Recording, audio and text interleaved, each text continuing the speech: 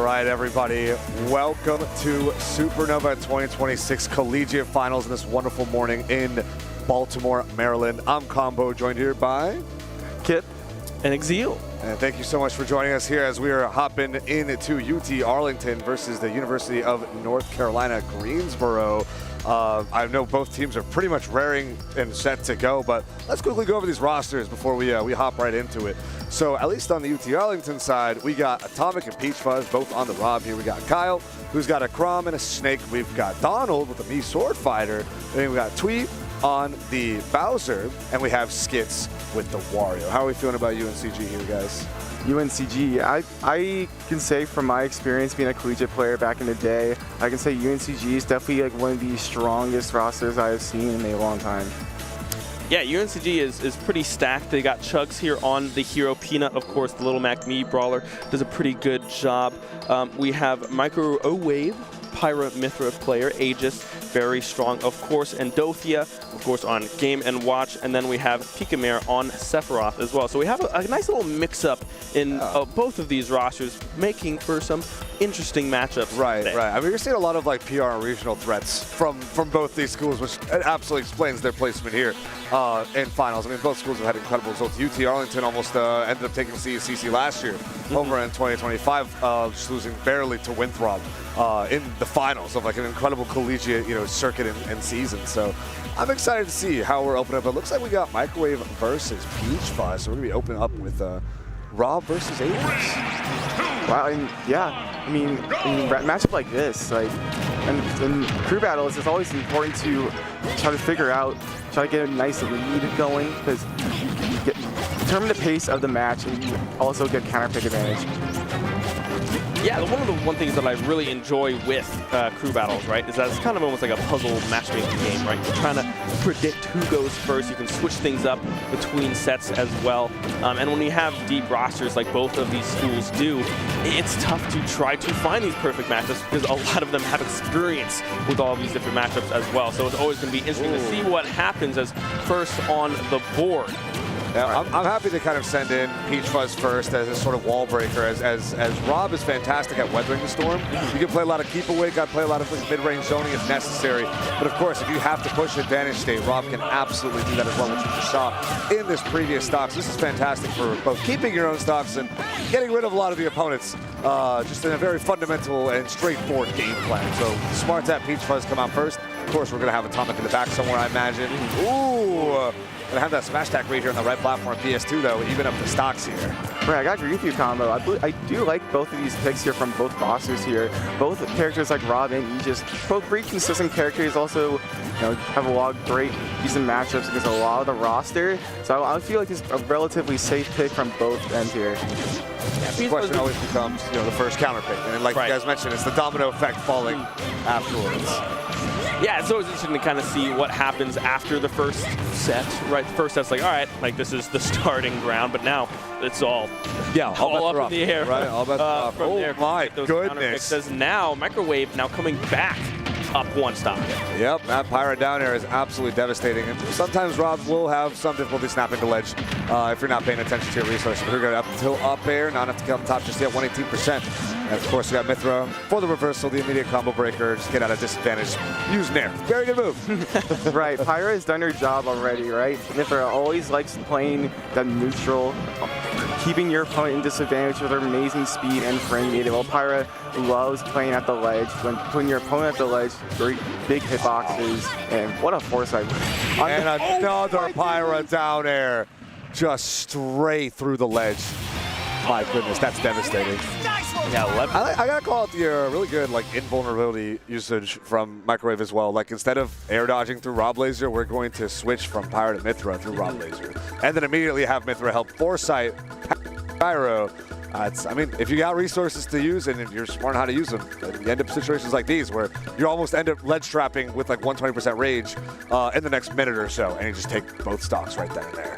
Yeah, 11-9 now the stock count. Microwave trying to keep the run going, but now we're in this domino effect that we talked about. Yep. Who's going to come up next for UTA? Who knows? Any predictions from you guys who we think we're going to put into the Aegis? I mean, it'd be funny if we just sent the other Robin. I think that would be hilarious. But no, it doesn't have to be that straightforward. It doesn't have to be that simple. I don't know. I think this is a weird one. You know, let's look and see if there's any other secondaries on some of these guys, because I'm already thinking about the UTA roster. I'm like, I don't know. No one feels super great, you know, about Aegis here. Right. This is definitely like a weird situation for UTA, as you know, Microwave just made a great lead for his team, and you know, matchups wise, like I don't believe UTA has that big of an answer for a character as like consistent and strong. Right. The first thing that comes out to me is something like Kyle Snake.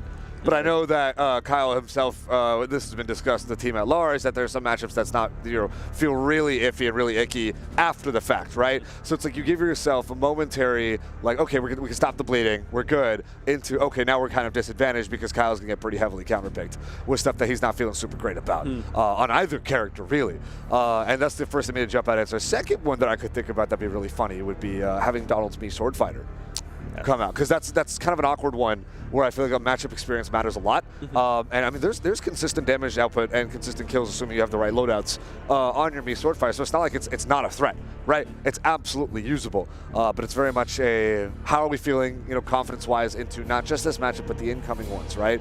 You've got you know, Peanut as just this little Mac rock just in the middle of it, being like, how confident do we feel dealing with this situation, and what kind of characters like do I feel like, you know, a Wario is not a bad idea going into something like a little Mac, but then it's like, okay, Wario into Aegis is not going to be a lot of fun though, right? And so it's like this again, it's the domino effect here. It's the matchup mix-up game that we really gotta been looking out for. But I know they have to have their eyes out on Peanut because they can't have the overrun. Of course, Atomic's gonna do well, and they are just gonna send the other Rob.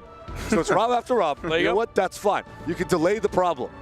Have another consistent character. We'll try again. And we'll worry about it later.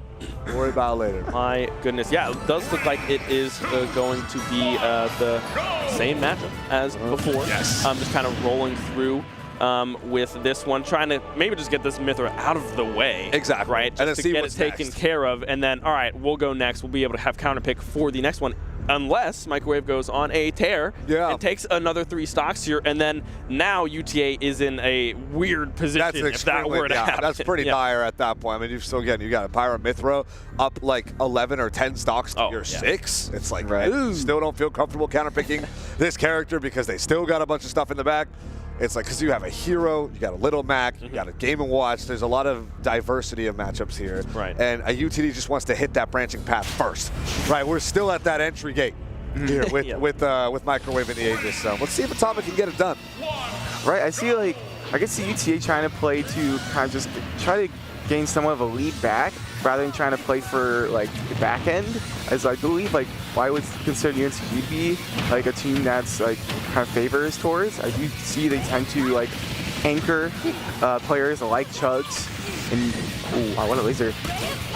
We'll be able to get back to the lead, but you can see Atomic already putting pedal to the metal here on this Rob, built up 94% as Microwave now gets a little string put together, getting some percentage back. Call that more than a little string. But that's like, true. Yeah, that's true. Like 67 that's a big string. off a one advantage stand. I mean, I know Rob is big. I know Mithra's got a good combo game, but my goodness, that is potent damage output if I've ever seen it.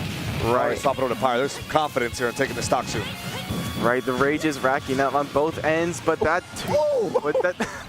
big down tilt coming from Microwave Pyra will be able to secure the stock on Atomic's end.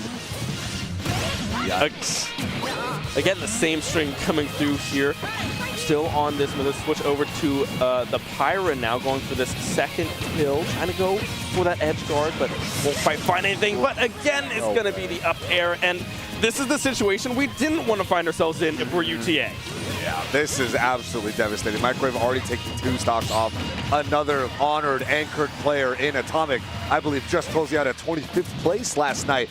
An incredible result here in the main bracket of Supernova, and of course, a very, very strong player within the region of DFW and on UT Arlington. So having Microwave do this much damage this early is devastating for the team of UTA. They've really got to work their way up, and it's already 74%. Microwave's well positioned to take this next stock. Coming in 10 stocks to 6, like you kind of mentioned before, Zio. Right, this is not looking good for UTA, right? Like Microwave just putting a massive hole into UTA's roster, and you know, it doesn't look like he's going to be stopping very, very soon. Yeah, I mean, Gas is still going strong here. We're at last stocks for both of these players. up special coming through, just trying to seal the deal on that last stock, but unable to connect it in full. As Atomic now trying to find some aggression. The up air lands, but won't quite kill just yet. Yeah, Atomic has no issue slowing down the game and playing a little bit more keep away, playing a little bit more like, I need to feel safe, I need to feel consistent about my damage output, and he's kill confirmed. So we're going to be seeing a lot more of this mid-range, further out Atomic, especially since we're going to be in kill range. The Pyra is a lot slower to not deal with these situations. The down tilt, down smash to follow up will finally end up taking it. But Atomic dropping 2 stocks right there, still rough. Still very, very rough. I mean, UNCG can feel good about sending in pretty much anyone as long as they get 1 stock. Their lead is quite large, you know, at that point. You get rid of 2 of their Robs, 2 of their best performing players. And of course, I mean, UTA's entire roster is extremely talented, but you're going to be getting into a lot of these other characters that feel more situational. And then it's going to be like, okay, well, are we really feeling good about this or not? So I'm very, very curious to see now who UNCG sends in next, because that's going to be a big aspect of the momentum moving forward, considering that Atomic is only at 1 stock. Right. I mean, UNCG, you know, they have a lot of options they could pick from. While Atomic did stop the bleeding that Microwave caused for their team, they still have many hitters to, you know, to deal with. They still have Chugs, they still have Endothia, Peabnut, like, the list just goes on, right? And, you know, crazy. for a character like Rob, you know, Atomic, as amazing player as he is, only has 1 stock, and I believe, like, the counter pick advantage that UNCG has gathered from Microwave's efforts as the lead, they just, you know, it's not looking good for UTA. Yeah, it's a tough spot. Like, I know Atomic feels comfortable into certain matchups like Game & Watch, which I think we're going to be seeing here with Endothia. I mean, Atomic does end up taking sets off Monty pretty consistently. You know, one of the best Game & Watchers in the country, if not the world. So, again, comfortable matchup, but still Endothia is an incredible player. And 1 stock is tough. It's tough. I know they wouldn't exactly be sending in Chugs, though. I know the hero kind of struggles against Rob. So, like, we're going to wait a little bit on that one. Keep it in the back, but we're going to be popping over here as we've seen Atomic hard drop both stocks. Heading over to small battlefield. Here's that early engagement from Endothia. Yeah, Atomic just trying to get anything back on the board as humanly possible, right? But of course, Endothia very, very strong on this Game & Watch, already getting those strings put together with some damage, going for that down special as well. The Turtle trying to go for that ledge guard. Atomic able to recover, but yeah, I mean, if you're Endothia, you're really just looking for this 1 stock, and then any extra credit is awesome on top of that later on. Game & Watch is another very good weather the storm type of character. Right. You can kind of send him in any situation, and as long as it's not like a 0 suit, he's not getting immediately blown up. And so, you know, do a bunch of chip damage, take your stock when you got it. It's a pretty straightforward game plan. Right. Game & Watch is like the first character I think of when I think of a safe character, right? He just has like the best alley shoot option in the game you could possibly ask for. Amazing aerials, and what a great parry. But yeah, you know, you can play very safe here, just, you know, just using all those smash attacks that are pretty safe, but that bomb for the forwarder, not going to quite kill. Sure is close here. We're trying to see a high recovery from Atomic, using Nair to land once again. Able to make it work nice. Reverse Nair to catch the down air from Endothia. Looking for one more option. Game & Watch is quite alive. An up air snipe is absolutely what UT Arlington needs to get themselves back on the map. We're going to see a reflector on this gyro. Laser coming out, but still no kill confirmed. Endothia trying to get this final stock up air connecting, but Rob, kind of a heavy S character, not fully heavy, but heavy enough to not really get thrown too far. 172% built up. Endothia going for that ledge guard off stage, the dash attack. That'll do it. Will do it. And now Atomic is off the board. That's right. I mean, we were approaching up to a range at that point, considering how much rage is on the table, right? 135-ish% I think on Game & Watch, and we were almost at like 170, something crazy on Rob. So it's like, hey, you get 1 dash grab, but when are you ever getting a dash grab and to see if Game & Watch fares and up Bs and down airs? It's a tough spot to be if you're Atomic. I totally understand. Honestly, Nair sniping is not even a bad strategy, because at some point that's going to start killing too. So pretty good, solid air dodge reads to get Endothia as far as it did, but fortunately, percent doesn't carry over. Only stocks do. Yes. So now we are 9 stocks to 6. An entire player down on UT Arlington's side of things. Now the question is going to be, we're up against the Game & Watch. What's going to come next, right?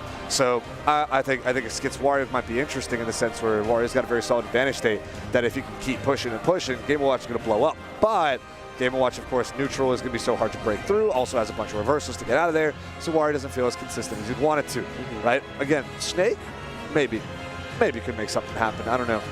There's a lot of open doors here, but unfortunately, it's going to seem like UT Arlington's on the back foot kind of, no way, any way you slice it, right? Both of your consistent characters off the board, 2 of your greatest players are off the board, and now it's just got to figure out the matchup mind game. Right, it's definitely an interesting scenario for UTA. Like, I feel like on paper, Kyle's probably the best option to go in here. But like you discussed, Snake could be a little a little annoying for Snake as Game Looks Watch. like it's going to be the Wario after all. Skits is going to be highlighted.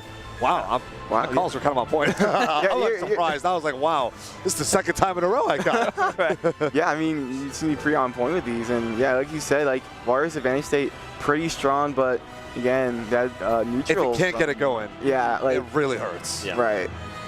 Yeah, Wario is one of those characters that I feel is very momentum driven, right? If you're in a flow state, it's like, okay, is this just, what do I killing everything? Like, yeah, right, what am I supposed to do? But if you're struggling to get into that mind state and into that kind of trance that you get in when you play Wario, it can be really hard to catch up and get percentages back if you fall behind. So Skits has a tall order for them to get through. So we'll see what they're able to do, and if they're able to claw this back and maybe make this a 6-5, a 6-4 scoreline here. Yeah, there's a big opportunity for Skits to make something happen here. Of course, Waft is an interesting mechanic of diminishing returns when it comes to crew battles, but we're going to be able to see at least full 3 stocks, full power Skits coming into this very game. But the question is, can you find your opening? Already Endothea, very, very solid with the Game & Watch punish game. Found 1 opening to carry up to 70% in a single advantage state, but now Skits responds. Right, and I do see, you see Skits playing a little patient here in this neutral, because Wario does not have the biggest hitboxes, so it's kind of hard to kind of disjoint your way out of neutral a character like Game & Watch. But I do want to bring up an interesting scenario that we can find ourselves in. What a crazy trade! But I wanted to bring up, Skits could play as patient as he wants, right? Waft, I believe, comes out every 2.5 minutes, and given crew battles offline, there is a 99-minute timer, so theoretically, Skits could play as patient as he wants, get as many wafts built up. And Endothea already taking that first stock off of Skits as well, trying to get some extra credit with the fishbowl as well, and so far is doing a pretty darn good job at doing so. The grab into the up air, just trying to get that juggle going. The turtle as well, everything landing right now for Endothea, and Skits just finding themselves backed into a corner right now. Yeah, I don't think he's happy about that down tilt dash attack, unfortunately not connecting, delaying your actual kill option connecting on Game & Watch. Finally taking that stock here, 68% to 0, 8-5. Overall, Skits has got a tall order. Of course, we can survive long enough to get Waft fully charged. That Game & Watch is gone, obliterated off our screens. But the question is, can he make it that far, and then can he land the confirm? Because right now, Endothea is not giving him a single ounce of pity, even when it comes to neutral here.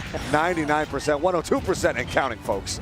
Right, and like you said, these confirms has not been going very well for Skits here, and he's mostly trying to find kills through straight hits, but right now he's just trying to burn Waft to get to recover. But now this is a not good situation for Skits, right down to his last stock and has no Waft to speak of. Back and forth right now, Skits, like you say, just trying to get into the rhythm of this Wario, but Endothea right now is on what seems to be another planet, just rolling through with the percentages. Already built up to 100 on the last stock, and it will be the up smash to seal the deal. Endothea getting quite the lead here. The Iron Fortress has been built. That Game & Watch is impossible to get even remotely close to. And the moment you do, you're getting hit with armored smash attacks, and or you're getting reversal straight out of any advantage that you thought you were building. Besides that, it's going to be all forward airs, it's going to be all down airs, you just have no way to find your way. And that's the thing, right? That's why I felt dicey about the Warrior, right? There's a chance, but it's if you can make that flow state hit, as we brought up before. Fortunately, Skits wasn't able to have that work out this time. This is just the first game. After all, this is a best of 3 in this 44 format. So even if we're not feeling great about our character or player selections this time around, we've always got next game. But we'll see what information UT Arlington wants to kind of get out of Endothea here with their last player. Not entirely sure who they would have brought at this point to deal with the rest of the roster. Might be a Kyle, might be that Snake Prom, it might be a Tweek with the Bowser. That'd be fun. The Bowser will be very explosive, of course, but you can also see him struggling against Game & Watch. And hey, maybe the Mii Sword Fighter is finally coming out to play. Right. If I was UTA, all I would be thinking about is what kind of data can we get from this last player to bring to the next game? Because, 3 stocks to 8, versus, you know, a raw stock UNCG. It's a Herculean task to even like think about like making it back from that situation. So I would try to see like maybe send that Kyle or, you know, Tweek. You know, It's gonna be Kyle. Oh, yes, it is See, Kyle. the question now is it going to be Snake or Crom? Sure. That's the next aspect of the mix-up. Looks like it's going to be Snake, though, based on what we see highlighted on the character select screen. Kyle, way more known for the Snake, but that Crom is a menace. That Crom is devastating. Never counted out. It has been an incredible crew battle counter pick when needed. So we'll see. We'll see where things go. Absolutely. I do like the pick from Kyle here. While like Crom, on paper, you might make an argument for being more consistent versus Game & Watch, given his vast Snake amount is of... far more consistent against the majority of the cast. Right. So it's a much safer pick. Like, Snake doesn't have the volatility that Crom offers, right? And in Game Watch with incredible edge guarding and ledge trapping, you know, and Snake almost like can ignore that just by recovering high here.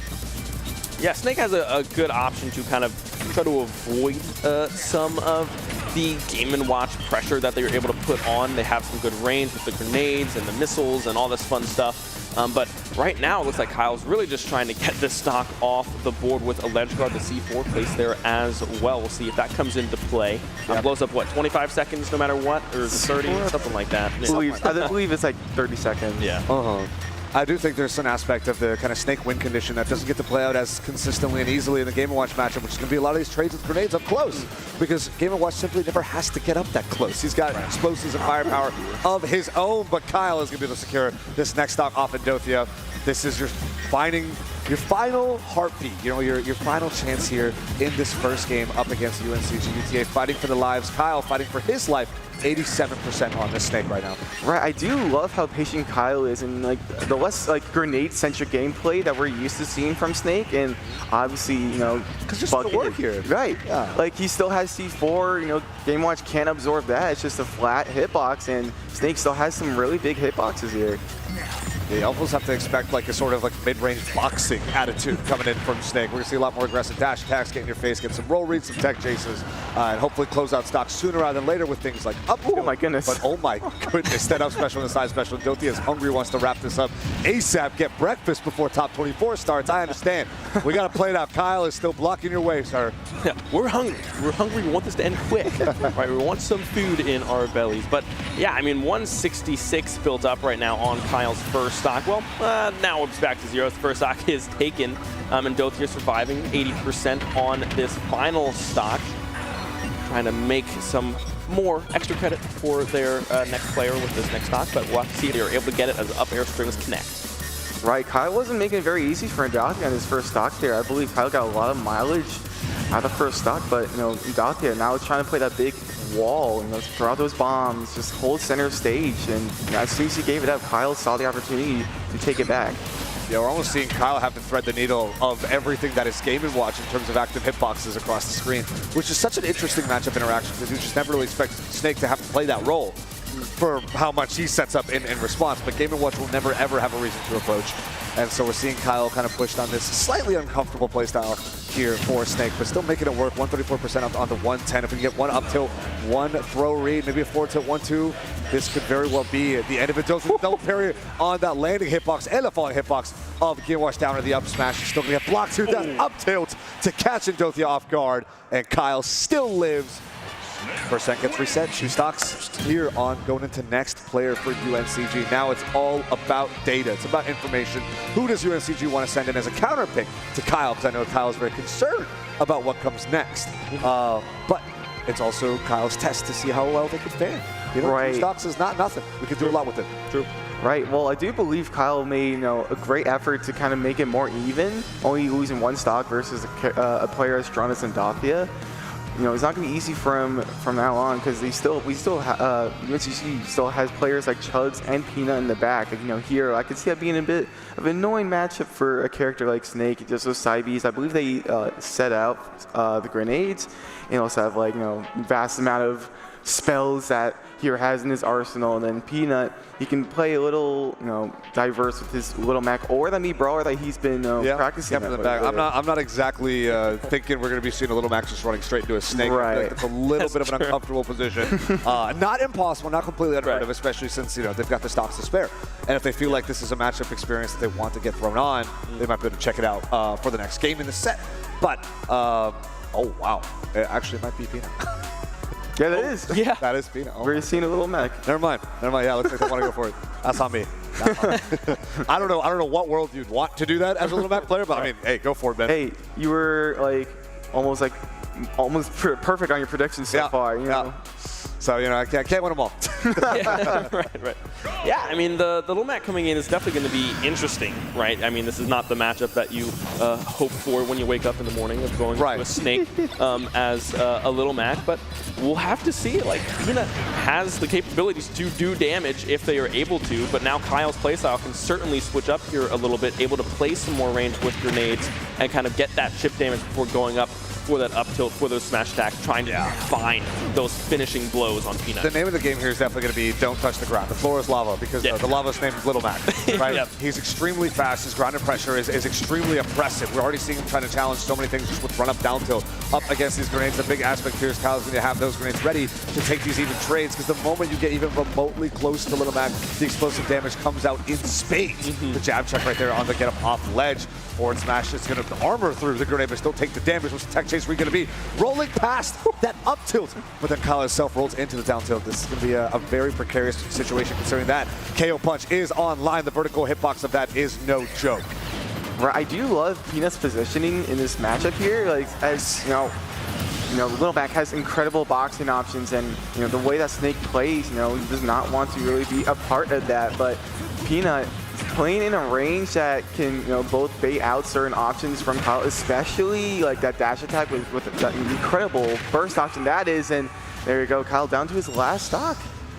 Yeah, Peanut doing a great job at kind of clawing back after that first stock, but I mean, you have so much to work with if you are UNCG. That doesn't really matter if you lose these stocks. Kyle's now down to his final one. Peanut being very patient, waiting for the projectiles to come out, waiting for the opportune moment to strike. KO is now available, 70% built up on this stock for Kyle. Oh my goodness. Ran up to him, hit him with that KO punch. Holding shield mid-screen. I mean, Little Mac's got to run at you. What else is he going to do? That's the thing. I wonder if maybe a little more aerial gameplay from Kyle could be a new aspect of a future iteration of this matchup if we get around to it in this next set. But wow, good stuff to UNCG for taking that first set. What, 5 stocks to 0? 5-0. Yeah, 5-0. Yeah, well played. Well played. I mean, taking out both the Robs in quick succession. Microwave did so much damage. Like just an immediate get rid of Peach Fuzz, do like critical damage right there to Atomic, and then not much space left after that. Right, Atomic versus Ndothia is a tough spot to be. Ndothia continued to have skits also on the back ropes, and finally Kyle able to get rid of it, but cleaned up by Peanut of all. That Little Mac I guess he can fight grenades after all. Like, that's true. Yeah. Put him on the battlefield, I guess, right? Send him to war. He's old enough. He can do it. Right. If you think about it, I believe Kyle might have conditioned himself into shielding into that KO punch, right? Because he pulled a grenade and that's right. Snakes. That's an interesting call. Yeah. Yeah, because obviously you want to shield your own grenades if you have, the option to. Right? Well, Snake, an incredibly heavy character, loves taking those grenade trades. And you expect the opponent Little Mac to kind of run up and try shield pressure. So right. I'll just take the level 1 play of hold grenade, hold shield. They'll run up on me and take damage. Right, but that entire narrative flips when Little Mac has that KO punch online. It's a fantastic point, actually. It's such a fun little twist on the otherwise fundamental game plan, where it's like, oh, well, I could just hit through shield and now you die. So grenade's not saving you from anything here. You're just blown straight to the skies, and that's exactly what Peanut made happen up against Kyle. So now we're going to have to see, how does UT Arlington want to change up their approach? Do they, I mean, honestly, there's nothing necessarily wrong with that double Rob, entrance, but Microwave just seems so strong against the Robs, and Aegis is a fast-paced character with strong damage output, and when it comes down to Pyra, pretty good kill options too. And again, Rob's not always sweet spotting ledge as consistently, so we saw that double down there through ledge against Peach Fuzz was just devastating. So now we're thinking, okay, well, if they're going to open Microwave, maybe we don't want to throw Robs in there because a Rob still, can hold a decent candle to players like Ndothia. So I don't know. It's a question. But then it's like, what do we have that actually feels really good against Aegis? that character is just incredible. Call me crazy, but I think a Peanut Little Mac into me just like microwave, I think there could be some magic there. Because think about it, right? Little Mac loves that ground presence, and he just kind of similar like Zain with Mythra, right? Loves that neutral, but Little Mac kind of just push through, kind of just brute force his way into a lot of like Mythra normals. That would be wonderful if they were on opposing teams.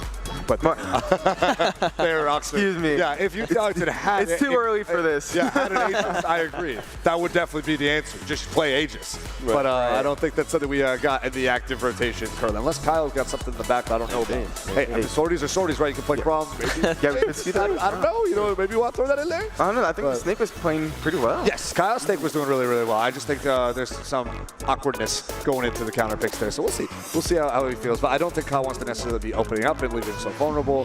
So it's just all about like how do you want to deal with microwave. I think that's the really big, that's the guy to get. And honestly, in that vein, I can definitely see the value of throwing Kyle. So I get it. UT Arlington's kind of putting this weird rock, paper, scissors scenario of try not to get counterpicked, but try to counterpick. And now it's our options that beat their options, beat our options if you follow through. It's a tough spot. It's a tough spot.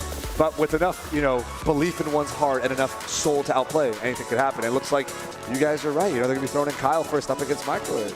Right, and I do like this option, right? Like Kyle playing so great in the anchor position.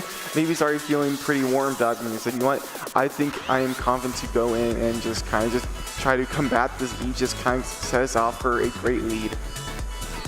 Yeah, I mean, I think I like the Snake coming in, right? Just trying to weather the storm, if you will. Snake's a great character, just overall, right? Has a lot of different options that they can play through, a lot of different play styles you can play with the Snake. So I think, yeah, it's going to be Microwave starting again here for UNCG, which honestly, I'm not surprised by. Yeah. I don't think there's any surprise there. If it ain't broke, whatsoever. Exactly. Right? If you go out and take another 6 stocks, my goodness, I'll kiss them. Be my guest. On. Right. Yeah. Like whatever you want to do, by all means. So we'll just have to see if they are able to stop the pressure that Microwave was able to put on them last set.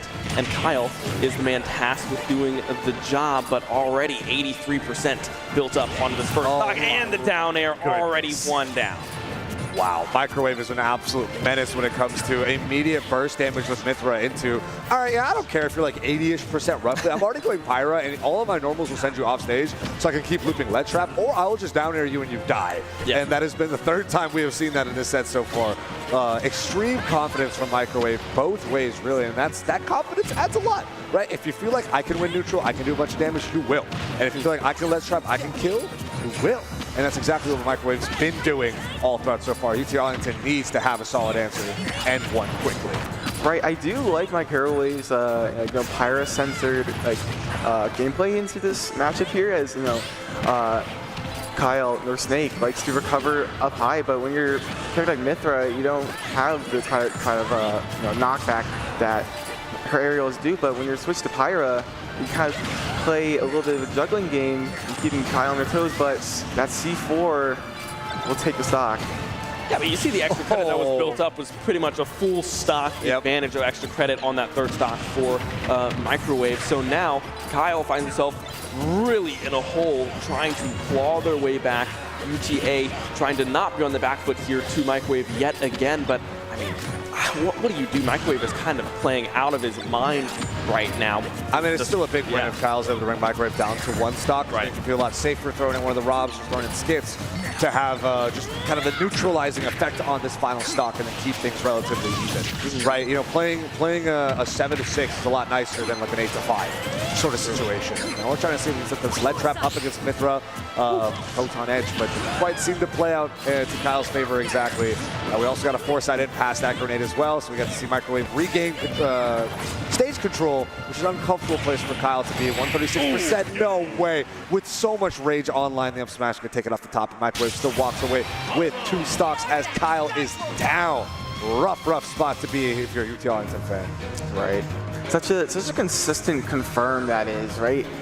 Down air, up smash, and Pyra, like you see it working in like many percents. You see like with the amount of rage that Microwave had, it could work from like potentially like on a lighter character like 60 to like upwards of like 100. But I do want to point out there's an interesting like kind of gameplay modification that Microwave added to like his Mithra. He's using a lot of lightning buster, like in response to like grenades that Kyle was saying out, and I wanted to like think about like how did that interact with grenades. I think it was kind of interacting in a way where Microwave wasn't really getting hit by the grenades, despite like how big the grenades are.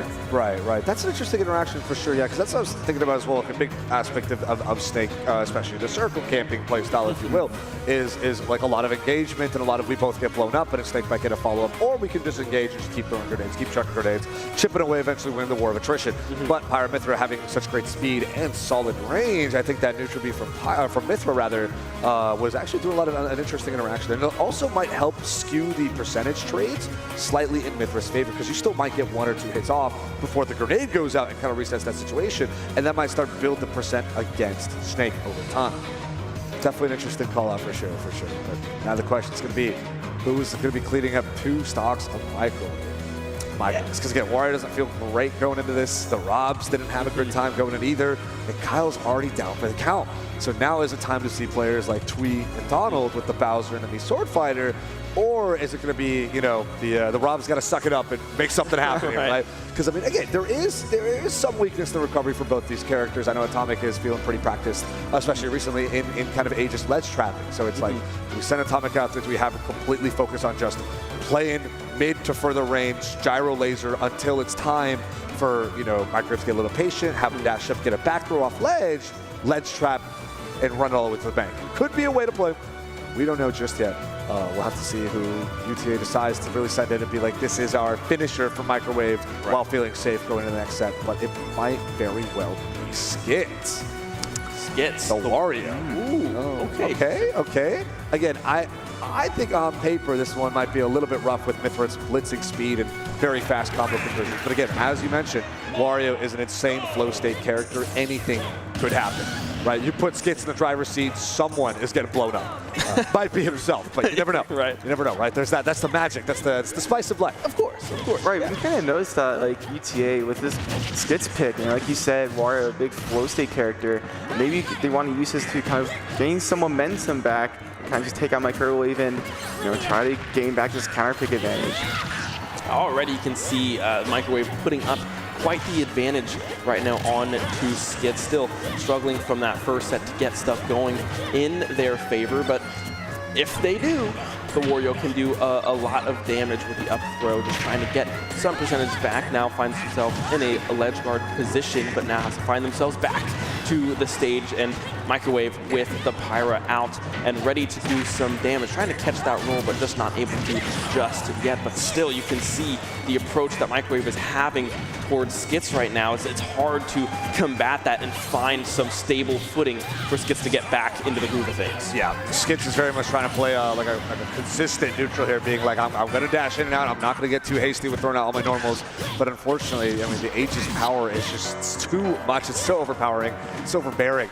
And Skits ended up getting scooped up over here on that first kill. Oh my goodness, Smith is almost even percents out so quickly. We tried to get a Wario Fair in there, but immediate jab in response to Pyra Fair. We're going for that neutral B charge to see where Skits can drift. And we saw previously in the stock where Skits was opting to go for an offstage downer to try and beat out the Pyra up special. Ends up going for it again. Here, catching at ledge, but not enough to take the stock. We have a rising dare. Gets the spike here, almost an upper to close out that next stock as well. Skits looking for a ledge trump, but doesn't get the back air.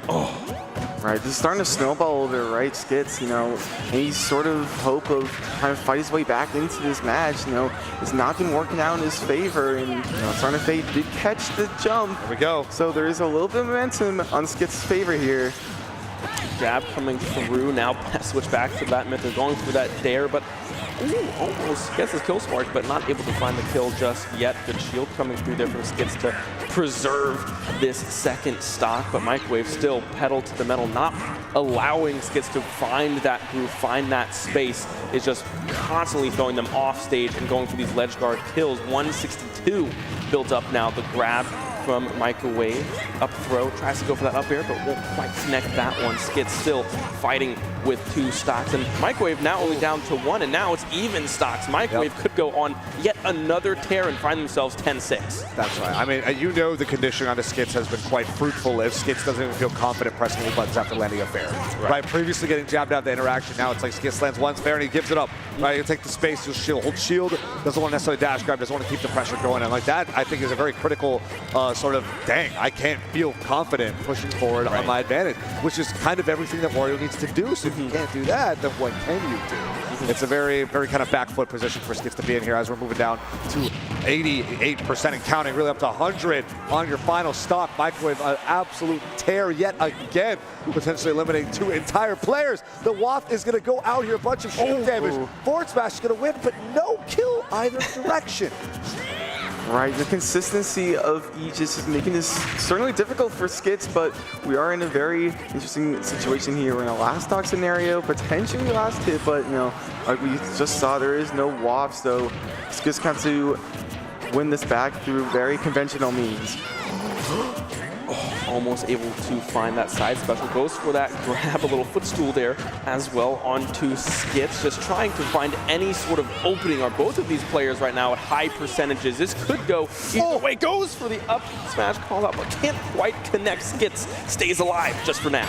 Barely gets around the side B, threads the needle over Pyra, gets the back air to close out Microwave's run. Devastating 2 games in a row, but the Aegis threat has been eliminated. This is a really, really big aspect in UT Arlington to try and finally start building momentum back against them, because oh my goodness, that Aegis was so dreadful for the Robs that are supposedly, you know, in the back here, coming in after Skits, assuming it's the same roster for as last set. That is a huge, huge win here for Skits. Skits has a lot of room to play with 1 stock remaining, right? Give it a bit of time. Waft might come back online. Are you going to get that much time since you only have 1 stock? Who knows? Let's see if Skits can make that happen, right? But beyond that, you're getting a bit of information. You can hopefully still cleave out of stock without the necessity of Waft. And from there, you give a solid foothold for Atomic and Peach Fuzz to build off of. So there's very much, shining rays of hope here for UT Arlington. You're not down and out for the count just yet. We might be on the back foot, but still very much in the game. Right, and Skits, I gotta point out how on point he was in that last hit, right? He was playing so evasive, taking full advantage of Wario's insane air drift and air acceleration, and got an incredible side B call out onto Microwave and was able to catch him with the back air. But now the next impenetrable wall has stepped up to the plate with Endothea here stepping up with Game & Watch. Not only does Endothea want to wrap this up so they can, chill and watch top 24 for the rest of the team, he's actually playing in top 24. Yes. Loser's side. So Endothea's got a lot riding on the, hey, I need to warm up. Like, I need to get some food in me and really power up to be ready for top 24. But UTA is not going to let it be that easy. Skits is not going to let it be that easy. But can the Wario get in against the Game & Watch? That's always the eternal question. Can anyone get in against Game & Watch, right? Because once the Robs step up, it's going to be the same deal. It's going to be the same idea. Sure, you got gyros and ledges to play, it makes it a little bit easier, but same idea of, can I push my advantage today? Can I get my down tilt chains? Can I get my nairs going forward or not? But we'll worry about the Robs when they come on screen. Right now, it is Skits' game. It's going to be, I mean, we've clearly seen he's got the potency to thread the needle, as we saw against that Pyra side B. How much and how long can he keep it up for coming in against Game & Watch?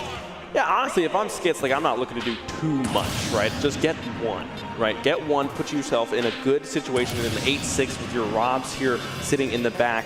It's very doable for UTA to come back and win this set. It's very close, but if I'm Skits, don't try to be a hero. Be consistent, get 1, and then pass it off to your Robs and see, all right, it's up to you guys now. Let's see what we can do. But already, Endothea doing a great job at building up some percentages. Unhit so far, but we'll have to see if that keeps that trend up. But we'll see what happens. Right, I do love how you put it, Ben. Don't be a hero, be consistent. But the problem is, while you may be right, it's very hard for Skits to, consistently pull that off, because we saw in game set 1 of this crew battle, Skits was not able to put much of a fight versus a player as defensively capable as Endothea here. And we see this trend might be continuing, but you know, Skits maybe playing a little bit more on the back foot, playing a little more reserved, trying to preserve a lob, maybe try to sneak in a stock or two before he goes out and hangs the rest of his team. Yeah, he's got to kind of play this more hit and run, straight hit play style, which is, you know, unfortunate because that's not what Wario necessarily loves playing. But you can't push anything. The moment we saw Skits try to push any sort of advantage state, saw it again, you're just going to get up B reversal right out of it. So this is an unfortunate necessity of how this matchup has to be played. You're going to get dash attack checked on the regular, getting sharked up right here with that up air into up B, challenging the bike approach as well with bombs coming out. Down smash, hoping to stuff the bike on the way over. Quite an interesting option here from Indothea. Bike's coming in though, helping be Skits' own version of a wall of a projectile. To see if he can try approaching a little bit easier. Was it's going to be an offstage down air? No. Speed forward till the attempt of the 2-frame, maybe catch a regular get up.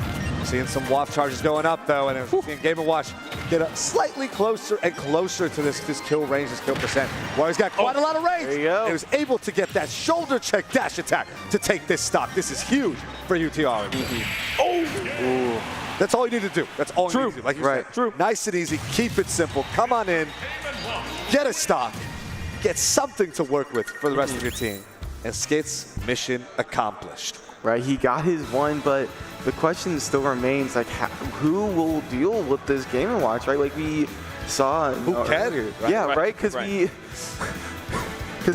UTA still has 2 Robs in the back, and, you know, famously, Rob players tend to be very frustrated with the Game & Watch matchup a lot, so either they have to put one of the Rob players in to the bench and kind of make something happen with another one of their players, like the Tweek or the Sword Fighter.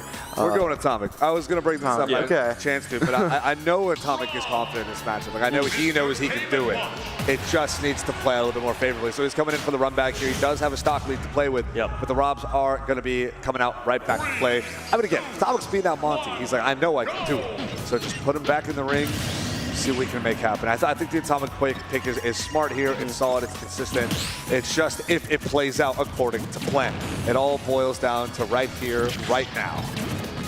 Yeah, Atomic now just trying to put the pressure on, try to get this Game & Watch off the board. Had a good start so far with that back throw there, just trying to practically secure that stock off of that, but just decides to recover high, goes Indothea, so able to recover, stay alive. But yeah, Atomic putting the pressure on thus far for this first stock.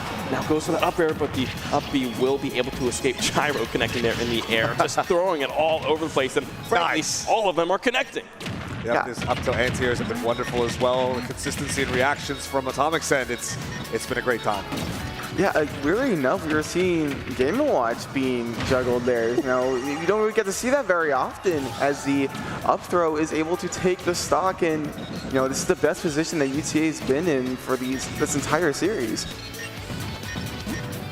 Yeah, 3 stocks still here for Atomic, 71% built up. Indothea, of course, just trying to get some extra credit off of these last 2 stocks that they were sitting with, but you can see the play starting to slow down just a little bit there, as just as I say that, Atomic goes on a little bit of a fair spree and able to connect fairly confidently with that string.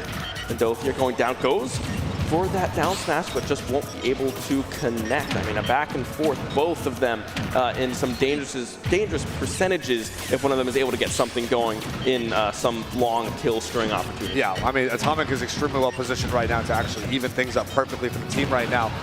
Even percent right here, 92, 93 counting on Game & Watch. Of course, a lighter character. You get one nice tech chase read, down tilt down smash. You get one snipe with up tilt up air. Oh! Up there, air to air, there you go, right? And you will wrap it up. UT Arlington is 100% back in the game, 6 stocks apiece.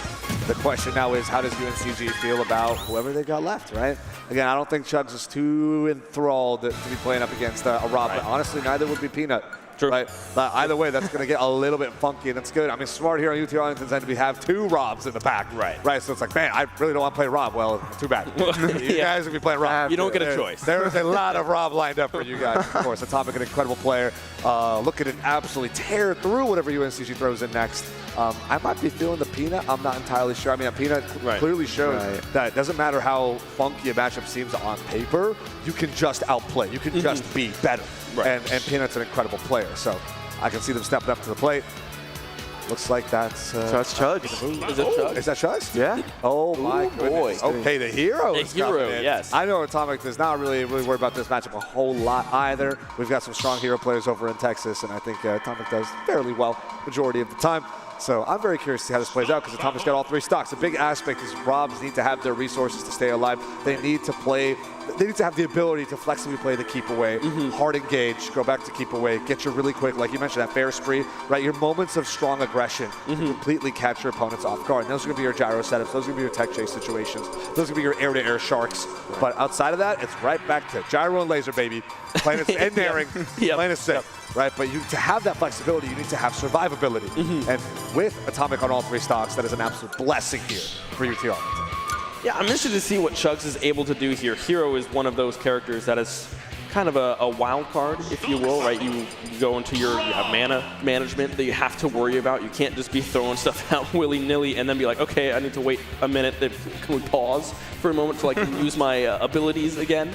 Or do you play it safe, you kind of wait for those opportune moments. Hero has a lot of different kind of engage options and a lot of funky things that they're able to do with those spells when you pull up those there's a lot of playstyle variety there, right? There's people that are just known as like, B button top deckers, right? Like you're pressing down, but you're pressing buttons, and you get incredible spells coming out, left and right. Some people are just a lot more mana hungry in general. They're going to be utilizing the neutral B and side B a lot more, which are also fantastic moves. But you got to know when to use them. You got to thread the needle with them, otherwise you're going to be, at 0. Right. And then you're running around with no access, the rare access to whoosh, right? You can't even zoom anymore, and you have to be on the ground just trying to get your dash grabs and hoping for like a down throw fair, right? And just like throwing out normals to hopefully get your mana back on time. But at the same time, mana hungry hero can be so explosive that it doesn't matter that it feels like you're playing from behind because you're just kind of, in a sense, auto-winning neutral with so many side Bs and insane down Bs.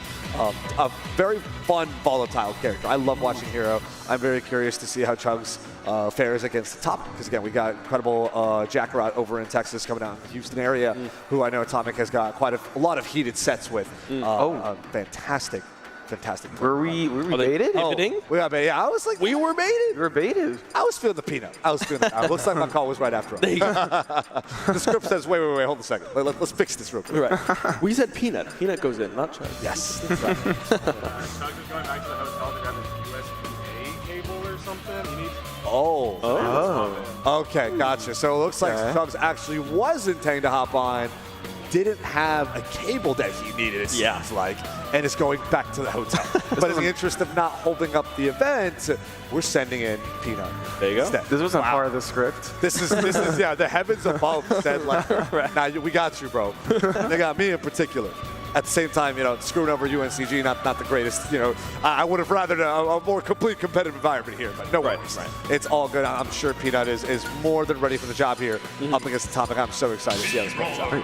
And I think we might be seeing the Me Brawler. That's right. Yeah, that's right. I forgot that was an option. No way would you want to be sending Little Mag here. Me Brawler actually took Atomic out from winner's side.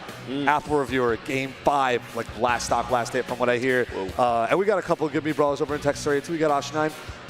There's a very big presence. So we'll see. We'll see how Atomic feels about this one. Of course, absolute combo food for Me Brawler, right? And you just get blown up by like literally anything, right? Any falling up air, any straight up tilt, any even late hit of Nair into a down throw. Like Me Brawler has so many combo starters, but if Atomic can play the proper keep away, Peanut's not getting in. Yeah. Right, and I am curious to see how well this Me Brawler will go out for Peanut, right? Because this is a character that he's been recently workshopping lately. If you've seen his social medias or his YouTube streams, you can see that he's been working on a little bit of a Me Brawler, but you can kind of see playing a little bit of the mid-range, like burst heavy playstyle that he's kind of used to with Little Mac. Yeah, doing some good damage here from the start as well, hanging on that ledge, those fair combinations as well. Because those up tilts into the up air as well won't quite be able to kill just yet, but I mean, you can look at the damage that Atomic is able to do if they are given the space of going for that side air, but just unable to connect. And now you can see the damage that Peanut is able to put out with the Me Brawler as well. Both of these, alive. Gosh. Magical, absolutely magical. Atomic's placement, especially these up tilt anti-airs to stuff out a lot of the approach options, including flip kick, by the way. Absolutely incredible usage and positioning. So much awareness of this is what BeastModePaul wants to do. These are the angles he's coming in at. And this is what I got to do to challenge at the flip kick right in your face, though. 145% to 159 here. Both players very much in a one touch, just one back here right here, which you're seeing Peabnut fishing for, will absolutely obliterate this poor robot. Meanwhile, same deal when it comes to Atomic. We're getting our command grab to connect. Thankfully, not a kill option so easily. So it's not just, oh my goodness, I lost neutral by holding shield. But you do lose neutral by rolling it against, I mean, brought it back here. Now, Peabnut has a fantastic opportunity to rack up insane amounts of damage, but we all know Atomic is not going to let that happen easily. I love this use from Suplex that Peanut's been using here. Kind of just a nice little burst option. And Suplex, you know, at first you might not see it as like a very, you know, outstanding command grab when you see like the other ones like relative to it. But that does like 20%. That racks up considering how many suplexes he's been landing on Atomic. Yeah, Tom's doing a good job at kind of fighting it back from that small deficit, already now gaining themselves an advantage on this second stock. The gyro combinations coming through as well now from Atomic, and that might just be Atomic. Might just be the stock going for this ledge guard. Oh, won't be able to find it. Peanut doing a great job at recovering, but already built up 157% to the 16 in these even stock scenarios. And if your opponent's in a situation where they have to run in and actually challenge Rob, like Rob's already in a good spot, right? You can play so safe, you can play from a distance, and of course that next stock's going to be taking your Peanut. An entire stock behind you, whipping that side B, but an immediate out of shield reversal with that up special. Of course, we've seen a lot of the Thrupper, as there's a huge aspect of BeastModePaul's combo game and kill confirms. But it is really fun to see them just kind of whip it on a trigger finger sometimes. And I feel confident about these confirms. You don't have to let it rip, but Atomic's can get the punish in response after that last Thrupper didn't connect in the aerial string. This is going to be big damage output potential from Atomic yet again. As Peanut whips it one more time up till up air, now you're stuck in a situation where Rob really wants you. Right, and wow, what a great punish from Peanut here. Not quite good to kill with the up smash yet. Another flashy mock punch, and I love the little air style that he did to kind of just throw Atomic off guard, but that's not going to quite take the stock just yet. Yeah, Atomic now just trying to clean up this final stock from Peanut, giving himself 5 stock, going for the down smash again. Suplex is there. Now Peanut looking for the ledge guard, possibly fishing for, again, this back air, which is so dangerous on this character, and will be able to connect it perfectly placed. And now we find ourselves 4-4, but now that could spell danger, but able to mash out in the side air, connecting a very big hitbox on that move. And now Atomic finds themselves in a good spot. Yeah, massive back here right there to clean it up once you're stuck at ledge, and now it's just going to be, well, what are we going to do against this one Rob, and what are we going to do against the next Rob? So hopefully Chugs is back here on time with the cable. Otherwise, they're going to have to send in, I believe they have one more player? They do have Peabnut, the stuff. Yeah, that's right, that's right. Honestly, not terrible. I mean, I guess both can feel kind of awkward. Yeah, it's the same idea of like just like a little bit slower paced sorties, and so Rob can box a lot easier, and plus you have to deal with the projectile game. It can get very annoying. I think Hero can keep up the projectiles a little bit easier, but the boxing can be a problem. Sephiroth might struggle with both to some degree, but if Chugs isn't back on time, then you gotta do what you gotta do, right? Right. So we'll just have to wait and see what they've got in store. Atomic feeling pretty good, pretty confident, always smiling and in good spirits. I mean, that's my boy. That's what he does. Strong sense of sportsmanship, very good mentality coming into self-improvement when it comes to this game. I mean, that's how he competes with the top echelon. I mean, I saw him play up against literally last stock, last hit against Hurt at Battle of BC. I actually got to commentate that set. Absolutely incredible. One of my favorite sets I've ever seen in my history, playing and watching this game. It's beautiful. It's beautiful. And it's fun to see him just kind of shake it off and be like, yeah, dude, see me in like 3 months, I'm going to be one of the best players in the world. And I know it. I know he will. I know he will. So I'm happy to see him sitting here proud and happy of his placements. We'll see what we got coming up next, though. Very much depends on if UNCG is ready. Yeah, I love that mentality that you just brought out, Combo. Atomic, you know, taking the losses on the chin, you know, not really making himself too down on the loss, you know what I'm saying? Like, you know what, I was close, give me a few weeks and I get it next time. I love that sort of, you know, optimism that he brings to the scene. Yeah, that's kind of something you have to have in a game like Smash Bros, right? Right. Some days you're on, some days you're not. Sometimes people are just better, right? It's just kind of how the ebb and flow of the game, the give and take, right, of what Smash Bros. Can be. It's very taxing, but if you're approaching it in that kind of light and that positivity aspect of, oh, I have to grow more. I have to try harder. I have things to work on. I'm not perfect. Nobody's perfect. Right. No. Right. So being able to have that mindset and keep going and then come back even stronger the next time is always wonderful to see. Yeah. And it's such a massive boon for seeing Atomic be on such a skyrocket rise in terms of placements, in terms of now getting ranked, I believe, 59th on ult rank. I mean, it's a miracle. It's incredible. But we're seeing the UT Arlington team here, sitting here, chilling in the back, supporting. Shout out to Beastly, who's graduated, but still hanging out with us. There he is. The thumbs up. The GOAT. The GOAT. But hope you're all having a wonderful time here. Thank you so much for joining us at Supernova 2026 for these collegiate finals. We've got UT Arlington versus University of North Carolina, Greensboro. Just waiting to get our players solidified right here towards the end of the second game.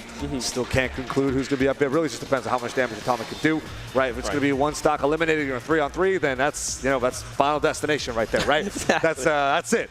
But at the same time, Atomic's able to get a solid lead built for UT Arlington. I'd say it's pretty comfortable that we're going into a third game for this set. So this is UT Arlington's kind of tournament life here. This is going to see the big money maker between first and second place. So there's a lot riding on here, a lot riding on Atomic and how much of a lead they can build, but also a lot riding on UNCG if their players can make it to the seed. Yeah, we are waiting, I'm assuming, for Chugs to return, so we'll have to see if they are able to make it back in time. But yeah, it's either the hero or the Sephiroth into two Robs. Yeah. Right, we have two Robs on the board. You never know, the fourth player could be Bowser, be sword fighting. You never know. That's true. Never know. That's true. Two Robs seems likeliest, seems safest, seems most comfortable. That is true. But you never know. That is true. Never count out my boy Tweek, That Bowser could do something. Right, like Bowser is an anchor character, very scary, right? Bowser, heaviest character in the game, and by virtue, possibly the biggest abuser of rage in the game. But thankfully for UNCG, Chugs is back on the sticks. Yes. But quite literally, Bowser is like a final matchup jump scare, right? If you feel like this can work, then he's just going to absolutely roll with you. Right. And so you never know, right? It's too soon to say anything. We're going to be seeing Chugs with the hero, solid 40% to get us started. We're going to have to see if Atomic can retaliate anytime soon, or if it's going to be a 3-on-3 for our final two contestants in the second game. Right, all these buffs are already online. If I had to describe Chugs, I would describe him as a buff merchant. Because as you saw in the first 20 seconds of the game, Chugs got all three buffs. Oomph, Psych Up, Accelerado. Wow. No more mana to roll for a zoom, and Atomic takes a stock from Chugs. Tries to go for that sleep there as well, just trying to find that advantage and going for that kill, but won't be able to find it falling off of that platform. Atomic now setting himself here we go. Great And air dodge away too. All right, we're going to have to try to snipe this Swoosh if we can make it happen. No! Too far from ledge. Atomic ends up taking two stocks right here. UT Arlington looking so comfortable. Another snooze coming out right off the Angel platform. Doesn't even matter. We're looking for some more gyro narrow loops, a couple of down tilts in the chase as well. Fully charged side B does not break the shield here. We get the down tilt punish. Catch with the gyro. Almost get the air dodge back to stage with an up air as well. Here's an air to keep the pressure going. Atomic is absolutely on fire, and it's not because of hero. Yeah, I mean, Atomic is kind of in a trance right now, going absolutely crazy. Chugs trying to find their way back in, but Atomic is not letting them find the space to set up the pressure that hero is able to produce, right? The nairs, the fairs, everything getting thrown out, and right now, I mean, it looks like Atomic might just be able to walk away with this one, but very high percentages on both of these teams as Chugs is able to try and finally find some momentum back in their favor. Right, it's starting to snowball for against Chugs, and that could be it, but nice match picked up. But, he's going to take a little bit more than that to fight your way back here, and no zoom to speak of. That gyro will take it out, and just like that, gentlemen, we have a game 3 in our hands. Wow, a nearly dominant, equally dominant reversal back from UT Arlington the second time through here in game 2. Atomic just completely put on a fantastic show right there up against Chugs. One stock remains, and you still get the 3 stock? That's what I'm telling you. Rob Hero, this is a funny matchup, and I think Atomic knows what he's doing. I think Atomic feels quite comfortable going in, which is why I thought it was an interesting call that they wanted to send in Chugs third into the Atomic. Instead, I do think the better call ended up being Peanut and being the Meat Brawler. I think that ended up working out slightly better. But wow, what a fantastic showing here from UT Arlington. Now UNCG's got to be like, okay, we really got to play with our pieces here, right? Because Microwave and Endothea can handle the Robs a lot, like pretty well, right? But then you got your wild card hitters like Kyle and Skits, right? And they're doing a lot of damage here, vice versa, right? Microwave and Endothea couldn't quite handle those two being our two openers and having Robs in the back. So now it becomes a huge mind game. It almost feels like when you go over like competitive Pokemon, you have that 4v4, right? Yeah. And it feels like, oh my God, is the game decided here at like Mon Select, right? Just on the beginning, right? My team select, is it over, right? Or did I guess right? And am I completely good? Like, am I just get to roll the way I want to? So you've got the lineup of, okay, if we open Kyle again, we just got to be sending in the other guys, right? Just got to be start sending in Peanut, start sending in, opening up with Chugs, right? But it's like, okay, if Chugs opens up against Kyle, let's say takes it, then you have Rob waiting for you. Rob jump scare, okay, Chugs is gone, right? But it's like, okay, first Rob jumps, Rob's in there, you have to send in Microwave. And the thing is now with Microwave, you don't have Kyle anymore. Yeah. You can try to send in Skits, that's a little more volatile, does not feel as consistent, right? So there's almost an equation to play at here in terms of weighted variables. So I'm so eternally curious to see how this ends up playing out. Right, and I like your competitive Pokemon analogy, to kind of continue off of that, both these rosters can kind of be considered like safe. Like think of it as like a standard, if you're playing champions, like a Charizard Y team. Sure. Like Charizard Y, like a Floette, maybe your Vascular Legions. Throwing a couple guard tops and Sonoras. Exactly, right. Just wanted to, that's fun. That's a fun idea, for sure. But if you look at the player roster, you also got some funky characters too, though. Yeah. Right, so in a sense you consider it off meta. But in terms of the layered counter picking, I do think the analogy is quite apt. Because that is a very big aspect of if they're going to bring these guys, I got to bring these guys. But if they don't, they bring these other two to fill in a different type of core 4, and then I just completely lost on the mix-up game right there. So let's see if we get some of these wild card picks coming out from either side, right? If we're going to see the Sephiroth, we're going to see the Bowser. Who knows? The floor is theirs. The show is an open floor. This is an incredibly heated, tight set coming in for our grand finals. I mean, it's befitting of the name, right? This is our grand finale here at Supernova 2026. Collegiate is hotter than ever, and this is the place to be. Two of these teams are some of the best in the country, and right now they're vying for that #1 spot. Right. Now the question is, like, there's a crazy mind game at play here, right? Both games, UNCG have led Microwave all the time, and Microwave has gotten so much mileage ever since then. And now the question is, do they want to preserve in the back, maybe call out a potential counter pick from UTA and kind of just throw them into a funk in that sense? But that's also a big gamble if it doesn't work out well. Yeah, one thing I was thinking about for UTA specifically is, do you keep the Robs grouped together or do you split them somehow, right? Do you have them go 2-4 or 1-3 and have to try to bounce around? Okay, it's not, you don't just play into 2 Robs and good luck. Right. It's now you have to play into a Rob, you have to play into another matchup, and then if you get through that, then you have to Rob again. Right, so kind of that mix-up of approach to kind of the flow that you get in of playing 6 stocks of Rob in a row, rather than splitting up those 6 stocks and then having to go, okay, I'm going to go in Rob, then I have to play Wario, different mindset, different play style, and then I have to go right back into the mindset that I was before on another Rob. So I'd be very interested to see if they try to do that or if they keep them bunched together and just kind of play that mind game as well. That's such an interesting way to look at it. So far they've stayed pretty consistently grouped together, but I can absolutely see the merit in splitting them up if you feel like there's more matchup coverage in it. But at the same time, I do kind of like the idea of get rid of all the Rob counters and then just Rob wall them. And I think that's, for one, it's hilarious. and for two, it's very, very functional. True. It's very, very functional because you don't have to worry about matchup like kind of variety at that point anymore. It's much more a player experience thing of how comfortable does Peach Fuzz and versus Atomic feel going into certain matchups, but Rob is just such a well-rounded consistent character that it's good to have that as your anchor. But it looks like our mind games have led us to Microwave Skits as the opener, and Skits starts off with a bombastic start. Skits starting off well here, trying to find some momentum to be built back into their favor, even here in the percentages as we just hop into this first stock. But yeah, nothing changing on the side of UNCG. Microwave is going to be the start, seeing how much damage can they do on this Aegis yet again. But right now, Skits finally finding themselves in a little bit of an advantageous position here going into this Pyramid run. Right, and this neutral here, Microwave's being very reliant on this myth right here, as you know, Skit's being very evasive, trying to kind of just put him into the corner for a pirate endgame here, but that chomp will come out, catching the side B. No jump to speak of. Wow. This is a great lead for Skits. This is big, right? You're taking stocks off Microwave here. This has been such a menace these previous 2 games.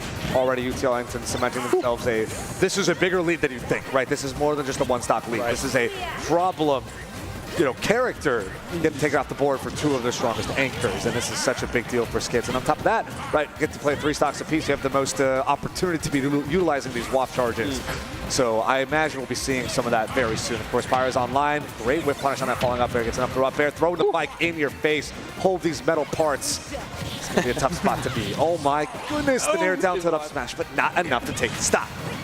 Right, the longer that this goes on, the longer that Skits kind of just plays this evasive play to live play style, the more wafts come out, and just you see waft is online, almost getting the read, but fully committing to the prominence for both Microwave, evens out the stock count. But if I'm Microwave, I would still be scared because again, this waft is online and it's very threatening. 76% built up now onto the second stock for Microwave as well. I mean, you can see Skits just trying to position themselves with the opportunity to secure this stock quickly and keep the momentum going. Microwave now putting together some damage with some up tilts into that up B as well. Going for that jump, but can't quite connect that one, as now we find ourselves back into even percentages as Skits had some extra credit but wasn't able to capitalize on it just yet. Yeah, there's an aspect of Skits wanting to save waft for the 3rd stock and walking away with the 2 stock, which is great. Now it perfectly has to pay off. Now there's no decision that needs to be made anymore because there's a lot of holding back.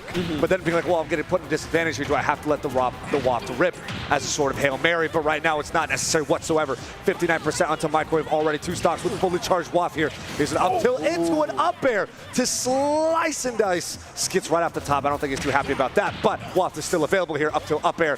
83% at this point. A lot of these links are not even going to be as consistent as we'd like them to be, but you don't need them to be because you're only 2 or 3 touches away from death anyway. Skits doing an absolute fantastic job for UT Arlington right now. Yeah. That's not a good waft lift here. But there's more time to. He got it. The down air trade. He got it.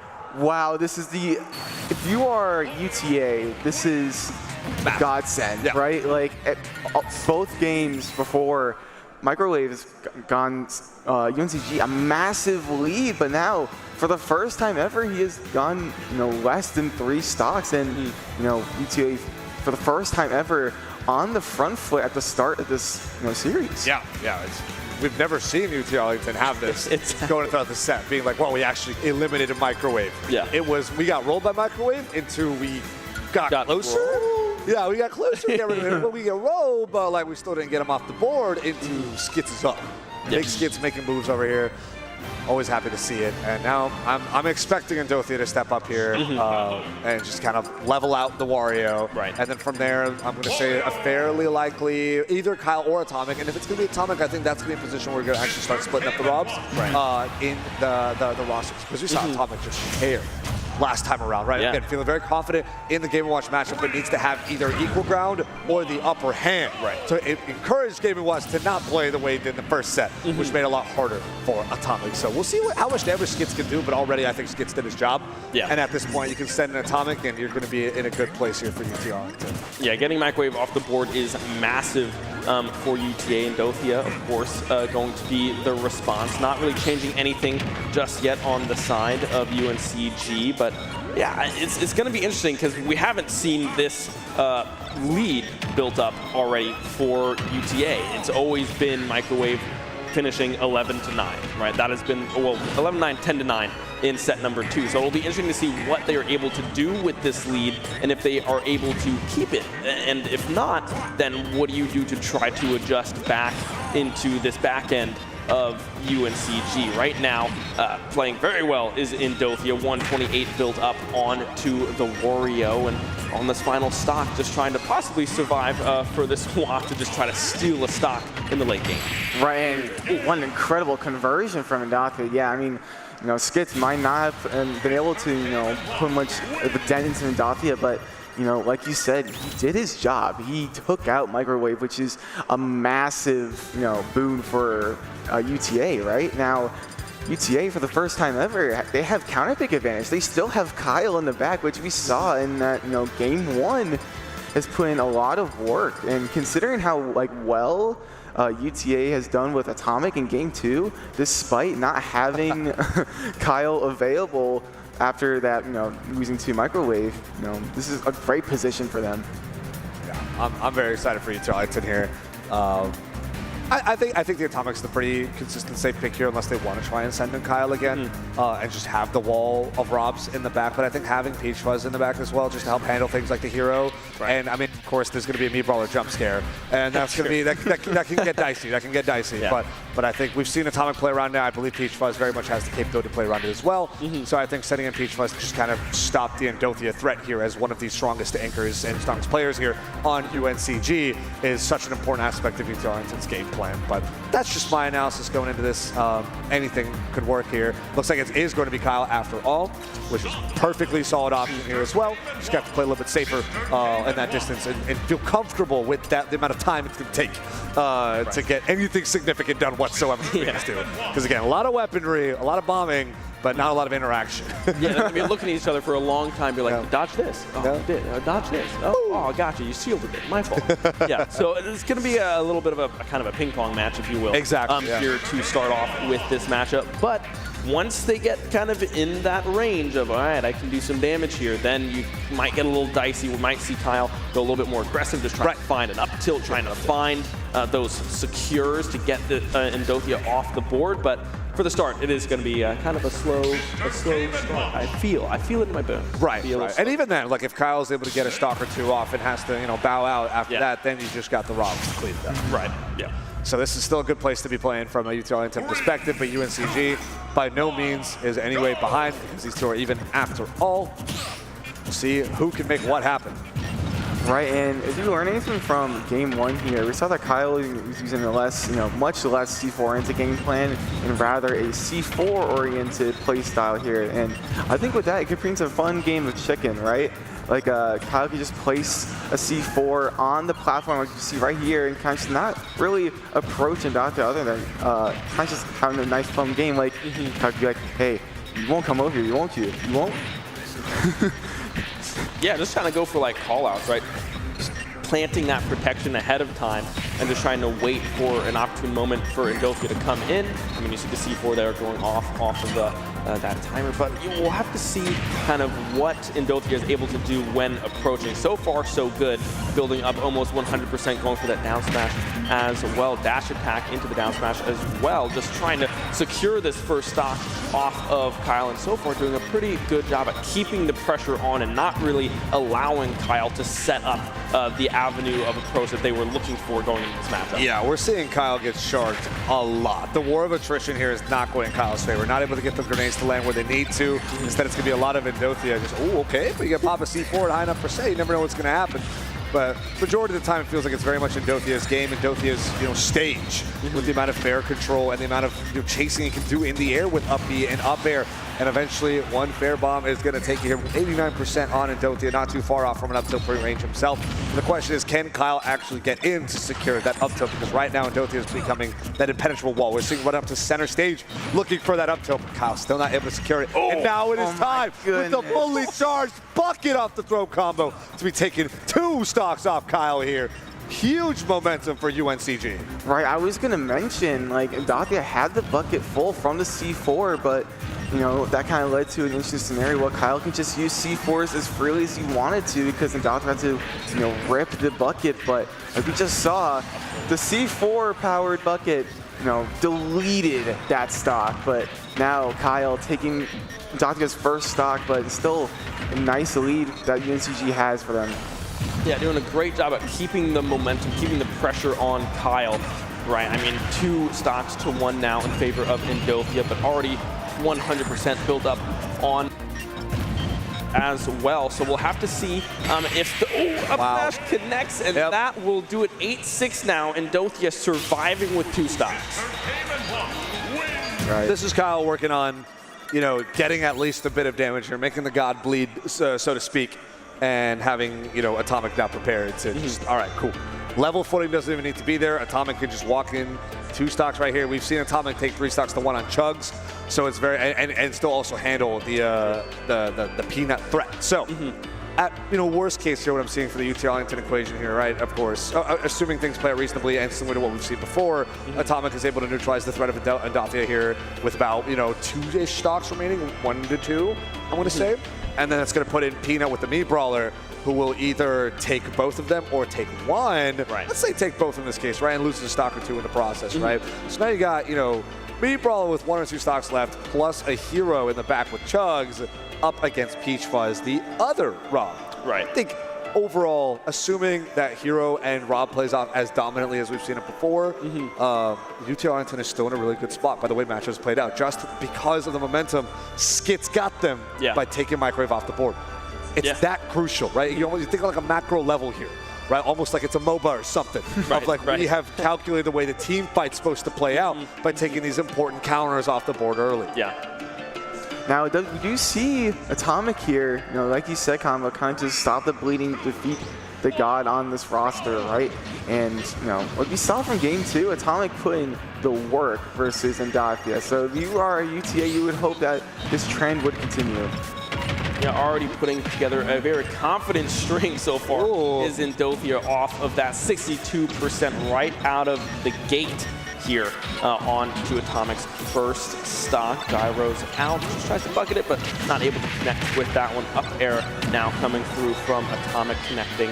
But yeah, I mean, you can see Endothia, the playstyle is frankly staying very similar, putting the pressure on the opponent, making them have to react to what Endothia is going to do. And right now, it's working very, very well. Wow, Atomic can't even challenge the dash attack with the Nair. We're seeing a lot of kind of a flip of the last time these two played, where it seemed like Atomic was perfectly sharking Endothia at every opportunity where they just couldn't breathe at all. This time, Endothia is making sure that Atomic cannot play the game by playing a lot more aggressively. And in Atomic's face, Atomic feels unsure on how consistently to box because of that upbeat pressure.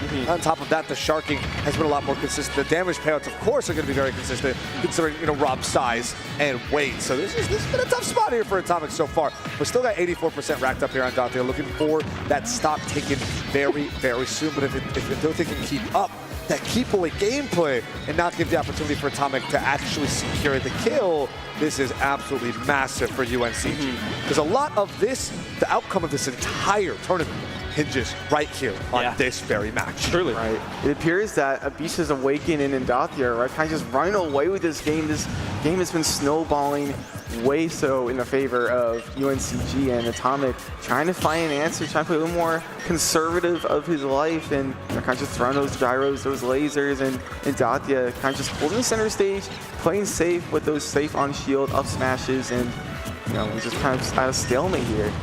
Yeah, I mean, Endothia doing a great job of just kind of controlling that main stage.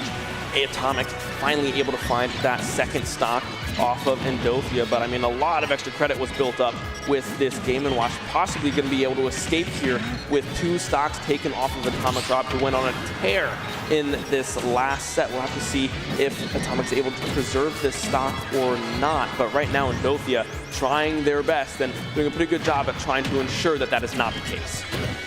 Working pretty hard to get their consistent 2 pieces here. We just saw that up throw in the forward air, leave it at that. Can't keep pressuring like you normally see him do. You're not necessarily getting all the same gyro loops, nair loops, down tilt loops that we'd be, you know, more used to just because of the potency of defensive options that Game & Watch has, like we just see right here.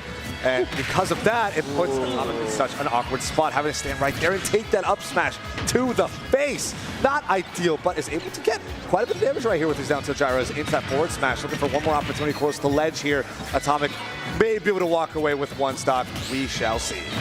Right, but Endothia banking it all on the judge, not quite getting the 9, but the up tilt up air will take him out. The bleeding has stopped. Atomic is still in it, 1 stock remaining, but you know, we were in a similar situation this Game 2, right? Atomic on that last stock, but did not want to give it up. Yeah, this is the perfect position for Peabnut to pull up with the Meat Brawler and just blow him up. And there we go, 6-3 right there, right? And it's such an uncomfortable spot here for UT Arlington. So a lot of the momentum established here now in Atomic and Endothia is going to pay off in these kind of butterfly effect games. Right. But Atomic could completely turn around against Peanut and completely neutralize that threat, leaving Chugs versus Peach Fuzz, which I think is looking pretty good. But if not, Peach Fuzz is going to have to be a very strong soldier here to handle both Peanut and Chugs. So, I don't know. We'll have to wait and see. Yeah, I think it's going to be a good matchup regardless of kind of what we do with, I mean, obviously Little Mac is not going to be the pick. It's going to have to be Mii Brawler 100% of the time. So we'll have to see if they want to opt to put that in now or see if Chugs can get back into the swing of things and have some momentum built up on their own end to then put Mii Brawler in maybe against Peach Fuzz later on. Right. We'll just have to kind of see what they want to decide here. But right now, I mean, set 3, this is kind of all we asked for, right? Yes, it exactly. is a back and forth brawl. The layer decision making we've been looking for. Exactly. Yeah, I mean, and it's paying off in incredible gameplay as well. It's not just the mind game. These guys are executionally on top of their game. And no slouches anywhere. I mean, it's too late to have that now, right? If you're in grand finals, you can't slouch. You can't be messing up. You're representing your school, your state, yourself. There's so much on the line here. Grand finals, collegiate cruise at Supernova 2026. Game 3 at that. UT Arlington versus University of North Carolina, Greensboro. Let's get it. Here's the Mii Brawler over on Hollow Bastion. I have seen some devious things come out between these particular characters on this stage. Not usually very Rob favored when I see those things, but we'll see. And a character as oppressive as Mii Brawler, you really do have to play very safe, especially if you are Atomic and in the position that you're in the state this current crew battle. But Peanut trying to get those up tilts, but the jab lock will get some nice damage on the board, trying to catch the flip kick, but not quite successful. Uh-oh. Oh, here we go, falling up there to neutral B, and that'll take it off the top. Look at that. Atomic not feeling good about that, feeling he at least needed to take a stock or two to even this out, but looks like Peanut's going to be the victor here walking away, and this is a pretty solid lead for UNCG. Everything now falls upon UT Arlington's last player. Do I think it's likely to be Peach Fuzz? Yes. Do I think there's a non-zero chance that they can be sending Bowser? Also, yes. True. Absolutely hilarious. But I think again, the safe option here is going to be Peach Fuzz on the Rob, having to handle the Mii Brawler, which is going to be a pain, but then handling the hero, which is going to be a lot less painful. Right. Can he get over this hump and ride away to the end, or is UNCG just going to have that much of an astronomical lead that it's insurmountable here for Peach Fuzz? I mean, the numbers don't lie, right? Yeah. The math is mathing. 6 is a lot bigger than 3. Yes. Yeah, I mean, a sizable lead built up.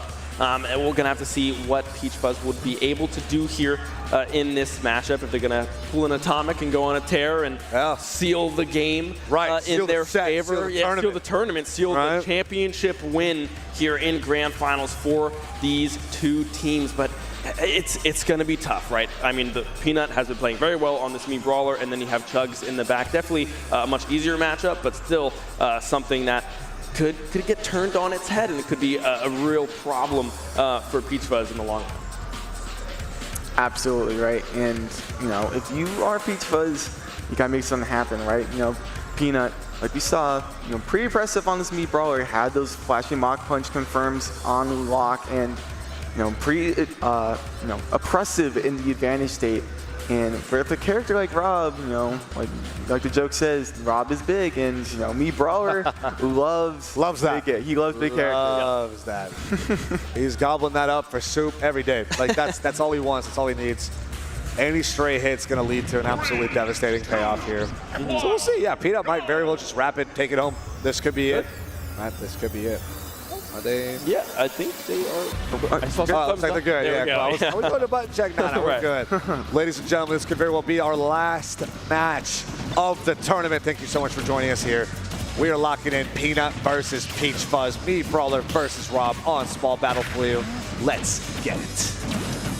Peanut already putting some damage down, keeping the aggression going, but now Peach Fuzz trying to get some momentum back in their favor. But you can see how well the Mii Brawler is able to play into a Rob, specifically just based off the size like we spoke about earlier. It's much easier to put those chains together and really get stuff going in their favor. But now Peanut struggling to get back to the stage. Peach Fuzz doing a call, tries to predict high recovery, but does not opt for that is Peanut, and now just trying to find their way back into the thick of things, but Peach Fuzz doing a great job at avoiding the pressure that Peanut is trying to impose onto them. right? And you saw like Peach Fuzz kind of being able to stick Peanut into the corner and making Meat Brawler, you know, feel a little uncomfortable in the corner. Well, he does have that flicker to kind of retreat to center stage. Rob has those big hitboxes like the back air or the up air to contest that, and a little bit of a funny scramble situation there, but this could be Peach Fuzz's stock. And now, even with the rage, great DI from Peach Fuzz staying alive. Getting sniped by his own gyro there, having to lock down at a ledge trap situation. We've been seeing Peach Fuzz do such a good job of ledge trapping previously, but not able to secure the stock. And now getting down air spiked after jumping off ledge into the thumper for Peanut to take this next stock. There's absolutely devastating here for Peach Fuzz. Oh my goodness, all right. Peanut says, I'm gonna, you know, take care of it myself. And it's gonna be an honorable self-sacrifice here instead of letting you have it. I don't want you to get that momentum boost. I don't want you to feel like you took the stock, because I did it. It was me. Myself. Maybe no joy. Maybe it's that little mag muscle memory, you know, because you know, he's not used to having a side B that just puts him in free fall like that. Maybe so. true, yeah. Honestly, not even a that's a pretty sizable theory. I get it. I get it. Ooh, tries to get that call out, but now Peanut putting together yet another string. I mean, we had the big turnaround with the high percentages built up. Does not opt to go for that up air there. Peanut on the retreat temporarily, just trying to get back to this stage. Peach Fuzz now back into their ledge trapping position, but won't be able to connect with anything and keep Peanut on this back foot.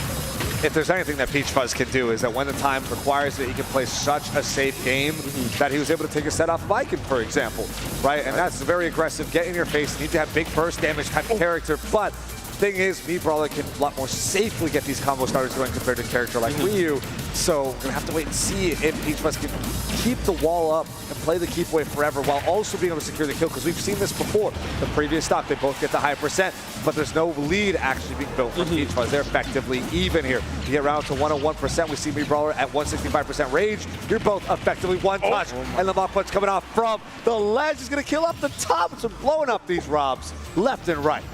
A flashy monkey punch kill from Peanut, sneaking that in, now putting Peach Fuzz on tournament life, and by that, by extension, UTI at tournament life, and Rico, this could be it right here. Oh, Peanut trying to find the advantage. 192 builds up, will go down to the gyro off the edge. One stock to one stock here. Still the advantage, of course, for UNCG, but Peach Fuzz now down the last tournament hope. The recovery coming through from Peanut, able to keep themselves alive, but Peach Fuzz now in very dangerous territory. If Peanut finds an opportunity, it could be it, and it looks like that will do it. Peanut with the clutch. That's going to be UNCG's grand victory here at Supernova 2026. Cleaning up with a very, very solid scoreline across the board. Every time either team really had an advantage to play with, they really ran it all the way to the bank. We've been seeing like 5-0s, 6-0s, and so on forward here. I think we still ended up here on a 4-0. So fantastic work here from both teams. Incredible play across the board. But University of North Carolina at Greensboro is going to be your grand champion of Supernova 2026 Collegiate Cruise. What such incredible performances from so many different players. I gotta say, huge shout outs to Microwave. Just being such a menace in the beginning of these first two games, especially. Even having Skits taking him out in the third game, the rest of the team really stepped up and carried their weight. I think that crucial pivoting moment was Indothia versus Kyle. Sending in Kyle to match a 3-stock Indothia instead of Atomic, I think may have been UT Arlington's critical mistake here. I do think Kyle might feel more comfortable going into a player like Peanut with the Meat Brawler and Little Mac compared to having to go in against Indothia's Game & Watch that just didn't quite pan out the way we wanted to. And Atomic has already proven a victorious position over Indothia, but seems like UT Arlington wasn't confident in that pick, but I believe that led to their downfall in and nonetheless, an incredible set with so many high-pace, high-velocity decisions being made at every step of the way, right? Going from character select, going to player select, going stage select, all the way to the moment-to-moment of actually playing these sets out. But my goodness, what an incredible, thrilling set and tournament we've had. Whew. But we are not entirely done yet. I do believe we're going to be having some player interviews coming our way soon. So what we're going to do is we're going to throw it to a quick break while we get that set up. Don't go anywhere. We'll be back shortly.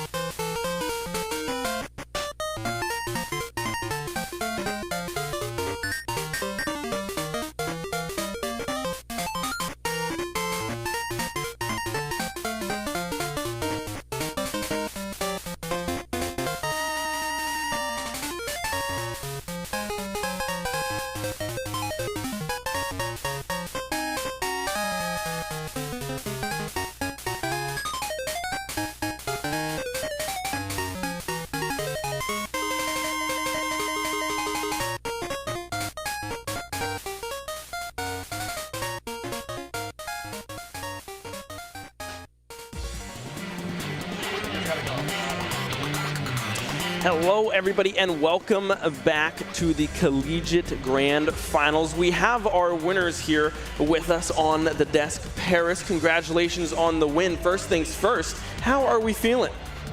Very good. Steve is a bit of a drive getting here from Greensboro, but you know, we all stuck together. We prepared very hard for this collegiate crew battle, and we gave it our all, and it ended up working out. Yeah, I mean, working out indeed. I just have a couple questions about kind of going through the whole process of this tournament, right?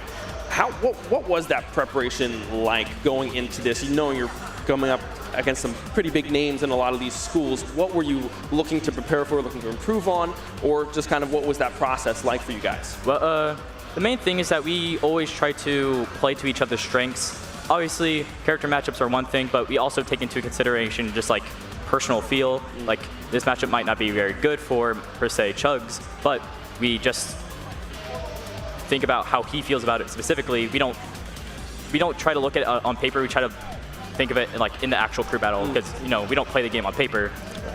So we just play like that. We play to each other's strengths, and it ends up working out most of the time. We just took a look at all the rosters, did our research, watched some VODs, and made a decision based off that. Came home with the dub. Yeah, right on. Right, I wanted to ask, all three matches you led with Microwave, and I wanted to say, was there any sort of like mind games at stake? Because you know, games 1 and 2 worked out very well, as we know, and I just wanted to know, like, were you trying to like call out like a certain like matchup, or you just thought like, if it ain't broke, don't fix it? We looked at the previous crew battles that they played, and we noticed that Peach Fuzz the Rob was starting a lot of those crew battles.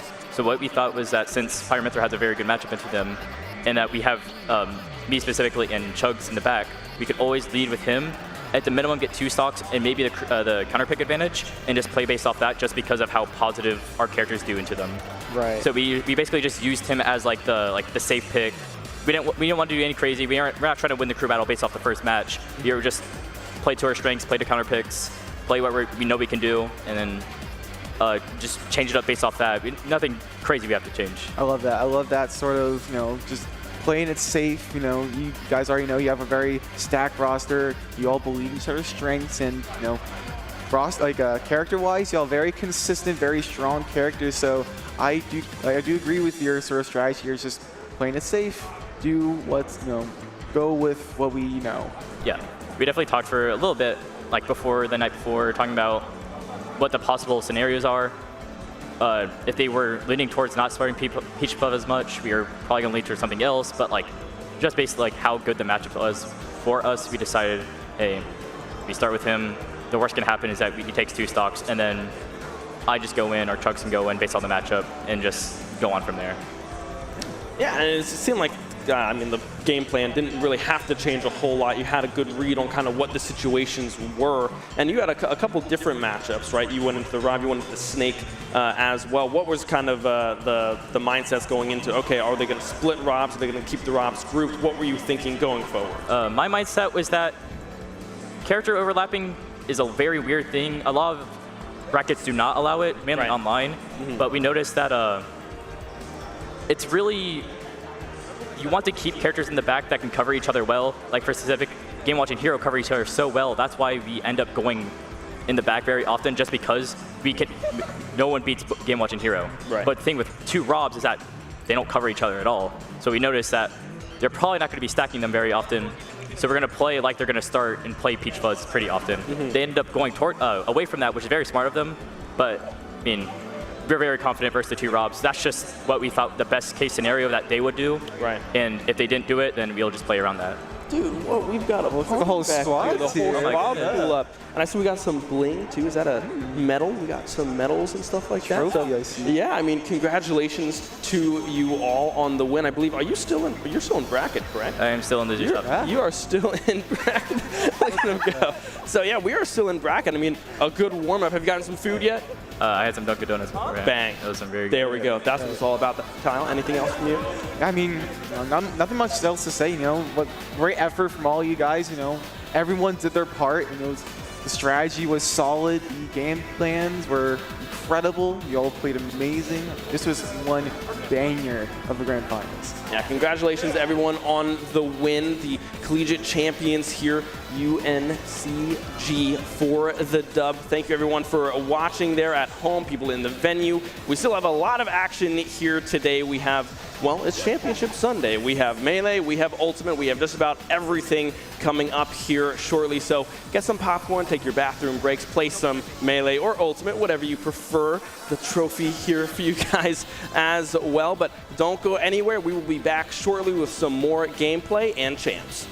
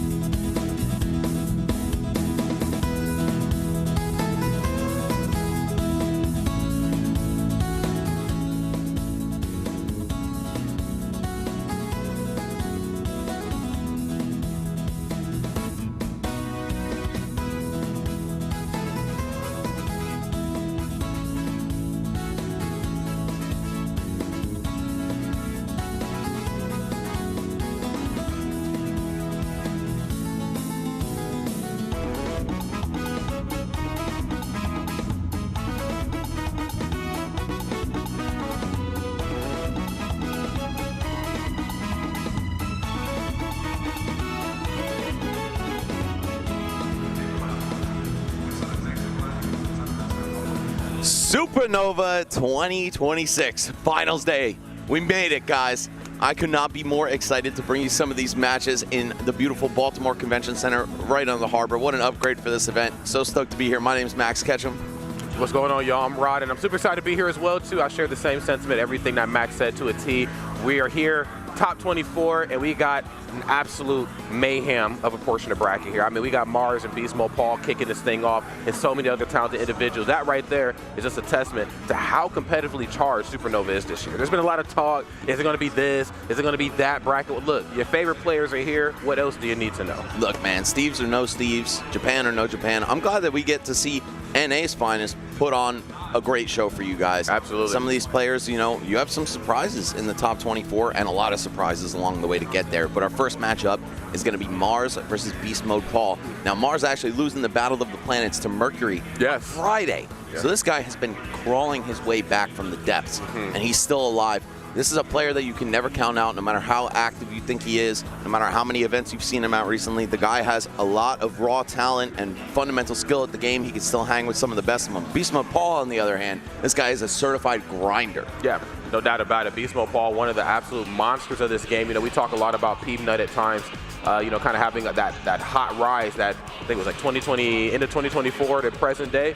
But right before that, BeastModePaul kind of had his. I mean, just tearing through multiple tournaments and doing it in a stylish way with Hero. I mean, we wouldn't even have guessed this character to be piloted to such efficiency, but BeastModePaul, of course, making it look good for our enjoyment. So both sides sitting down right here. Unfortunately, we tune in, we meet them both on the loser side of bracket, maybe a little bit earlier than what you're used to seeing, but that's just the nature of Supernova, man. No, it's true. These tournaments, man, sometimes you see some players on the loser side that you're not ready for. You see some players make it this far that you never would have expected, but I think that's the beauty of it. Every dog has their day, as they Every say, right? dog has their day. And these two right here look like the biggest dogs in the fight. Let's do it. Game number one is here. Losers top 24. Who's drawing blood first? And it looks like it's Mars bringing it to BeastModePaul's front door. Now, I want to say I can remember some discourse about Zero Suit giving Hero a very hard time. I might be bugging on that. It's been a lot of years, played a lot of games since then, but I could see it, right? She's such a fast character. The Zair does outrange his sword. The Hero's one of those characters that really isn't defined by any limits. As long as he pulls the right menu, you can see the right answer for a situation come up that otherwise might be very tough for him. Unfortunately, his situation is not quite improving right now. Phenomenal recovery, going just a little bit high over the ledge, understanding how dangerous Mars can be in the corner. Smart to try to outmaneuver him. Oh my God. I didn't even think he was close enough for down smash to connect. Yeah, me neither. I feel like Mars just has a sixth sense for that move, being that he's played Zero Suit now, what, 12 years consecutively. It's crazy. I mean, he is Zero Suit at this point. Gonna go for the forward throw. Love that animation in the corner. Yeah, I'm gonna go ahead and just charge up. Okay, but not charged enough though, said Mars on the way back. Yeah, I don't know how much mana Paul had when he started that magic burst, but it didn't really do that much. I thought Zero Suit was gonna get vaporized. Yeah, but it's definitely sending a good message. You're not gonna be able to hang out there for free. But of course, you also want to recover too quickly versus Hero because he is waiting for you right at the ledge, man.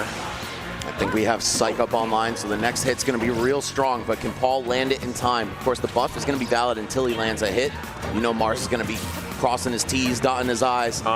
Being real careful, because even something like an up throw might do the job. Oh, wait. Oh, my God. Okay, then trying to get into this little, like, boxing game up close. I actually really like that on BeastModePaul's behalf.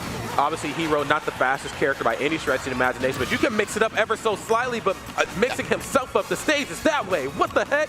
I don't think a single person in this venue was ready for that one. Except for the Century. These are two characters that are used to self-destructing. It's okay. That's what they do. True, true. That's what they do. Okay, now here right now, glowing in Christmas colors. Let's see what the gift is going to be for ZSS. Gets up smash. Oh, whoa. Another one. Yeah, come here.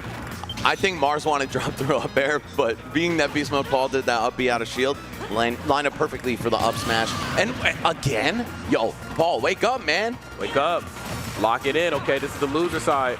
Okay, frame one jab. Again, can I get a third one? Down tilt, let the damage come to you.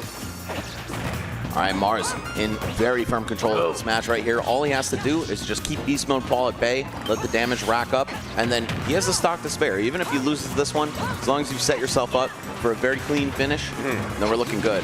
Yeah, I have to wholeheartedly agree with that, man.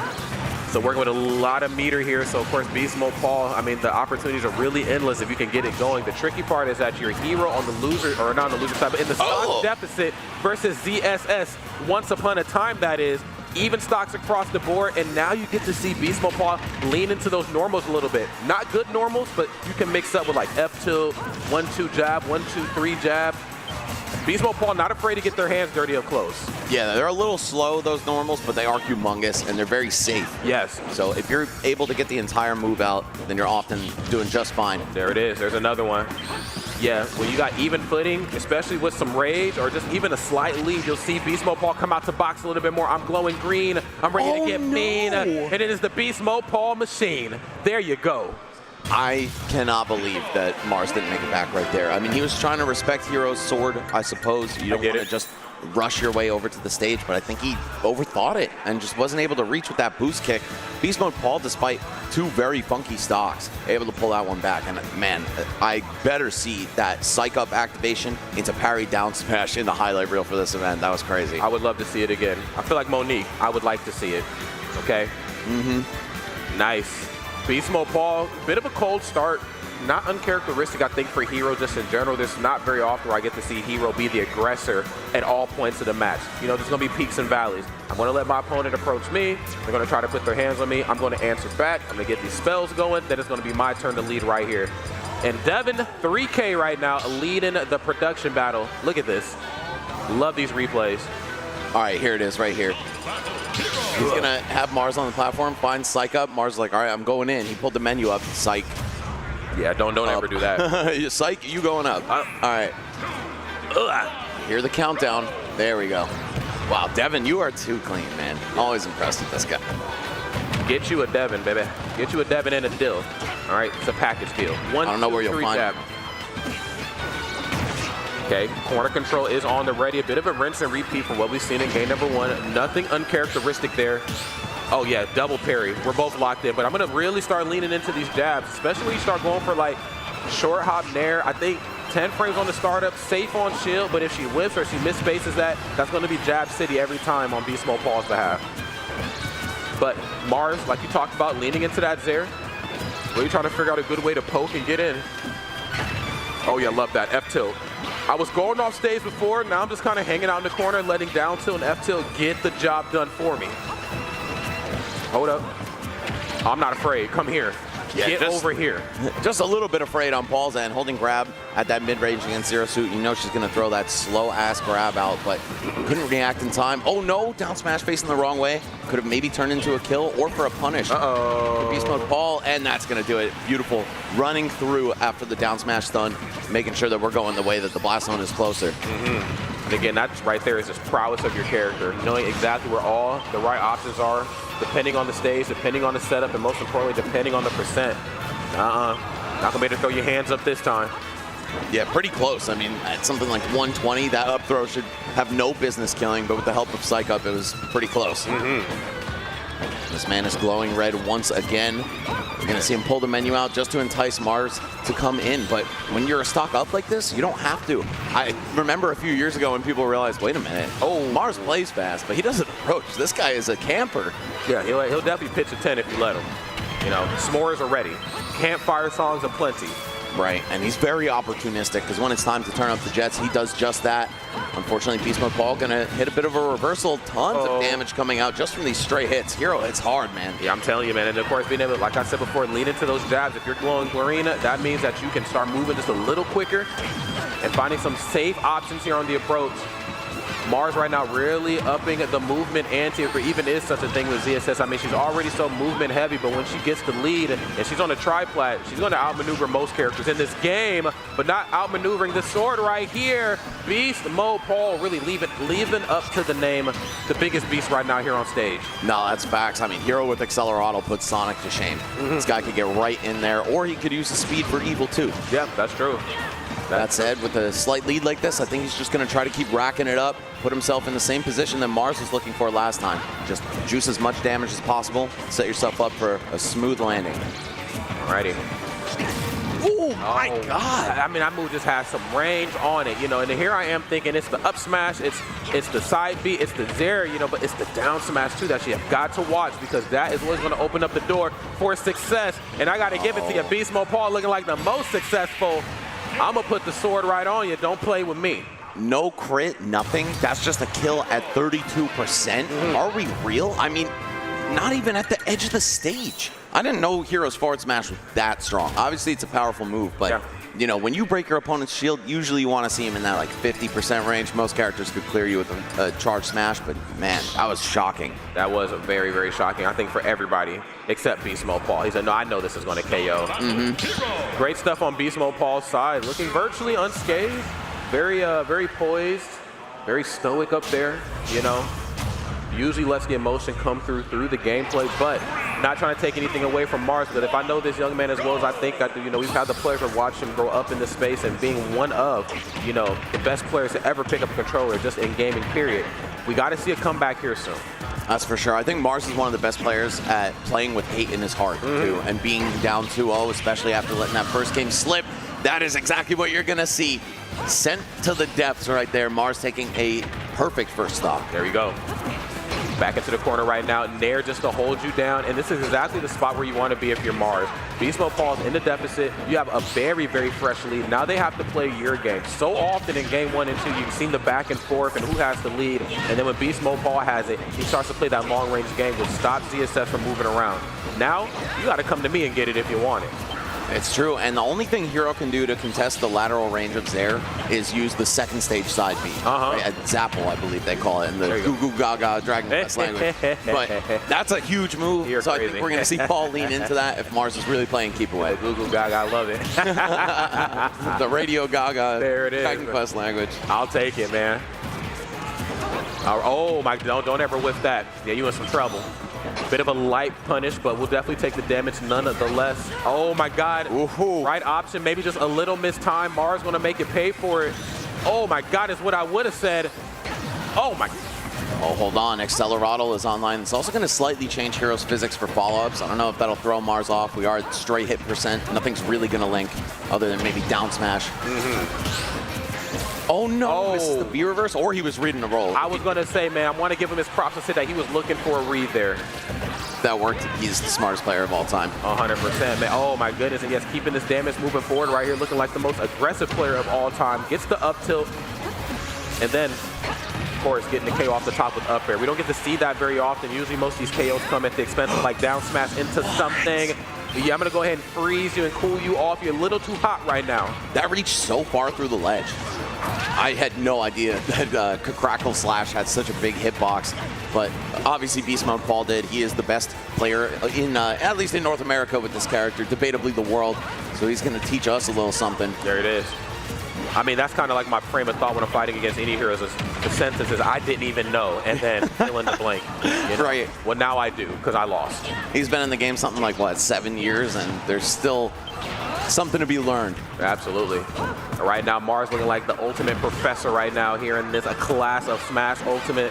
44% right now, showing no signs of really slowing down, but BeastModePaul, despite being, you know, in the passenger seat, going for a lot of run-up jabs. Could be that disjoint, could be the fact that he just has a sword in hand, period. Maybe finding that access to Mars a little easier. You know, it's not uncharacteristic for Mars to do a lot of just jumping in the corner. Sometimes if you want an opponent to stop jumping, just put that sword out, see what they do. Yeah, no, I mean, Hero has like a Dragon Ball Fighter's jab where it doubles as an anti-air with that super high initial hitbox. Either way, speaking of anti-airs, we're going to see Mars letting that Dragon Punch rip the Shoryuken in the style of Zero Suit with boost kick. It's going to take game 3 for him. Staying alive in the set, but I don't know, man. I don't know how to call this one, because at first I was thinking Mars was just looking amazing at the start of the set. Yeah, and then it certainly was. Fizzled out in a kind of sad fashion game 1. Then game 2, BeastModePaul ran him over. So we'll see if the momentum has been reclaimed, if we're going to get a good, honest fight going the distance to game 5, or if BeastModePaul is just going to cut it off right now. I feel like both characters, both fighters seem to be home sweet home when the stocks are even, but when BeastModePaul gets the lead, since movement is such a big thing for ZSS, especially if you're on a tri-plat, he has options that can close off entire portions of the stage, which then forces Mars to stand still. And I've seen a lot of ZSS in my time, and however much ZSS I've seen, you've seen double the amount. ZSS that ain't moving, that's not her game plan. She needs to be moving at all times. So forcing ZSS to sit still, kind of getting up underneath Mars' skin. However, those moments of greatness where Mars has that lead, BeastModePaul can't do anything about it. Yeah, it's really hard for Hero to chase her down without the help of Accelerado. Of course, that's your one saving grace. You can actually catch up to her, but you're not going to have it at all times. BeastModePaul's great at cycling the menus and getting the buffs that he wants, but still, can't count on it 100%. Absolutely not. I mean, he did self-destruct, I believe, in the top right blast zone in game 1, so yeah, unfortunately it gives and it definitely takes at times, and right now, BeastModePaul giving all the damage right here to Mars. Mars, sky high, recovering some percent right here on BeastModePaul's side. Mars has got to figure out a play here and fast. Once that sword gets put on you, it ain't gonna be a good time. You know this man wants a shield grab. Mars is very well aware of that. Land some safe aerials into his shield and go for the jab just to interrupt that greed. Oh my wow, God. somehow slipping underneath. That's the one drawback to that Zair. I mean, it may be very long, but the hitbox is not wide at all. You can sneak underneath it. And Hero's forward tilt, he kind of crouches down a little bit too. Great idea there for BeastModePaul, securing the first stock lead. Even steps into it a little bit, man. So what can't Hero do? Actually, don't answer that. There's a lot he can't do, and for good reason. I don't want him to be able to do anything else. He's perfect the way he is. Oh, the drop down. Hold up a minute. Man, I like the idea from Mars, but BeastModePaul just able to snag the ledge before the back air comes out. And now this is starting to snowball out of control. Can we get a kill off of this? Yes. We most certainly can. I'm smelling the best of 5 here, man. I'm here for it. 2 games up right now. Mars not too far behind. And of course, if you keep applying this fearlessness that you're bringing to the table, man, you might be able to bring this thing back. Oh, a little misposition. What the heck? Whoa. Okay, standing jab in the quarter. Rare neutral get up right there on Mars' behalf. Another one. Oh my goodness. The time you should have jumped, you did it. The psych up backer is just devastatingly strong. We're going to see Mars take an early exit, and now he's got to play a ridiculous game of catch-up. Come here. Oh, can't even frame trap the air dodge. Oh, man, so many near misses here. Wait a minute. Near misses. Great positioning right here. Uh-oh. Is what I would have said. But unfortunately enough, right there on Mars' side, BeastModePaul back towards center stage. That's home sweet home here. Damn, the rage on down smash. I just thought I knew. I don't know. Yeah, when he caught the whipped hitbox on, I think it was jab 1. Yeah. I was like, dude, in what world? Oh, come on. Mars head hunting off the stage right there, but BeastModePaul gonna keep rolling that menu until he finds Zoom. Of course, it feels sometimes, most times, impossible to edgeguard Hero. That said, once he's on the stage, that's when you gotta finish him off. Now we're at the last stock. Mars facing elimination. Can he do it? That's right. It's the $1 million question. I got to see what the answer, the call to action is going to be here on Mars' side. Not the worst spot to be in the world. Only 58%. Of course, we've seen Mars make a crazy amount of percents in tournaments prior, but BeastModePaul glowing some colors right now, and it ain't going to be good for the other side. Down tilt. Oh my God. Double fair. Starting to snowball out of control right now. 90% already with the psych up online. That's going to be valid until BeastModePaul hits Mars or his shield. At these percents, man, something like a back air. We already saw a kill. Oh, and it didn't even link. Oh my goodness. Oh, playing so safe up close too. Nice. -4 on hit right there. I think is that Nair. Spacing that beautiful thing perfectly. Oh, I'm glowing the Raptors colors. Hold on, I'm the Raptors now. That's Vince Carter, bro. Oh, I'm glowing all the colors. You finna taste the rainbow. No. Oh my goodness. And drawing one in the sky right there to close it out on BeastModePaul's side. In a phenomenal 3-1 finish. A valiant effort on Mars' behalf, but the hero is the protagonist for a reason. I can't help but think that it all came down to that last stock of game 1. I was just, how are we gonna set the tone for the rest of this set? And it was Mars kind of fizzling out, just not getting back to the stage at only 60% or so. Yeah. BeastModePaul's like, hey, I'll take it. I'll take it. Say less, family. We're going to take a gander at these replays right here, courtesy of House of 3K. Nice, there's that follow away for it. And yes, just stepping right into it, crouching a little bit. Yeah, what are hitboxes? Can we zoom out? I want to see the percent where this killed. Oh, and he actually got his shield up. Okay, never mind. It wasn't even that low. But the back air right after this was. That was like 88 before the hit, I want to say. Hero hits really hard, man. This character, I think everyone kind of wrote him off as just another DLC sortie with weird slow buttons and a strange gimmick at first. But, oh man, BeastModePaul has proved all of us wrong. Absolutely. It just feels like, you know, when I see somebody like Hero, like we kind of talked about going into the match, I'm afraid. I'm like, yo, this character can't really move. Jab isn't really all that great. F-tilt is very slow. What can this character really bring to the table? But there's an aspect, I think, sometimes in the meta that's kind of forgotten about, and that's the fear. Just being able to apply fear. I have the lead. You got to come to me. I'm closing out points and parts of the stage. ZSS can't move anymore. That's the age-old saying goes. Some people have to keep moving because they're afraid of what the stillness might reveal. Well, you see what it revealed right there. Once I slow you down to a crawl and you have to play my game, it's done for you. Yeah, I mean, Hero can feel like he's working through molasses until you turn on the Christmas lights, man. Yep, seriously, With quite literally. Accelerado, Psych Up, any mixture of those three, and it becomes one of the most dangerous forces in the game. BeastModePaul piloting it to great effect, and now he's going to move on into the next round, securing top 16 here at Supernova. That's right, man. So great. If you're just tuning in, two of the best players in the business just threw down right there. Two of the best character loyalist players, all right? And I'm saying loyalists because that's who they're choosing to play, but they do have other characters on that utility belt. But at this current juncture of the meta, that was my favorite ZSS, and of course that is one of the few heroes still left in the meta right now doing their damn thing, and they did it, and they made it look really, really good. Now, on the topic of looking really good, Max, these next two, this is going to be a barn burner here. Yes, it is. We have...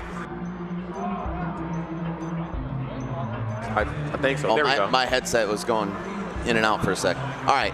Either way, we have a player who has really made a splash in the past season, securing a top 20 finish, rank 18 now. That's going to be Louis Money. He has so much potential in this game, and I feel like he's been finally tapping into it the last year or so, making some incredible runs through every bracket that he's in, and finally getting ranked somewhere around where I think he deserves, which is awesome. He wants to take it even higher, but in order to do that, who does he got to get through, Rod? Going up, man, listen, he's going up against Spargo, okay, and Spargo is a no slouch.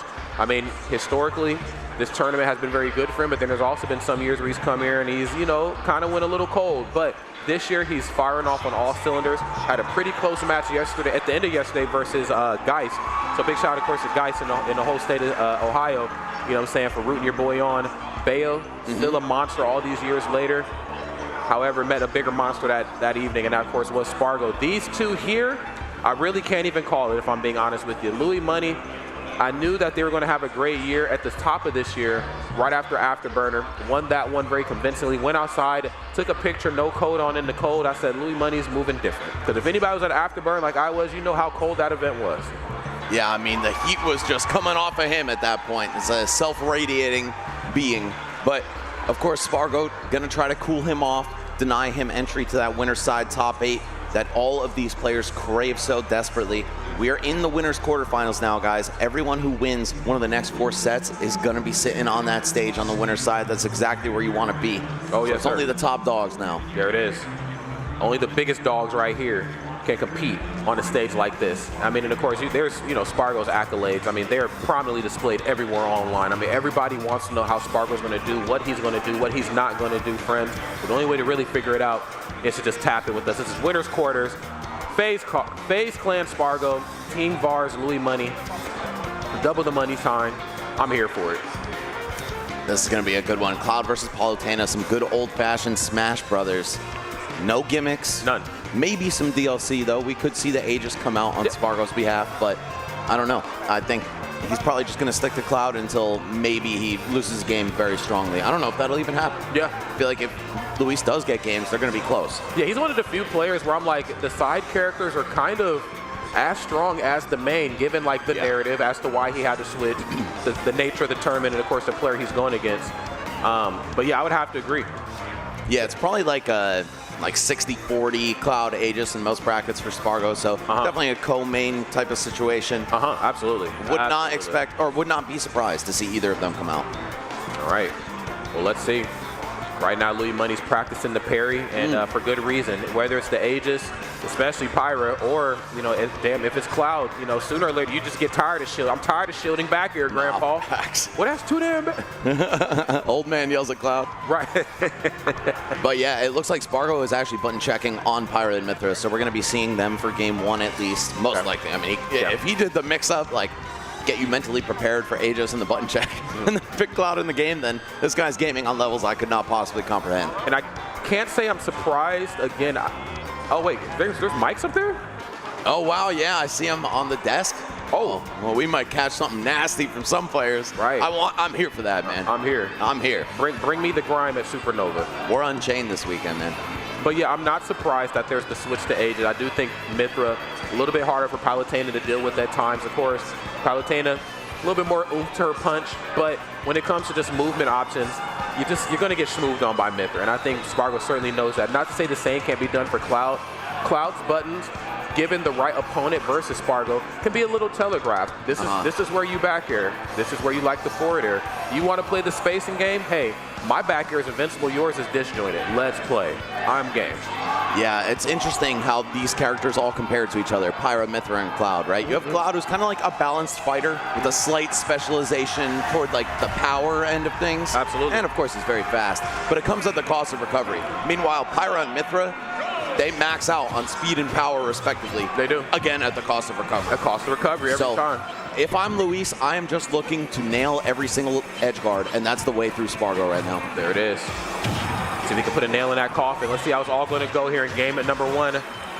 Right now, Mythra, Spargo, approaching some pretty orange percents right there. Louis Money might not be the fastest character-player combination here in the business, but definitely a well-practiced one and a well-studied one. Yeah. Understanding it's not my time to strike yet, but when it is my time to strike, you're not going to be able to stop me. And that said, Oh, is my still light on her feet for sure. Not just in terms of weight, she is really quick. And we're going to see if that's the secret to getting through these massive sword hitboxes that Pyra has to throw out, or even the flurry of attacks from Mythra. Okay. There's most certainly a way, and Spargo showing Louis Money the way to the blast zone right there.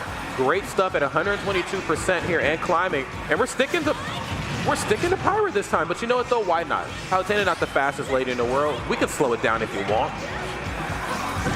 Ooh, falling up air. Another one. Okay, yeah, but bro, give me the nair, Louis Money, and fast. Yeah, very unconventional to stay on Pyra after taking a stock for these low percents, but I kind of see the vision. She has so much range, and you know your opponent's going to be chasing you when they're down a stock.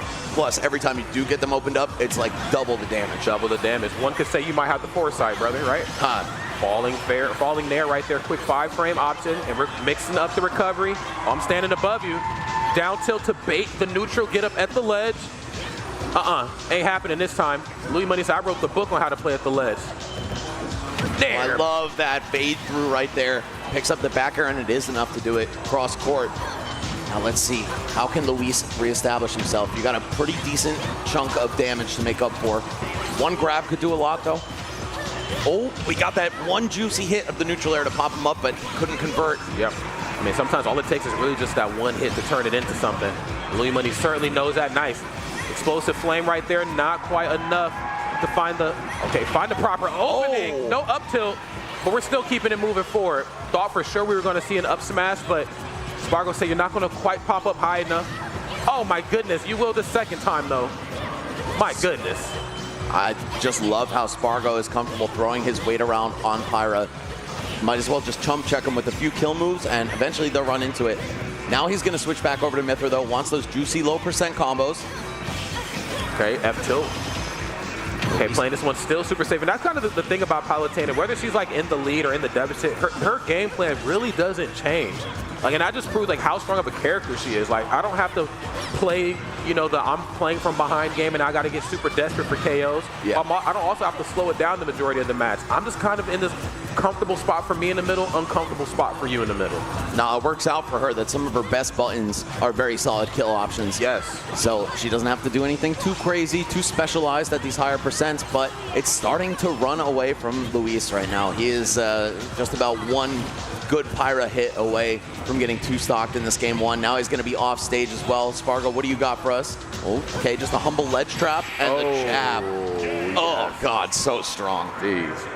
Again, sometimes less is definitely more. You get to see that played out beautifully with two characters like this. I mean, you know, different universe, we could have seen something very similar to Louis Money, you know, just a short hop back here at the ledge or a drag down there into something, or hell, one aspect of the match we didn't get to see, which is actually why I think he switched from Cloud to the Aegis, is how potent down tilt is. Yeah, Cloud is like, I don't want no parts of that. I'm gonna call the ladies in to help fight.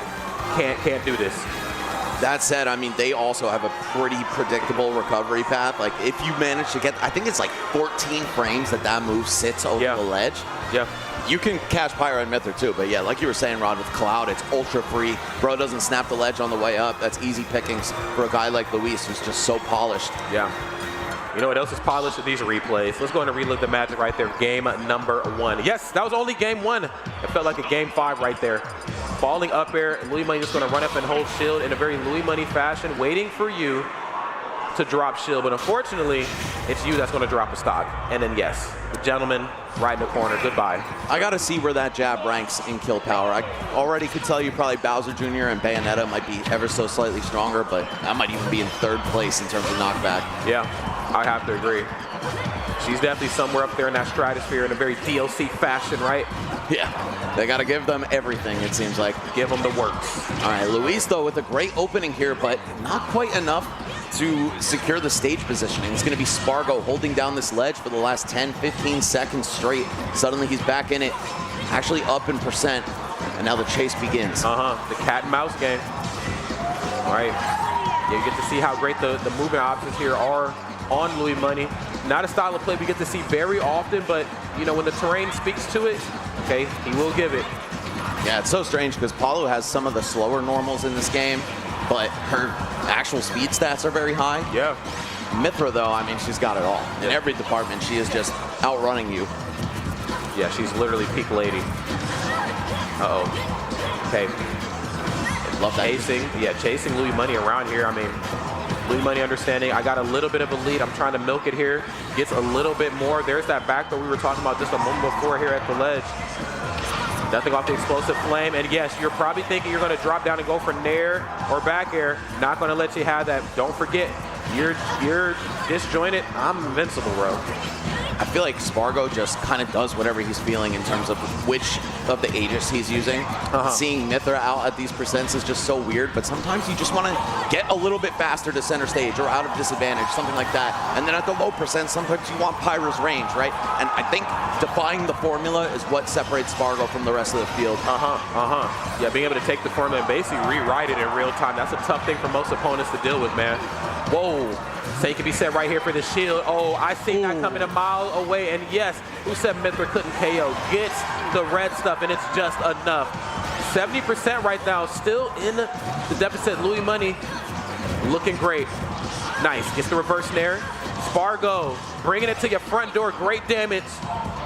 Clean 50 off the bat. And now it's Spargo in control of the stage. Wow, missing the ledge cancel, but Luis still going to get back safely. And Spargo knocks him right back on the other side. Okay, chasing you down. Oh, okay, that time even had the read. I like that on Spargo's side. Just now starting to pick up on where Louis Money wants to be, especially when they're in disadvantage. You want to go from that a second platform to the top one, I'm already there, bro. Sword's out. Oh, running straight into the blazing end, and suddenly it's Spargo reclaiming the lead just by a hair, but it's enough to send a message. I am resilient. Gonna take a lot more than that to break me. Okay, short hop back here. Gonna go for the forward throw there that time. Say it with your chest. Down tilt, you know it. Wow. Okay, and the same reason why we didn't pick Cloud, it feels like the Aegis are dealing with the same sort of craziness in the corner. Yeah, the margin of error for throwing that down tilt out is so large, and Spargo's gonna take full advantage of that. Oh, sorry, Luis will. And now he's got himself this stock lead. Can I get some extra credit? Yes. Night school's in session here. I love that, the air dodge onto the platform after ledge cancel. No one's doing stuff like that. No, not even remotely close. 134% right now. Louis Money says, show me the money, show me the rage right here. Gonna go for the up throw. Nair on the back down. Probably wasn't expecting that. Three nairs, 2 up airs, good lord. Pyra and the magnifier at 45% is crazy. Of course, with a full tank of rage, maybe we'll see some moves kill a little earlier than you'd expect, but so far, we're back to the ground for a good, honest fight. That's going to be the jump. Yes, beautiful punish on the photon edge right there. Oh, God. Luis shuts it down with a 2-stock in response. We are dead even. Love what I'm seeing right there. Getting FD, Kalos, and something. You know, I remember production tried this about a decade ago. Remember on rival tournaments, they were doing like the mics up there. And that was back when the space was a little bit more unhinged. I'm like, yo, turn these mics off. Turn it off. Yeah, I think we had it at Gama 1 year too, and we were like just praying that nobody stepped out of line. Of course, the Smashers are a pretty well-behaved crowd. Yeah. I don't think any of the notorious ragers have it in them to make top 24 at an event like this, so they're trusting them. Yeah, and Devin and Dill run a tight ship. You're not going to get up there and just say whatever you want, right? We're going to shut it all the way down. Here we go. We get to say whatever we want. Sometimes we get to say whatever we want, okay? We get 1 F-bomb per block. No, I'm kidding. I'm joking. Here we go, friends. He's on the house, I'm sure. All right. Here we go, guys. Game number 3 is upon us, and yeah, Explosive Flame right here to kick it off. Willie Money not taking any prisoners, really trying to keep that aggression and moving forward. It's going to be a tough thing to do right now because Spargo answering back in such a major way. I'm not afraid of that. Enjoy this down there. Up tilt. These platforms are so good for Mythra, the high side platforms. Just feels like she can chase you infinitely, and then suddenly when you're at kill percents, Pyra's got you that much closer to the blast zone, and it could be a very early death. Luis finally breaking through this pressure a little bit, getting a few hits in, but it's still a scramble. It is. Okay, turn around F tilt. Doesn't get anything off it. Oh, love that. Love that. Again, just playing up close and personal just enough on Louis Money where he can't answer back. You're still hitting him safely, but also close enough to where if any of this connects, I'm just there so I can get my, my extensions on these combos. That's a tough thing to do when you're playing with Mythra, man. Also worth noting that the side blast zones on the stage are very short, and you're going to see it right there. God. Even Pyra, who's the same weight as Mario, dying sub 100 to the Palutena back air. Jesus. Yeah. Oh, my God. Yes, the KO off the top, the immediate switch to Pyra just to make sure I get that extra punch with my hit, and then the immediate switch back to Mythra. Hold on. Where are you going? Okay, gets the double nair, and then even spaced it properly to get the up air on the way back down. Lee Money looking very, very hungry right now, but same could be certainly said right here on Spargo's side. Ugh. Okay, one back air, doesn't go for the second one. Yeah, I realized it was probably just outside the percent window, but Spargo has cleaned it up. He is looking amazing after dropping that first stock so uncomfortably early. Oh, and here's Pyra. Okay. If you're a Luis fan, you're thanking your lucky stars that nair connected, because we could have been looking at a really ugly situation. No, seriously. Oh, did you just F-tilt? Yeah, you about to eat some damage. That move's like frame 75, dude. You gotta pick a better option. Unfortunately, though, Palutena, all her ground normals are slow. Jab is, I think, frame 8. Yeah. So I don't know what you really even go for off a parry, which only affords you an extra 3 frames to punish. Oh my goodness, and just coast to coast with it. I mean, the slowest character, not the slowest character, but one of the slowest characters on foot, or however Pyra runs, just ran right up and went for dash attack. It's one of those things where, like, there's just no way my opponent's actually about to dash attack me, and then they do it. Yeah, it gives me Ike dash attack vibes, right? Right. The same type of speed and power and even hitbox where it can snatch it out of the air. But hold on, Luis with a chance to respond here. Oh, I love that early upbeat from Spargo saying, I'm presenting a threat with this hitbox. Everyone else probably would have just held in and tried to desperately go for the ledge. But he's different, man, and that's why he is looking to book himself a trip to the winner side of top 8. Standing jab in the corner. We're going to eat all the hits here. Okay, great position right now on Spargo's side. Standing jab and nair being such a deterrent for Lee Money coming back to the stage. That's re-grab. Don't ever do that. Okay. Getting escorted to the east coast of town and city. Why don't you check out our waterfront? There it is. Let's see how clean it actually is. Back air, you know it. Girl, come on now. I only got so many options. This is literally my favorite move. All right, we have a lot of work to do, but it's still possible. Luis, what do you got? Nothing. It's just the jab. Oh, okay, never mind. Man, I hate when they give you the fake finish. False finish, man. Why are they playing with our heart like this? Forward throw. I'm 2 rivals build, bro, and it's purple. You are dead in that game.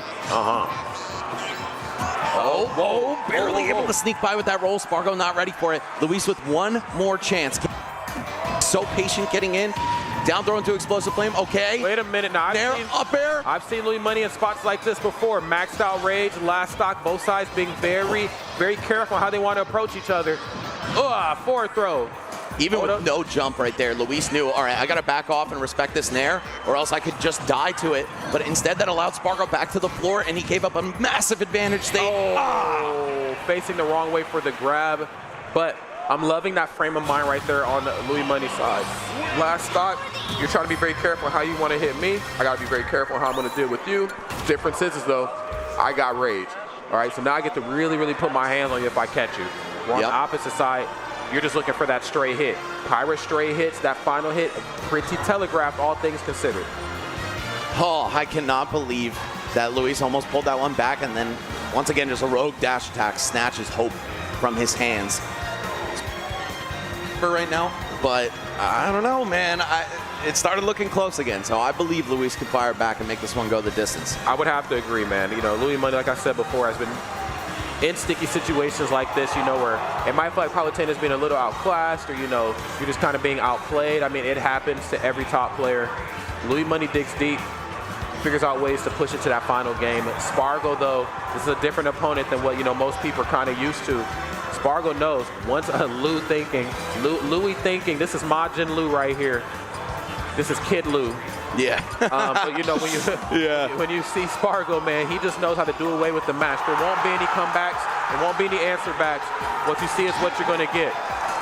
Oh, man, and I can barely hear you over this melee crowd, Rod, as RapMonster and Krudo are going at it. Krudo upset Zain to get here, so this is going to be a hot set, guys. If you're not watching all the streams simultaneously, what are you doing? You're missing half the Supernova experience. Yeah, you're really not living right, okay?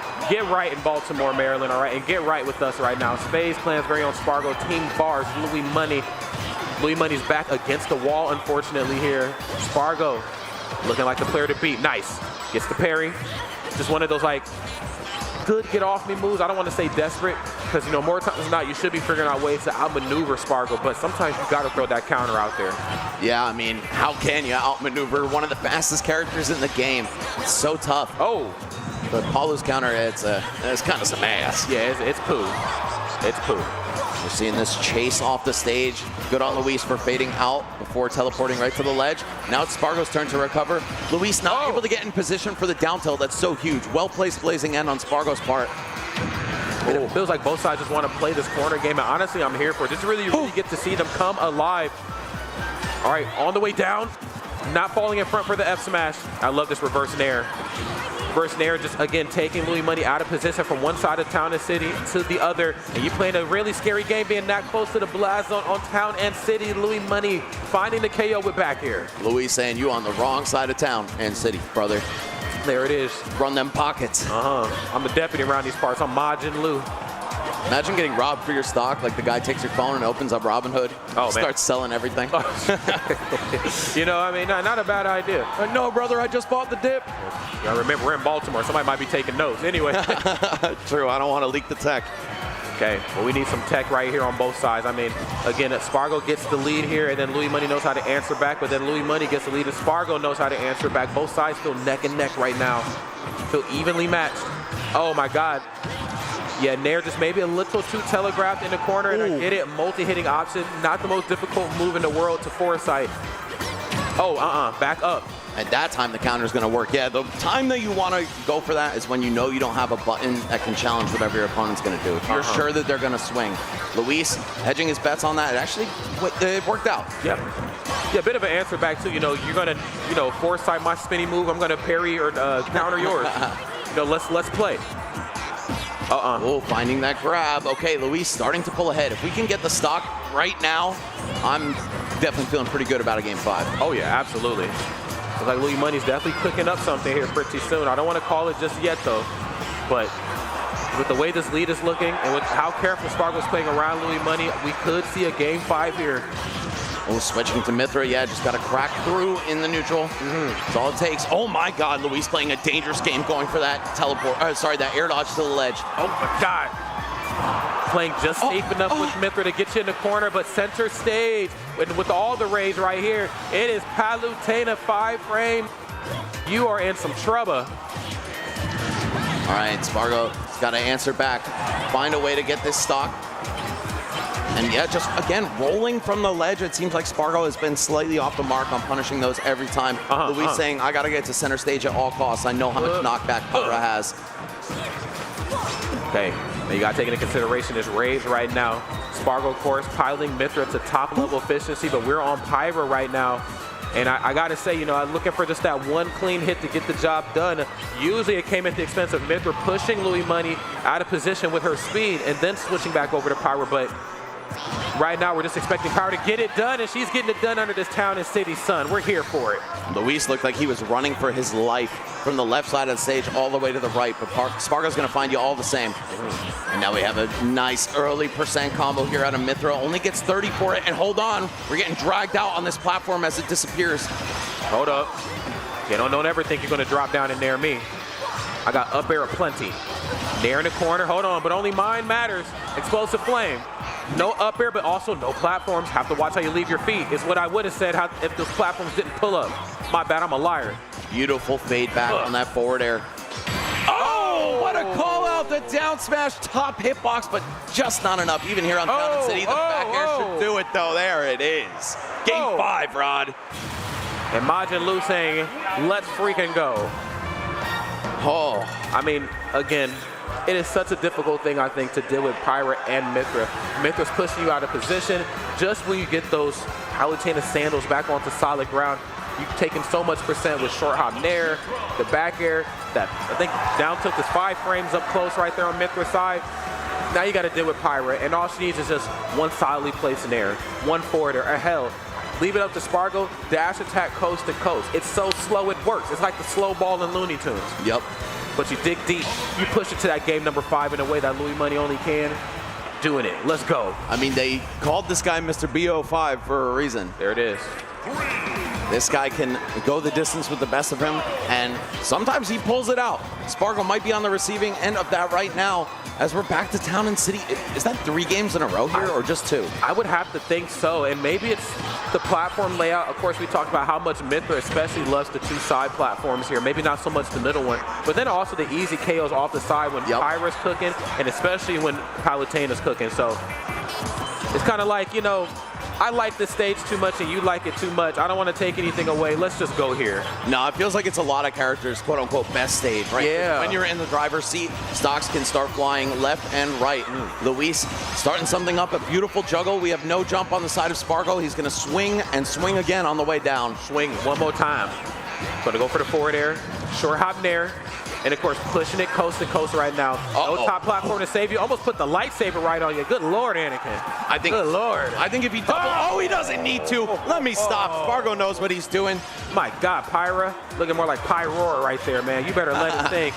Standing jab, gets quick 15% and gets the counter just to cool your jets. I'm not afraid of that. I'm not afraid, said lloD. I'll take my time if you let me. I mean, maybe you should be, though, because he started off so hot, and then Spargo turned the tables like, I don't know, the best DJ in the business. Yeah, seriously. Shout out to TJ Glenn. Yeah, nice down throw. Let's go.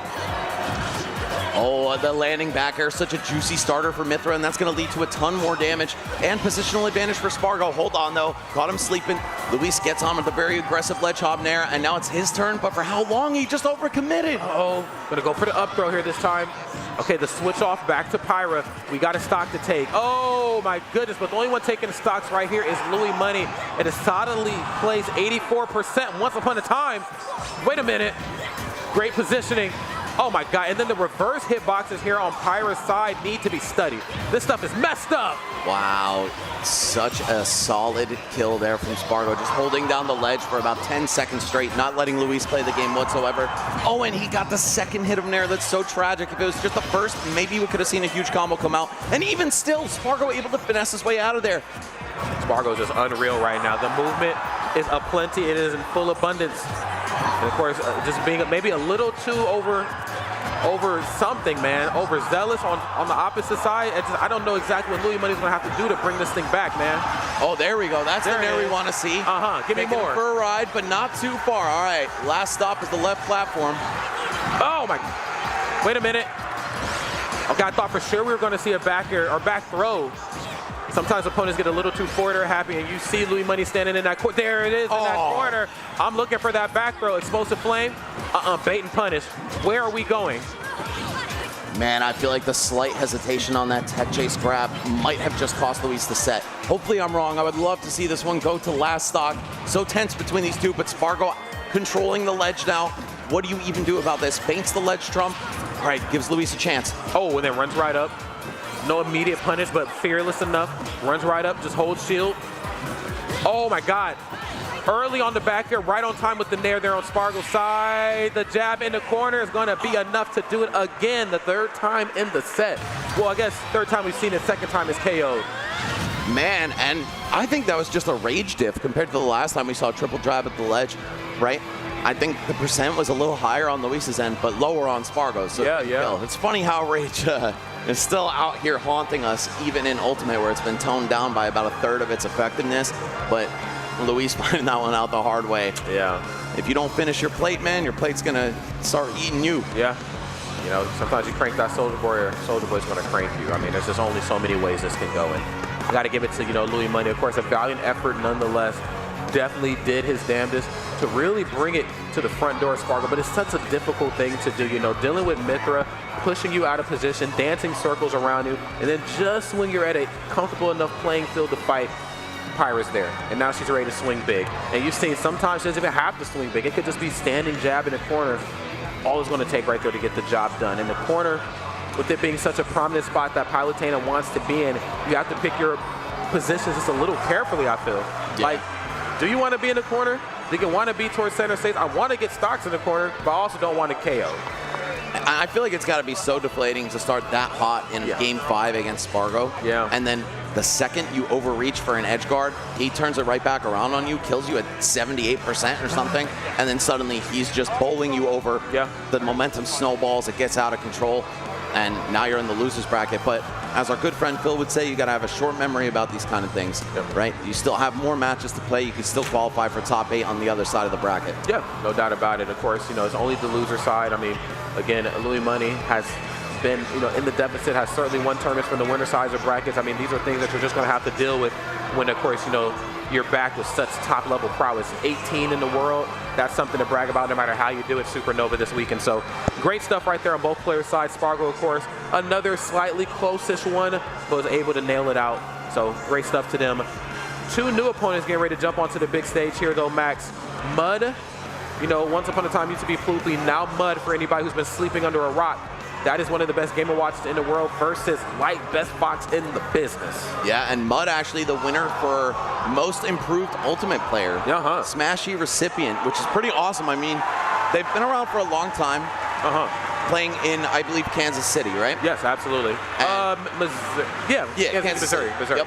Yeah, I was like, Kansas City, Kansas. And don't let them hear you mess it up. Kansas City is Kansas City, Missouri, actually. Nah, I still remember going to Gateway a few years ago, back when her tag was Ploopy, and hearing like, don't sleep on Ploopy. I mean, don't do it. Kansas City is a pretty remote place, but that doesn't mean we can't foster some great talent. There you go. And now Mud, a name to be feared, top 40 on the half-year ult rank as well. Yeah. Meanwhile, Light, a player who is a household name and has been for many, many years, he's had a tough first half, but he also wasn't as much on the grind as you could expect for a player like this. Obviously, the Ultimate's been out for 8 years. Life gets in the way. He's been moving and stuff like that. But I know that Light wants to reestablish himself, especially on the biggest stage that we have to offer here at Supernova. So this is going to be a great set and also a bit of an uphill battle. Game & Watch kind of has his way with Fox. Yeah, most definitely. And this wouldn't be too out of character, I think, for for Light to win. Maybe not this matchup, but really just the tournament in general. If I'm not mistaken, he has won a Smash Con in the past. Was it Fall Fest?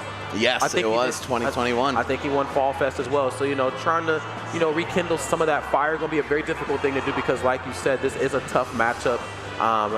Mud, of course, she's a phenomenal player. Beat Peabnut yesterday. And then on top of that, too, playing a matchup that's a little, unforgiving for Fox. So let's see how this one is all going to shake out. Light is a player that sometimes spends some time in the lab, and then sometimes you ask Light, and he's like, I actually ain't picked the game up in a month. No matter what side of that spectrum he's on, he's always ready to play up the middle. Man, one thing I do want to mention, how you said Mud beat Peabnut yesterday. Yeah. Peabnut was also another nominee for Most Improved Player, which personally I would have had no qualms giving it to him. I mean, he's absolutely not been showing up and showing out at so many tournaments. The back-to-back performances at Let's Make Moves Miami into Let's Make Big Moves.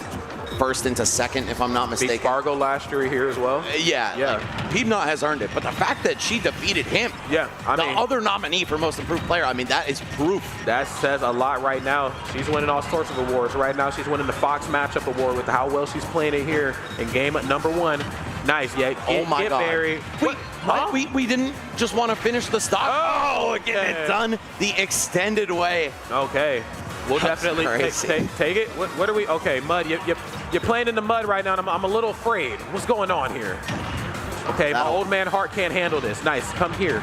Gets thrown, double nair. Can I get a triple one? No, goes for the upper here this time, but still good damage nonetheless. Eat this. Barely even a scratch on this Game & Watch Rod. 10% in the last minute or so. And we saw Light overcome his demons in this matchup, right? He's fought Mia and Meister a whole bunch. Actually started to get some reliable wins against them toward the end of the era where they were fighting a lot. But Yeah. Mud showing to be a different kind of beast right now. Yeah, no, quite literally. You know, she's just cut from a very different cloth, but also still a very similar cloth as far as like this is top level Game & Watch. You know, proceed with caution. Can't touch my shield. Okay. You're not going to be able to go for like short hop nair, short hop downer on me a lot too, especially if I'm charging this up smash. You have got to be careful if you're Fox. And then on top of that too, just an easy character to combo in most matchups versus Fox. Yeah, being a light fastballer, I mean, that is Game & Watch's favorite thing to see. Oh, the chair actually not lasting long enough to stop the Fox illusion right there. Okay, Light, you have control of the ledge. What can you do with it? Oh. All right, just a dash attack, but that's the tough thing about Game & Watch. He's so hard to pin down a disadvantage. You have down air to present a massive threat, but you also have up B to reset the juggle, and it can be so hard to track it. Oh, let's go. Yes, it most definitely is, but that chair has tracking qualities on it. I don't know how it lands every time. All right, get me one of those from IKEA, man. Gets the up throw, forward air, and I love that stall right there on Light's side. You know, sometimes people say, well, he's just this aggressive player. There's no defensive prowess to his toolkit. Wrong. Sometimes you have to throw that reflector out just to outmaneuver your opponent, especially when you are a light fastballer like you brought up before. No, the Shine Stall is essential in a pinch, but I don't know how many times it'll work, right? That's really like the only timing mix-up that Fox can go for. So, oh my God! Get whack-a-mole. Did you see that? That was a whack-a-mole. We were at Chuck E. Cheese right there. Yeah. Oh, that was tough, dude. Hammers to the head. Fox getting CTE from that first game. There it is. Cash out your tokens at the front, please. Alrighty. Both sides right here trying to figure it out and rocking the Run It Down shirt as well, too, man. Big shout, of course, to Kansas City and Kansas City, Kansas, and Kansas City, Missouri, okay? Just the entire states, okay? Love y'all. Love the whole Sweet Spot franchise. Can't wait to be back. You know what, Rod? I got a Midwest question for you. I'm listening. And I should know because I have been there just one time. Absolutely. Is it the same city, but separated by state borders? Or is there a separate, like, you know, is there like a little highway in between and then there's a distinct Yeah, if I'm not area mistaken, in it's each two separate cities. Okay. Yeah, there's a Kansas City, Kansas, Kansas City, Missouri. They got to clean that one up, bro. They definitely do. And then Arkansas is like, yo, what if we put it the AR before it, though, bro? Hey, we want to be a part of Kansas, too, right? We're like, hey. That's hey, our hey. Kansas, brother. That's right. Don't there you go. gatekeep. There you go. They were definitely running out of names when they were making states and cities. Afterward, they're like, West Virginia, too. Yeah, give me one of those. And this one's South Dakota. All right. Here we go, friends. The next game's upon us. One game right here on the mud side, but I got to give it to you. It was a mudslide victory. That was, good Lord. That was a butt whipping. And I'm getting echoes of that first game where Mud took almost two stocks back-to-back with barely double-digit %. Now, Light putting up a bit more of a fight now that he's able to get in there. I like it. Nair into jab. I believe a perfect Fox Nair on shield is -2. Is it? That you It is, cannot it is. up B unless Fox presses a button, in which case, obviously, there's going to be a 3-frame gap. Mud could have pulled the trigger on up B between Nair and jab, but just hesitated a little bit. And wow, what an immediate fire back. But I'm not even going to talk about frame data. There's nothing but action here. Yeah, quite literally. And I got to give it to my boy Charles. You know, you might say back here is not a real move, Mr. Chuck Nasty, but it's looking pretty verified to me. When you're fighting a 2D stick figure, it's got some punch to it. It most definitely does. And we'll take any sort of advantage in a matchup like this, because like we talked about coming in, you know, there's a lot of advantages that Game & Watch, especially piloted by somebody as talented as Mud, has on Fox. However, Light has been in crazy matchups before, you know, going up against some of the best reuse, best Terrys in the world, and has figured out ways to mount those victories. So digging deep here. And of course, those bag of tricks, okay, it's just endless right now on Light's side. We're still up in it. 2 stocks right now on Mud's 1. Complete turnaround, not just from the first stock of this game, but from the entirety of the last one. However, Game & Watch's punish on Fox is devastating. You're going to see that last hit of the Nair into the first hit of the fair, but does not complete. No, it's going to give not. Light one more chance. Come here. Oh, nice. Gets the short hop forwarder. Oh, my God. And then a little misposition for that backer. That move, probably the move that Light is worried about the most off stage, excuse me. That move lasts forever, eats up recoveries. Even if it doesn't KO, it constantly pushes Fox out of position to recover safely at the ledge. But who cares about the ledge when I just controlled the whole corner? My God.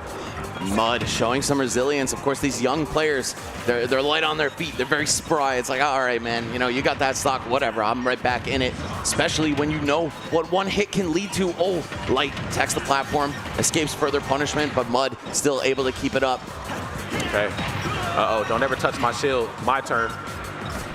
Okay, of course, sometimes fortune favors the bold. You got to go for a big play just to get it done. And of course, you know, I mean, I got to give it to, you know, Light. He swings as big as the rest of them does. I got to give it to him. Oh, going for the high recovery right there. Stepping past the ledge. Rewarded with some stage control for it. Now Mud, just a good smash attack away from tying this one up. However, Game & Watch is Light. I believe, well, Light is Fox, and then Game & Watch has low weight. That's right. Light is Fox, and Fox is Light. There it is. Really Light, in fact. Yes, Light is Fox, and Fox is Light. That's a fighting game proverb right there. You got to see exactly why the KO off the top and what looked to be the beginning of something good right there on Light's side was cooking, was dancing around the short hop approaches. That's one thing Mud is phenomenal at. She knows how to short hop fair right on top of you safely to where she doesn't have to worry about being punished in return. She knows how to dance around you with short hop Nair. And then of course, just when you think it's your turn to swing, guess what? Up smash aplenty. Light was traversing that terrain so well until he wasn't. Clipped by the last fish out of the bowl. We found Nemo. We definitely did. We definitely did. That is nefarious Nemo.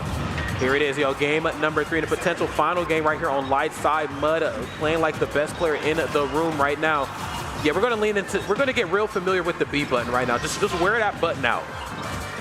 Yeah, I think Light needs to do a little bit of that just to say, you know what, we're not playing this game for free across the stage. Bucket or no bucket, I know even if you get all 3 charges on that, it's barely going to send me anywhere.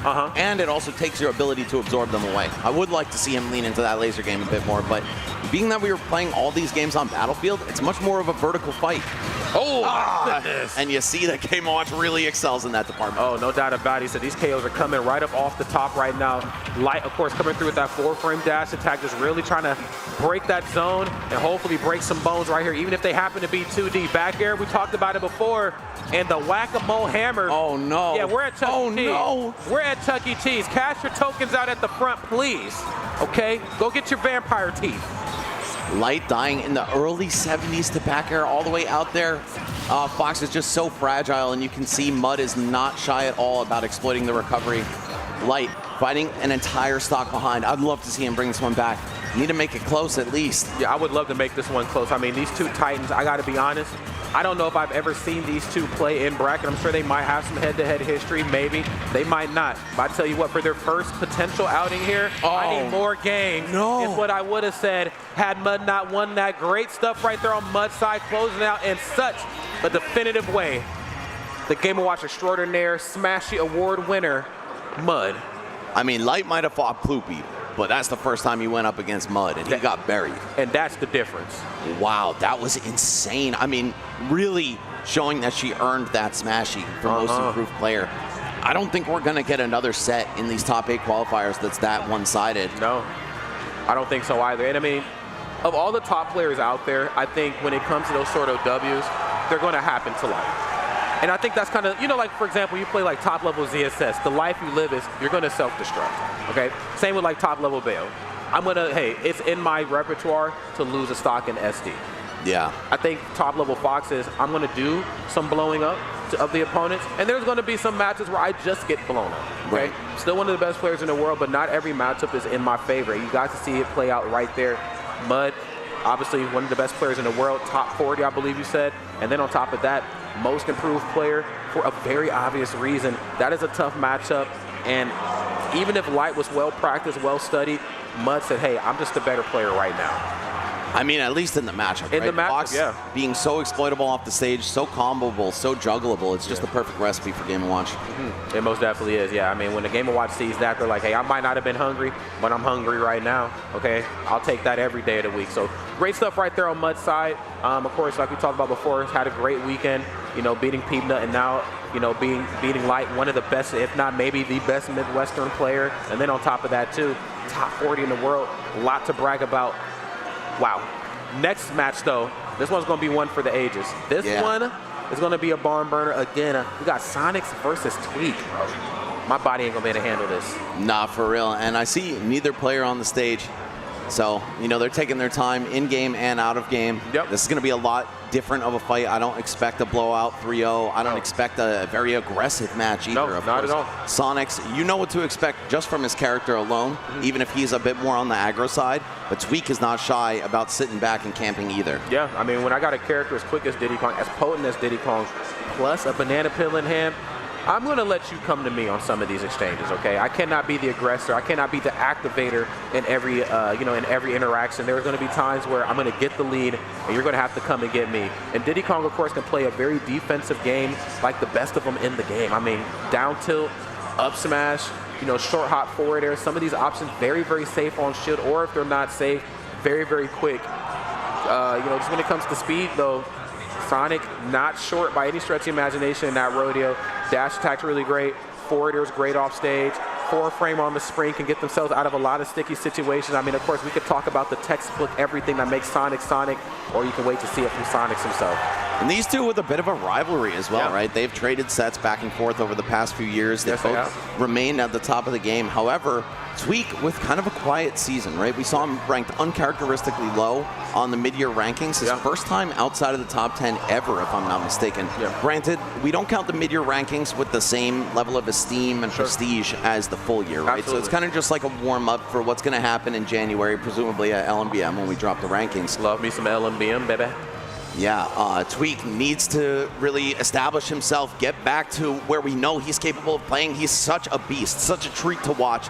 I mean, him and Leo have been my favorite players for as long as I can remember, so I'm rooting for a huge Tweek comeback. And that said, Sonic's just an exemplary gentleman, a pure Chad in the space. Not just amazing on the sticks, but talented in musicianship as well, right? I love both of these players, but the tri-state in me, you can't take it out. No, absolutely not. And I think, you know, the thing about Tweek, too, is that he's one of those players where I feel like the more he cares, the worse he does. When Tweek approaches any bracket with that, hey, whatever happens, happens, I'm just here to do my Diddy Kong damnedest, that's when he's the most dangerous player in the world. And as you can see right now, let's go and take a peek at those stats. Of course, there's Kagaribi, there's Supernova, okay? Definitely knows how to play with some of the best of them in the world. But, you know, again, when I see Tweek, and when I see him in a comfortable frame of mind, it's going to be a bad time for the other side. We'll see. I mean, I've seen 3-0s, I think, from both of them onto each other. Absolutely. So it could be one of those, but I wouldn't be surprised to see it go all 5. No, absolutely not. Then, of course, you have a champion right here. Oh, my God, Sonix, brother. Look at these stats. I mean, yeah, a true back and forth, right? We got 3-2 for Sonix, 1-3 for Tweek, 2-3 for Tweek, 3-1 for Sonix, 1-3 for Tweek. Yeah. In the last year, though, it is Sonix with the 1-0 lead. Just really a testament to how Tweek has not been showing up as much as he used to. And honestly, Sonix has skipped a couple majors this year as well. Yeah, no doubt about it. I mean, and sometimes it's okay for your mental. We've certainly seen time and time again players take time off from the space and come back as a player reborn. I'm like, bro, what were you doing? Were you in the lab? Were you in the mountain with the monks, you know what I'm saying? Getting centered? There's like, no, I was at home eating cereal, bro. Okay, well, you know, I'm happy that you're back. And sometimes that's the power-up buff you need. Here we go. Both sides right now, thumbs up across the board. You know what to expect with these two. It's going to be the Sonic show on Sonix. We have seen a plethora of characters on Tweek's behalf, but here recently, within the last 3 to 4 years, it has been the Diddy Kong show, and I am here for it. I've been telling people since day one of Ultimate, this character is still broken. They're like, nah, man, it ain't this, it ain't that. I said, well, wait till the right player gets him, you know what I'm saying, in their hand, and Tweek is definitely that player here. Yeah, I mean, I'd stop short of broken, but tell you for sure, able to do it in the meta, right? His character is broken. Even with Steve around, Tweek is still able to top these events with a character that has probably one of the worst matchups among high tiers versus Steve. Yeah. And that's just a true testament to his ability as a player. And like you said, he does have other characters. There's always the potential for Sephiroth, and even Wario has come out once in a while recently. But I think for Sonix, it's just going to be Diddy the whole way. Yeah. Yeah, you'd be a fool to go for Sephiroth in this matchup. Not to say the fans don't want to see it. I mean, who doesn't want to see the one-winged angel? But it's the Diddy Kong show right here. And as you can see, Tweek looking very, very comfortable as we kick things off. Dash attack in hand, plus the banana peel. Quick 23% on Sonic's side. Yeah, you're not going to monkey flip around me. I'm going to spin till I can't spin no more. Okay, nice. There's that back air. You got to watch how you jump around, especially on these platforms. I think one thing we sometimes sleep on with Sonic is his ability to shut off platforms. I mean, he's an activator on platforms when it comes to, you know, just being aggressive. But when it comes to like defensive prowess, when it comes to shutting down portions of the match or the map, you have that ability to go for that multi-hit forward air to close you out. You have that back air to take platforms away. Hell, sometimes even there is just enough. So Sonic's looking pretty considered. Okay, banana peel in hand. What is the master plan? Those the real question. I feel like he just wants to wait for the right moment, but Sonix is always going to outwait you. Every time, brother. Nice, nair again. And this is where you start to get a little worrisome. I think so much of what makes Diddy Kong a dangerous character is that short hop something, short hop forward air, short hop back air, that all those options prove troublesome for most characters in the cast. I almost feel like Sonic is just patient enough to say, hey, I'm waiting for you to jump first so I can outbutt you. Yes, please go for like empty jump into something so I can answer back with forward air and back air every time. Gotta watch how you jump. All right, it is so close between these two, but when Sonic sees that the percent is in his favor, bro is hanging back. That's exactly where he wants to be. And Diddy can chase you. He's a very mobile character, but it at least takes Tweek out of his comfort zone. That said, now he's holding down the corner, and that is his comfort zone. We've got the banana in play. Oh, just a little late to that. He was fading back when he threw it, so I don't think he could get there in time for the up smash. Okay. Little out of, okay, if I say a little out of position here, but right on time for the Z catch into the back air. Tweek looking really good in the corner. And again, just recognizing, you know, Sonic's great character off stage. No hitbox, not recovery. That right there, that's a tale as old as time on how I'm going to deal with you. Okay, not going to be able to roll in. Banana peel in position. Sonic's getting behind Tweek here this time. And now kind of having to play the out of shield game here versus Diddy Kong. We're going to run up, hold shield. Somebody's going to jump out first and swing something. Good Lord. No barrels in the corner. Okay, Sonix, how is he going to find a way through this lead? I mean, not only did Tweek get the first stock, but he got a nice chunk of damage as well. Going to put that spring there, yeah, waste all your respawn invincibility. Okay. Oh, yeah. I love that. It looks like Tweek has figured something out in the corner, though, and that's that when Sonix feels really pressured, he's going to go for that high spin dash and try to let it rip on a timing that you're not ready for. Okay. Yeah, he most definitely has. No! I definitely wasn't ready for that either. Letting a stock go, and we were talking about how you can expect ZSS to SD. I mean, the same can be said for Sonix. Even though this character's got a great recovery, sometimes he just misuses it ever so slightly. Yeah, it happens. You know, and again, the recovery system is great. You know what I'm saying? Until it's stacked up against, you know, the wrong opponent. Uh-oh. Okay, touching that shield. Banana peel in hand now. You know, of all the players out there, you know, they should know how to play with other characters' tools, know how to, you know, work with gyro, how to work with banana peel. I have seen Sonix get banana peel, gyro, F smashes more than any other player out there in the world. It's actually crazy how comfortable he is with banana peel. Yeah, he's got great item play, and you really should at this stage in the meta. Some item characters have definitely stayed in Ultimate's meta for the long haul. All right. Just going to wait for Tweek to land, but he gets nothing for it. And Tweek must be feeling pretty good right here. Only 60%. Sonic, not exactly a character with some surprise kill power. Forward smash is real strong, but it takes a lot to line that up. It most definitely does. And you got to get a lot of nickel and dime damage to get that job done, too. And of course, with how well Sonix has been moving, not going to see a lot of nickel and diming here until Sonix is most comfortable and ready to go for that. Okay, nothing off the down tilt. Okay. And like we talked about kind of coming into this match, we're going to see a shift in pacing. You know, I think one of the things about, like, you know, Smash that's always surprised me is, like, you get two aggressively well-rounded characters on paper, you know, in most matches until they're face off against another character of similar ingredients. Then you see the match slow down. And that's where Tweek feels comfortable too. I mean, he likes putting everybody else on ice, but with Sonix, who's so good at that game, you don't know if it's going to come out when it's a close fight. Oh, with a lead like this, though, oh, for sure, you are getting stuck in that corner.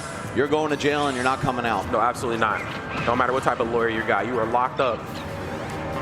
Sonix right now just caught in the corner, banana peel in hand, the immediate air dodge. Smart stuff, understood that if they air dodge down, they were for sure going to eat a down tilt into something.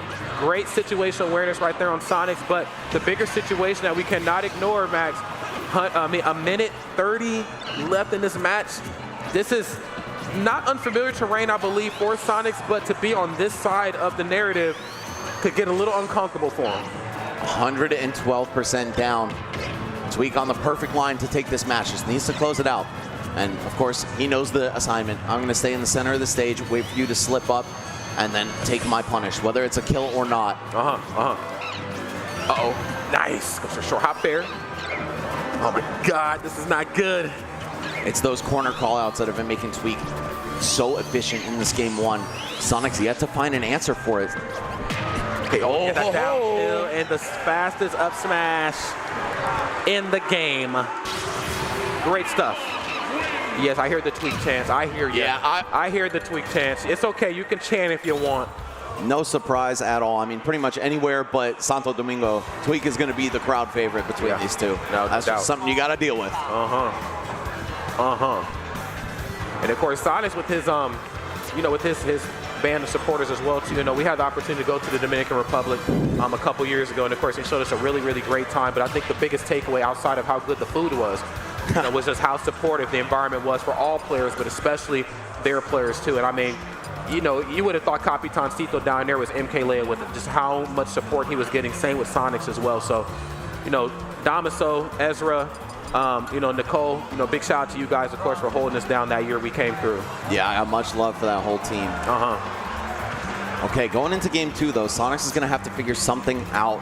It looks like Tweek just was able to keep him in the corner the whole time, not able to play the normal positional reset game that Sonic is so good at, right? I mean, when you move that fast, it's hard to stay in a bad spot for long because you're never staying in one spot. No, absolutely not.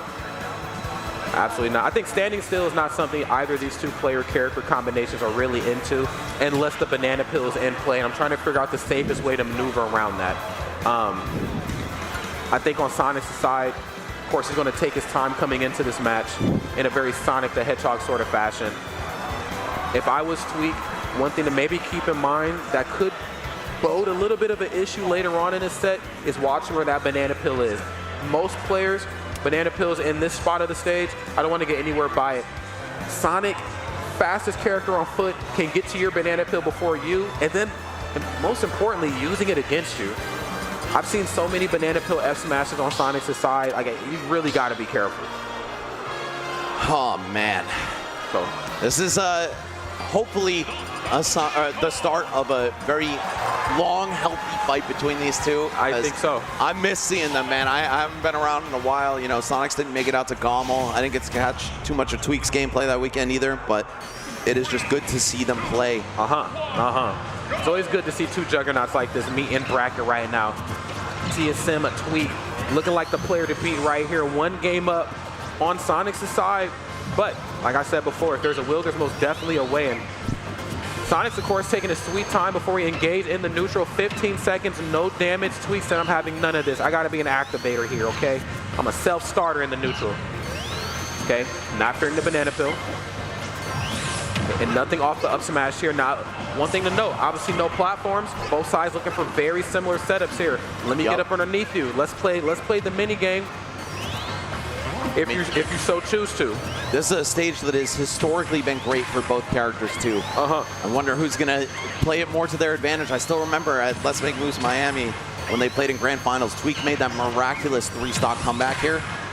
But I'm sure Sonix has that in mind as he picked the stage. Yeah, no doubt about that.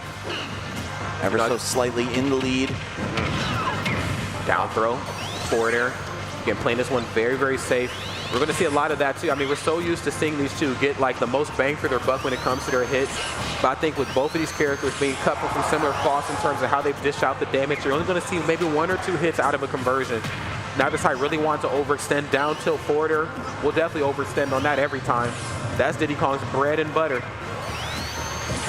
Spin dash right in your face. Of course, he's going to get away before Tweek is able to punish, but he has fought his way back. He was down by about 30%, and now he's up. Oh, I love the Z-drop areas, man. He does it like no one else. Oh my God, yes, the spring. I thought for sure we were going to see the forward air, but I forget Spring does have an active hitbox on the way up. Wait a minute. Spring again. No. And spring again. Spring again. Alrighty.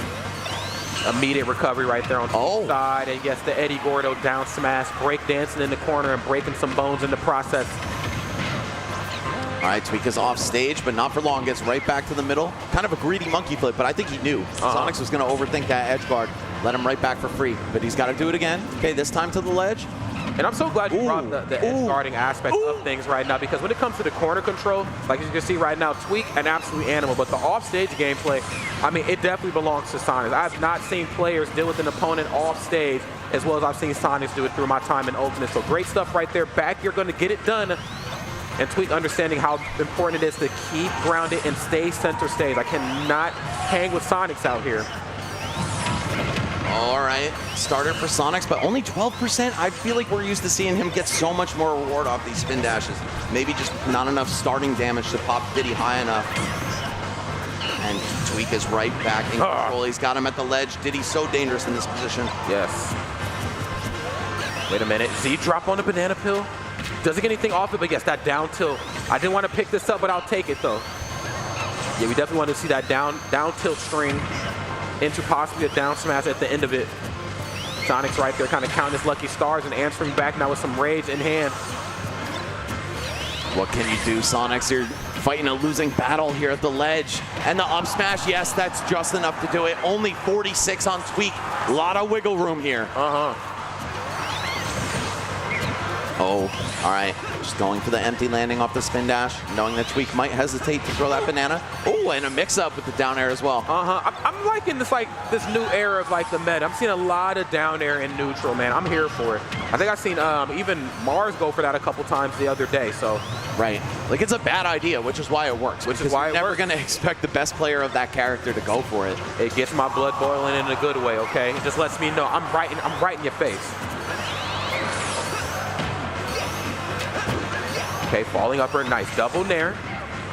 Okay, right into the up air. Love it. Oh yes, okay. Now again, banana peel back in hand right now. We know we talked about this just a moment before, how important it is for, Diddy Kong to play in the corner. They obviously they can go deep off stage. You can go for a drop down back air.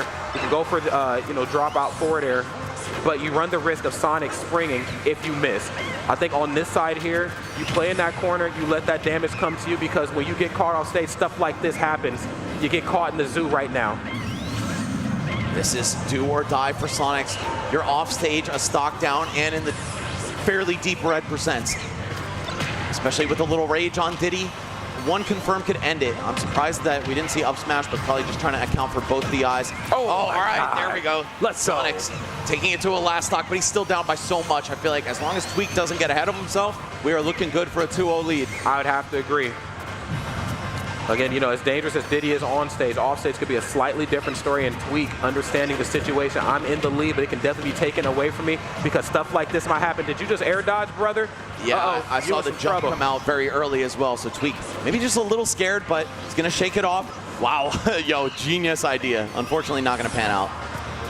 And now Sonix just taking his time. He's going to go from corner to corner over and over again. And what he's looking for is Tweek to get impatient or do something silly. But no, going to cover so much space with that monkey flip kick. Uh-oh. Okay, a little bit of a mix-up on the way back up. Smart. Oh, right in your back. Good Lord. Just enough to do it. 179 after the hit. Of course, that's such a high percent that no matter how stale the move was, it'll do it. Yeah. Definitely something to maybe take note of, though. I think even though Tweek had the lead, the fact that it took 179% after the hit, I mean, Sonix getting the most bang for his buck as far as staying alive throughout the duration of the match. Now, as far as like excelling in the matchup, a little cold right now. I don't know if it's the banana peel, I don't know if it's the fact that we have the lack of platforms or whatever the case might be, but Tweek looking really good here. Yeah, I mean, FD, again, a great stage for both characters. Yeah. And Sonix actually voluntarily went there. Yeah, so, he did. I don't know if it was just a miscalculation, underestimating how well Diddy does on this stage, or just he's not playing hot yet. I'd love to see him warm up, though, because, again, I'm a humongous Tweek fan, but I love Sonix, too. He's one of the chillest dudes out there. I think he's earned the respect of the community despite everyone having a distaste for Sonic, and I would just love to see some more gameplay. Okay. Well, so would we. Here we go, guys. 2 games to Sonix's 0. This is not a good spot to be in. I gotta see, you know, Sonix maybe try to get Tweek off stage just a little bit more, and of course that is a much easier task said than done. But that right there is where Sonix really gets to come alive. I mean, of course, the barrels, they cover a good distance away. You know, they can get you from the blast zone back to the ledge. But if Sonix is waiting for you, that right there is some trouble. Once again, it's Tweek off to a really good early start here. You got the positional advantage, you got the percent lead, and now Sonix has the banana in hand. That slightly dampers Tweek's plans at the ledge, but he was able to control it just with the normals. Okay. Oh, all right, here we go. Here we Sonic's go. starting to come alive now. By the way, worth noting, he did just run it straight back to FD, so he's saying it's not the stage that cost me the last game, I just need to play better. There it is, no excuses. Not at this level of play. Okay, and bringing it right to Tweek here. I mean, again, Diddy Kong, you know, not one to shy away from an up-close and personal fight. Diddy Kong, some of the best buttons in the business, but you're going up against Sonic the Hedgehog here, piloted by Sonix. He is quite literally dancing circles around you here, trying to find maybe a misplaced monkey flip, which has been, you know, one of Tweek's Achilles heels. You know, sometimes we see that monkey flip that's somewhere where it's not supposed to be, and the opponent is like, bet, I'll take it. It's been the downfall of many a great Diddy player. It most definitely has. Honestly, Tweek has been playing with such discipline in this set. I feel like we're not going to catch any random mistakes like that. No, we most certainly are not. At least not for free. Sonix is really going to have to stick it to Diddy here.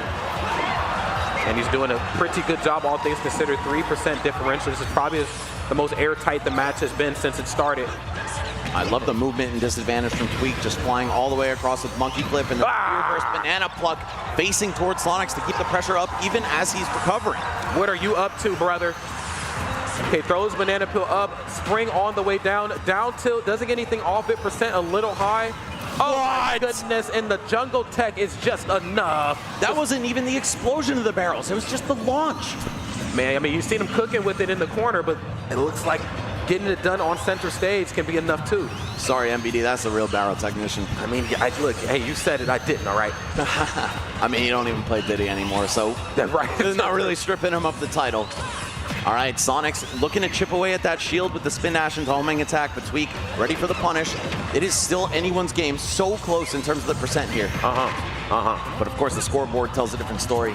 It most definitely does. Sonix is really gonna have to dig deep to try to bring themselves out of this deficit. I think, you know, again, Tweek just knows, you know, when it's time to be aggressive and when it's time to cool the jets, when it's a safe spot to throw the banana peel and go and get it, and when it's okay to just throw it and say, hey, I actually can't get to it before you can, it's yours. I'm gonna take too much damage trying to beat you to the swing on that. Throws banana peel down. Yeah, just saying the floor is lava, or at least a little slippery. Yeah. So be careful. Oh, Sonix, wow, actually gets the hard stop out of the spin dash right there. That's tough. If he got jump cancel, maybe there would be a combo to follow. Instead, Tweek is just tacking the damage on consistently. Okay, yeah, just getting those quick hits and then getting out of there. I think that's such a smart thing to do. Holding forward through every portion of the match versus Sonix, not the best thing in the world to do. You keep that banana peel in hand, you run up, you hold shield, you wait for your opponent to swing first. That's a very dangerous Diddy.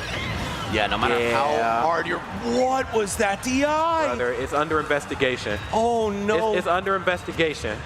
And this is like exactly the position we were in last game. Tweek was, I think, 46% when he took the second stock. Just setting himself up for a nice and easy finish.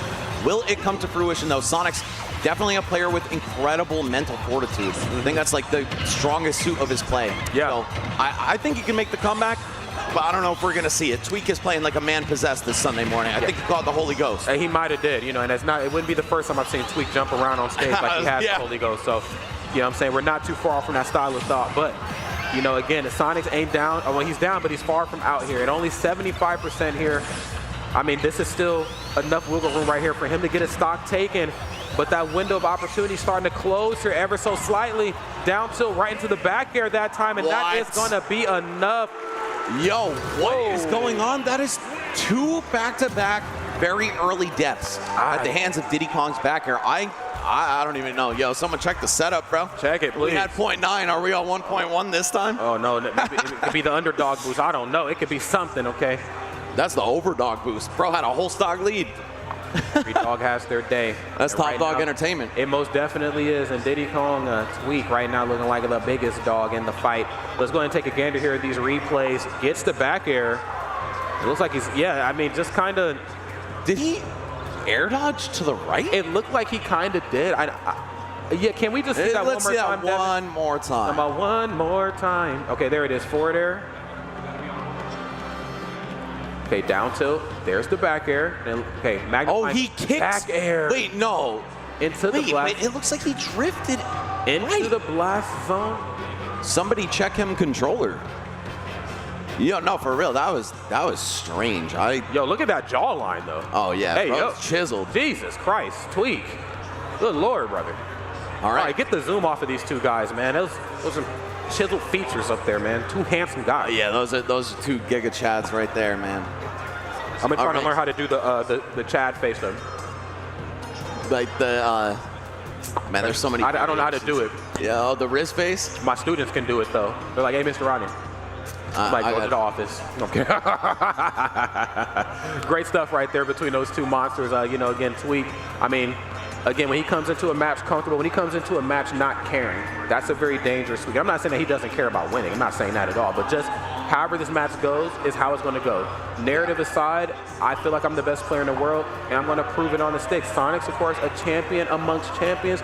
We have seen his rise to fame, and we've also seen him, more importantly, maintain that level of play. Because we've seen a lot of players rise and fall. Getting to the top is easy. Staying on the top, that's very difficult to do. So great stuff right there to both sides, but it is the Tweek show. Yeah, it's been like 10 years that he's been a dominant force across 2 games now. So. Yeah. Big props. And also Supernova historically has been a rough event for Tweek. Yeah. Missing top 8 a whole bunch of times, or like having a rough go if he does qualify for top 8. But now he's on the winner side. He's sitting pretty guaranteed 5th. Yeah. And who knows what the limit is. I mean, I wonder which side he's on. If he fights Mud next, I think that's actually pretty good for him. Yeah, I would have to say so. It'd be good to see Mud, you know, of course, in this upper echelon level of play too. Because if nothing else, you know, these matches are just great ways, you know, to take notes. You know, there's so many narratives to watch. And of course, you got Spargo. You know, you got Peabnut on the loser side. Can they come back? You know, you got Mud and her recent rise to, you know, championship level play. Like, again, that's just the Supernova effect, okay?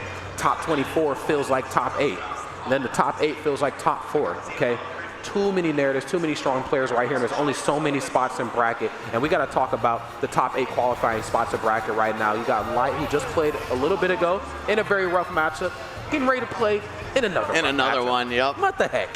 I was thinking exactly the same thing, Rod. From Game & Watch now to Ken, with potential for Ryu. But I think we're going to see Mr. Masters for the whole damn thing. He's going up against Jazzo, a player who had a magnificent run at Supernova last year. Yeah, Light, I feel you, brother. I literally am doing the same thing when the matches start up. Not with my eyes closed, but I'm winded, bro. That's right. But this is how he recovers health. Plus 1 health, plus 1 health, plus 1 health, plus 1 health. It's been a tough back-to-back weekend for all of us who made the Gommel to Supernova Gauntlet. Quite honestly, I don't know how I'm still among the living. Yeah, I mean, if there's any event worth losing some voice, losing a little bit of health, it's definitely Supernova and Genesis, man. I am if you guys can't tell, I sound like Fran Drescher. You know, I'm losing voice up here, and that's all right. You know, I'm willing to do that for my people in this space. You all deserve it. But look at Jazzo, the people's champ. Okay. What's the name of that character on his shoulder? Because I thought it was a Pokemon from a distance, but it's not a what is that? Is that like a Squishmallow or something? I don't know what these things are, man. But it's a cute little plushie. Back in my day, we called those Beanie Babies. Beanie Babies. I tell you, boy, back in my day, that was a Beanie Baby. All righty. Look at this big baby on stage. Wake up. Hey, it did. There, he's ready. All right, let's do it. You got to center up in a matchup like this. It's going to be a tough one. It's Ken, it's Fox. It's going to be a good time right here. Let's go. This is 2 characters that hit real hard. Certainly a bloodbath on the way, and it's going to be Jazzo making the first cut. Light is stuck at the ledge. These Street Fighter characters, man, they really make you feel like you're playing their game with how strong they are in the corner. Great anti-airs, great buttons to contest people coming off the ledge. And Jazo, one of the only wave dashers in Ultimate. I gotta say, I love that. Yeah, and it's not just done for show or just to get a little stylish. I mean, there is some flash, but there's also a lot of fire to that flash as well, man. I mean, Style and substance. oh, I know, that's right. Oh, my goodness, Get a taste of them substances right there. Gets the Shoryu right in the corner, not enough to get it done, but we're gonna go ahead and rinse and most certainly repeat that bad boy. Getting the KO off the top, doesn't matter how big the blast zones are. When you see Ken and Ryu Shoryu, you already know. Clear some space.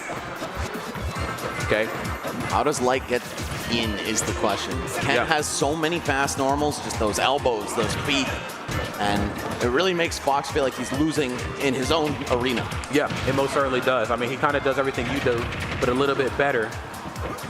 Yeah, with a little more disjoint to it. Really looking like Street Fighter normals with these invisible bubbles that take you out of the sky. Okay. On the way back down, but caught in this corner. Okay, and I get it. Probably not wanting to go for the high recovery above Ken. I mean, of course, he has an auto turnaround, so no matter where you are, he will turn around and, you know, attempt to catch you. But putting yourself back into the corner, I mean, you run that risk of dealing with up tilt, dealing with down tilt. That's just not where you want to be. Oh, the parry, nothing off of it though. Oh, huge opportunity for Light. Jazo actually slips out of the up air, but it doesn't matter. Okay. Huge string right here on Light's side. Oh my goodness, yeah, put the focus attack away. You know better. Oh, I'm gonna eat that though. Only one hit on the nair, so able to muscle through it. Okay, but you can't focus attack or grab. No, you cannot. And wow, dashes right into that. Oh man. Light saying, I got anti-airs as well. That's flash kick, man. There it is. That's furry guile. Call your friend Gael. Standing jab. Okay, quick damage being put on the board here, and again playing this one super safe. Oh, Lord have mercy. And Light, say I'm about to go back to sleep. You just awoken the beast. Oh man, looking like the beast might have had some melatonin for breakfast. Jesus, man. Come on, Light, you can't just do that. You're sleeping on the competition. There it is. Let's go ahead and take a peek at these replays. Gets the nair. Ugh. And that's going to be enough to do it. Jesus, yeah. Dude, Light is a character. I love these guys, man. These top players, after seeing them for so many years, watching them grow up from these little-ass kids into the Giga Chads that they are today. But now Jazo, look at that contemplative face. He's thinking about what stage and potentially even what character he's going to play the next game on. Because the job ain't done it just yet. I mean, it was a hot start, you know, no pun intended. You know, we got to see the triple Shoryu, I believe, and you know, of course, we got to see Ken really play the Fox matchup. Fox, great character until he's not. He's just smack around. If you're a character that is, you know, so good at comboing opponents like Ken, you're going to really have your way with Fox. But both sides share a very similar weakness, and that is the offstage gameplay. Obviously, Fox a little bit more than Ken in some regards, but you get Ken just far away from enough of the ledge. He's not going to be able to come back, man. Oh, what are we doing? What the hecky? Wait, it's a false start? We've seen the false finish, courtesy of the game. Oh. What'd he say? Yo, his controller was holding right. I knew it. I knew something was wrong. The way that Sonix lost those last couple stops making me think there might be some kind of issue here. Oh, no, don't say that. I said don't say that. Yo, am I tripping? Let's hear what they're saying. If he wasn't awake before, he's awake now. Oh, no. We're checking out the setup here. I feel like it's been a long, long time since I've seen something like this. This might even be the first time this variation has come into play. Like, yeah, quite possibly. Is it his controller? Is it the adapter? Like, personally, I've never had the adapter be wrong, so that would be like some real freak circumstances. Unless you're not using a Nintendo one, you know what I'm saying? Well, yeah. That's fair. But you already know these players would be all over that. They gotta be. You know, we're too far into this game's history to be rocking Mayflash. Oh, maybe I just got some potential intel that the monitor might not have been on? Might have cut out? No, it's not that. All right. I don't know. I didn't see anything, to be honest. So we're just gonna. All right. It's Light's controller. That's the most reasonable explanation here. That's why I use the 3DS as a controller. No, I'm kidding. All right. I'm getting trolled. I'm getting trolled by my sources. Sources, trust me, bro. Here we go, right? y'all. Next game's upon us. Pokemon Stadium 2-ski. About to make it do with a dooski right here. And a Jazo bringing it to your front door. Love that. 67% right now. A little over 10 seconds into this match. And Light answering back too, trying to read the focus attack. Or the lack thereof it. This time just landing for free. Okay. It's Jazo in control of the stage here, but not for long. Light just going to use all that speed to run right through him, right underneath him.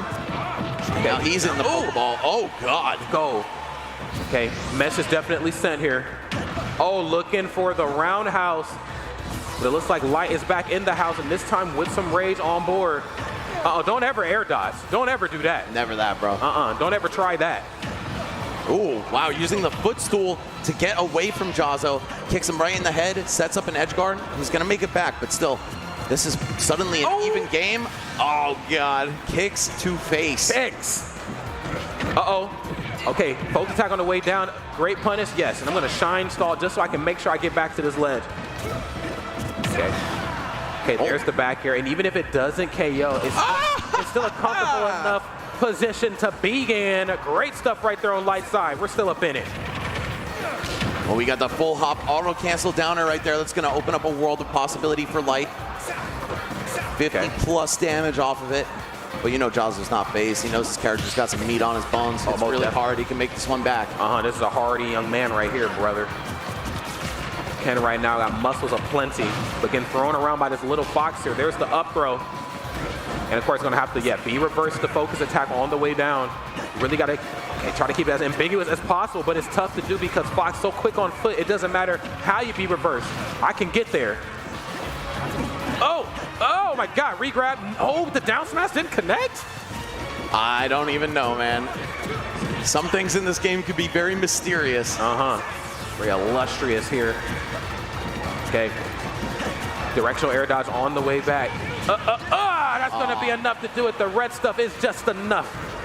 And you see how much value Jazo gets out of each of these stocks, hanging on well above 100% and killing Light well before it.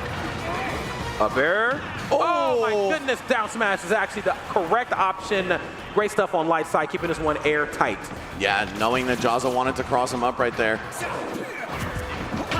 Okay, short hop forward there. Oh, actually bringing it to, the grill right now. I mean, again, it's not very often that you get to see one side run up and just hold shield and wait for something, especially not on Jazo's side. Jazo has just enough prowess to try to outbutton the competition, but this time just running up and saying, I'm going to let you swing first, which is a very dangerous frame of mind to have, versus Light. There it is. All right. Yeah, and he's like, yeah, I did that. Jazo answering back, man, and after the way the set started off, I'm kind of shocked. Light can be very hard to stop once he gets going. Also, I just want to say I'm sorry to production, I'm sorry to chat for mixing y'all. I am at the absolute end of my brain power right here, so disregard anything I said about the controllers and adapters and monitors. We are all good to go here, but let's just say your boy's at 1 HP. Yeah. Gotta get my boy a hyper potion, a full restore. Gotta heal him of all his ailments. Here we go. We gotta heal Light of all his ailments as well, okay? Because this is looking anything but good. We got, of course, Jazo looking like the player to beat right now. Of course, this is a tough matchup for Light. Not trying to give him any sort of out. This is just a tough matchup. And again, Jazo, a phenomenal player. Kind of another player in that contention for most improved player as well, too. That Peabnut, Jazo, Mud sort of trifecta. We have certainly seen him mount some victories. And of course, he would love to, re-add Light to that hit list as well. I believe he has a set on Light, if I'm not mistaken. Yeah, I mean, I feel like all these FGC characters, they're eventually going to beat a top Fox once in a while, if not consistently. Jazo looking to repeat history on that front, but Light looking to change it up as well. Such a strong start from him, but all it takes is one opening and potentially just one ledge trap. Jazo turning things around. Took 100+% beating, and now it's looking like Light is stuck and potentially about to die. Yes, wow. That was virtually a 0 to death. Hey, Kai literally was. I don't know if the neutral... I mean, still just a little too much power to that punch right there for lloD to work around.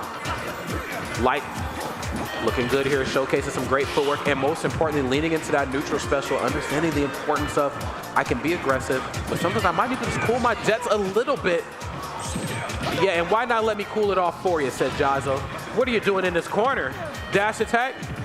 Oh my God, what are hitboxes? Jesus Christ. The booty cheek part right there on forward air caught him. Good Lord. Yeah, come here. Chasing him down right now, getting a perfect showcase of how great the footwork is on Fox's side, but not great enough. Yeah, footwork meet handiwork at the courtesy of a Shoryuken to end the second stock. Potentially, Jazo on the verge of closing this one out right now. I mean, we've seen how early life dies. Yeah. Oh, great parry. Can't believe that even connected with the parry box. I gotta, we talked about Sonix being so good at dealing with like item play. I got to give it to, Jazo as far as parries go. Everybody can parry, but what you get out of these parries, I mean, Jazo just cashes it out every time, dude. Yeah, and plus the FGC characters, particularly Ken and Ryu, have really good answers out of parry because their normals are so fast. It only gives you a tiny bit of frame advantage compared to just blocking, or compared to, Yep. No, I got if you had 0 frames to drop your shield. But either way, Jazo snuffing this one out, taking a 2-1 lead, and suddenly that hot start from lloD fading into thin air. And look at that. The real champion is whoever the heck that character is. They're cute. What's their name? Somebody send me a message on Twitter. I need to know what this character's name is. Yeah, I gotta know. It's cute. It looks like a seal, and seals are just like inherently very cute. They're just water dogs. They are. Here we go. Next game is here, friends, and if there's any lloD fans in the audience, you better give them some energy right now because Jazo ain't come to play around, all right? Potential final game right here in this top 8 qualifying portion of bracket. Okay, nice. Gonna jump right in. Kind of surprised to see Town and City as well. I mean, the high ceiling, I feel like that hurts Fox more than it hurts Ken, just because Shoryuken is going to destroy you almost regardless of percent, regardless of blast zones. Yeah, unlike up smash where it needs a little bit more percent to get the job done. Right. And you also have to play is he going to focus attack? Because there's been a couple instances where I have seen the up smash perfectly placed and Ken just focus attacks through it. But regardless, Jazo going up right now in a big way. Rapid jab in the corner. Putting on some safe percent. Be careful. This is already looking pretty grim for lloD. I would love to see him answer back, though. What do we have off of this juggle? Oh, so many focuses there from Jazo saying, no matter what, if you come close to me, I'm going to have that armor. Yeah.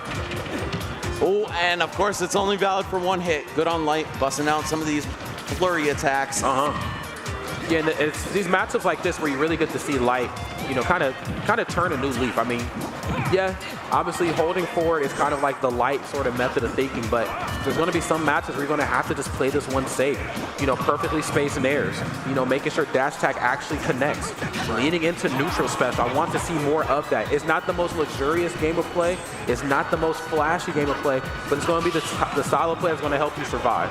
Yeah, sometimes you have to use your speed for evil, as we've talked about with quite a few different characters on the screen. Sometimes you're flash, sometimes you reverse flash. Oh my goodness. Oh no. This is really getting out of control. lloD, you gotta shut it down right here. Oh no, and the focus attack. Gonna get him through the dash attack, but no, lloD still able to keep it up. Pressure's still on Jazo. Okay, they could get the stock taken. He might be cooking here. Okay, dash attack breaking that zone, making sure it connects. And smart on lloD to not go for anything crazy after dash attack too. So often we see dash attack and you want to continue the strings, but you have to take into account focus attack and how you have to maneuver around it. As you can see right there. No, oh my God. Okay, narrowly escaping death. Oh my, okay, wonderful waveland backwards. Yeah, get off this stage, bro. He's at the ledge. lloD normally is pretty happy if you're at the ledge, but he just overcommitted, allowed Jazo back on the stage, and even still, he's going to clean it up. Now, we are down in terms of percent, but the stocks are even. That's got to give you some glimmer of hope. lloD looking like he's going to take the patient approach. Okay, and even crossing up Ken comes with a little bit of concern because, again, that auto turnaround, nice. Wait a minute. I like the idea with the footstool. Yeah, the idea was certainly there. Oh my God, okay. Nice, goes for the high focus attack on the way back in position, but yes, you parried one hit, but you gotta parry all the hits, and I'm getting the right hit right here. Center stage, getting the job done, and lights back against the wall. Jazo, one stock away from back-to-back Supernova top 8s would be so monumental for his career. Oh my God. Oh. Okay, right option, just a little out of position there. I'm not afraid of that. Okay, great parry, I can do that too. Down air. Yeah, like the original beast of parrying, him and Mars, but Jazo really taking up that mantle as well. That said, we are at a last stock 0% situation, 1% situation for each player. It's gonna be Light cracking through, breaking the ice, gets a huge combo out of it. Not even enough time for the focus attack to come out. And he's perfectly placed multi-hitting options. I think he's realized these short hop nairs, these dash tags have served me no justice. It's time to go for multi-hitting options.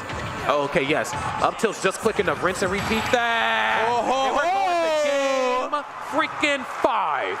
Yeah, you better smile. Looking like a certified Saiyan with his back to the wall, Light just powering up so much. And the body language is not reflecting that at all. This guy looks like he's about to pass out. I'm right there with you, brother, but we got to make it a little bit further. Just one more game and we're in the top 8. You got to muscle through this bad boy right here. And despite how muscled Ken is, Fox looking like the strongest character on stage. Yeah, look at the look. Look at this. Now that's a smile. That's a smile. Lord have mercy. I love these guys, man. Both with so much personality. Just really sweet kids. I mean, I say kids, but they're both in their mid-20s now. Yeah. We're just very old. Yeah, I'm dating myself here. Same. Those are only dates I'm getting these days. Here we go. I was just going to say, man. somebody's got to do it. Somebody's got to do it. Here we go, friends. Game number 5. If you're with us right here in this Jazo Light match, you better make some noise. Let's do this, man. There it is. Woo! A lot of smash left to be played here at this wonderful event we call Supernova. Nice. Okay, quick 51%. Jesus, man. You can feel the love in the building here at Supernova, but you can also feel the hate coming off of these players in every single interaction. Parrying the Firefox at ledge for what, man? Like, for what? Just to send a message. For waves. Just to let them know you got it like that. And why not? Okay, trying to track them down.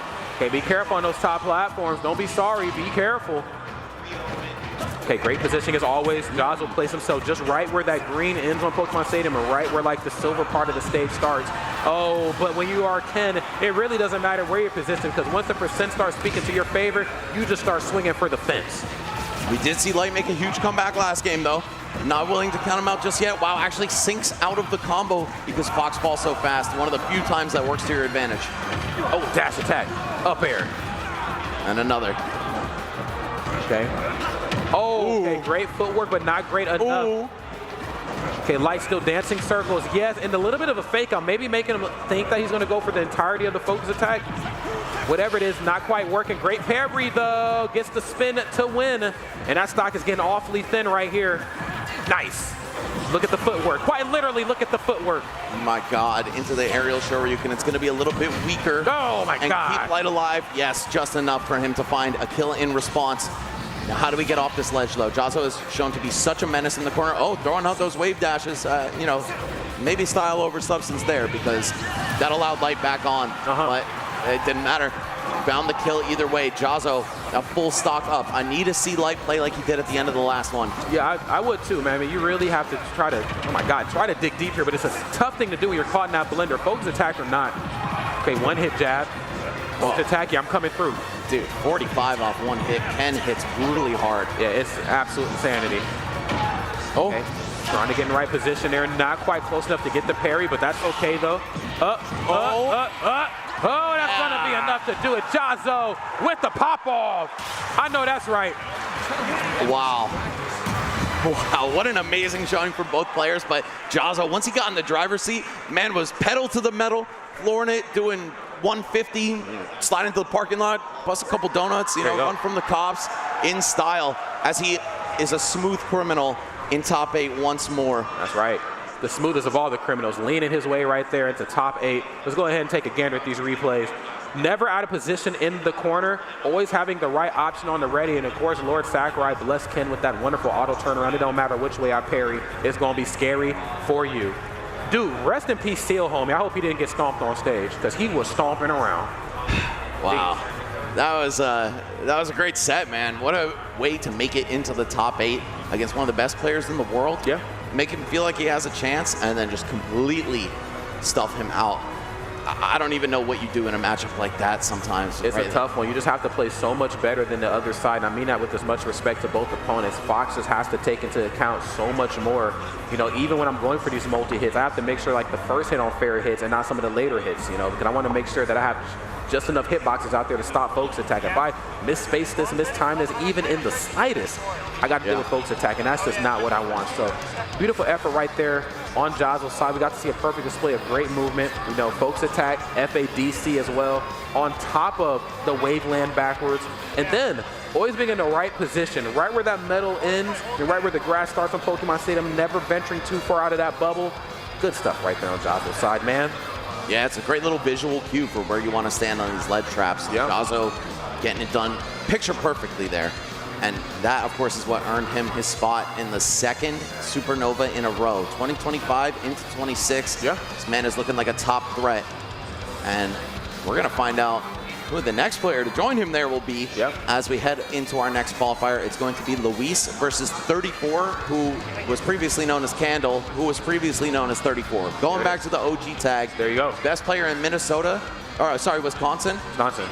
Yep. Yeah, I'm another one of my Midwest goats. As you can see right there, the stats definitely speak volumes. You know, 34. I mean, when I go to a Midwest regional, first and foremost, I show up for the love. You know, I'm here to see my people. Yep. But I know for sure, beyond a shadow of a doubt, if players like 34, if players like you know, Mutter and Bracket, they're probably going to be in that top 3 category. I don't know in whatever combination you need to be there, but they're going to be in that upper echelon level bracket. And so, as you can see right now, Weird Gaming's very own 34 doing a damn good job. And of course, on the opposite side, Team Bars, Majin Lu, aka Louis Money, looking really good. As you can see, the resume certainly speaks for itself. Also, another shot to 34, a Pokemon enthusiast as well. Fire. Very well practiced in the BGC portion, which is now the championship portion of play. So, good stuff. I know they were messing with Rivals 2 back when it first came out as well. I feel like that era has probably came and went, but we got some good games in. I watched the Throne last time. Oh, yes, we did. Shout outs to both of these players out here doing their thing. I mean, really also candidates for most improved player.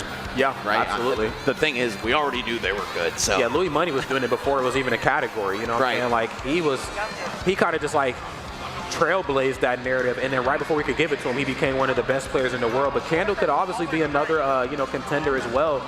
You know, and depending on how this tournament plays out for them, moving into the next so many tournaments on their you know, their resume. Because as you know, the year ain't done just yet. You know, there's still a plethora of tournaments to attend. They could be in contention for next Supernova as well. And wins over Wrath and Peabnut on the way here. Yeah. That is kind of insane, denying a top 8 finish to Peabnut, who's had an incredible year. So saying, you know what, we're going to shake things up even further. You thought the story of Ultimate was done just because the game's 8 years old? Hell no. We still got rising stars. We still got contenders looking to make these upsets. And now, I believe, Luis is seeded 8th, so he's expected to make it. Yep. But we could see 34 shut that down as the 23rd seed. Olimar is not a character that's easy to get practice against, especially at this level. No. Pretty uncommon character. Meanwhile, Palutena, I mean, she was everywhere at the start, and she's still pretty decently common today. Yeah, absolutely. She's one of those characters that just has that toolkit that, you know, DLC or not, you know, characters that are better than her or not, you know, okay footwork, you know, frame data, not the best, but where she lacks her, obviously positioning is everything for her. That down tilt at the ledge, being invincible on 2 of your moves, disjointed on the others. I mean, this is a very formidable lady. No, it's that dash speed and that air speed that really allow her to work with her kind of subpar frame data. And of course the offstage, yeah, you might not be coming back, especially with no hitbox on your recovery. Olimar covers a great distance, but he's not exactly a threat when he does so. There it is, of course, and not, you know, a opponent to take lightly. 34 right now, it's getting weird. Let's just put it that way. You know, definitely living up to the sponsorship team as well. It's definitely getting a little strange, a little spooky. I got to see some adjustments, and I got to see them here pretty fast and in a hurry. You know, when it comes to like the grounded options, I mean, I feel like Olimar definitely takes no prisoners. The Pikmin gameplay, certainly nothing to sneeze at. Great frame data. You know, you get the right combination of Pikmin 2, a purple one, a blue one. It could be a really bad time for the opposing side. That said, it's been a bad time for 34, at least for the first portion of what we've seen. But now the damage certainly going their way. Just need to see a kill move come through. Olimar has a lot of them. Those aerials, those smash attacks, nothing to sneeze at. No, absolutely not. Still up in it and most definitely ready to win it. Right now are both of these two phenomenal opponents, but I can't stress the elephant in the room here, Mr. Max Ketchum, is that, you know, again, Weird Gaming's, and I gotta say the tag every time because I just love the name of that team, bro. We get weird, okay? So funny. We will get weird in this bracket. Okay, Weird Gaming's very own 34. Slight deficit, but it can certainly be made up very, very quickly. Put that counter away as boo-boo. I mean, if 34 wins the tournament, it's a weird champ. Yeah, that's true. There it is. The big 3-4. That's gonna be us next year. Okay, hold up a second. Okay, man, swing. look, for a spot dodge, I have to assume. Yeah, no, for sure. A lot of players will just instinctively throw that out after they make a mistake. It's me. I'm a lot of players. I definitely air dodge it. I don't know about the rest of y'all. Okay, of course, these purple Pikmin's not quite flying the distance of some of the other colors, but of course, where they lack in distance, they make up in just power and impact. Oh my God, off the backboard. Good Lord, cash your trick points out right there, man. Okay, 8-frame jab in this corner. What we about to do with it? I'm about to put the sandals on you. Ah! Oh, there we go. All right, Luis shutting down the massive comeback just a little bit early. And there's still plenty of work to be done for both of these players. Of course, we're going to see the white in rotation as well. 34 looking to get that one latched onto Luis at all costs. Yeah. Oh, goodbye. Yeah, goodbye. Okay. Oh, my goodness. And what was a cold start in this match has definitely started to, you know, kind of even out here a little bit. There's the nair right into the forward air. Nice 2-frame on the whistle. Not enough right there to save you. But these Pikmin definitely are not dealing with auto reticle on the reset. Oh, God. I'm not worried about that, bro. How do you get out of this corner? That's the neat with part. the miracle right there. I say that's the neat part. You don't. Somehow, though, Luis finding himself with the damage over time racking up so quickly. I think that was like 30% just from the Pikmin. I would have to think so. Now we're back to the corner. Is Luis in control? Dipping down before going to the ledge. I like the recovery mix-up. Come here. Come here. This is the tricky part playing in the corner versus Palu. It's either going to be run off nair, my back's to the ledge, wait for the roll back throw, or down tilt. Here. Oh no! Wait a Two minute. near misses, and now 34's back on the stage with a purple in their lineup. Could be so dangerous, especially an up smash here. That is the moneymaker. But yeah, fortunately for Luis, every hitbox in the game will deactivate the Pikmin on the smashes. You got to really save your approaches here. Because just when you think you're getting ready to hit Olimar, you got to do it the Pikmin. So sometimes you might have to go for double the options just to get those Pikmin off you. Uh-oh, I'm not afraid. I'm not afraid. Wait a minute. You got that big Pikmin. I got this big shield. Let's see which one's going to win out. Okay. Yeah, come here. Up throw. It's going to be enough to do it. We don't see that very often, but when we do, damn it, we do. That's my analysis right there. Majin Lu looking good right now. Look, I knew that's a kill throw, like quote unquote kill throw. Yeah. But to see it that early, I mean, only a character as light as Olimar with damn near max rage on Palutena will you see that actually finish the job. No doubt about it. Luis squeezes that one out just barely. But, I mean, after a hot start like that, we were set up to expect it. We most certainly 34 were. starts firing back. And then Luis just barely gets it done. There it is. I mean, these are the sort of nail-biting finishes you want to see. I mean, I think 34, you know, not unfamiliar with this terrain. I'm not entirely sure their previous placements at Supernova in the past, but I will say they're playing like an absolute champion right now. Louis Money understands what's at stake, wants to get into that top 8 portion of bracket because I know Louis Money can get in there and do some damage. But sure. Pikmin and Olimar in this late stage of Ultimate, you either are crazy pants or you're a dangerous mother shut your mouth. Yes, it's true. I mean, I think after those initial nerfs to this character, a lot of people just quickly wrote him off. He started making a bit of a resurgence, and it's really just 34 doing it with the buzz kind of taking a backseat from competition. I was a believer in this character all the way back when Myron was doing this at Frostbite. I said, I don't know about y'all. Yeah. This character is kind of silly. And then, of course, Shuton still. Yep, and then Shuton. Shuton's still here all these years later. That's kind of picked up some other characters, but as it stands right now, 34 said, I'm home sweet home with Olimar, and I might give you the alpha on occasion, but I ain't going nowhere. Right. A dedicated solo 0.5 main. Absolutely. All right, a little bit more than 0.5% right here separating these two juggernauts, and of course, these purple Pikmin extending that lead here ever so slightly. Louis Money in this corner. Has to figure out a way to get back onto solid ground. Yes, I'm going to run right up into the shield. That's a very 34 style of play. Run into the shield, wait for you to drop it, down smash, or any of the up smashes, any of the smash attacks, excuse me, but namely that up smash and down smash can be certainly enough to get that stock taken. I'm loving the recovery paths from 34, just making sure to never be predictable, never be linear, and using the fact that Olimar can fly downward just to juke Luis off stage, but it's not going to work out that time. Forward air gets the job done. It most certainly does. And on the topic of dealing with each other off stage, lloD never feels out of character off stage. You know, defensively on the way back, you teleport, so just by the sheer nature of recovering is going to be a tough thing for your opponent to work around. But then when it's time to dish out the damage, you're like, they only have so many options, and I don't want to deal with any of them. Forward air, he's always on the money. Nairs, multi-hit. How the hell do I outmaneuver Palutena? I can't believe that fair didn't even give us a arc right there. Dude, seriously. There's rocks in this lady's boots. Yep, or them sandals. Oh! Put them wings away, all right? I don't want to see it. And teleporting on the stage. Wow, just a Pikmin toss as the punish. It could have been a huge stock opportunity. But no, 34 still fighting just to get one kill here. Down tilt actually almost doing it. That's how you know these percents are climbing uncomfortably high. Oh my goodness. It went a little too high right there, getting that stock taken. It took them a little bit of time, but they finally figured it out. lloD still looking pretty comfortable as far as positioning goes, but you don't want to be on the receiving end of coming back to this ledge because these purple Pikmin will catch you. Oh, nah. I let that little light shine on this Sunday afternoon. It ain't going down like that. And the grab, okay, suddenly this is almost even. Olimar's really good at racking the damage up. No, most certainly are. And I'm so glad you talked about just like the damage output that Olimar brings to the table. I would like to see more of that that grab game. You know, especially with Palutena wanting to play such a safe distance away, or maybe sitting in shield waiting for you to attack first. Hey, bring that blue Pikmin to the party. Let blue Pikmin put his hands on it. Right. That said, I mean, having a slightly slower grab against these really safe aerials of Palutena, it's tough for 34 to actually find those, but when it comes through, it's always a lot of reward. Hard agree. Hold on. Hold on now. Hold on, Louis. We can use up B as a last-minute timing mix-up as well, not just for recovery, but also for landing. Not going to see it there.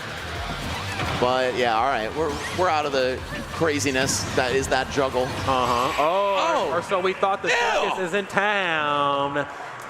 81 after the hit? Are we real? Yeah. How can we be real if our eyes aren't real? Jaden Smith, he's asking the questions, brother. Good Lord. lloD getting the stock off the top. I mean, I sometimes forget as hard of a character as, you know, Palutena can be and how tough, you know, blue and purple Pikmin can be on Olimar. That character is still light. After the hit, though, is crazy. But lloD showing us the money, like the Saint Lunatic said. Show me the money. Must be the money when it's lloD on this big stage. Small battlefield, potential final game right here for 34. I don't want to curse them, commentary curse, but I just got to address the narrative in the room right now. You have got to dig deep to bring this to another game. Nice, gets the back throw, right to the back air. And things are going Luis's way once again. 50 off the bat. And when you're already up 2-0, that's got to feel good. You're just on the verge of closing this one out, making your way into top 8, but you can't get ahead of yourself. You got to keep your head in the game. You most definitely do. You got to stay in it to win it. Okay, and both sides trying to keep this one just airtight, and for good reason. We have seen how dangerous lloD can be at all points of the match, but especially when they have that lead in hand. Now they're sitting in shield. They're watching you cross-stage approach and punishing every time. Same can be said for 34 as well, though. Come here. Ugh. Oh, my God. You playing a dangerous game up close and personal on those purple Pikmin. Luis off to such a hot start and then immediately cooled off by 34, saying, I still got some fight left in me. My back is to the wall, and let me show you what I'm capable of. Oh, double parry. I'm locked all the way in, friends.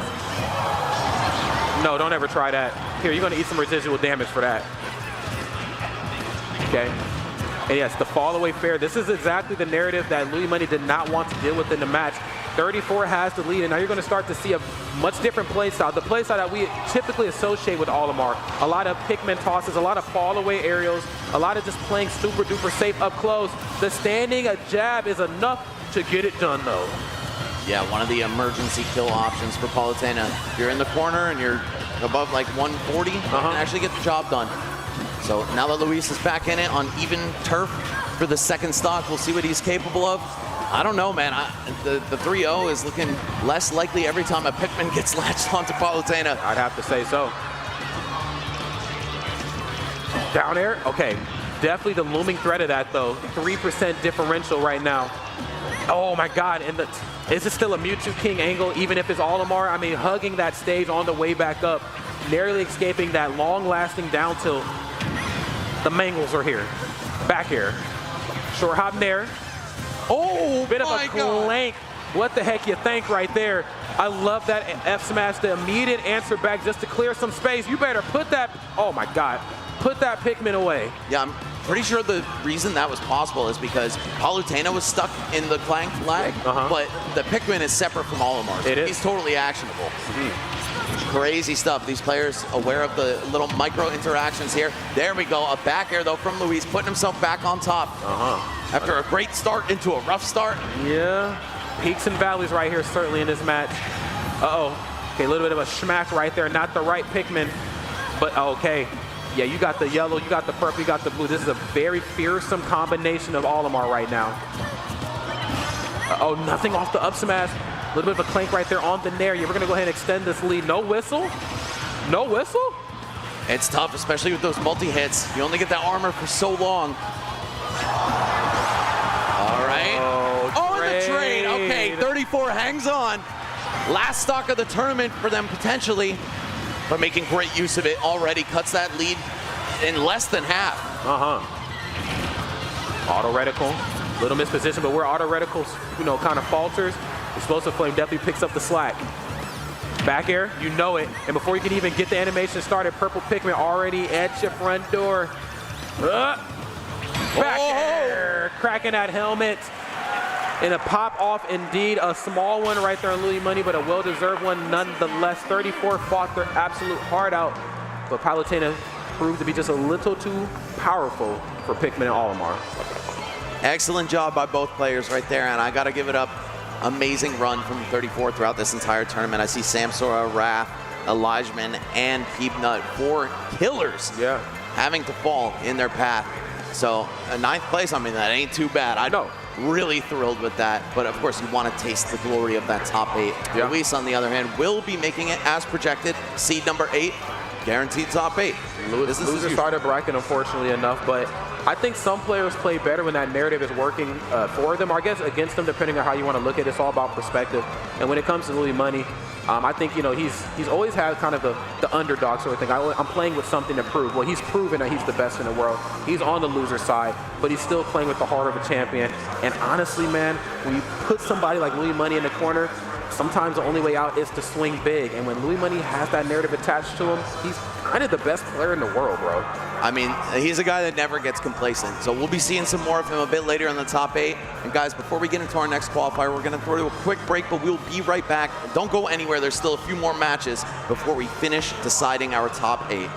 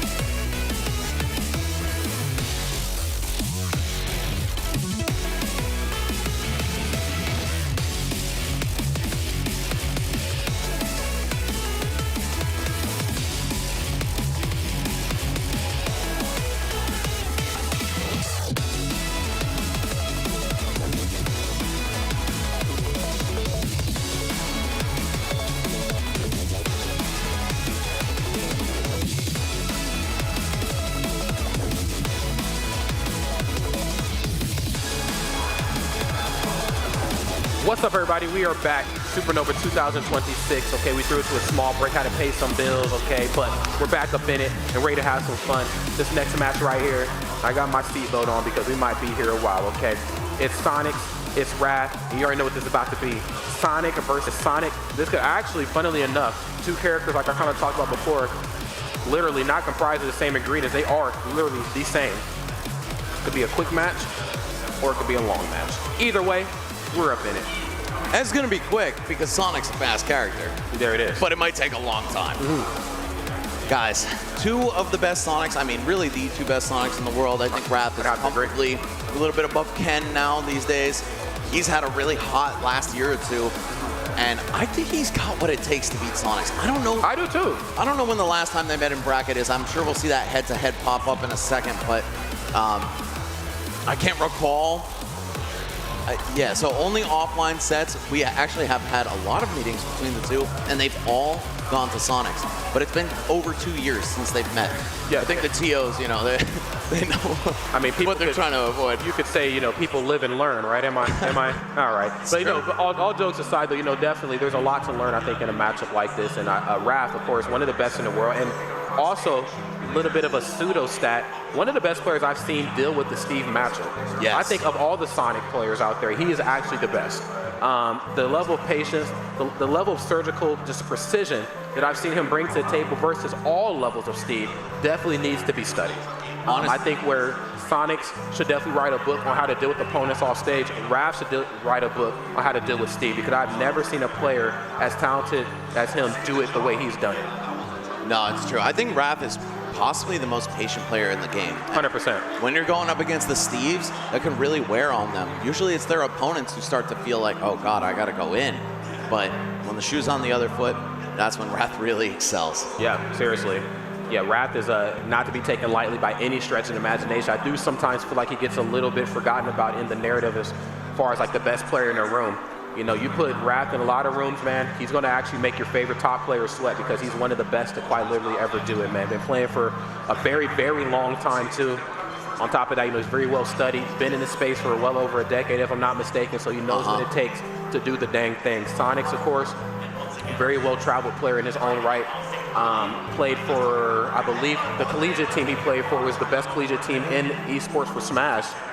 Who was that again? It was Fisher College. Fisher College. Definitely the most stacked, but, you know, they actually keep getting upset, it feels like. Oh, my God. Let's Make Big Moves, they didn't even make it to the finals. Oh, my God. But that said, a lot of the players weren't able to make it for the actual crew battle. But yeah, Fisher College, it's a really, really rock-solid program.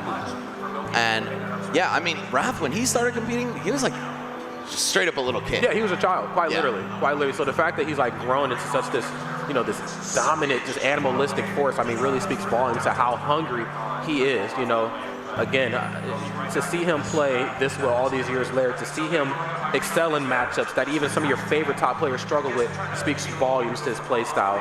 Sonix, of course, being the best player in the room in multiple different ways. Of course, Santo Domingo, one of the best players in the world, best player in Las Vegas when he was out there for that short period of time, best collegiate player. I mean, dude, there's only so many medals and awards you can give this guy. Let's be real. Fastest thing alive, but Wrath using the same exact character. I feel like it's very rare that we see this ditto. For all the praise and hate and discourse around Sonic, he's not all that common, right? No. Only a few players are actually doing it with him, especially at a top level. I mean, it's literally just these two and Ken. Yeah. And shout out to Tai K as well from Japan, who's been putting up some good results. But yeah, this could be a very slow burn of a set. And even the preset's looking like a bit of a slow burn. I think we all know Sonix likes to take his preset bathroom break. I think that's where he's at right now. But hey, that just means we get to run our little podcast hour. There you go, man. No doubt about it. And I think, you know, the differences in play style, I mean, as cliche of a thing as it is to say, that's really going to be the biggest difference maker in a matchup like this. You know, Sonix, there's brief moments, but very impactful moments where he can be very aggressive and try to push the opponent off stage. I do think with how well practiced, how well studied, and how just, dare I say, even defensive Wrath can be at times. He's going to wait for that damage to come to him first and then make his play. Dealing with Sonic off stage as Sonic is a little bit of a head scratcher because you have that forward frame spring that can get you out of harm's way. And of course, air maneuverability. You know, Sonic, not short, not rodeo at all.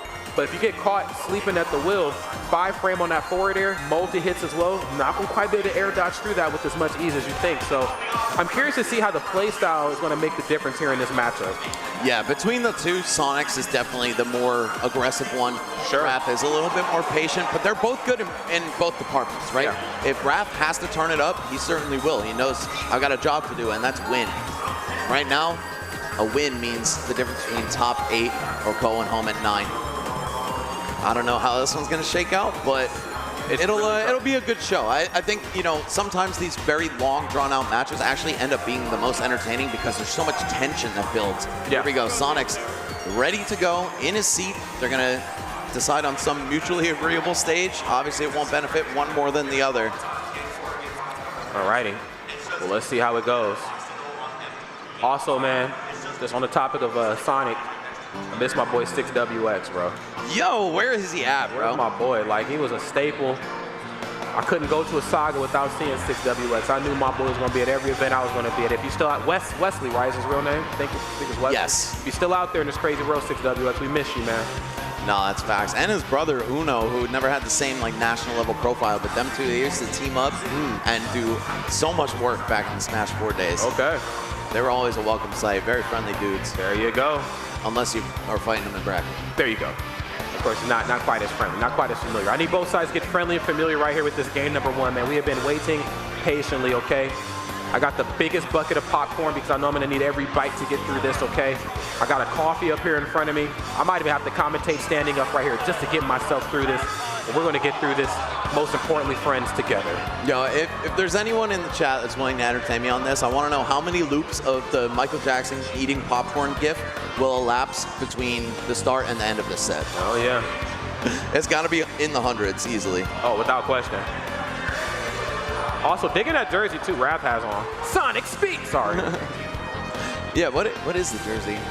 I don't know, but It's anything but the 3. Oh, okay. Right. It's a good-looking jersey.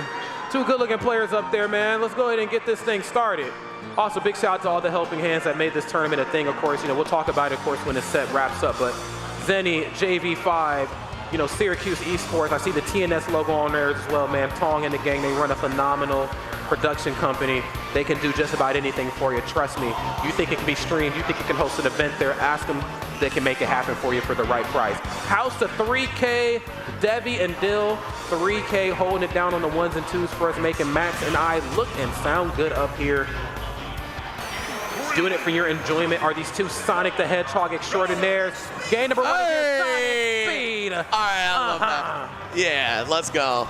A little bit of friendly taunting to start things off. Both players that actually love Sonic outside of Smash Brothers 2. I feel like that's kind of core to the identity of Sonic players. Yeah, and Mario as well, too. Yep, Like if you ain't like rocking Mario merch, if you ain't rocking Sonic merch, are you even a fan of the IP, okay? Shout out to Dark Wizzy. There it is, boy. And RapMonster too. Straight up dresses Luigi this weekend. But hold on, it is actually Wrath getting the better of these early exchanges. Half the percent that his opponent has on him. You're gonna charge that forward smash up at the ledge. Not gonna connect, but still, the pressure's on. However, just a little bit of an overreach. And now it's Sonic's in control. What can he do with it? That is the million-dollar question right now. Sonic's right now just with the standing jab, just trying to slowly but surely chisel his way back into some even footing. Raph running laps, running circles quite literally around him. Don't ever back air my shield. Oh my goodness. But the rinse and repeat. Okay, quick jab in this corner. And you always have to, always worried about what the forward air or back air setup is going to be. You know they're looking for it. Yeah, for sure. Both super long active frames on those moves. And now Sonic's trying to reestablish himself. He knows he's got a bit of a hill to climb. Tacks on some good damage, and suddenly it could be the next good hit deciding to stock. Okay. Nice. Patience. So yes, the patience in the corner, you have to have that in a matchup like this. I mean, I think so often both sides think, well, you know, again, no hitbox on the way up. You know, I can outbutton most of my opponents. I'm good to go. But when you're faced off against another equally as talented Sonic, you might want to dig deep in the patience category. Let's see if Wrath can get some damage on the board as well. Of course, he is the underdog here, right? Sonic's been the face of this character for so long, and you know that gives Wrath a little bit of extra motivation to get this win. Okay. Motivation is definitely aplenty right here. Forward. Okay, up throw that time, excuse me. Yeah. Again, just both sides really trying to play the corner and the offstage game. And honestly, I'm here for it. Okay, almost hit him with the schoolyard bully punch, but only mine connects. Got that extra cartoonish wind up on that too. One of these days. There's the back throw. And why I ought to take that stock, 2 stocks apiece right now. Not the worst deficit to be in right now if you're Sonix. Breaking that zone. A little bit of an aggressive answer back too as they go for that dash attack. I get it. Nobody wants to deal with Sonic or Fox dash attack. Because once I get hit, it's more damage. I mean, that was such an improvement to this character. Back when he had that spinning dash attack, it was not doing anything. Either way, we have Sonix actually taking the lead, reestablishing himself after dropping the first stock. And now he's going to get to play his game. Put Rap on the back foot, make him extra uncomfortable. All right, we're still getting some clean 2 pieces in there, though. Okay, on the way back in. Okay, oh my goodness, a little crazy right there. Looked like a game of chicken. Shielded the F smash, probably felt like, okay, now's my time to get in and strike while the iron's hot. Well, it's only hot from one side, buddy. As good as that dash attack is for zone breaking, it's still very unsafe on block. Of course, got to have balance in the game. It's going to lead to an easy up smash. Oh, and another one in response from Wrath. All right, we are dead even. And by the way, 3.5 minutes have already gone by, half of the game timer, and they haven't really been camping. They've just been taking their time and not being crazy. I mean, again, it's one of those things where you're just kind of evenly matched on all fronts. Sometimes I have to go for the method of play that most people aren't really used to. Nice, there's the F tilt. And honestly, I don't know if you really get anything by playing Sonic and then camping. He's just as fast as you. Like, what are you really gonna do? Okay, gets the Nair. Nice, there's the get up attack. Oh, it's just been so one-sided since that 0-0 on the last stock. Sonic's barely getting touched. And yeah, that's gonna be a pretty comfortable game 1 win. Okay, so we got to see a couple of things that we prophesized play out. Sonic's a little bit more aggressive than Rap, and that's not a bad thing at all. I mean, you know, everybody has different approaches to the meta, but it just felt like it was a little too much at times for Rap, where when it came to like alleviating some of that pressure, it's like, do I jump off stage? Because, you know, Sonic can get off stage when the pressure gets thick. Most characters can't be out in the bubble the way he can, but you can't do that versus another Sonic. On stage, we've seen an F smash answer back. Like, I mean, just what are we really going to do here when you're evenly matched against your opponent? Dude, no way. I'm listening. He's thinking about Inkling. But no, he's gonna abandon that. Okay. Just for now, at least. I didn't even know that was an option for Wrath. But the fact that a secondary may come out as kind of a desperate measure to save himself, I'd potentially look forward to that in game 3 and forward. Okay. Well, let's see how it all comes about here. Game number 2 is present.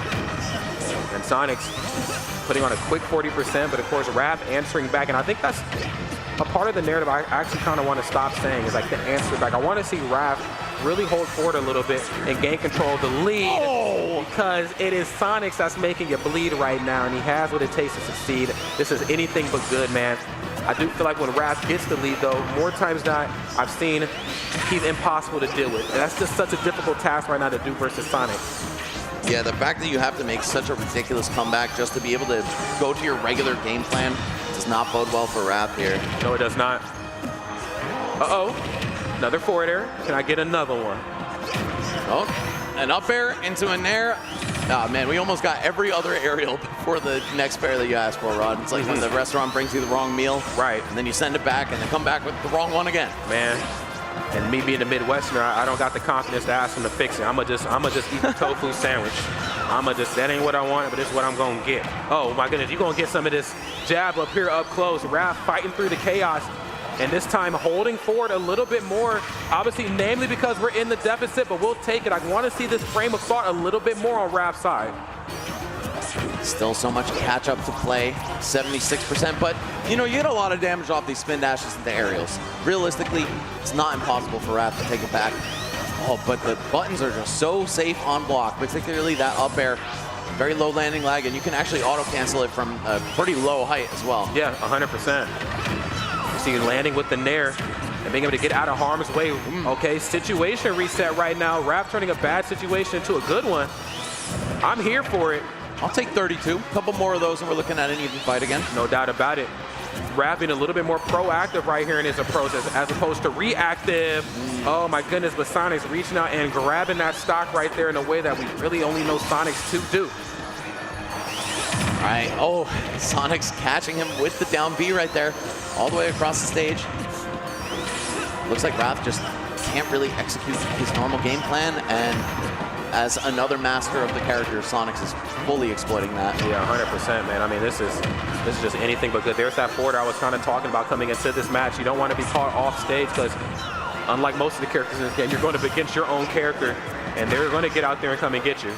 There's the F smash going deep for it that time. Little misposition, the delayed jab just to make sure it all connects. There's the spring. Ah, don't ever hear that. No, we ain't done just yet. There it is. And beautiful Super Saiyan % to finish it off as well. That was kind of a bloodbath. It was. There's blood and spines everywhere, man. Now, we did see Raph hover over Inkling between games 1 and 2. I'm listening.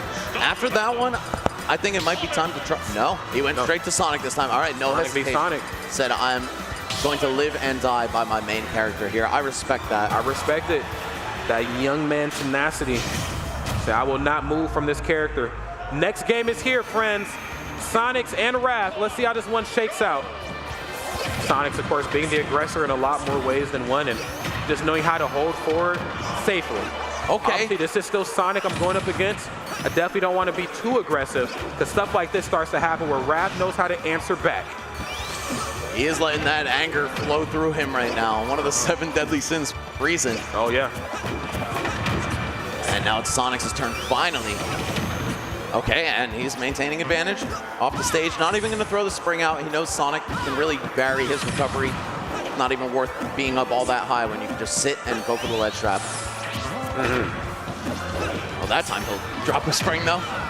Falling up air, right to the right, up air. Okay, both sides in the magnifying glass.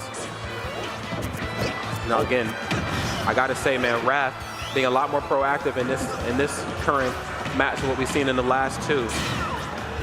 Back throw, still not enough to do it, but Raph holding down this corner. What's he gonna do? No, just whiffs a forward tilt, and that gave Sonix the chance to slide right back in. This one will connect though. Can you complete the edge guard? No, he just lets him back. I think they're respecting each other off stage for a good reason though. You know, the second you overextend, the other guy might just come back on stage and kill you for it. That's especially true. now that these percents have climbed well above 100. I'm actually glad you brought that up. And the double KO. We will take it for sure. Great stuff. A little bit of a reset right here. You know, I'm glad you actually talked about like the differences between the off stage and of course playing just right at the corner. I do think Sonic plays very, very well at the corner. You know, the F tilt, so on and so forth. I mean, it speaks volumes to the gameplay, but fact remains the same. Going off stage is definitely Sonic's, you know, bread and butter, and it looks so good when he does. It makes it look so effortless. Yeah, and that said though, Raph's still maintaining a lead. He's been in control the entirety of this game, which is the first time we could really say that. Now, can he deliver and at least get himself on the board, push this one a little bit further to a 4th game? Okay. Uh-oh. Looking good. Okay, gets the run-up shield, 1 jab. That's right. We're going to see a lot more just run-up, shield, check, jab. Sometimes less is definitely going to be more as far as putting on percents. Yeah, this character especially, you know, he knows one path in, and that's rolling on the ground straight at you, looking for these whip punishes. Neither of them want to press anything that's very committal at all. Oh, and right into the forward smash, but no, just not enough. Dead center stage, of course. Got to have a little more damage on you. Now Sonix with a chance. Oh, Still going to make it back. Oh, a bit of an overextension from Sonix, but he still picks it right back up. Okay. Oh my goodness, an uncharacteristic SD. That was, okay, maybe thought that they were a little closer to the ledge. I'm not entirely sure, but out of resources, but not out of time though. Raph still in this. 1 stock left, great read, but not great enough. Sonic's already on the up and up. Yeah, that up smash, definitely a little bit desperate. Looking to catch Sonix rushing, but he's going to take his time, man. I mean, that's what he does for a living. Both do. Okay. Recovering to the ledge. Oh, I like that. Trying to take the high road, but then fading back and going low. All right, Raph, you've got about one more chance before this might be officially out of reach. Yeah, and if there's ever a time to make a big play, it's certainly now. There it is. Right there, F-tilt on the top platform, a portion of the match that we have not quite seen played yet. Sometimes when both players get on that top platform, there's not a lot of room to work with. You see a little bit of a scramble. You see some panic options, but Raph, nerves of steel. And only 76% here is at that. Sonix just gonna play it cool, stay on one side of the stage, let Raph come to him. Can be kind of tough for Sonix to challenge spin dash because he doesn't have massive disjoints, but you do have the advantage of knowing this character so well. You know the counterplay just as much as you know how to run your own plans.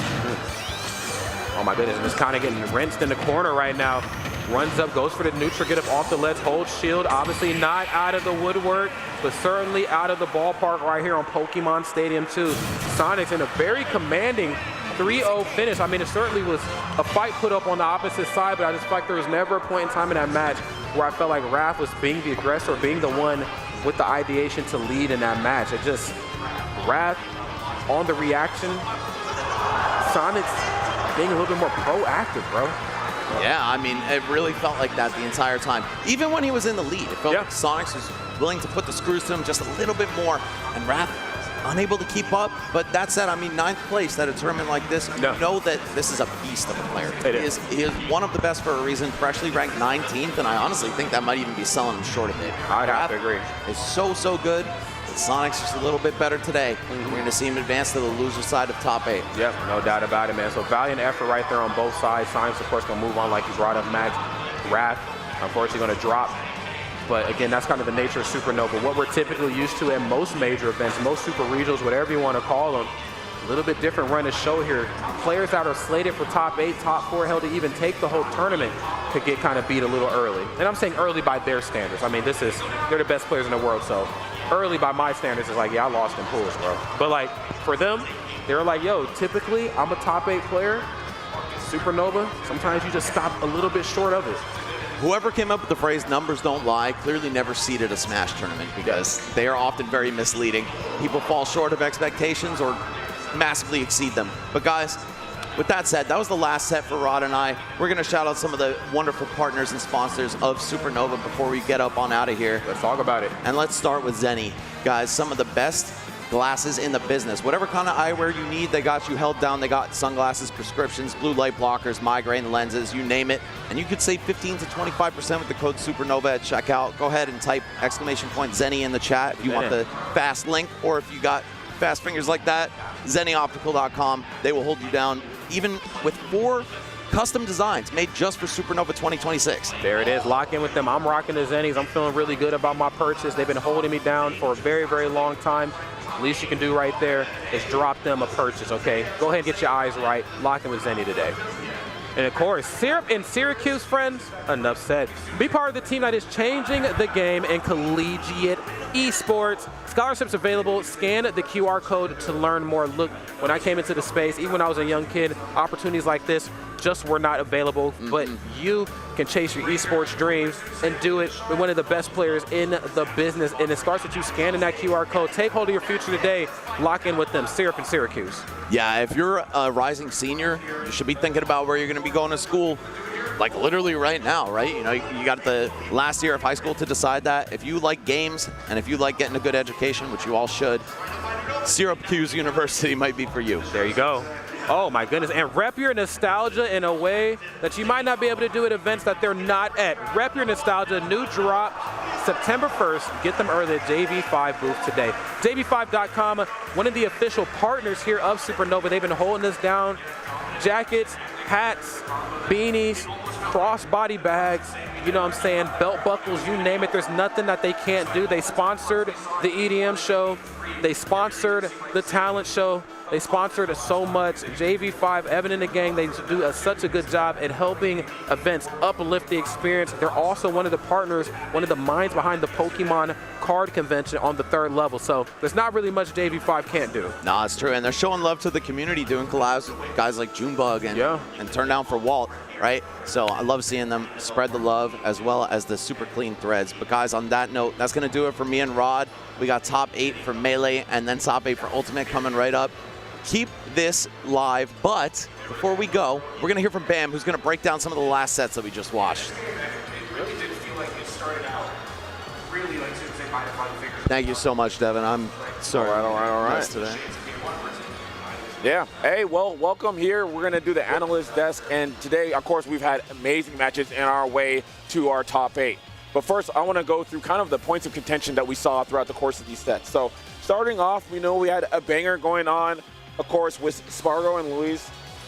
Going to be a huge one for us here, right? And I want to mention time when it comes down to positioning. One of the big things that we see here when it comes to Luis is not only his movement and his pressure, but understanding when he has earned the right to just stand still. A lot of people talk about how you walk, right? It's also about how are you able to stand still and not press a button. You see him, if we go right back a few frames here,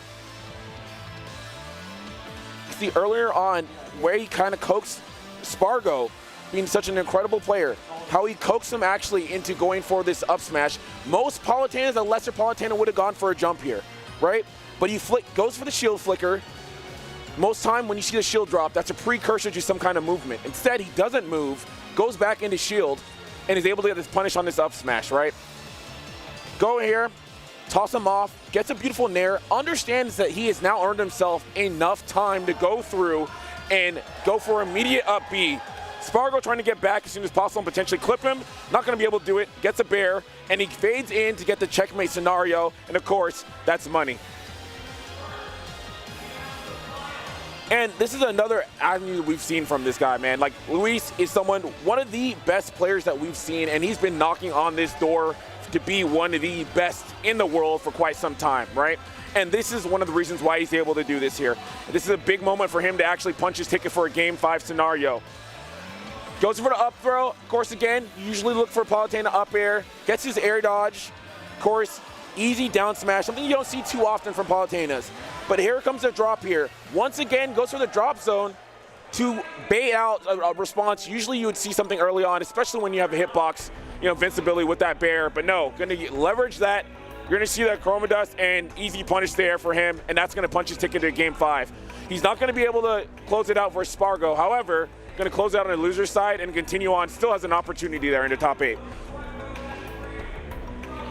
So now we're going to go into two unfortunate loss, I know, for a lot of fans, but of course, Light's going to fall down to Mud, but we're going to see why Mud is easily one of the most improved players, and of course, won the Smashy. She's been absolutely incredible, and here's why, right? We're going to see, we already saw early on in the 3 stock, right? We saw a 0 to definitely going into Game 1, and we see this chase goes down with the air dodge. Most of the time we see is very typical for Game & Watch. You go for up air, you go for nair, you cover, easy up B, you get your damage, blah, blah, blah, everyone goes home. But when you're playing against a character like Fox, get this character off stage, right? So even at this earlier percent, at this mid percent rather, we're seeing Mud focus on that. Immediately gets the air dodge they're looking for, gets that down tilt, and look at this horrific angle. And this is just textbook from here, right? We're gonna see this.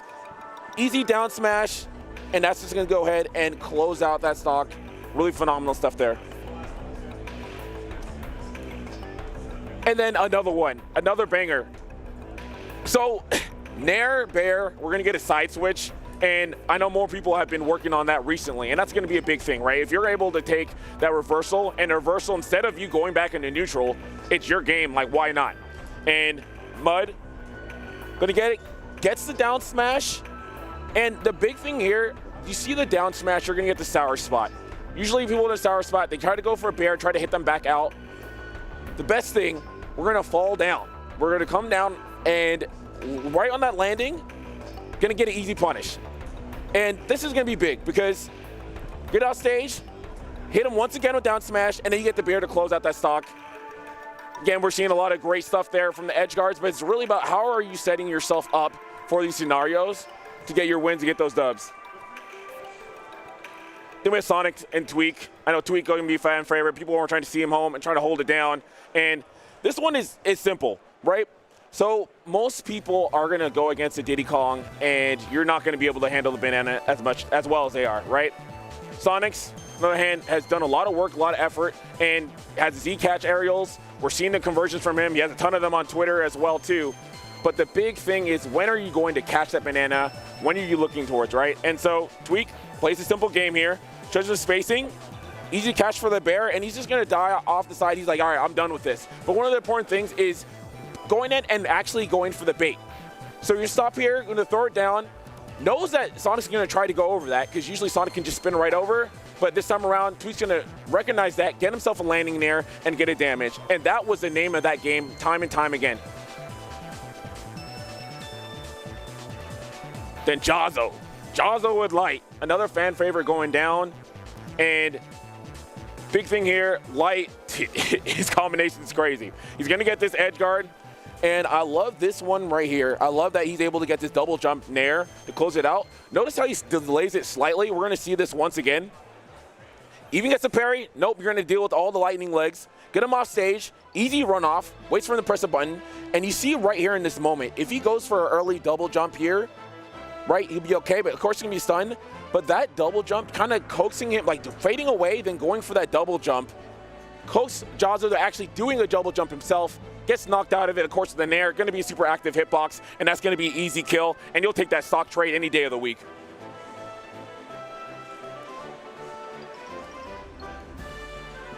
And this is probably the best combo that we saw from Light going into the set, right?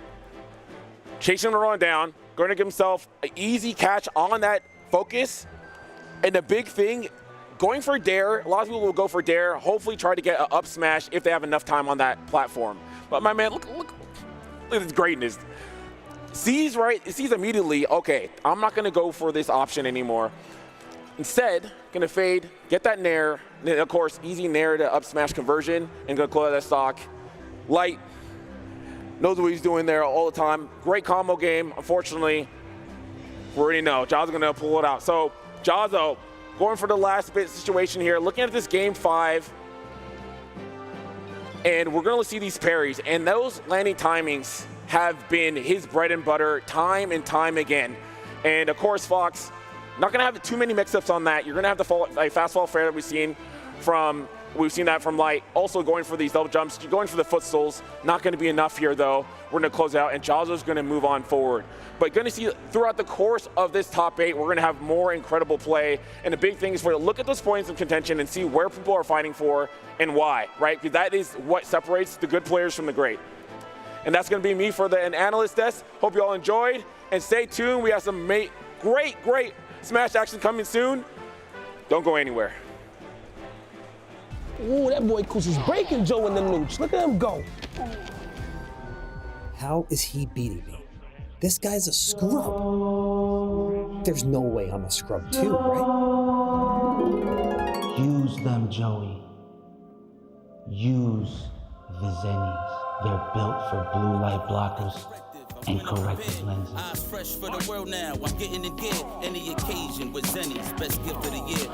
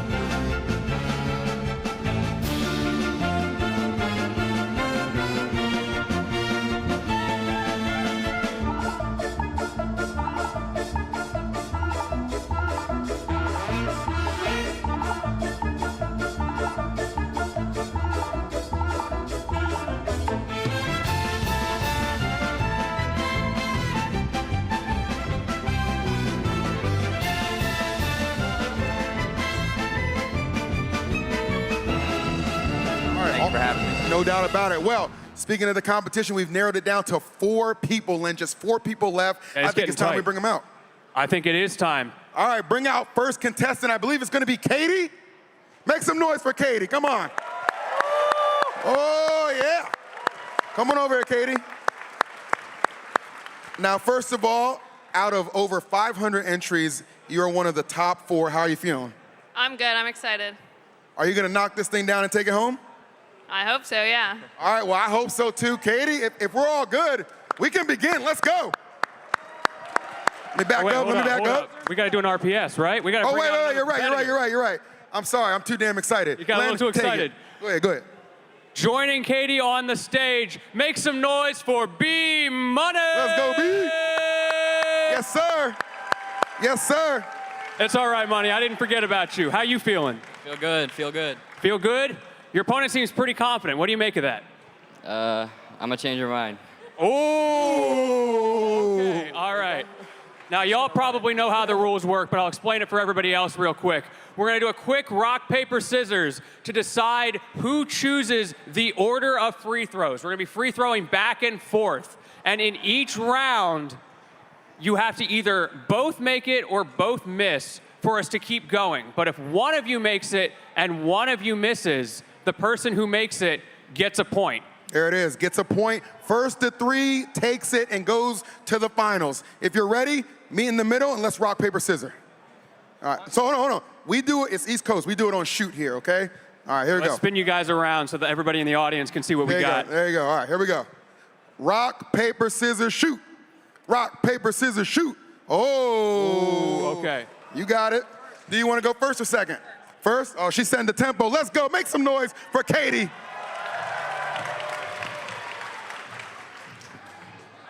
Oh, she's a bucket.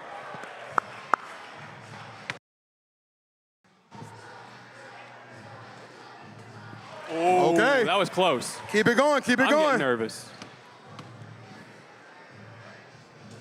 Ooh, okay. Uh-oh. This could be huge. B-Money. Chance to get .1. Can he get it? Oh! We're still going. Damn, what happened there?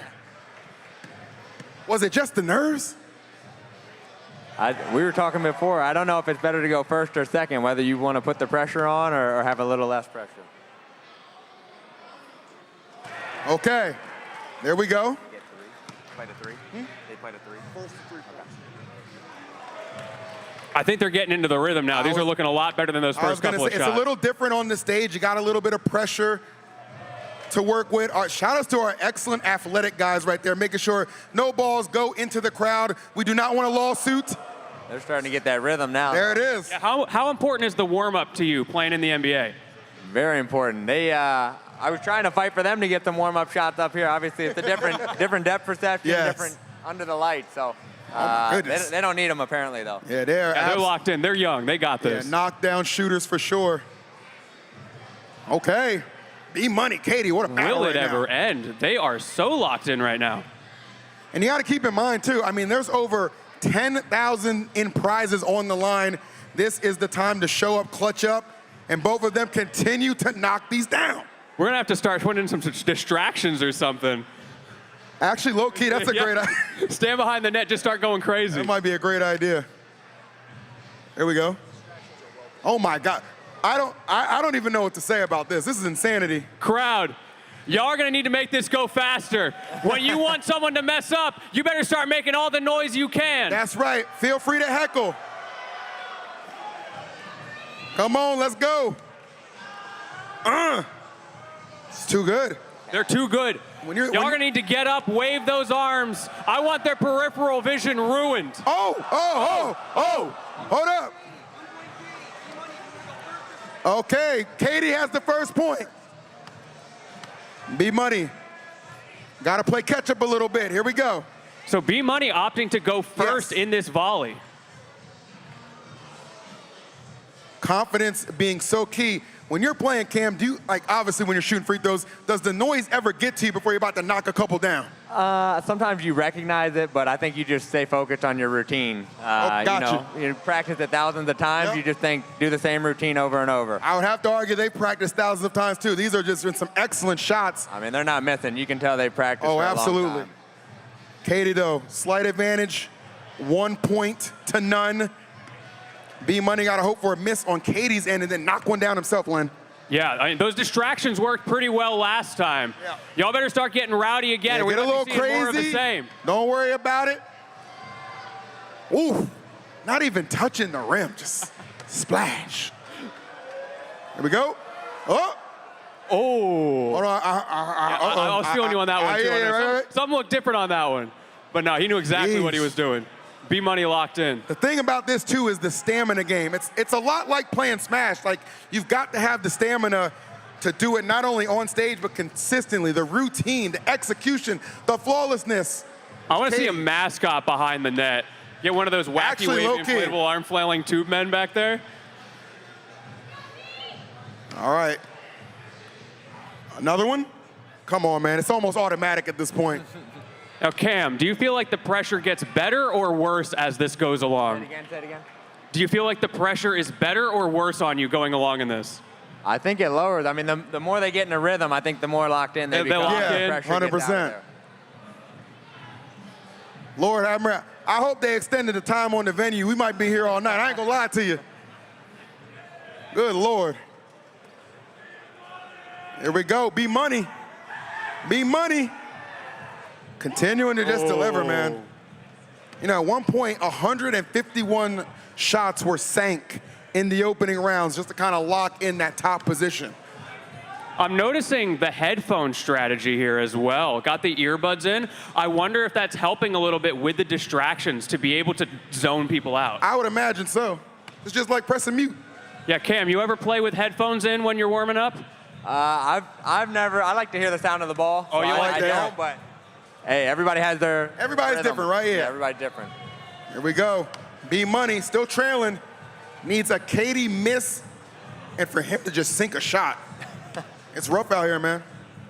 Here we go. Too good. B-Money.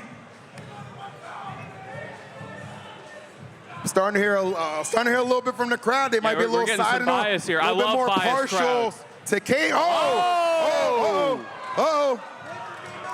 B-Money on the board. We are knotted up. It's 1-1. And Katie wants to go first. They really like that throw priority. Oh, yeah. Well, I think the thing with going first is, too, you let the other person know, I'm not intimidated. I'm in it to win it. I'm going to just keep shooting because I do that. I'm a shooter. And they want to put the pressure on the next person. That's what it is. Okay. Damn. How you feeling? Feeling good. They're feeling great. I think that's the problem. Yeah, I know. It's crazy. This is just our first semifinal, knotted up, one apiece, and nobody wants to lose. Nice. Smooth with it, smooth with it. What you got, Katie? Okay. Okay. Hey, Mr. Supernova, I see you in the crowd. I need your help real quick. These guys are a little bit too good at free throws. Too good. I want you to stand behind the net, wave that flag, be as distracting as you possibly can. Go ahead, be crazy. It's okay, they do it to LeBron all the time. Go ahead, go crazy. I ain't lying. Yeah, now we're talking. Cam made a good point. You can make as much noise as you want. 2 or 4 Katie, she got the AirPods in, you're not gonna hear a thing anyway. Yeah, that's why we need the visual noise. Yeah, the visual, yeah. Oh, Katie. I think it might have worked. Yeah, you gotta make it to get that point. You gotta earn it. Now this is the real pressure. Oh! I think the pressure might have gotten to him. Listen, it's different from being in your backyard. You got hundreds of people in the crowd, thousands on the stream. My boy Cam on the stage, it's a lot. It's a lot. So we stay 1 apiece in points. And I think we just saw one of the benefits of going first. It puts so much pressure on them when they have to sink one that they know matters. It kind of protects the point, too. It's like, okay, it's not a guarantee automatic. We saw B-Money stutter a little bit and really think about that throw. You think he got in his head, Cam? I think human nature makes you feel like, oh, I can miss and still not lose. So I don't think you want that thought in your head. I think going first is the way to go. I agree. Couldn't agree more. At some point, does the rhythm start to fade as the amount, I was going to say, the amount of time you have to keep doing this. So another chance for B-Money. Let's see if he can do it this time. There it is. Splash! All right. Yep. And one. All right, B-Money has taken the lead, 2-1 advantage. Here we go. Man, these guys wore out Mr. Supernova. That's crazy. Yeah, he was like, I'm not getting paid for this. All right, let's get it. B-Money, still nice with it. The pressure is all on Katie right now. B-Money has a point to work with. The technique, the rhythm. But I like how I haven't seen any kind of change in Katie at all. Continues to be very stoic, very engaged, understanding, yeah, I'm behind a point, but he hasn't won it just yet. And shots like that are why. She's incredible. Now, Cam, when your back is against the wall, when you're in a situation like this where it's do or die, what do you do to keep your brain sharp? Yeah, I go back to the routine. So much of free throws is you practice your routine thousands of times. Nothing changes. I think it's more of a mental limitation, or there are other people getting loud or people trying to mess with your routine. But I think just trust the work that you put in and give it a go. Well, you're going to have to rely on the routine right now, Cam, because with that miss, it is officially 2-2. Next point advances to the finals. It's going to be Katie or B-Money. I don't know. Neck and neck. It is neck Katie and neck. brought it back. It's kind of like being at the line with the game on the line. Oh, and it could very well be the case right now. Katie, make some noise. Splash! Money. And Katie, by the skin of her teeth, moves on. Amazing stuff to both competitors. B-Money, fantastic. But Katie had the AirPods on for a reason. Doesn't hear any of the noise, just feels the passion. Yeah, I think the AirPods meta it's working. That's it. Yeah, if you come up here, you might as well be deaf. That's the best strategy I can give you. What'd you think of that first round, Cam? That was impressive. I think it goes back to, do you want to go first or second? I think going first is definitely an advantage, but, they weren't missing. I think once they got in their rhythm, they'll be tough to beat. So maybe it all came down to that first rock, paper, scissors. Katie going first the first time. Yeah. She got the first point, and then it was back and forth. 100%. All right, beautiful stuff. Well, we have our first person qualified for the finals. It's going to be Katie, but we got to find an opponent. Should we find an opponent for Katie, guys? Should we find an opponent? I think so. Huh? and Jimbo. All right, bring up Jimbo first. Come on up, Jimbo. Let's get it. All right, come talk to me. Come talk to me. There it is. Let's get it. All right, Amari, Jimbo, how are you feeling? I'm feeling good. I'm really excited. I'm super excited. You're a very meek individual. I like that. Yeah. Now, how long have you been shooting hoops? I gotta know. Since 6 years old. Okay. Since 6 years old. How old are you now? 24. All right, 24. That's it's a lot of damn years. You go stand over there. Len, who we got next? Wait, real quick, before we bring them in, I just want to know, how you feel about that New York jersey? I don't know if I can be pulling for him in that Knicks jersey, but that's all right. I don't know. That's all right. I'm a fan of Brunson's game, so we'll give him a pass. All right. Well, let's see what their opponent is wearing. Y'all make to the stage, Amari! Let's go. Let's go.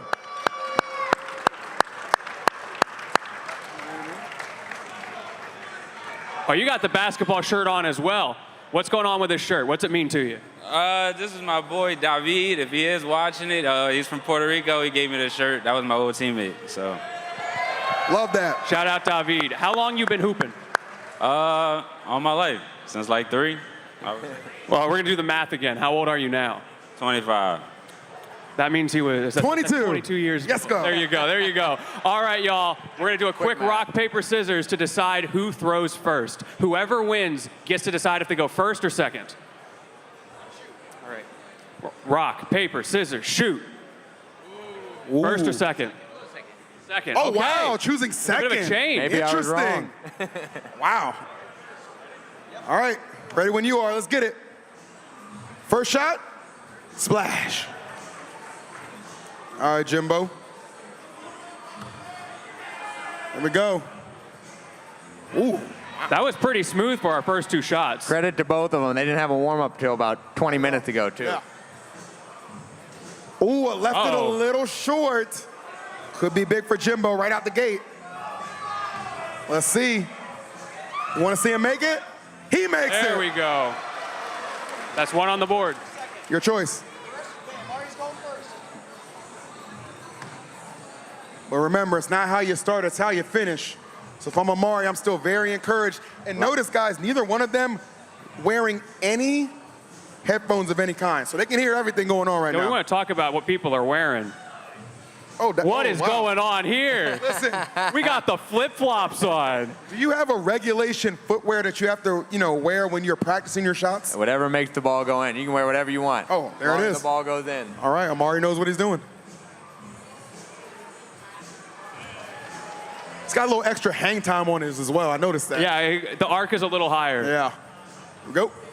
Nice. Here we go. Here we go. How much of that angle is up to personal preference? Is that just a feel thing? Yeah, I mean, I think the depth perception has a lot to do with it. I mean, rarely do we ever shoot with like this kind of background drop or that backdrop. So credit to them. They've adjusted very well. But the arc of the ball is up to the player. It is 1-1 as we are told. Amari's Jimbo taking the first continuing shot. to go second. Oh. All right, continue. Jimbo locking in second. It's his game point for Amari because Jimbo just keeps electing to go second. Not switching it up. Still confident, though. Let's see. All right. Okay, we're locked back in. He's back in. He's back in. He's back in. That was important. But you're seeing just Amari just snatching the points. You see this, the danger of going second. But nonetheless, Jimbo sticking to the routine. As Cam said, stick to the routine. Stick what brought you to the dance. He's doing just that. Yeah, I'm focusing more on that routine now. I'm seeing them line up the shoes. But with That's it. He went second. Give it up. Amari advances. Give it up. Good stuff. Awesome stuff. Amari. So Amari's going to be staying on the stage, right? So, Cam, I think that was validating the fact that maybe we should be going first. I think so. I think so. I think the final round we might be here for a while because I don't think they're going to miss too many. That's going to be a tough one for sure. We're going to bring Katie back up. We still got Amari. I believe we got a rock, paper, scissors one more time. All right. There you go. Beautiful. Rock, paper, scissors, shoot. Rock, paper, scissors, shoot. Rock, paper, scissors, shoot. Rock, paper, scissors, shoot. Rock, paper, scissors, shoot. Oh! Wow. Talk about an even match. All right, Katie. You set the tempo. Let's get it. Finals right now. There it is. Picking up where she left off. Nice. Ooh. Nobody has touched the rim yet. I want to say that these shots, nobody has touched the rim yet. We might be here till... Oh, you just had to say it, Did I Phil. jinx it, Cam? You Did I just jinx had it? to say That's the it. announcer jinx. All right, Katie's up 1-0. Now we see the strategy, going first. Yeah. Nice. Well, both of these understand, selecting first was the correct strat. And so far for Katie, it's got her in the lead right now. My goodness. So much on the line right now. Yeah, this is crazy, man. Again, finals right now. Gonna crown the first national free throw champion right here at Supernova 2026. Yeah, everybody else got a hold. Oh, no! Did not get the friendly bounce. This is the pressure shot. Never a doubt. Splash. Never. Katie up 2-0. Make some noise. It's getting down to the wire. I think Katie's looking pretty sharp right now. Come on, Amari. You got to bounce back. The number one seed for a reason, right? You ain't wrong. Oh, no. Oh, no. This is it. Get Final ready. shot. Get ready. Make some noise, Get ready. y'all. Get ready. Splash! Let's go. And Katie is your first national free throw champion. I don't know if they want to give it to you now. Let's go. Trophy. Congratulations, Katie. Crazy. Give her a hand. Give her a hand. Wait, Katie, we gotta hear from you a little bit. Where are you repping? Where are you from? I'm from Clarksville, Maryland. I played at Lycombe in college, and I make 1,000 shots a day. 1,000? 1,000? How do you have time for 1,000 shots a day? It only takes me a little bit over an hour. Well, guess what? You just made a lot of money over the course of like 3 or 4 days, so congratulations. You are our first ever national free throw champion, and we hope to have you back next year defending your title. Give it up for Katie, guys. Well, Cam, was it everything you dreamed of? It was. I've never been to an event like this, so I think they should definitely bring it back here in the future. You know, Baltimore is obviously a sports town, so I think they would get behind this, and you know, credit to Katie. That was very impressive. Well, guys, I think that'll wrap it up. I want to give a big shout out to Katie for winning, for Supernova for hosting, Cam coming out to be a part of this, and all of you guys for watching and supporting. It was awesome, and we're going to do it again next year. Do not go anywhere, because on the other side of this break, we got top 8 from Melee. We're going to crown a champion. We'll see you in just a bit. Appreciate y'all. Thank you. Thank you. Yes, sir. Appreciate you guys.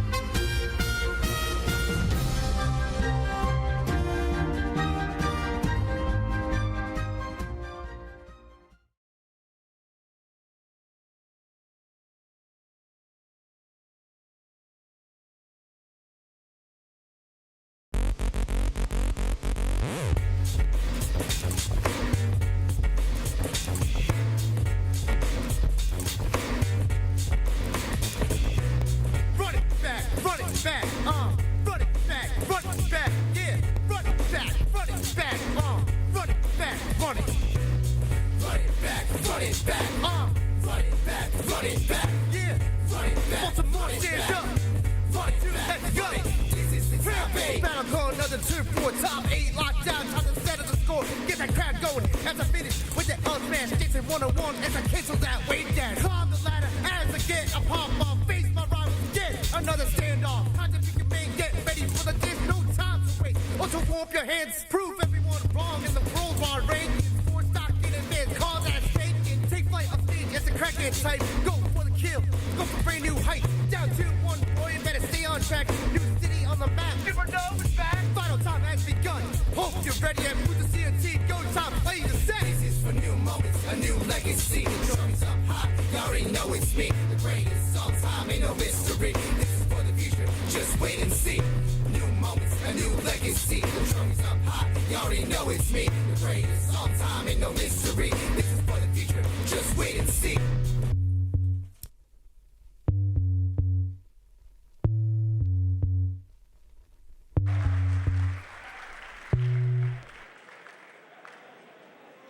Supernova!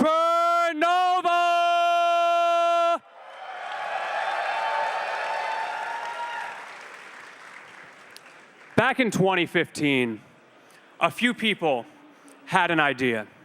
What if we did a Smash tournament that celebrates every Smash game?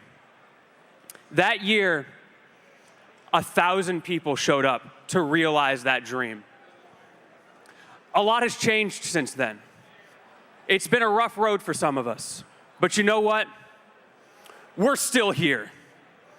You're still here.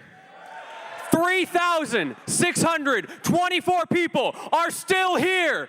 Melee is still here. So I'm gonna ask you one time to make some noise for the realization of what it means to be still here. It's time for Melee Top 8!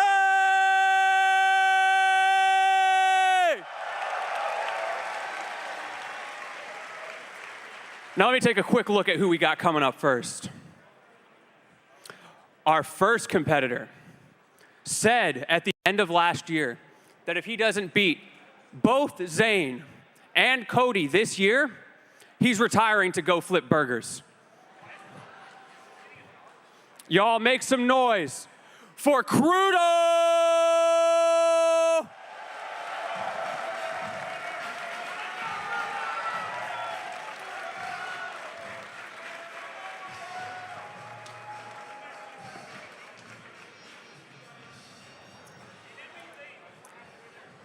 The man whose Twitter bio is worn on his hoodie. If y'all have ever clicked on it, the whole thing is just a motivational Dragon Ball AMV, and I think that's fantastic.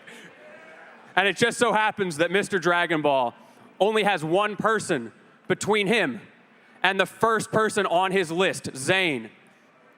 But that person is no slouch himself. He's been known by many names. Wizzy Fan, Mr. Bond, most recently, Mr. Journalist. Y'all make some noise for None!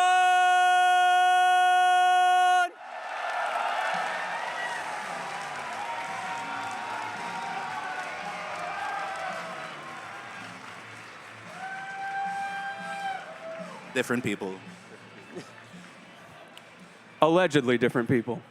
I'm not gonna waste any of y'all's time any more than this. Let's throw it to our casters. Let's have an amazing Melee Top 8. I'll see y'all on the other side.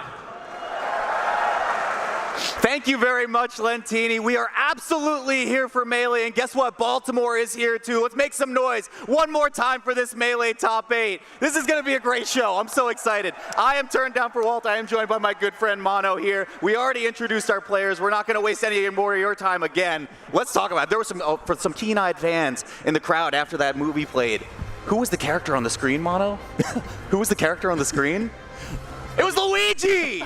It's Luigi time, but we're not going to get Luigi. I just cannot yet. believe that we are already talking about Luigi, man. It has to happen. I know you're excited, and I'm excited too. We got so many crazy characters in this bracket.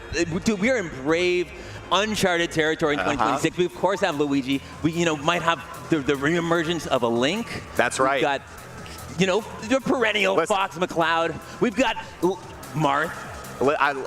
There are so many people who are already probably saying my YouTube channel is just salivating at the sight of these characters. Your pocketbook must be so excited. Oh, of course, 100%. This wall is eating well today, no matter the outcome. But first, we do have, old faithful, old reliable mainstays of Melee competition. 100%. We've got Captain Falcon. We've got Sheik. But it's players that we probably weren't really expecting to be here, if I'm being honest. There were some shakeups in terms of the overall seeding that we got on the lower side of this bracket. Obviously, our second seed, lloD, had to DQ from this tournament as well. So our first matchup of the day that we're going to be talking about is Mr. Kyle Krudo up against none, the 14th seed versus the 15th seed. But it's pretty crazy because these two actually have not played against each other as far as I'm aware. Yeah, I mean, for two guys who have been out here for a long time, who are mainstays in like top 8, top 16, top 24 competition, like for them not to cross paths is genuinely surprising. Like it's rare to see a tournament without these guys up in the upper echelon of competition. Yeah, I'm really excited to see what these two bring to the table here. This is obviously an incredible showing for both of them. I think Krudo has certainly been on the up and up as of this year with a handful of top 8 placements and just outside of top 8 placements as well. And none is on like a crazy good run, right? A back-to-back weekends of top 8 showings now, so guaranteed 7th place for both of these competitors. It's going to be a good set. I'm looking forward to it. We have no data to work off of too, which is like crushing me right now. For these two characters, for these two players in particular, but for the matchup, for them, right? Of course, Captain Falcon and Sheik is traditionally a pretty stilted matchup, and notably one of Nunn's least favorite matchups in the game. Yeah, well, he doesn't really like the Z button, it turns out, for a few reasons. So we'll see if, if it turns out to be a different case on this one. But it does look like our competitors are getting ready to go. I see a hand warmer going on over here as well. I don't know, where do you draw the line in the sand in terms of this matchup? Because the perception has certainly shifted over the years. I know old school Melee was like Sheik auto wins. Now it's like, oh, Captain Falcon's got good flowcharts, Captain Falcon wins. There are as many Captain Falcon mains in the top 10 this year as there are Sheik mains as well, which is kind of crazy, so 2 apiece. But I feel like the perception has certainly shifted over the years. What do you think? Yeah, no, definitely. I think that, as the punish game in particular for Captain Falcon has been refined, and there's been a lot of, reaction tech chasing has become pretty bog standard in punish game. One of the largest differentials in the matchup has been kind of equalized, right? If Captain Falcon does manage to get his mitts on Sheik, he can, melt a sock the same way that they've been doing two Captain Falcon mains for years.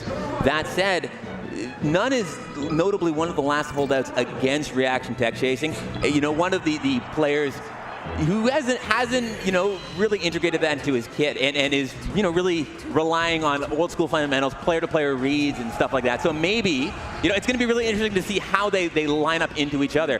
And right off the bat, Krudo getting that grab on Captain Falcon. Yep. Wouldn't it be a cruel bit of irony for Nunn to have to turn his sights towards that Z button that he is oh so vocally hated for so many years? But let's get into it on game number 1 over on Battlefield. Nunn is already on the edge guard and first stock is gone going to Krudo. Yeah, that is one of the hardest things about this matchup, of course, is once Captain Falcon gets off stage, it can be really difficult for him to, make it past the formidable edge guarding capacities of Sheik. I mean, that's just not how they teach him to play Melee in Nicaragua. It's just not. You have to play cool to survive out there, but Nunn stuck up on the outside platform right now, and this is really where I think a matchup can get exposed, right? You said already, Nunn doesn't like this matchup. He's evening up right there with the reverse Sydney, but look at how much damage he's at already. A lot will knock down.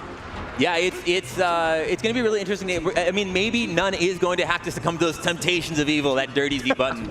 But, I mean, Kyle Krudo, of all of the top Sheik players, probably also the player least reliant on the RTC. Really fundamental, really a scrapper as far as Sheik players go. So maybe, maybe we're meeting each other on equal turf here. And look, we were saying it before our block even started, right? Like, is Krudo as a player when he's playing really hot, which from the sets that we got to see today, it looked like he was playing really, really hot, is going to be a tough force to take down. Nice wave dash underneath that approaching option from Nunn. This should be easy back air, and there it is. Yeah, it's again, this is a matchup where Sheik really dominates neutral. The punish game hopefully evens out a little bit, and then it's just a matter of who's able to capitalize off of weird situations. Yeah, and I think, let's see if he converts here. Okay, he goes out there, but you do get your full flow chart, basically. Doesn't get the reverse, doesn't even matter. None's keeping this close. So I was going to say, like, I think, to your point earlier, Mono, like, a player like None, who maybe doesn't fully subscribe to the RTC meta, the 20GX movement, what have you, he probably just needs to really get in rhythm, find that motion that he needs, find a couple of reads here and there. But it does seem like he's playing, like, pretty much from behind each stock, even though he's evening it back up. Yeah, I think that's pretty fair. I mean, and that's kind of how these matchups go. When your character loses neutral, you make it up on the punish. You kind of expect to struggle and find your openings, and then once you do, you take that to town. And Captain Falcon is a character where he's kind of disproportionately rewarded for good play. Yeah, it's super tricky. I was going to say the nair to get to 50 even is so bad because that down tilt now gets the knockdown. Krudo has a huge advantage. Let's see if he can make it back. Looks like no. Yeah, really great awareness from None there, recognizing, the Sheik has amazing buttons, and it's really tempting to throw that F tilt out. Hang on. Okay. Did see the grab start to come out. Oh, nice. That's pretty critical here. I mean, getting another opportunity on the right side, but yeah. Does close that one out. Krudo on the board with that first game. I think there were some shades, right? Like, we're going to see None start to pick up the pace a little bit more. There were a couple of, like, extended reaches that we saw, maybe like the up air to up air that didn't quite work out. There was a grab, I think, right before he got edge guarded off the right side that Krudo just completely stuffed out. It's a game of momentum. None is definitely a player who can ride the wave pretty well. Yeah, I think None is really, well known for his awareness of the other players' habits, covering roll reads, making adaptations. So, a slow start is by no means, worth counting him out over. Although, I mean, we were saying when Krudo's playing hot, Krudo's playing pretty hot. And he makes it look so easy, too. This is an unhit first stock except for that up air now, but the traded hit, or at least the counter hit forward air, will be plenty to take away that first stock, too. Yeah, I mean, I think it's really impressive, too, that they're like... Cheek generally has, really strong walling options here, really tries to play more a passive game, but the way, the way that Krudo's taking space into the corner, for example, and check chase around the platforms, he's just asserting dominance in neutral. Okay. I like that. What's your option now? Wait for it, and it should be easy peasy. Yeah, man, that weak knee is so hard to get around. Still haven't really seen None have a shot at just blowing up the stock. No stock lead quite yet. Can he recover here? He's just going to take the hit. Wow, great jab from Krudo. Holy moly. I mean, he's been so quick off the reactions in all the sets we've seen today and yesterday. Just the dash attacks that he's finding have just been so precise. Yeah, there's a lot of jumping over the top as well. Krudo's just basically airing out a short hop, and then None will go for a grab or a jab, and he can just get hit in the face with that Sheik fair. See the option here. Finds the knockdown, keeping it going. We got, doesn't manage to pick it up on the side platform, but, It's really tricky. I mean, Sheik's light shield is also enormous, so it's just such a great position to be Krudo right there. You're like, man, my life's so awesome until I get kneed. Dude, I mean, everybody feels great until they get a knee gap in the face. That's right. Oh, missing the tech chase there. Looking for something. That was no tech there, or I guess just tech in place. Let's see if he does it again. Ooh. Managing to get the up tilt out there, stuffing the ooh, you hate to see that. Yeah, great awareness and confidence from Krudo just to jump off stage there. Okay, needle trap. Kind of set up. None full hopped in aerial too. I wonder if maybe he just didn't want to get caught up with that. But here comes Krudo. That dastardly, devilish Z button. The double. Hey man, surely could have picked up a knee there, but elects not to, doesn't need it. Nice tag. Should be stock again. Very, very nice. Yeah, Sheik, I mean, I talked about this yesterday as well. Sheik incurs, I think it's 24 frames of landing lag. It's freaking gross, when you land on stage with your up B. But Captain Falcon, when he's out of stocks, is probably not a good position either. Oof. Oh, weird trade. Oh no! A critical misplay, man. The slight slant of the Dreamland stage there, and you just bonk your head slightly on the way up. I mean, what an unfortunate situation for None to even this back up. I mean, None is surely thrilled. It looks like he's completely ambivalent towards it right now. I mean, if he is thrilled, he can never tell. He's like, I can't even homie stock that. It's just the game's over. What the hell? Yeah, maybe next time, But But, you know, a nair right into Krudo's arms in the corner and an easy edge guard picking up here. Yep. Less of the ledge shenanigans that we'll see in terms of the Sheik up B just banging into the side of the stage. But of course, a very healthy lead for Krudo right now. Here's the knockdown once again. Yeah. Sorry, both these players so good at picking up openings off of the counter hit. Like you'll see, we've seen it time and time again already. One player will throw out a nair or an aerial and just get, you know, crouch cancel counter hit into exactly. And that's the first time Krudo's given None the DI in on the basically up air windmill. So good on None to recognize it. Still go for it too, because you get your flowchart. Although he's still playing a stock behind. Yeah, I mean, Kyle's just been finding so much mileage off of these edge guards. Really just not letting None back by any means. And he's got to get off the platforms, though. I really feel like Krudo is just a shark in the water right now. It's so hard to combat him on the ground. Yeah, I mean, Sheik's hitboxes are just so big. They come out so quickly, right? Of course, Captain Falcon's one of his largest weaknesses is having to jump to basically throw out any meaningful hitbox. Exactly, exactly. Oh, okay, None. I see you. Ooh, nice weight. I love that. Oh. Finish it, though. What he's got. Old reliable. Real nice. Okay, that was a couple, single hit nairs on the side platforms, empty hop into the grab. I love it. But yeah, look, just baiting out these grabs, just immaculate spacing, both on that side platform and the last stock, and then right here in the scrap. I mean, None's just so impressive, but gets shield grabbed, trying to repeat history. Up air to up air, not gonna happen. Oh, maybe None took a page out. Oh, great spacing as well. Okay, None's really in motion now. This is good. Again, also just such a great feel for these roll reads and tech habits that people have. You know, covering the side platform roll in really well to close out that stock. Tries to go for the overshoot stomp, rather, excuse me. He's just out of movement, though. That's it. Game number 2 to Krudo. I mean, these are close battles for sure, but I mean, the elephant in the room is None got a gimme in game number 2, so he really needs to earn one of these games. Yeah, because I mean, he's just getting put off stage a little bit too much, and it's just such a bad spot for Captain Falcon to be. Like, there's just not much you can do, especially when the player on the other side of the screen has, you know, the flowcharts lapped out, and Kyle has been all over None. I like Stadium as the counter pick here. Nice, okay. Yeah, so he's been doing pullback and then trying to do like dash dance into grab, but it's just really not working out in Krudo's movement. Yeah, and None overextending there a little bit, getting picked up by Kyle, but manages to roll out of the tech chase. And there, another great example of the counter hit off of crouch. Nice, yeah. The dashbacks are really on point, but I think Krudo's punish. Oh, picking them up with a down air on the side platform. Yeah. And again, great awareness covering the roll. You know, taking a little baby lead in this game 4. First stock lead of the set as well, by the way, but so it does seem like some of the undershoot landing moves that Krudo has been going for are getting scouted out. Right. Krudo's able to close that one out though, so let's see. Quick dash back again. Oh, he turned around, but no dash input. Ooh, a little miss. Okay. A little bit of an accidental missed gentleman there. I mean, Krudo's obviously doing a lot of things right in this matchup to be at set point right now. Yeah. Again, this is loser side, so. Are we going to the wall, the cliff side? Oh my, really? Yeah, I mean, it's not. Yeah, I guess that makes sense. Yeah. I mean, sometimes you just got to make it work, man. Nice, okay. Even making the, I was gonna say, you made the most of the glitchy side ledge of Pokemon Stadium, but unfortunate that the roll-up got cut short. Oh, see, great awareness there. Knowing that None is going to Om's attack and capitalizing on it. Ooh, getting the weird poof there. And oh my god.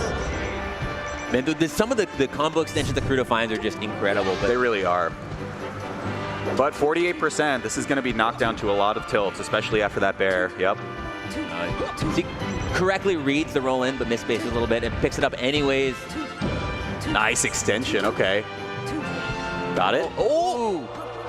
Wait, he has so much honor. He has too much honor. Yeah, None very easily could have grabbed ledge there and put Krudo in a very tough spot, but Okay, should be easy. Oh, it's turned around. Actually, you got really good move selection there. You could go for a reverse hit back air as well. Did work out though, no tech from None. And we go to final stock, potentially None's last stock of the tournament already. Yeah, you can see Krudo really starting to put up these back airs, trying to wall out None a little bit, looking for that knockdown, because of course, once the Captain Falcon's on the ground, it can be really hard to get out of that tech chase. Up air. Oh, way down! He went so deep for that. I mean, you gotta, right? Of course it's last stock. What, 4 games in a row now, Mono? Yeah, but in the fire transformation coming out, this is going to be pure chaos.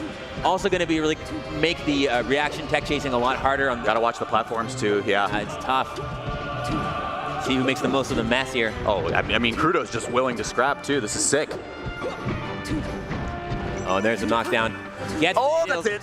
That has to be, yeah. And just like that, a couple of needles will seal the deal. And Kyle Krudo will be advancing to a guaranteed 5th place, 1 set away from making it into top 4. Hey, congrats to None as well, though, for a 7th place exit. That's 2 top 8s in a row at 2 majors. Yeah, I mean, for a guy who's been around for as long as he has, it's really a testament to just his game sense and his resilience that he manages to keep finding his way back onto these main stages, the biggest tournaments that we have in the game.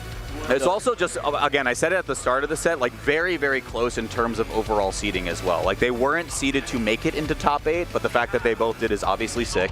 But it's a very, very like close battle in terms of who could have taken that set. And I think last stock for everything was pretty much indicative of that. Absolutely. Yeah. I mean, there's the level of competition in Melee in general is just so high that, like, despite them not being seeded to be here, I think it's no surprise. These guys are just at the peak of the game. For sure. I think also, like, just thinking big picture, too, like, Krudo's definitely knocking on the door of being the best, like, ranked Sheik. I mean, man, he just beat Zain earlier this tournament. Yeah, I mean, I even said it like, and we're going to talk about it because they just called Zain up to the stage. We're going to see Zain against your boy moky coming up in just a second. But we got some analysis from that last set because we got to figure out what exactly went wrong or right in there. So we got Nikita over here. Tell us what's going on. Thanks, guys. I think the thing that I wanted to look at, as you mentioned, well, they haven't played before today, is kind of how hard it is to actually edgeguard against Falcon. He's really linear in his recovery. It's really easy to edgeguard. It's actually not the case.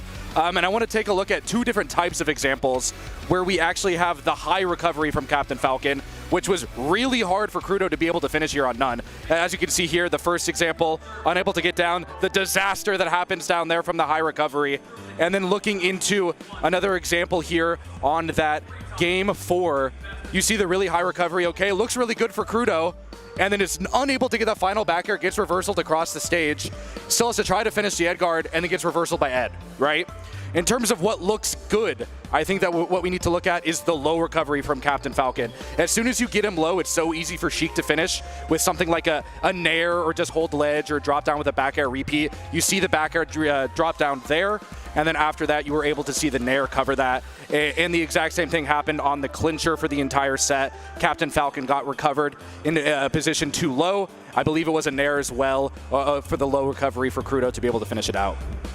Yeah, Needle was able to get it down. Once you're too low, too vertical of a recovery, you can hold ledge, you can throw it in air, you can throw it back air. It really simplifies the game for Krudo there, where when you go up high, Falcon has such good aerial drift off that up B if you're super high up on stage. So simplify things for Krudo, get him low, make it harder for Ed. You got to go up and recover high. Thanks, guys. Yeah, thanks, Nikita. That was very insightful, and I think it really broke down very clearly that just a couple of little interactions, a couple little situations can make such a catastrophic difference in a set. And I think that is really indicative, honestly, of a lot of the sets that our next competitors have had. Of course, we have Zain and moky coming up. Yeah, man. I mean, I'm going to give you the floor on this one, right? Like, because you are good friends with moky. Like, what do you think about the matchup? Like, tell the people at home a little bit of some of the lore here. Because in my mind, it's like, I know moky has 1 win on Zain lifetime in their head-to-head. It was at that full house last year. Right. And that was definitely, like, on the checklist of things you need to do to win a major or to be, like, ranked top 5. Right. But it's still just such a huge roadblock for him. Like, what kind of talks have you guys had? Like, what's going on in terms of that matchup? I think that, they do play each other a whole lot. They're, very frequent practice partners. And in the friendly sessions and even in the sets, I think they have very, very close games. I think that sometimes people play a little bit differently in bracket and in friendlies, and sometimes those adjustments are hard for people to overcome. Yeah, no, I think that makes sense too. I mean, we were kind of like discussing this a little bit earlier with the moky H-Box set earlier, right? Where it's like, I think of the non-Cody Schwab Foxes that are like top, 10 to 15 range, moky is probably the most aggressive of the bunch. I think Joshman is actually like quite defensively oriented when he chooses to be. And then maybe Soonsay sits somewhere in like the middle of that, and then Aklo's just kind of hanging out on top platform, and it's a great time, But, I think it's a really interesting thing when you look at Joshman took Zain to Game 5 recently at Battle of BC. Soonsay was able to get a set over Zain most recently at Gama last week. And now we're going to see if moky can do it again, because he's clearly shown that he can. As you said before, these sets get close, but can he pull back when it matters the most? Yeah, I think one of the things that's really interesting is like when you watch the games, I don't think that they're really indicative. Like the record is really indicative of how the games pan out. Yeah. But I have actually talked to Zain about this in particular, and he really does deliberately make an effort to try and stuff moky's momentum and make him really work for those openings in a way that I think is necessary to shut moky down. Because if you let Moky Doki play the Moky Doki game, like he's the best in the world at it. Yeah, and I mean he's just one of those like heart players, right? Like if you get him in the groove and he's really trying to clip farm you, then it's a tough time. Yeah, you can't even drift back on that to grab ledge. Should be up throw up air, nice SDI. Yeah, but Zain is so good at shutting down the other players, like fun. Yeah. His defensive game is so good. He's so disciplined and neutral, really good at slowing pace down. I mean, it's what you expect from the 26 cheese master, Mr. Zain Nagmi, as he takes another stock away from moky. Yeah, it's just so unforgiving, right? Because Zain hits so hard, and moky does play a pretty high-risk style. So I think sometimes, when the situation just... God, brother. I mean, it's like you see stuff like this and you're like, dude, he's the best player in the world. Like, it's just, he had to, right? You have to. His ability to just capitalize off scrappy, weird situations is second to none. And so, Zain's going to be doing his best to try and avoid those spots to slow down the pace and try and put a spoiler on top of moky. I really like some of the change-ups he's already doing as well. Like, so he earned that last stock through running Shine into instant Nair. He's introducing some of the drills now. He's introducing short hop Nair here as well, just to try to compete in the air-to-air. This is pretty good for moky. I'm liking what I'm seeing. Yeah, I mean, Stare? No, okay. Yeah, these sets are really just always neck and neck. Okay, how do you enter? Zain finds the ledge. She's pretty comfortable there, but no light shield toggle. You can reset here, but a little bit sluggish on the movement. I really like seeing that too. I think that a sign of moky maybe playing bad is insistence on pushing the scrap, but his drift away, reestablishing some space, really looking more like a Soonsay middle ground. I think is a really great sign. He's missing a couple of these fast falls. I mean, Zain's also changing the timing of when he's up being to find the clip, but he's a few times, even on stock 1, moky was trying to do like a refresh into a fast fall to re-grab ledge. It hasn't been working out. Oh, no shine. Yeah, it really just, I mean, when Zain's setting himself up for spacing really delicately, and I think that like trying to force your way into that can be really difficult and challenging, but does Zain find it? The up air extension is just so brutal, and the bright blast zone will be found. I think there were some really good like early percent decisions from moky, but it's just like the punish from Zain is just so crazy, dude. Yeah, I mean, it's no matter how good you are, like you still bleed the same. It's terrifying to have to get in there and play closer range as Fox is required to do when, I mean, Zain just hits so hard. Yep.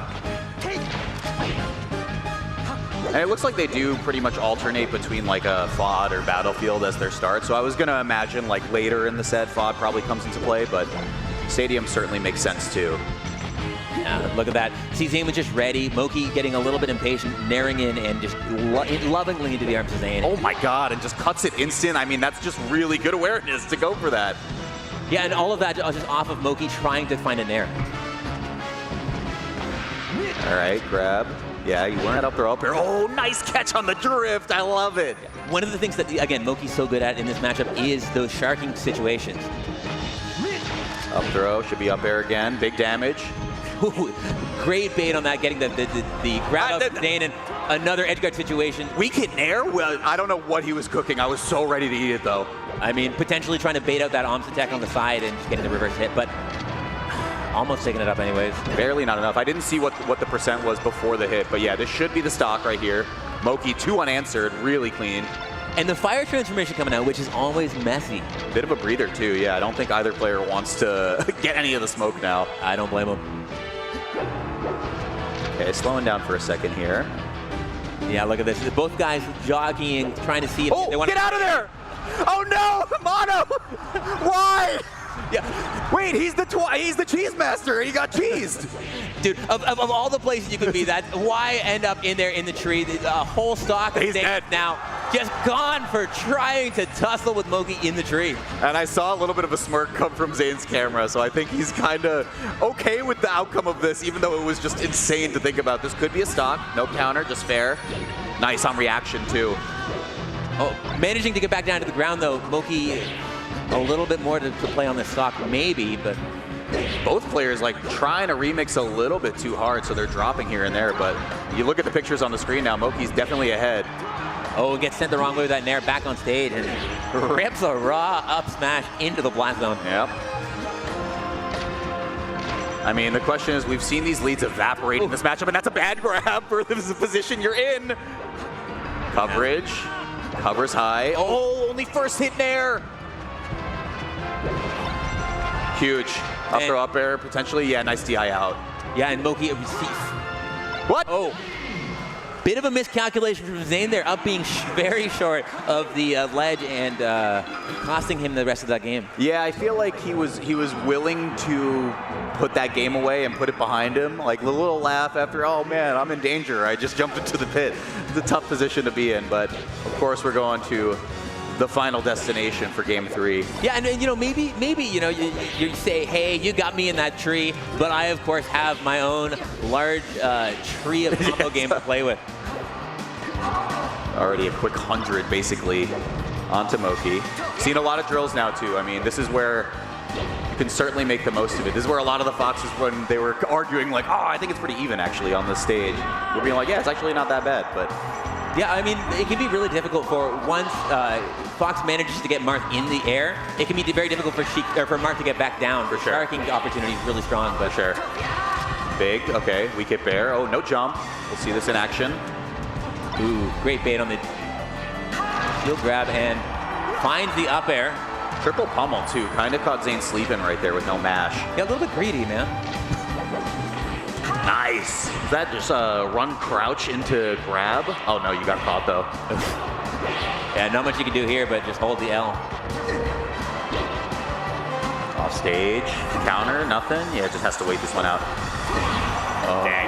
The amount of coverage, I mean, I have said this so many times on comms that it's like, especially with Zain versus Cody, like the way that they edge guard needs to be studied in a lab. Like it's so insane how efficient this man is at killing the Fox.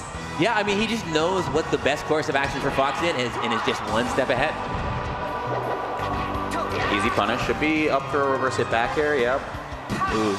Ooh, kind of shocked. Yeah, he didn't let that rock like a couple frames sooner, but either way, picks up the stock. Uphill battle for moky on game 3. Not impossible. Nah, but dude, man, this is a tough uphill to find. Oh, big grab. Yeah. He's a genius. He's a genius. Just cut it early? Dude, I didn't even know that up B sent that way. That was bizarre.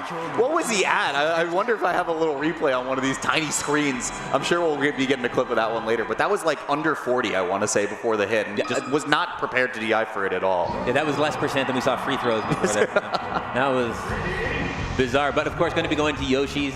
You know, again, moky really likes the scrap, really likes to get in on Zain, and this is the stage to facilitate it.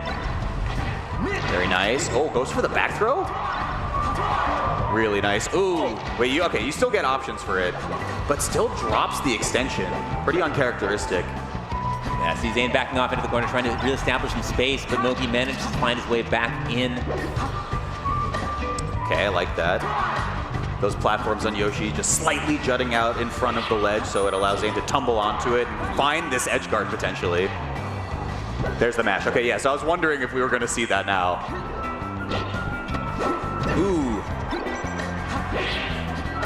Again, sometimes these weird hits cost moky so much. I mean, Fox in the matchup in general, because like, it can be so, oh no. It can be so easy for Mark to capitalize off of a straight hit. I think it's that, and I think also, like, I was talking about this in game 1, like, some of the short hops to ledge, where either you're missing a fastball or Zain's just letting it rock early, where you're just getting clipped and you get reversaled in these spots. Pretty tough. Okay, there you have it. And he does pick it up. One of the weirder things about this stage, too, is that Shine can be kind of a curse, a double-edged sword for Fox. Because with the DI and the snap to ledge from Marth, it could be, honestly, sometimes becomes Marth's combo. Yeah, it creates like a really unique reversal opportunity here. Oh, moky missed input. I think that was going to be full hop into up air. Going for that up B again, doesn't manage to find the right hitbox, though. Going slow. Did he hold his jump? I think he did. Yeah, but it kind of looked like he accidentally jumped early, but... Nice.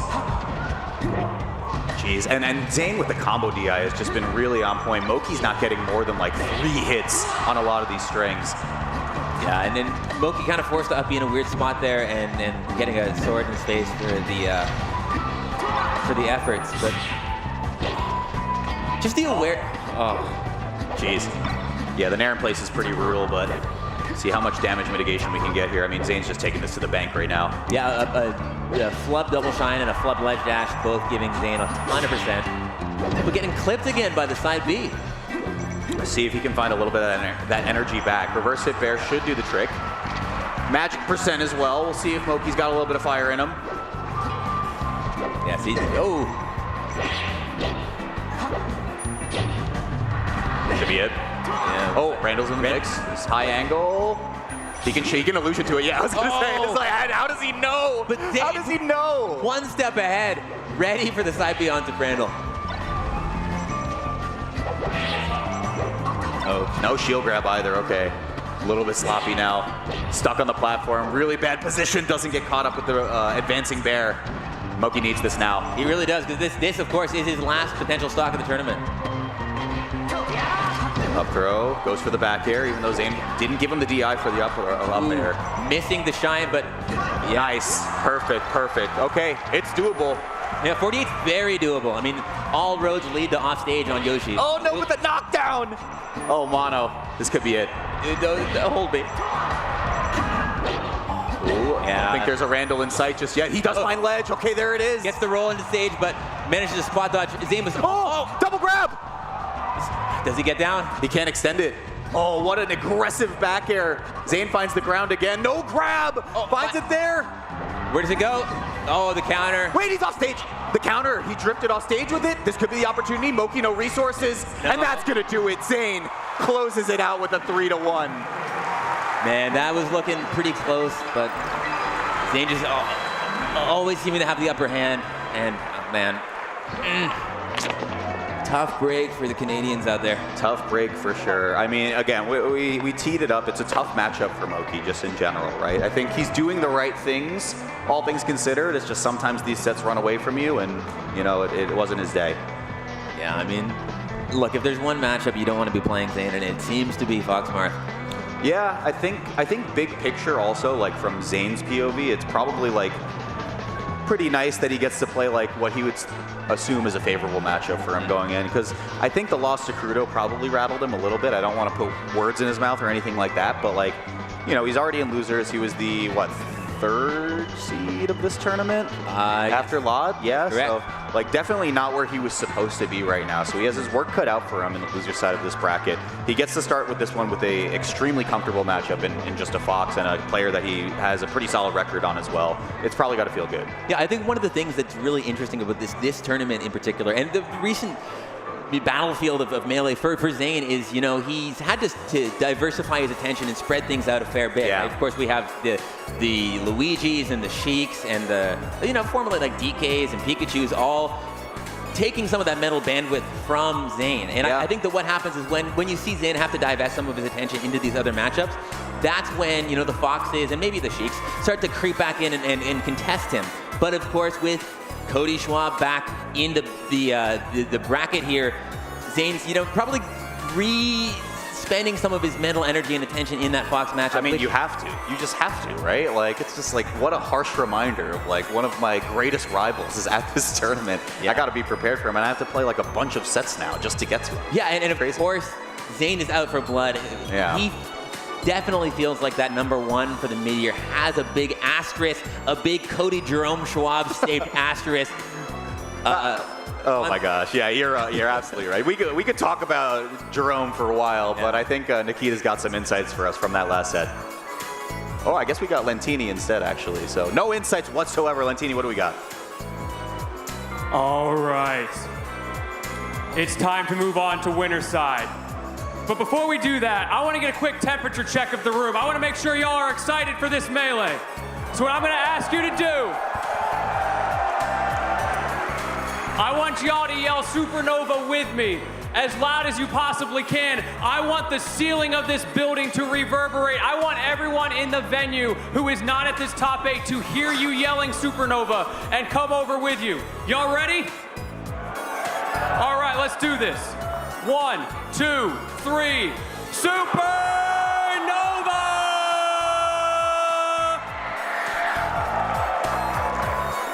Now that's what I'm talking about, but I want to make sure they really heard you.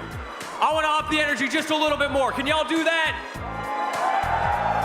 Let's try it one more time, y'all. 1, 2, 3, Supernova!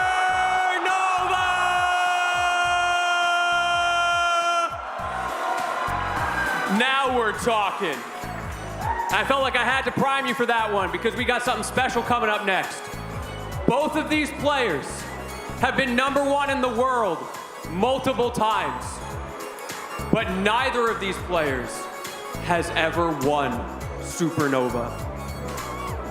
Coming up first is a man who has only entered 2 ranked events this year, and yet he won them both. A man who maybe has something to prove that he's the real #1 in the world. Make some noise for Cody Schwab! Let's go, Jerome! Gary.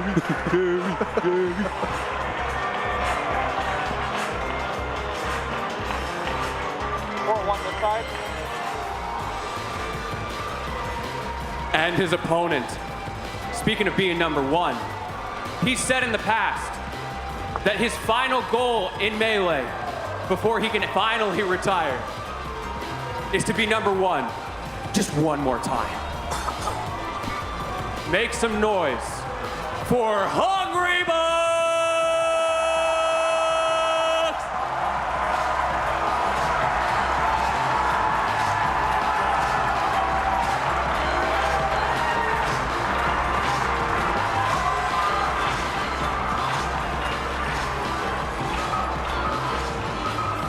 Unfortunately for these players, you can only have one #1.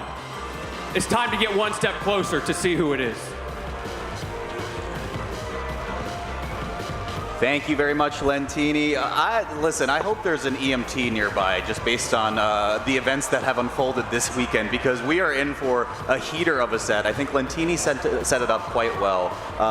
Both of these players, despite being able to touch the ceiling in Melee's history, right, be the #1 player in the world, prove that they could be the best, have not ever taken a title at the Supernova Series in over 10 years now of it being around. They've always kind of been playing that bridesmaid game for a little bit, right? HBox 2 second places in a row at 2022 and 2023.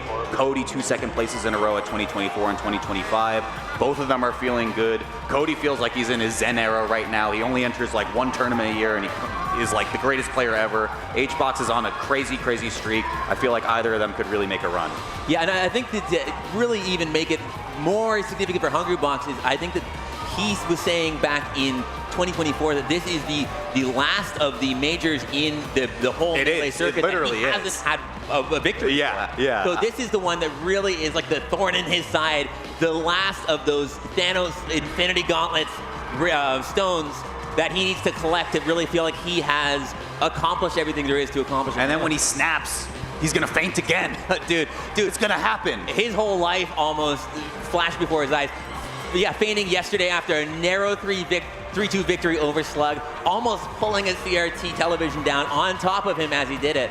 It was, you know, it was a very narrow call for the H-God. So insane, yeah. And I mean, he had a really crazy, in terms of like just close calls to get here, right? It was what, games 5 against Slug and then game 5 against the set before Slug. With Dreffin. Right now. With Dreffin, that's insane. Yeah, and he even said it, like we were backstage with him. He's like, dude, I played game 5s against these players. Like, what is happening to me? I don't even understand. But I'm excited to see how HBox approaches this tournament, right? Because I think one of the biggest things that I've said a lot, you know, like on my channel and otherwise, is I think HBox has the ability to beat a Cody or to beat a Zain, but it's like, can he beat a Cody or beat a Zain in 2 to 3 sets?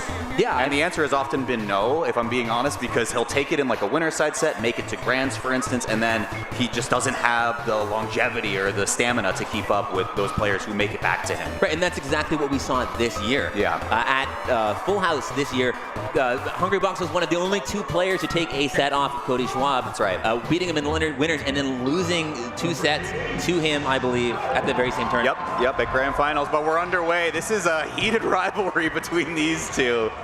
Well, we will see who comes out on top. Cody Schwab already off to the races, just a couple % shy of finding that up air KO. Yeah, I think it's one of the things that's going to be really interesting to see in this matchup is how does Cody approach this differently than we saw Moky play the matchup just earlier today. Like, I think that one of the things that really characterizes Cody Schwab is the discipline. Yes. His willingness to play the long game. Yes. I think for the first time, I believe it was at Genesis, we saw a timeout from Hungrybox. Oh, that was epic, by the way. Yeah, where he was, on like Stadium too. Right. Isn't that wild?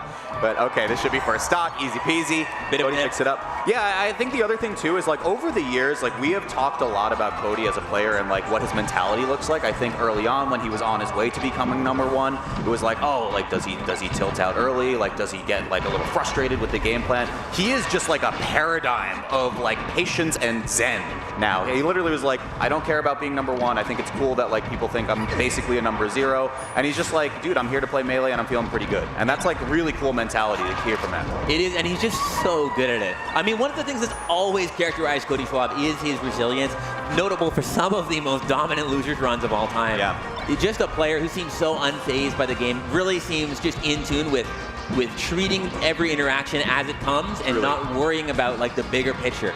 Just playing the game because he's here to play. Dips it way down. I was wondering if we were going to see the Firefox straight down while HBox tries to contest that stock. But to answer your question from earlier, Mono, I mean, in my opinion, I think Cody Schwab easily the best Fox recoveries in the game, right? It is so difficult to kill him. We saw him survive against Axe at like 320 damage yesterday. And also, on top of it all, he's just damn efficient when it comes to killing this character.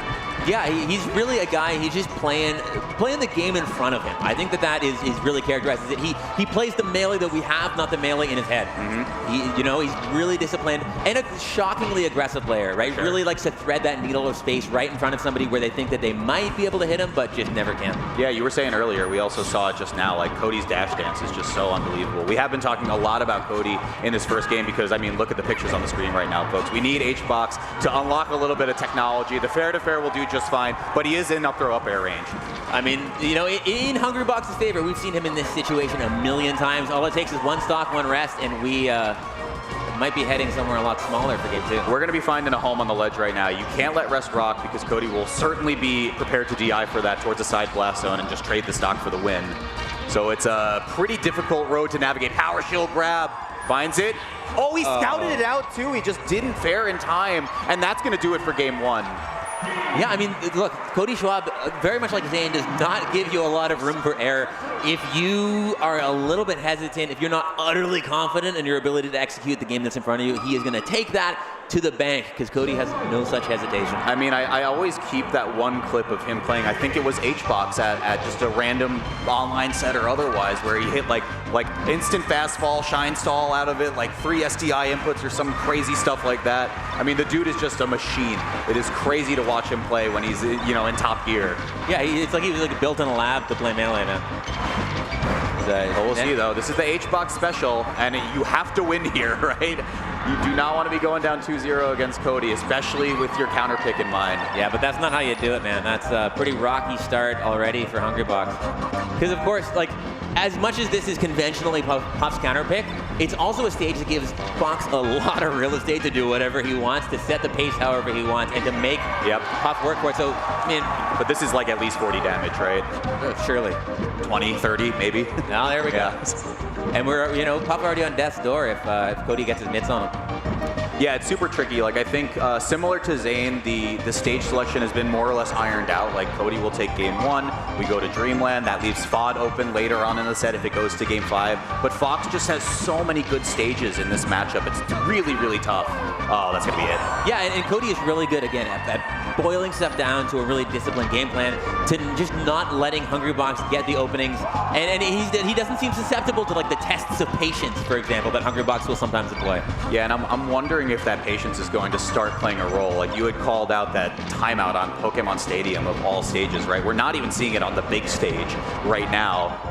But HBox is stock behind. He does need to answer this one. It looks like he can maybe get it, but it's just so hard to pin Cody down. Like, such a great recovery. Him saving his double jump until he gets hit.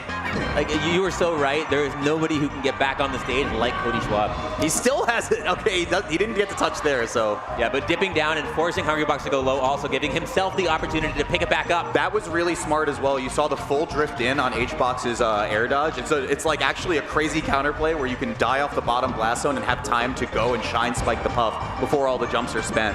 Yeah, but those are just like the types of optimization and min-maxing that Cody is so good at. And here we go, slowing the pace down. Hungrybox, you know, taking back home base on the left side ledge. I think something else I like about watching this matchup in particular is how the Foxes handle the percent ranges, because there are certain trains of thought for some Fox. Let's see if he converts, actually. Okay, it doesn't get there. But there are a lot of Foxes that'll be like, oh, okay, he's outside of like 70 damage. I'm going to stop lasering so I can guarantee up throw up air. But it becomes very one note in terms of like what my openings are going to be to secure the stock. Cody doesn't really seem to care because he can color by number and get these stocks however he can. All told, it's last stock. Yeah, I mean, Hungrybox finally finding a rest after like 3 missed ones this set already. My man has been ripping the down B and not really hitting too good. Listen, one grab away from generational wealth is Hungrybox, but up throw up air will work just fine. Cody untouched on final stock and goes up 2-0. Yeah, I mean, Hungrybox is really going to have to try and dial in the minutia of especially his rest punish game, because right now he's looking like you last night at the casino. Hey, we don't got to talk about that. It's okay. But we'll see if HBox is a gambling man going into game number 3. He's going to have to start taking a couple more risks, though, because it does feel like he's just barely maintaining parity with Cody. Yeah, I mean, again, this is one of those stages where I think that Cody is least susceptible to this counter pick of any Fox main. Of course, unless Hungrybox manages to get the lead. What's the opener? Yeah, falling up air to up air is like probably best case scenario in terms of raw damage. You take a couple lasers on the way down, so a lot of things kill Puff now. As long as they connect. Yeah, Cody missing the dash out of his double jump there, and unfortunately unable to secure the kill, but now we're back in Hungrybox's court, slowing the pace way down. And this is what we've seen in years past in this matchup and in this player matchup as well. His first stock matters so much for HBox. I wonder if he goes for a trade here now. Yeah, a bit of an ambitious up smash for Cody Schwab, and gets nicked by the down air. It looked like he messed up his movement a little bit, right? He spent a lot of jumps going off the ledge, but the drill was like the perfect solution to all of that. Yeah. And yeah, another little bit of an SDI there from the box, and wait, he jumped, no jump, sir. Imagine. He saved jump. We retained jump after using Sing. That would be a nightmare. I'll be honest. Okay, HBox is a pretty healthy lead. We have seen these just completely evaporate. Yeah, again, slowing this pace down and finding a nice little down tilt. I like this though, right? Like HBox isn't really full drifting towards center stage. He knows he has so much runway with the stock lead. Double pummel was actually like enough to try to find that up throw up air. Really like that. You gotta know your percents, man.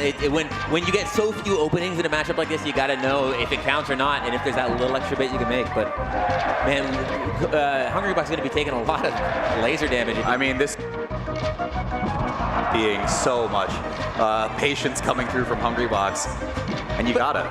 But some similar patience from Cody, you know, not contesting the ledge, not getting impatient, just taking the opportunities when they're presented and evening it right back up. Cody really barely took any damage here, so. Oh, it's the classic. You got caught with the classic blunder, and Hungrybox is always there for it. How many times have we seen him cover that exact roll out of the corner? He's just got a bag of tricks, and sometimes you just got to know that you can't be susceptible to old reliable. He just takes out the fake thumbs. He's like, yeah, this looks good. I think the people will be entertained with this one. All right. Hbox in a solid position. Up throw up air will kill off the top. So once again, we're falling to final stock with Cody knocking on the door of winners finals.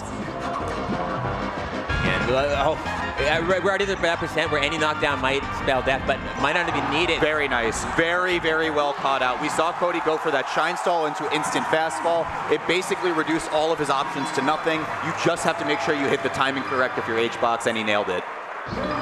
All right, so finally on the board for the big ol' Juan de Biedma. Surely going to be going to final destination though. This stage is again, Cody Schwab so good at reducing the game plan down to its raw essentials and really giving Puff very little to work with. Oh, no dash forward on that grab. We're seeing Hbox pound, which is sometimes a scary sight. Yeah, and to your point, especially on a stage like this with no platforms to kind of cover his head with the little roof there, how does Hbox find an entry point is going to be the big question. Yeah, and just taking into the air is so much more of a commitment in the stage when you don't have the platforms to navigate to if you get caught in a bad spot. So both has a hard time to close the gap from coming off of ledge because he can't use the side platform as safety, and also if he does try to take to the air, has the risk of getting sharked. So again, we're just seeing, laser damage just getting stacked on, and Hungrybox,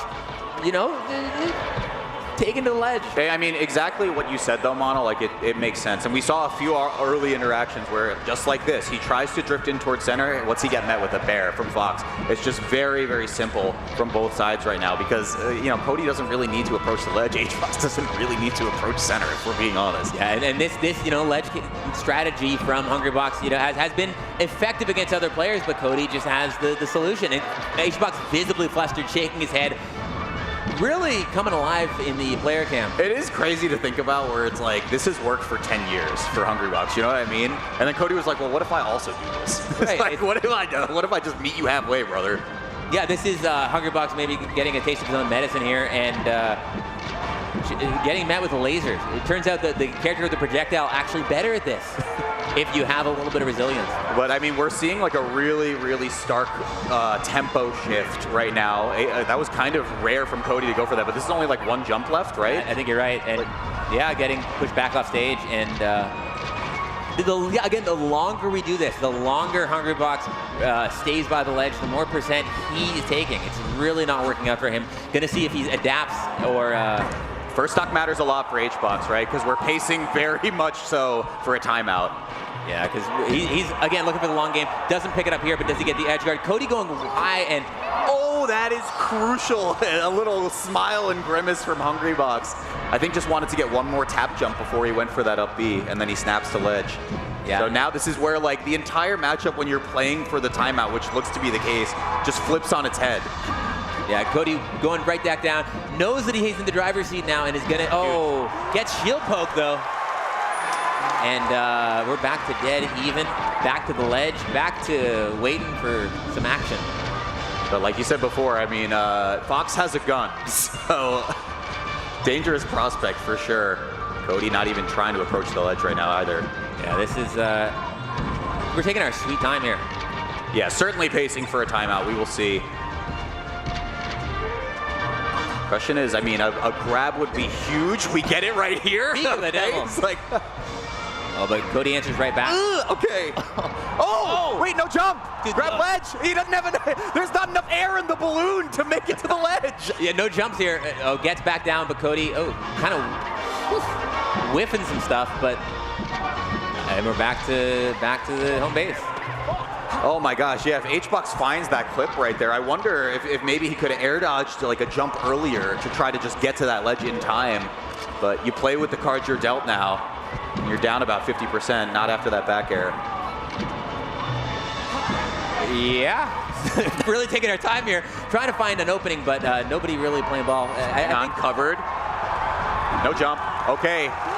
All right, Hungrybox taking the lead. The crowd coming alive. Did you see Cody's face cam? His eyes just got wide. He was like, I guess we're doing this. Let's do it. Well, now he knows what he's in for, because, I mean, the percent doesn't matter if you're down to stock, man. And Hungrybox. What is he saying? What is HBox doing? My man He's freaking out, dude. What? Oh, my God. Coming alive, up 2 whole stocks, and Cody kind of quietly nodding to himself. I saw him mutter like an okay to himself, and I don't know if that's like it's time for us to boogie. Like, let's do this now. I think he's coming to terms with the ride that he's going to be on if he wants to win this. And see, Hungrybox already taking his full time on the Angel platform, knows that he is ready to play the long game, Walt. I mean, I have to pose the question as HBox is up basically a full stock here. Pretty good conversion from Cody, gets like halfway to this third Jigglypuff stock though. If this goes to game 5, do you run it back after seeing what HBox is willing to do here? I feel like it's Cody's best stage, I don't know.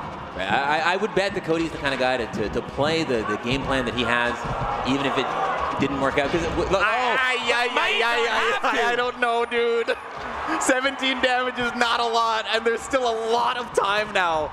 Yeah, and we're neck and neck here. Of course, rest always on the table, but got to get close for that to happen. And Cody quite content to play this distance game, the space down tilt, shoot some Oh, wave dash in! Oh my God. He just completely, spot dodge grab. We all knew it was coming up, throw up air. It's just enough to do it at a magical number as well. HBox unplugs it quickly, knowing that he could have taken that one home, but Cody is inevitable. Yeah, Hungrybox had such a lead at the end of that game, and so quickly it evaporated. A couple little miscalculations, a couple great reads from Cody Schwab evening it up, and man, Cody just feels inevitable. I think one of the words that you used earlier just really stuck with me, right, is the discipline that Cody brings to this, right? Because, like you said, there was a pretty solid lead for HBox in that game 4. He was up a full stock towards the last, like, 3.5 minutes of that game. Cody stuck to the game plan more or less. It felt like HBox was advancing forward, maybe a little bit too eager to try to close that game out. A lot of wave dashes in, a lot of grab attempts, a lot of spot dodges to try to catch Cody slipping. Didn't pan out there, and now the question I present again, right? Like, HBox has shown he can beat Cody in the past. He couldn't do it in the winners. He still has to win 2 out of 3 if he makes a run all the way to grand finals. And there's a demon in the loser's side too that has given him trouble in the past. But we got some analysis from Nikita to talk about what just unfolded in that set. Nikita, what do you got for us? Thanks, guys. The thing that I wanted to take a look at specifically was percentages, right? You called it min-maxing, you called it efficiency that Cody Schwab has in taking care of Jigglypuff as a character. And the 2 golden percents I want to look at here is on the Battlefield game, we're looking at 56, on a Dreamland at 68. And that is what links to up throw, up air. And if we take a look at the Battlefield game here, we have the percents. What happens here is Cody gets literally the perfect percent down 1. So he needs to get something here. He throws out a fair to try to get something, connects with the shine, gets enough percent, links into up throw, up air afterwards. And in the final clip I want to show is probably the most beautiful example of Dreamland of the magic percent. He's able to get a few strings here and gets down to 60%. That's 8% too short. Tries to get the lasers and does it himself with the pummels on the grab to be able to get above 68% for that up throw, up air. And we're talking about math in a children's video game that's 20-something years old, but I think it really is interesting to think about what these players are thinking about. You hear about Randall timers, and you're thinking about percent when you're playing Fox against Jigglypuff. Thanks, y'all. Thanks, Nikita. I mean, I think that it has never felt more true. Like Cody's old tag has never felt more true. He is here to be doing work. He is all discipline. He's all structure. It's methodical. It's precise. It's efficient. And it's going to take a Herculean effort for somebody to stop Cody Schwab. I mean, it's such a crazy, hilarious rap sheet that he has for 2026. And I say rap sheet with all intention in my heart, knowing what we have coming up next. But man, I mean, to go to 2 tournaments this year and to win both of them, not only just win both of them, but also like, low-key, I'm limit testing myself, right? Like, let me see how many sets I can play in a tournament, right? Because I think of the 2 tournaments he played this year at Genesis and Full House, he was like 26-2 in sets or something like that, or like 20-something-2 in sets, because he lost to Swift at Genesis and he lost to HBox at Full House, and just had the like close to maximum number of sets at Genesis. Or I think the maximum number of sets you could have possibly had. The man is a machine. It's insane. He's just, again, so disciplined, so structured, so ready to game. And I can't wait to see more. But first, we got to introduce our next set, see if our next two competitors in winter bracket. I see a smile on my face. I'm excited for this one. Dude, I know you are. No reason in particular. Lentini, what do you have? Man, aren't those analysis segments awesome? I just want to give a quick shout out to House of 3000 for figuring out new ways to innovate all the time in this space. They are absolutely crushing it. But without further ado, let's talk about the next two players who have been crushing it. Our first player, talk about a meteoric rise. Debuted last year at 30th on the rankings in the summer. Now, he's number 7. Make some noise for RapMonster!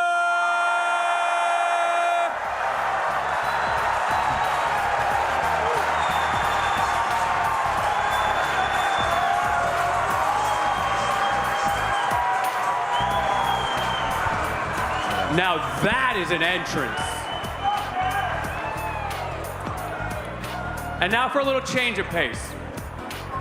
Our next player is famous for his love of the community. He's famous for playing friendlies for hours and hours at every tournament. And I can tell you that this one's no different. Everybody else has been warming up over in the VIP room. He hasn't. He's been out there. He's been grinding with y'all. So give some love to Aklo!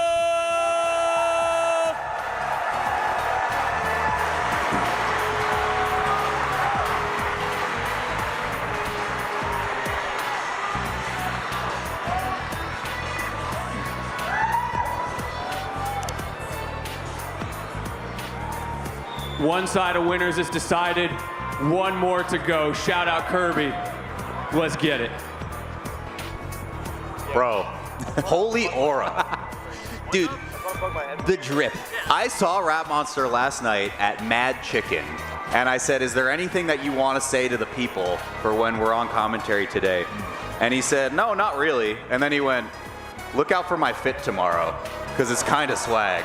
Dude, it's swag, and it's so appropriate. You know why? Because both of these players are perennial bridesmaids. These are two players who have both got second place at Super Majors and have yet to cinch that #1 spot. These guys are both vying for the title. Both come so close, as close as you can come. Yeah, there's a very short list of players who are considered next up, and on that list, most of them are Foxes. Now to have a Luigi in the mix who, when you look at the set history, 3 second places in a row. Most recently, last week at Get On My Level 2026 when we crowned lloD the 23rd major champion in Melee history.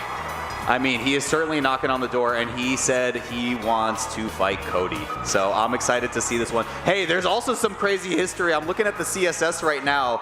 But what if we got a Luigi versus Link? Wouldn't that be kind of insane? Well, funny you mentioned that, Walt, because the one time that these guys played, I believe at Creed earlier this year, Aklo did in fact pick Link, so maybe you were a little too soon to call him a Fox main. And in that set, they did end up having, it went 3-1 in RapMonster's favor. Oh my goodness. I gotta give a little background here. Obviously, I feel I am considering myself RapMonster's strongest soldier. I love this kid to death. We do know, brother. And I have no shame in that. I have completely ratted out for my own friends, and Aklo is one of my friends sitting on the stage. I could not be more biased right now. I'm sorry. I need the funny green Luigi Palmer man to take one here. You are a fan of both players, but first and foremost, he turned down for Walt Pocketbook. I understand. I get it. YouTube would be set ablaze by a victory, but can we forget?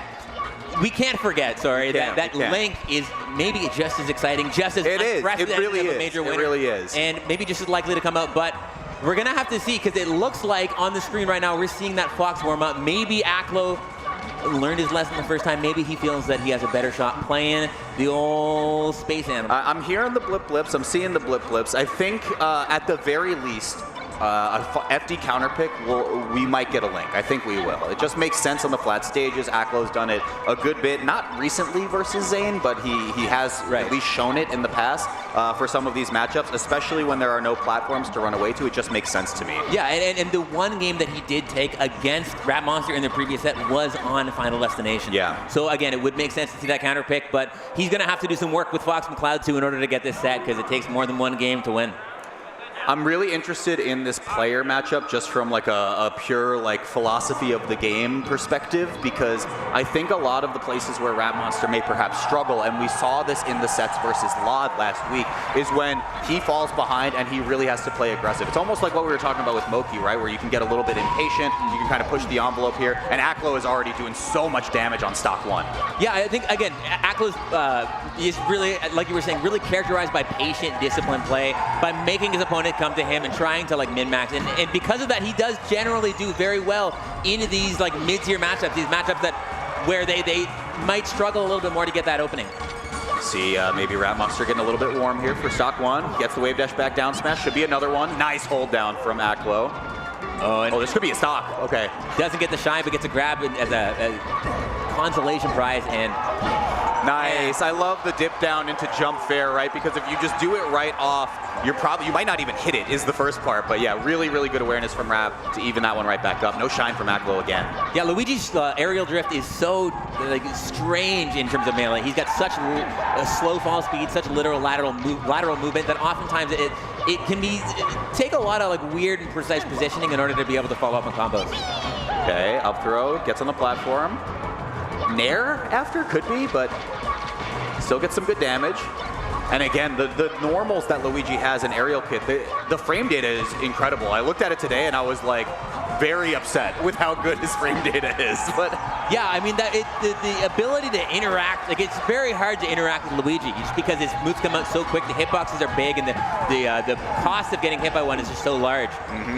So that you really have to try and find your spots carefully. It's just because like, sure, he may not be blitzing towards you in the air, but I mean, good luck getting close to him too.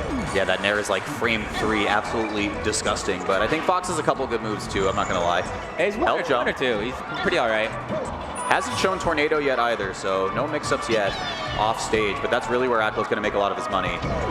So gets a bad DI on the Nair and steals, evens the stock count up. I really do like how Aklo is taking his time, trying to force RapMonster into spots where he has an easier time interacting with him, right? I was saying this before, man. This is Aklo's home. Look at it out there. We go hang out on the top platform. It's so difficult for Luigi to get up there without spending a lot of movement economy.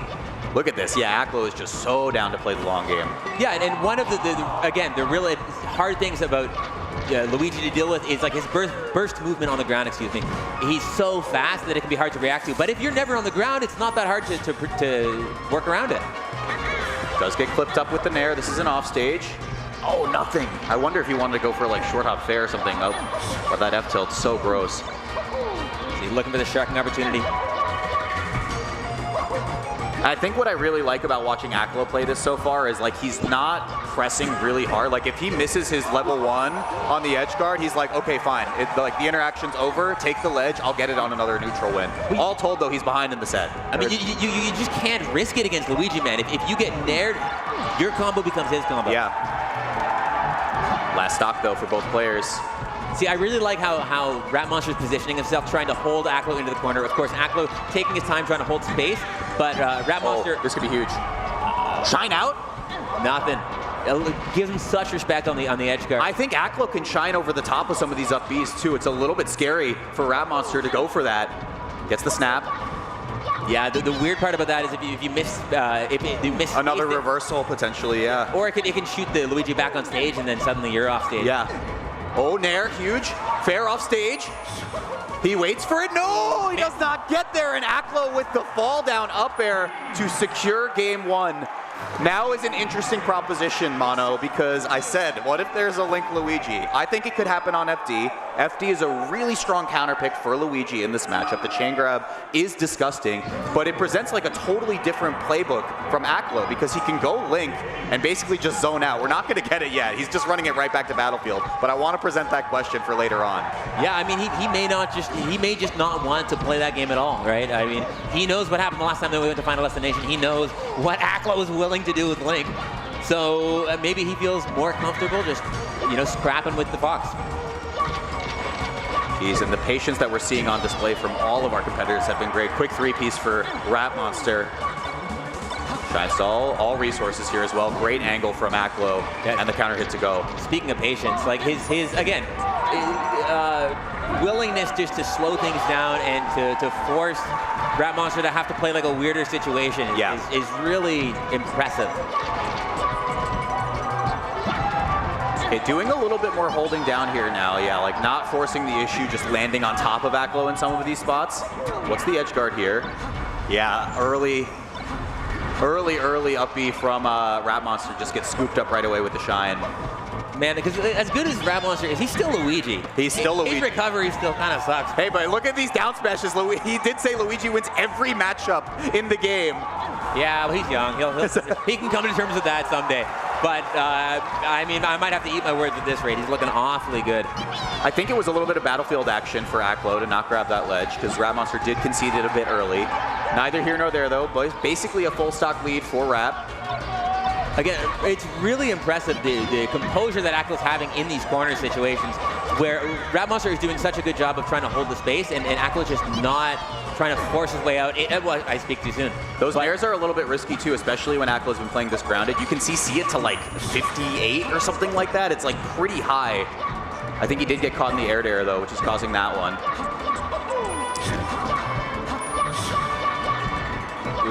Then these F-tilts have just been doing such a, great on. This is drop down, yep. Doesn't get the attack on Battlefield, but a valiant effort coming back on the stage. And I mean, look, a 3-stock to 1 lead model. I'm just waiting to see that chest pump from RapMonster that we have been seeing in so many of these sets, just to power himself back up. And Aklo just hands it over to him. It's 1-1. Yeah. He said, "You don't even earn it. You don't even deserve it." I have an interesting question for you. Let's hear it. Both these guys know what happened when they went to Final Destination last time. Yeah. Is there a world where Aklo feels that that's best for him? I literally just heard him say back or no. Like they're going back to Battlefield. Both of them won there. So I think we're just doing the New York Classic right now and just playing every game on Battlefield if possible.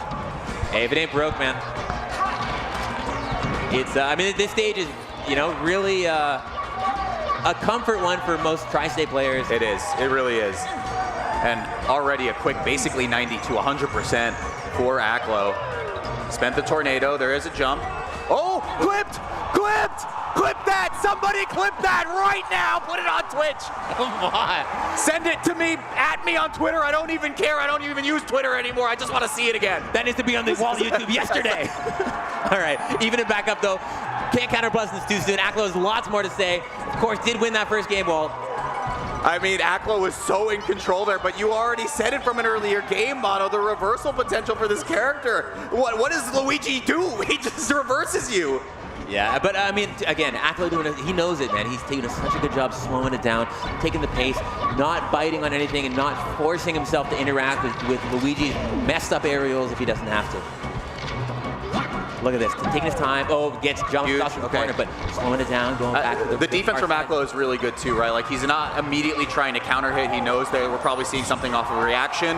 Off stage, chop it, no. Doesn't get it.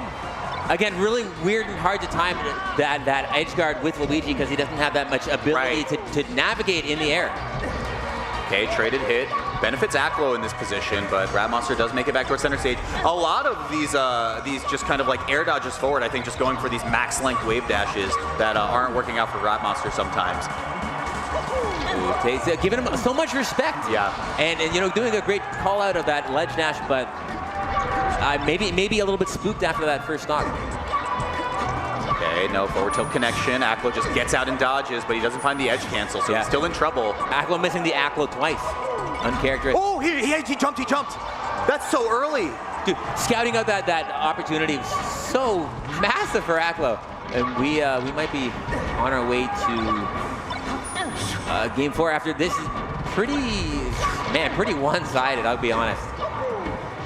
Okay, missed tech. He does find it. I mean, we're in the conversation, Mono. Let's see. And RapMonster, he said to me yesterday he wants this set versus Cody so damn bad. Well, he's going to have to earn it, and Aklo has something to say about that, man, because this is looking tough for your Luigi, man. It really is. This is kill percent, very close to it. See, now Aklo knows what he's got in his hands. He knows he's way up, not going to risk anything. Even downward angle forward tilt, I like the attempt there. Wow, and RapMonster, just a little bit of a tech flub. He's going to slow things down, but Aklo, I think, is pretty comfortable at that pace. Yeah, it's just the inverse of the game before, missing the ledge dash to go next. And again, we are presented with the question, are we back to bats? Or are we adventuring into the brave unknown? I'm wondering. I think the people want Link, though. And I mean, FD would be really good. It looks like he's hovering Yoshi's for game number 4. He just wants to keep the platforms. I kind of like this too because RapMonster's been scouting the ground really well. Doesn't want to go to FD because maybe for fear for that counter pick, right? So you keep platforms in the mix, but you keep Aklo at arm's reach. Yeah, I think that, we know that Aklo is really trying to slow stuff down. Aklo is taking his space, trying to take his time, and this is the small stage. If RapMonster's feeling frustrated that he can't get himself in, I think, oh, that was actually so crazy. I'm pretty sure the Shy Guy extension allowed RapMonster to get the spike hitbox of the down air. Yeah, it was some goofy stuff. Oh, really wisely covering the edge cancel attempt from Aklo on the top platform. Yeah, look at this, man. This just stand-up boxing. Like, these guys are just holding space so well. Okay, should be huge. Again, wake up, shine. And down smash is like, what, frame 5 or something like that? So, oh, what a grab. What an air.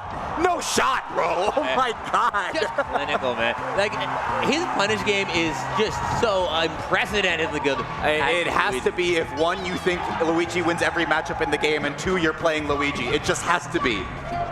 Yeah, 2 of you guys are riding high right now. This is such a switch up from the last game. I thought he was going to try to misfire. I'm not going to lie. I mean, into what? I don't know. But I mean, he's playing for him, not for you. Up air off the top will find a KO, but Aklo is hurting right now. Covers the jump out and just so precise. All over Aklo's. Dude, such a change of momentum. This was a really, really good stage pick for RapMonster. I think tightening the blast zones, tightening the platform positioning really helped him a lot because he's just finding action whenever he wants it. Yeah, I mean, this is such a mountain to climb. And again, so hard to interact with Luigi that, like, it can be hard to make a comeback. Yeah. Great. That actually is close to killing, too. Okay. And Aklo finally trying to contest that edge guard and getting an up air in his face for his efforts. Did he? No. Right? No?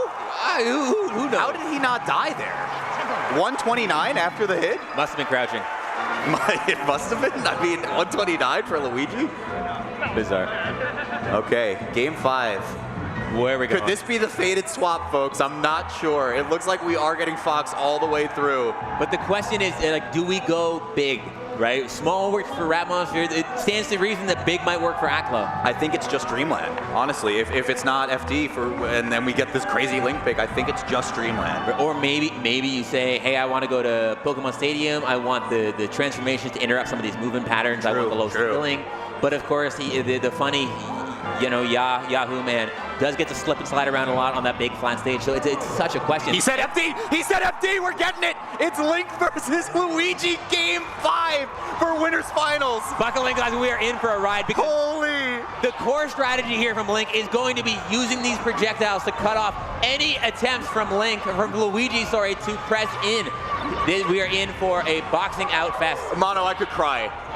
In what world could you imagine these freaking characters playing for top 4? Dude, only at Supernova, the most Smash of Smash tournaments, do we see Mr. and Mr. Luigi, or Mr. and Mr. Nintendo, sorry. So yes, to your point, we might be in for a pretty long ride here, guys. But you said it earlier, and I do think it's a really interesting style change. With no platforms here, the Link is just going to be zoning out with these projectiles constantly. It's so difficult for Luigi to just find like a wave dash, dash in, jump over the top, because there's so many tools in Link's arsenal that cover all of those movement options. Right, and Luigi does not have any good aerial drift, so the jump over is just not an option.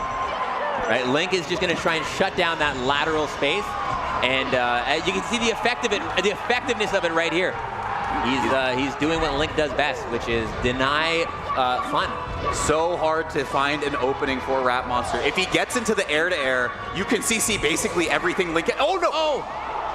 Oh, but he managed to get the ledge. It's such a hard timing to roll up on that Link up B without getting clipped. He lingers there right beside the ledge so long. Drop down bear potentially. Oh, over the top. That was real smart from RapMonster. Bomb up B. Doesn't get it. I think he hit with an up B on this stock, so it was staled. So you can't get it unless it already exited the move queue, and I wasn't sure if 10 moves had gone by already. Oh, gets it. But again, okay, can't seem to get RapMonster off of him right now. This is exactly where RapMonster wants to be, but Link gonna try and reestablish that space with the sword. There we go. Oh my goodness, yeah, and look, you're seeing it in real time, folks. Like, it is so difficult. He does find a wave dash and shield on like a pretty unsafe boomerang. Yeah, see, trying to, again, reestablish the space, but RapMonster finding it in. No bomb in play. Bomb's gonna be huge, because of course it is the projectile that knocks RapMonster up and away. Yeah, I'm seeing a lot of wave dash and shield into grab or wave dash and F tilt like this. Gets the chop, finds it off stage. This time he hasn't hit with it, so he can bomb jump, and he gets there. Yeah, but again, RapMonster doing such a good job of smothering Aklo and not letting him establish that distance that he needs to play his game plan, taking a lead in Game 5. This is unbelievable, dude. This is ridiculous. I cannot believe what I'm seeing. Okay, those fairs can be CC'd for a while. RapMonster is outside of it, so it will knock down. Yeah, and this is one of the harder things here is going to be securing that kill. That's it. Finds it with the... Not yet. But the edge guard is also going to be a bit difficult because, you know, does other projectiles finding his way back on stage and back to neutral. Oh, boomerang into fair could be a kill option. We got just basically up B from anywhere will pretty much KO. It's a tricky spot. Yeah, so will this. Oh, doesn't manage to find it though. He's taking his time with it now. RapMonster trying to navigate his way in. Bomb's gonna blow up. See, throws out the fireball, getting Aklo into shield and then grabbing him off of it. Great set play, but big grab.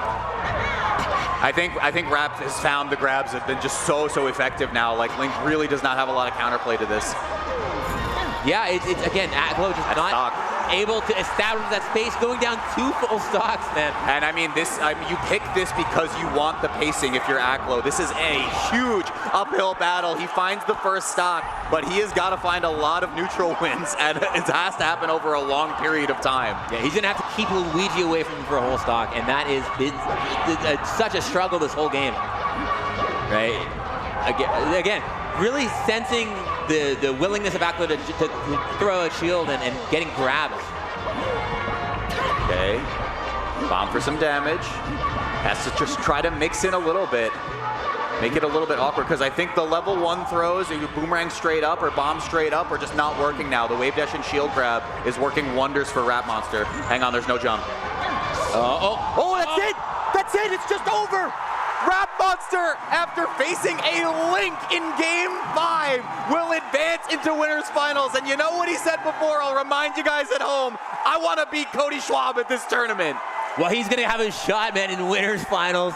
Man, if I'm Aklo, I am the second guessing, the questioning that Link counter pick, going to be eating at me. But of course, he is going to have an opportunity to reestablish his footing and pursue victory from the loser's bracket. Walt, that was... It's just aura. He's just aura farming, dude. Yeah, you better be paying that kid dividends, man. Listen, there's a royalty that has to come through, right? Like, everyone has said so at this point. I mean, look at this. RapMonster and Cody Schwab are guaranteed podium placements at Supernova 2026. They will face off, and RapMonster has actually beaten Cody as well, for what it's worth. So this is going to be a really fun one later on in the bracket. I can't believe what we just saw, dude. That was insane. Dude, it's ridiculous. And after such a solid game plan from Aklo, and the Link game plan working in previous sets, just, you know, RapMonster did his homework. Where he figured out how to navigate that's, you know, the very stilted game plan and come up with the W. But we got to kick it to Nikita for some set analysis. Please. Thanks, guys. I think I'm with you, Walt. I'm a little happy that RapM won because I think I was going to have to talk about him regardless. But the thing that I want to look at specifically is how RapMonster uses Cyclone specifically. He's really good at managing resources off stage when he uses double jump, when he uses that down B, which I believe he does with 2 fingers now, like 2 hands on that button. And so the first clip I want to look at specifically is what he does off stage. So he gets knocked all the way down there, expends the Cyclone early, and is actually able to get a return there with the double jump. Oh, that's the wrong clip. It was on the left side of the stage. But now you already got a preview of what's going to happen here. Gets knocked off, uses the Cyclone early here to get that verticality, uses the double jump early with the fireball, and is actually able to clip Aklo with that fireball to actually reverse the entire thing. And outside of that, in terms of recovery, he also uses it in neutral as a combo extender. As you see here, he's going to be able to drop down from left platform and use Cyclone to get the first hit and then the knockup as well to continue into that combo afterwards. And Cyclone's cool, you use down and B, but I think there's a down A move that we have to look at here in terms of you do it once, you do it twice, you do it 3 times, you do it 4 times, and you do it a 5th time.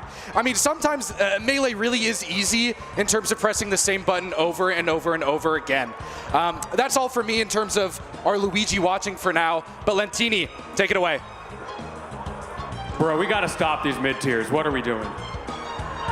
No. This game is almost 25 years old. This game is old enough to vote on the daylight savings bill, and we still don't have a real meta. Absolutely incredible to see the talent on display. Look how much love RapMonster is getting right now. I think that is beautiful. I know. But we're gonna move over to the other side of the tier list again real quick. Okay.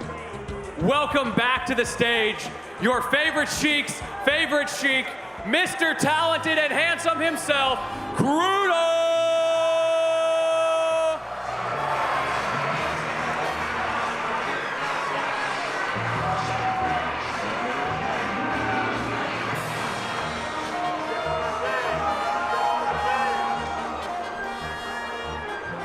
And his opponent, the man with the best pop-offs in Smash. Y'all better hide your chairs. Make some noise for Hungrybox!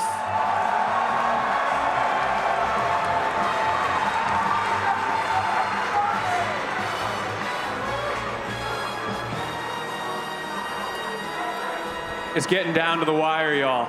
We're on loser's side. There's only 1 life left to give. Let's see who keeps going.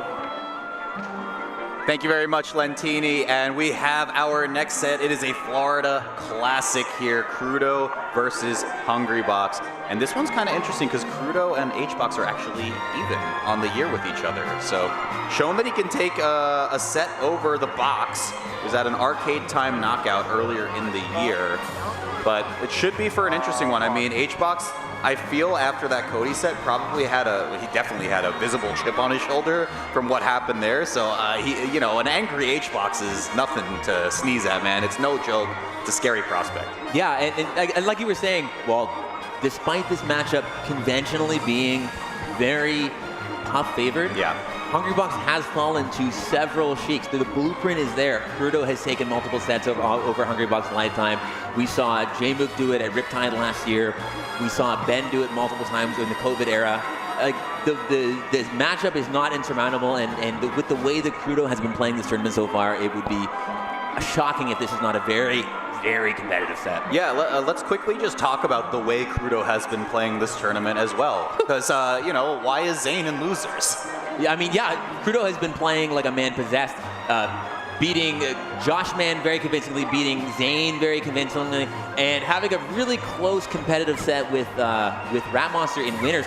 Actually, I was talking to Krudo earlier, just before broadcast, and he said that set he felt like was under his fingers, and then Game 4 last stock, right before he goes to edge guard RapMonster, Yes. his phone alarm goes off in his ears, and it's screaming at him, and he hits flight or flight. And you know it's like it's probably like the nuclear alarm one that Right, goes it's off, and like, it's super loud, and it's like, oh my god, he was just activated like a sleeper cell, just ran off the stage and didn't know how to function right there. Is this last funny set, or bit do we of have one funny more? bit of lore as well. But we will get into game number 1. It's Krudo versus HBox, so you can take it. Yeah, so one of the critical things in this matchup is just not getting rested, man. Pop has so many setups and opportunities to up tilt rest, to crouch, to grab and rest, to up air rest, and if it's really just a matter of you know, making sure that doesn't happen, because like the actual stand-up boxing, the neutral, not that bad for Sheik. It's not. But there are a lot of things that you can just get held down into rest to your point. However, if you will continue to drift into a Sheik player, I'm sure they're thrilled with that, as Krudo is going to take away stock number 1. Yeah, after like a real frustrating loss for Hungrybox, it's going to be interesting to see if he still has the composure to play the game plan, or if he's just going to end a little bit. Again, these really, really aggressive advancements from Hungrybox. He's coming in, even though he's stock down right now. Let's see if he can find the edge guard. Oh, gets the hit. Resetting back to neutral, gets a grab, but you know, nothing really you can do with that with Pop. So Krudo reestablishing some stage control, getting re-grabbed again, back off stage, has to get the edge guard. No sir. Just letting him back. It's not too far out of the woods just yet. Okay, might have been a missed shield drop though after that roll. Okay, does find it at 59%. There's not really a lot that's gonna like kill yet, but you can get a lot of good damage so far. Yeah, one of the other really frustrating things for Sheik players in this matchup is a lot of the time the rest punishes are just not of the caliber of other characters. Oh, yeah. 100%. So there is less, like there's more of a willingness from the top player to play for that as a win con, because it pans out better than it does in a lot of other top tier matchups. Yeah, I mean, here you do just get down throw into up air, potentially down throw into fair, let's see, or up smash charged. We'll get the KO for a trade, but this is probably some wind in HBox's sails to take the stock away first. Yeah, you can see him there already kind of trying to scout out a roll, trying to, again, look for this up air, which will lead into rest in, you know, mid-percents. Oh my god, and again. Yeah, if there's one thing you got to watch out for if you're Krudo, it's kind of that, man. Yeah, pretty much. We'll see, though. So we really only have seen this first game where Krudo has been playing with a pretty sizable lead so far. HBox has really sufficiently brought this one back by virtue of those 2 rests. Yeah, but looks pretty willing to scrap, unlike the Cody Schwab set. Here in the mix, trying to play, trying to hold down, and trying to find a cheeky opening to seal this first game. Oh, tried to swat away at the ledge. HBox didn't want to go for it. That was crazy. Yeah, man, if that had connected, that would have for sure spelt the stock, but getting some weird Hungrybox-esque DI from Hungrybox. Oh, really brutal position. I think Krudo was looking for maybe an up air there. Great tech from HBox, though. It's such good. That's going to do. Yeah. The awareness from him to know that Krudo was going to try and counter hit him off stage. But of course, Krudo known for counter hitting. Yeah. That is one of his amazing like X-Factor strengths as a player. And so I think really telling of Hungrybox to be ready for that and to capitalize off of it so meaningfully. It's such a tricky prospect, though, to be like, oh, I'm going to fight you in the air-to-air, and like hopefully I get the better percentage end of this exchange, right? Because for HBox, it's like if he catches you slipping and gets those rests like we got in stocks 2 and 3, you're just so far behind, it's really difficult to come back. Yeah, okay, finding a grab early, but nothing off of it. And again, like this is going to be a lot of boxing, I think. A lot of people trying to counter hit each other, find their big opening. The issue just is that, yeah, the opening for Puff is sometimes a little bit bigger. Yeah, pretty doomed position for Krudo on that first stock. Like, you just can get a roll up. If you're early, HBox found that F smash. Really good opening so far. Let's see how Krudo answers. And looking like we're, Hungrybox trying to reestablish a little bit of a slower pace here. That seemed like it killed kind of weird. Yep. It was like 94 after the hit, though, so not bad, but very strange. Just one of those moves that's like deceptively strong, I think. We forget about it. There's so many good up airs in this game, but Sheik's got one of them. Okay, and I like this now. Yeah, Krudo approaching at the 45s, just going for like an early needle, just trying to dissuade HBox from jumping into him. Yeah, and if you saw that on the wake up, Hungrybox was positioning himself, reading that roll and rest for Krudo, but Krudo does not bite. A lot of the time, yeah, Sheik can have some difficulty getting out of the corner, so susceptible to rolling in. And Hungrybox, of course, knows that. Up air can kill now, too, or off of a down throw up air, but very close. No rest, yeah, because you're going to get a stock trade potentially. Well, of course, on the inside platform, that up smash will connect from below it. Up air. I mean, HBox taking a bit of a note out of Krudo's book for an off-the-top KO here. Yeah, much like Luigi, Sheik has a very limited aerial drift. Right. And so can be very susceptible to getting sharked just like that. We did finally see that scoop up, though, with the grab. As we mentioned earlier, we're back to exactly even. This is huge damage. This is like the absolute gangbusters for Sheik when you're like, I got to grab, unpuff, it's so awesome. I mean, it feels great, but sometimes like lower percentile, you get is a hit or two. It's not the instant win that it can feel like in other matchups. But Krudo's making it hurt right now on this stock, just completely zoning HBox out. I said it in game 1 as well, if you're going to keep drifting into him, Krudo's just going to keep slapping it. Yeah, I mean, he's so good at just like, his reactions and just his sense of spacing are so on point. Okay. Still worked out cross court. I'm kind of shocked by that because I was going to be like, you can do jab instant up air and then you probably get the stock even from ground level. Ooh. But really good lead for Krudo now. Yeah, some weird side plat spaghetti and getting Krudo off stage, but manages to find the ledge, dipping really deep. Oh my god, okay. Oh, tries to bait a shield drop, but Hungrybox wisely down airing out of it. Dude, Krudo's playing so nice on this second game. Yeah, no, it just feels like he's one step ahead of Hungrybox. Oh my god, even just completely breaking Hungrybox's ankles here. No jumps, man. Basically no movement, yeah, and that's going to be game 2 over to Krudo. What an adjustment, man. But look at just the pressure that the Krudo was applying off the side of the stage. I mean, those jumps were not burned intentionally. Those were forced out of Hungrybox because Krudo was just applying so much pressure, keeping him out there, forcing him to keep trying to recover and failing to do so. So we'll see what happens when the stage gets a bit bigger. Some of those conversions that Sheik really needs in this matchup are just turned off for a while now. Yeah, I mean, this is hard for Sheik twofold, right? It's hard to secure those stocks for her to even stuff up, and just like the threat of getting rested and having to make that comeback is just so much more prevalent here. Hungrybox is going to be looking for that lead and then trying to take it to the bank, and it's up to Krudo to make sure that does not happen. Should be up air kill. There it is. This is exactly what Krudo needs, and him himself nodding to himself, saying, man, thank God I did not lose that first stock. But he is recovering back towards stage. This could just be rest. Okay, he's just going to charge F smash because he doesn't want to eat basically like a grab and defair for the punish with a full stack of needles from Krudo. So it's exactly even again. Yeah, but might get a tech chase. Krudo jumping out and a great opposite tech, but take it for a ride. I'm going to take you for a ride. Nice. Had to do it one time. Oh, wait. Oh, I thought he was going to fall off the stage.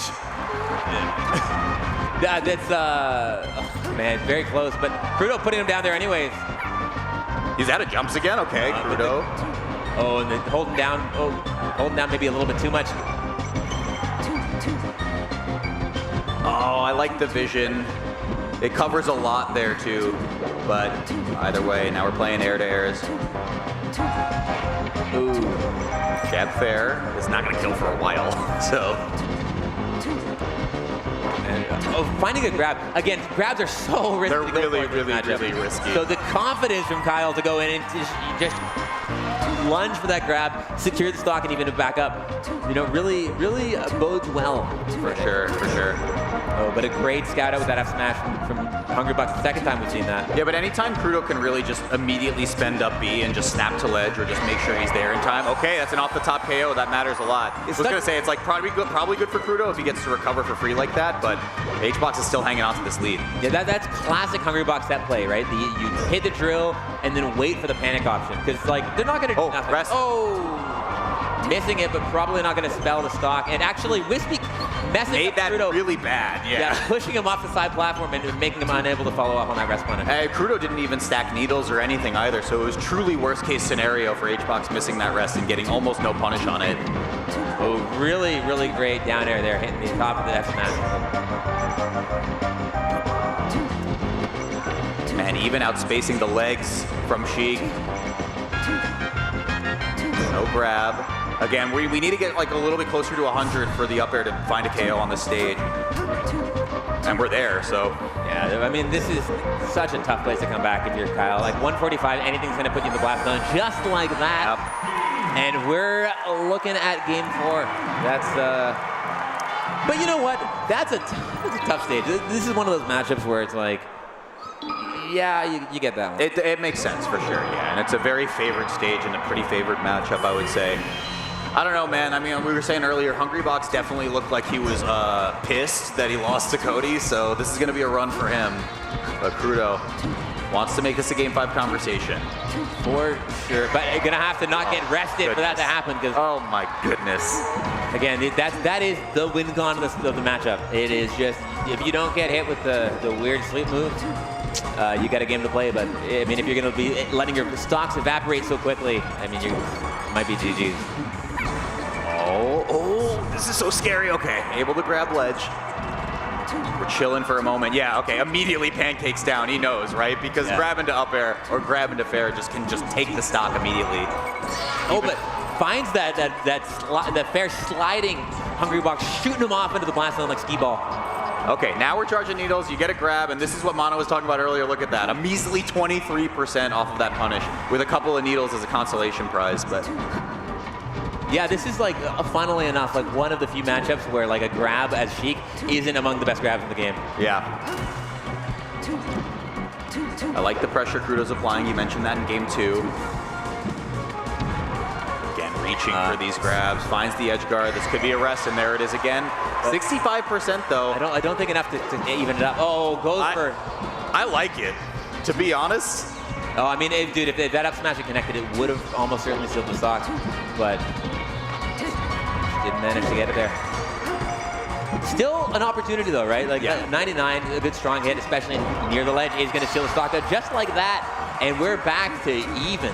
Yeah, we're seeing a pretty good change in like discipline from Hungrybox in terms of he's not like immediately drifting in on beat 1, like he's just going in, getting faired, and just doing that ad nauseum until the stock is gone.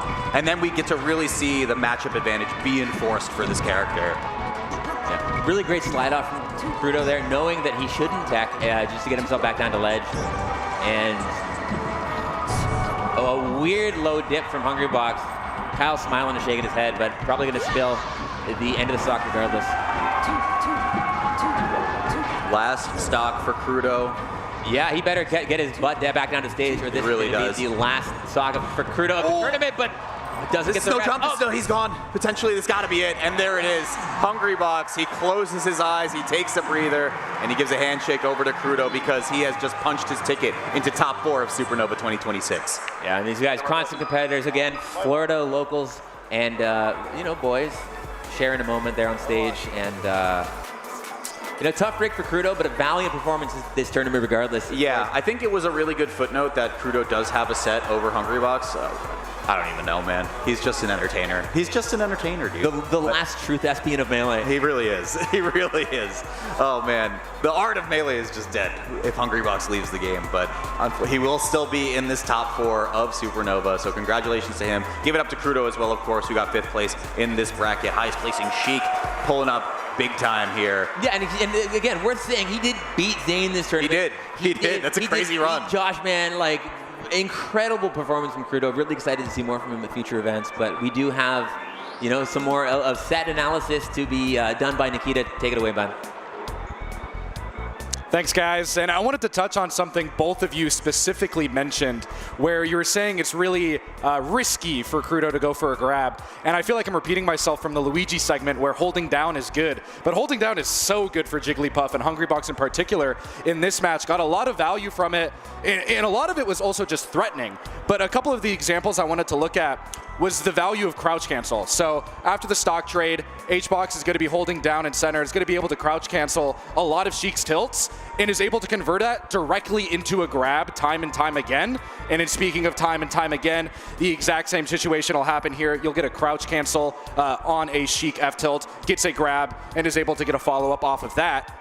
But sometimes it's literally as easy as just holding down and doing nothing afterwards for the Sheik to do that risky grab or a risky play, and HBox is able to feast afterwards. And I think it wasn't expressed any better than in this last clip, where HBox, all he does is simply land in this area and is holding down after he held down to get to that spot. So you see him hold down, whiffs grab, and is actually able to convert this into an edge guard rest, which helped him clear and take the entire set and move on forward into the rest of bracket. That's all I got for now. Lentini, take it away again. Our next player, much like none, has been known by many names. Don't test me.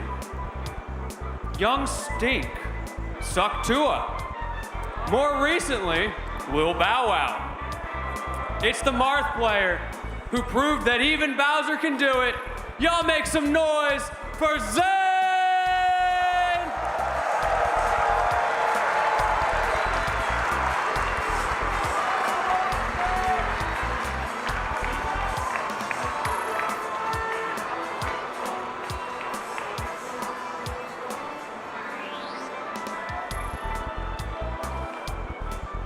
And his opponent, a man who has had so many Cinderella runs, you can't even call them Cinderella runs anymore.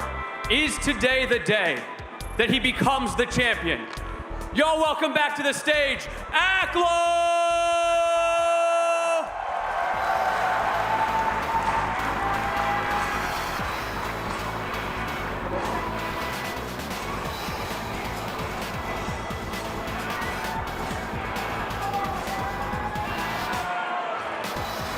While we're finding Aklo. Oh, there we go. There we go. See, this is what I was talking about. This guy loves hanging out in the crowd, playing friendlies, and that's what makes him so wonderful. Give it up for Aklo.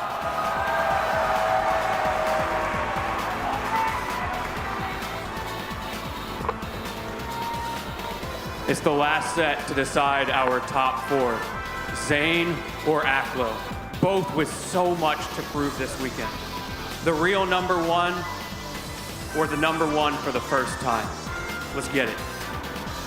Thank you, Lentini. Zain versus Aklo, and the question on everybody's mind is Fox or Link, right? Or maybe Roy, also that one time that happened, so well, I don't know. Funny that we mentioned that, and then that Lentini mentioned Don't Test Me, because these guys had a bitter rivalry that culminated in a very odd place, right? Of course, very notably all throughout 2024, Aklo was pushing Zain to the limit with Link as a counter pick against Marth. Taking several sets, I believe one at Luminosity Makes Moves Miami and one at Don't Park on the Grass 2024. That's right. Both times ending up in grand finals and failing to clinch that victory. That said, Zain did his homework and at Nouns Invitational 2024 sent Aklo a message by going Roy against Link in the game 3 of that set, saying that I figured you out, man. I know what you're doing with Link. Stop it. I have the answer. And since then, Aklo has failed to take a single game in their head-to-head. A single game since 2024 end of year. Yeah, I mean, and of 2025, like you said before, Mono, he's gotten 3-0'd at Gomel Forever, Collision 2025, and Nouns Tokyo, and they have not played at all this year in 2026, so this will be their first set of the year, which is exciting.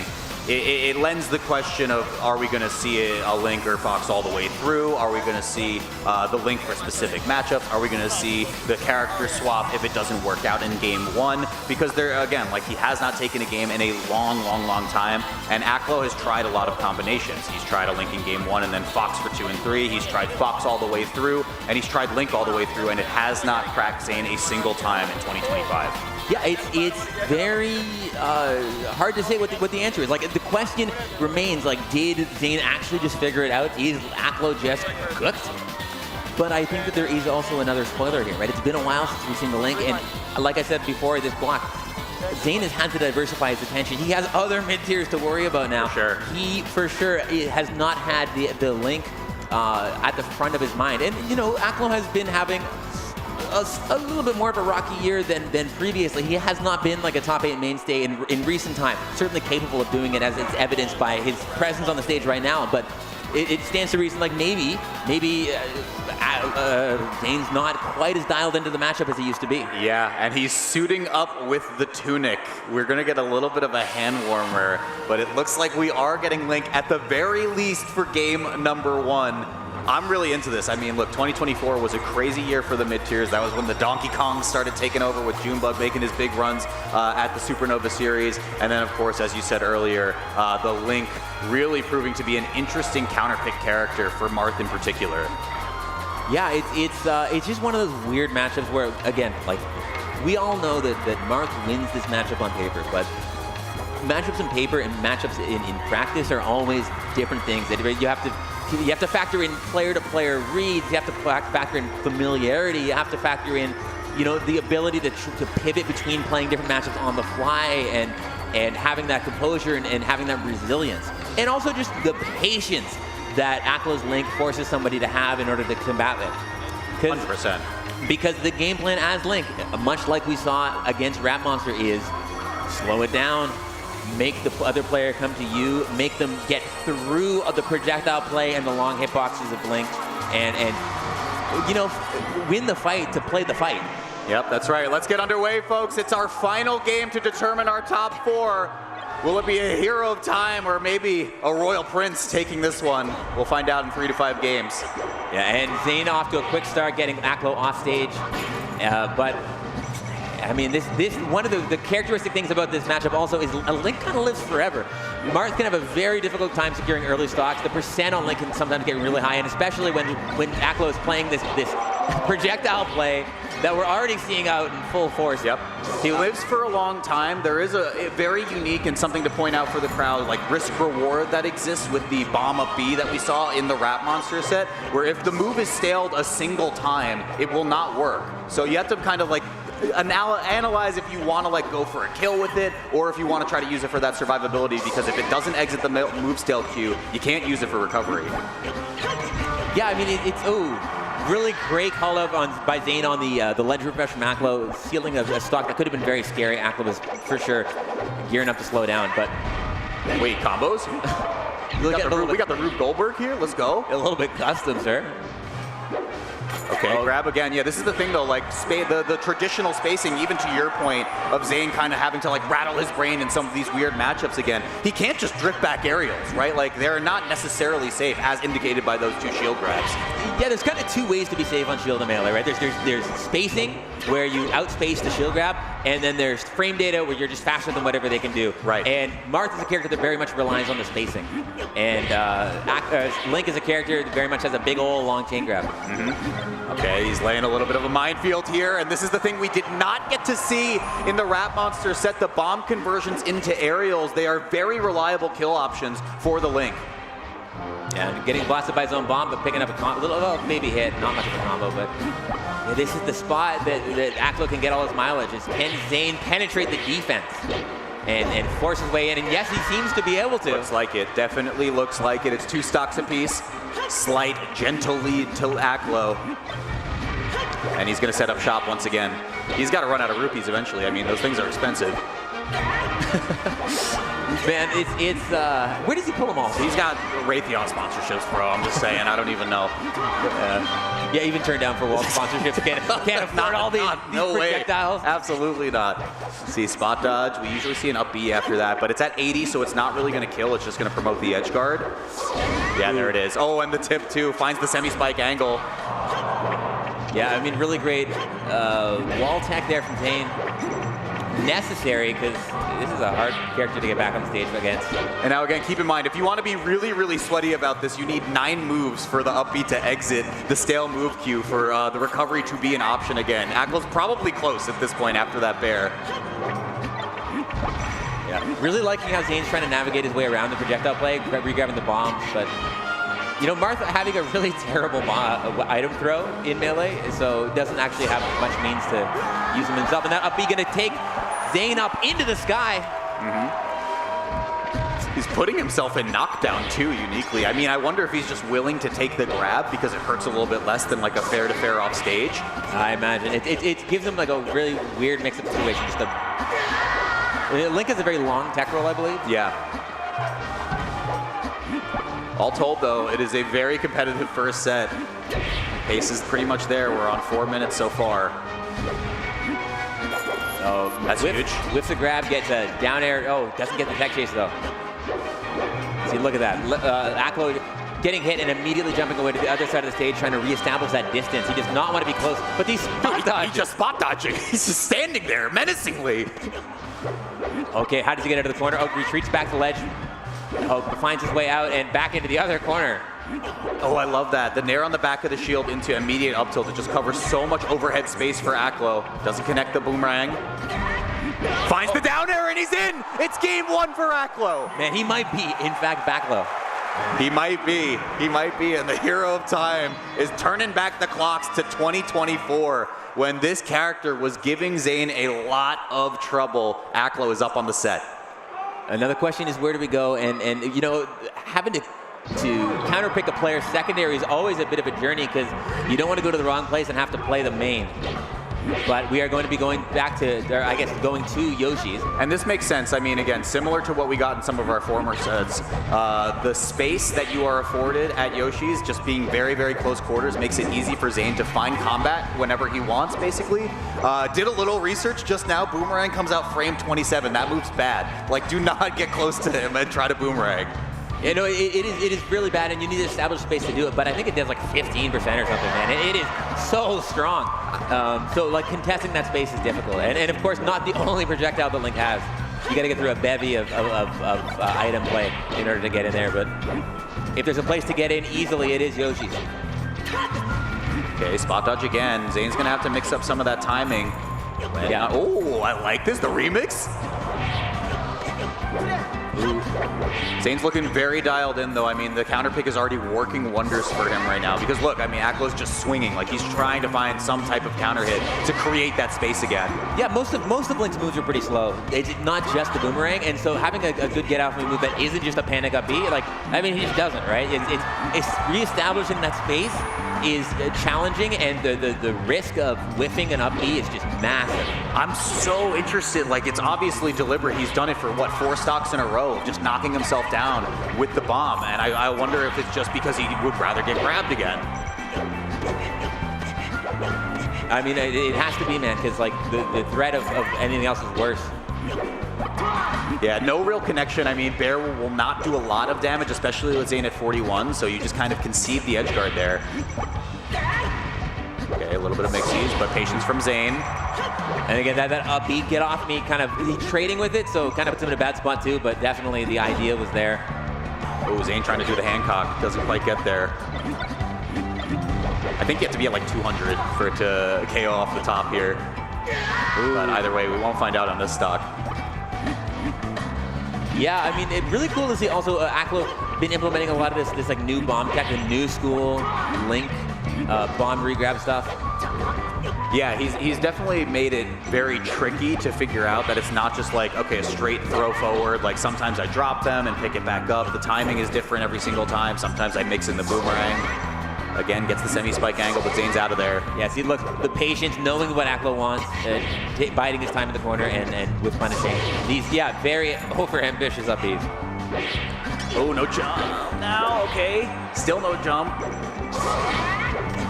Again, that up B is a little bit difficult to edge guard. You can go over the top, as we saw RapMonster do in that last set. And Randall's been getting in the mix in a serious way for Aklo right now. Nair to Nair is not going to work.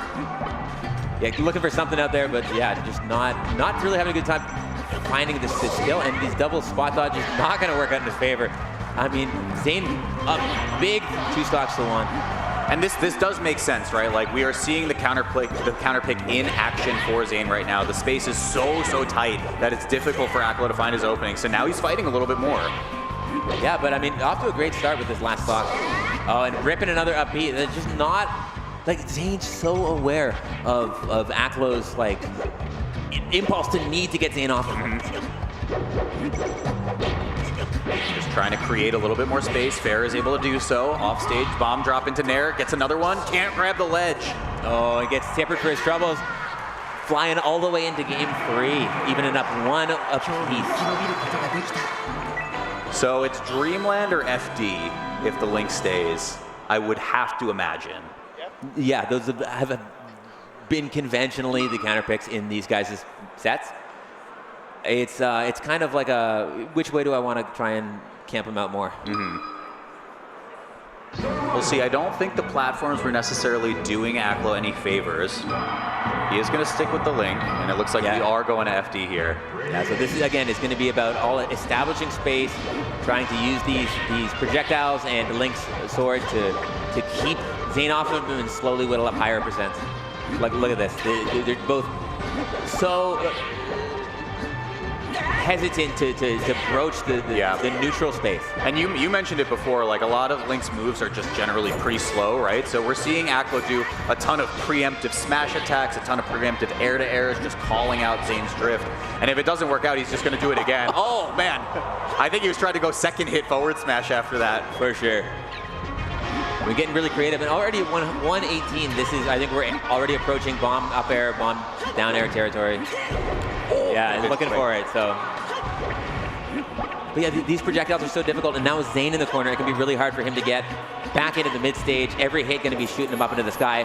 Aklo whiffing a little bit of an ambitious grab. But. Okay, big forward air, 168. There's a lot of things that will kill, but how does Aklo find the opening? And again, these projectiles, oh, there, finds it. Into up air? Yes, sir. Stock 1 to Aklo. And just showing you just what a difference all this space makes, man.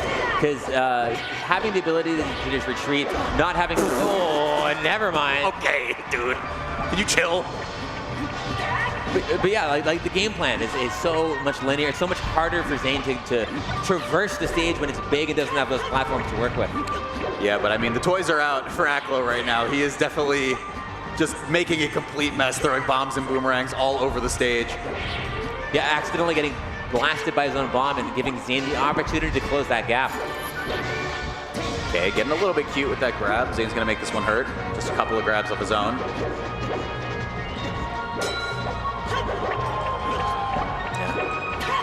We have seen, you know, again, back in 2024, we saw a bit of a fun interaction just in terms of the bomb, where Zain would power shield Aklo's bombs. To your point, he was throwing them pretty predictably back then. And then Aklo would just basically crouch and let the bomb bounce off of the Hylian shield. Haven't really seen any of that just yet, because I think Aklo's a little bit more tricky. He's also just throwing out just a ton of normals standing in place, expecting Zain to run into them, and it's not really working out right now. Yeah, I mean, look at the punish that he got off of Aklo ripping that up B and whiffing it. The down air tipper S smash really sealing his stock a lot earlier than their old sets used to have him able to do. Right, okay, the old reliable, it worked in 2001 and it's gonna work in 2026. Yeah, everybody had a friend or a sibling, I think, that was just ripping up Link up B at a shield. Because, I mean, I think it's impossible to beat. It's tough. Down throw up B, it worked wonders back in the day. And it seems to work wonders today too, man. I like this. Yeah, look at this. He's just doing forward smashes 3 times in a row. Yeah, I mean, Link's option select forward smash, a 1-piece or 2-piece combo is really tricky to get around sometimes. So, just I like the Zair. Okay, very unique option. And actually, only thing Aklo could have done in that position. And again, these shield grabs, right? Zain, I think, so used to being able to space aerials on shield, and it does not work against Link. Okay. I think he's just going to retreat towards center stage. Yeah, Zain's just jockeying for a tipper, trying to find something. Grab coming through, no. Even the forward smash not going to work. And yeah, fool me twice, strike 3. I don't know, dude. I mean, dude, I get the willingness to try and swing some of these death smashes, because, like, when your opponent is trying to shut you down this hard, like Aklo is, it can be so frustrating. And anytime you think you see an opportunity, and it can be so tempting to swing big, but Zain managing to even it back up in spite of his over-ambitious. We're going to final. I did talk about that risk reward earlier in the set, right? It seems like Aklo has more so, spent some points in towards using that up B to secure kills now. When it matters the most, though, will he be able to use it for recovery? This is must be a test of patience for Zain. Aklo just holding him at bay with these projectiles. Zain unable to do anything. Dude, Aklo is loving this right now. This is his utopia, to be able to just stand several character lengths away and do this constantly. Aklo playing like a man who definitely has older brothers, playing to frustrate his opponent. And yeah, again, nothing that Zain seems to be able to do now that he's at high percent. These projectiles keeping him far, far away. A tricky part, though, is that these forward-facing bombs are usually converting into fair, which isn't going to kill until like maybe about now, like 150, 160 So Zain from getting center massive stage. opening This is here. huge. He needs a grab into like an up air.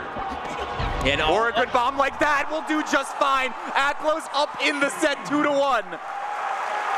And another mid-tier pushing Zain to the brink. And it'll only take one more game for Zain to fall at, what, 5th place? I mean, we haven't even brought that up until right now. This is for top 4 of this bracket. We're all just so excited about the link on the screen that the 3rd seed of this tournament and someone who we thought could be a huge challenger for Cody Schwab, we were excited to see it might be out before top 4. Yeah, and if you're Cody, you must be sitting pretty here to think that your largest competitor, your largest spoiler for this whole tournament may be falling to the Hyrule War, the hero of time. He's got it again. You should just be able to dare or hold ledge there, and Zain knew from that distance he was going to get stock 1. Yeah, this is a pretty great place for Zain to sit in, because now if you're getting walled out, you say, hey, that's okay. I don't need to get in. Thank you. But I mean, looking to even it up, make it a quick beat for that Kipper F smash. Okay, he's getting ledge. I mean, this is tough, though, because so much of the games that Aklo won were contextualized around him playing with a lead, and it was a pretty sizable one at that. Yeah, and Aklo's got no jump here, back off stage. Gonna have to upbeat, no resources, and get 2 full stocks up. This is looking like a game 5, sir. I'm thinking big picture if this is going to be game 5, right? It's definitely Dreamland at that point, right? With FD off the table, you have to go back to big space. Zain is loving the battles. He's loving the close quarters. Let's see if Aklo can get the stock here on the right side. Yeah, I mean, it's just such an uphill battle, right? Aklo has been finding such success with walling Zain out and slowly whittling him down, but having like early explosive stocks and evening it back up has never been the advantage of this character in this matchup. So he really has his work cut out for him if he doesn't want to be, taking this all the way to the brink. Okay, taking his time, knowing that up B out of shield could potentially secure a stock, but Zain was there for it. This is huge. Big punish. Yeah, man, and if you want to be evening this back up, giving him openings for free with these up Bs is not the way you do it. He was trying to end hit everything on that, and it is a potential 4 stock here. Down throw or bomb into up air just secures a stock, so Aklo can make it a little bit less painful, but Zain looks like he has this one in the bag. Yeah, man, like sometimes you just got to call a spade a spade. This is a game 5 situation. Oh my God, and what a lock-in from Zain. Just tries to go for the dare to close that one out. I don't blame you. You got plenty of runway. Yeah, this is it, man. Like, this is a valiant effort from Aklo, and I appreciate the competitor spirit, but dude, how you do this? He's got a game of leeway to be able to work with, though, right now, so let's see. Because, again, this kind of stand in place, get a smash attack, get a bit of damage, I don't know if it works in the long haul when you're 2 full stocks behind, especially when you're at 133 off stage. No, when your game plan is nickel and dime, you cannot, make... You're not making a dollar eventually. No, sir. But we do have scraps. Game 5 between Aklo and Zain. I think it has to be Dreamland again. Like FOD maybe, but like that's so tight on the side blast zones that I'm just not sure. No, it's Stadium. Pokemon Stadium, looking for that lateral space and those early off-the-top kills, surely. I understand this one too, because you get rid of the top platform, right? So Zain has just fewer places to run to. Right, and we did see so much success from him, but I mean, the transformation's especially going to make it really weird for Zain, or Aklo, sorry, to hold that space. For sure. And to keep Zain off. For sure. Have so many more transversal options and tighter quarters. I think he just invisible boomerang, by the way. That was funny, but either way. Okay, Zain spot dodging now after landing the arrows. He's really far down, though. Oh, he doesn't get it, but still in the combo, and reestablishing some space.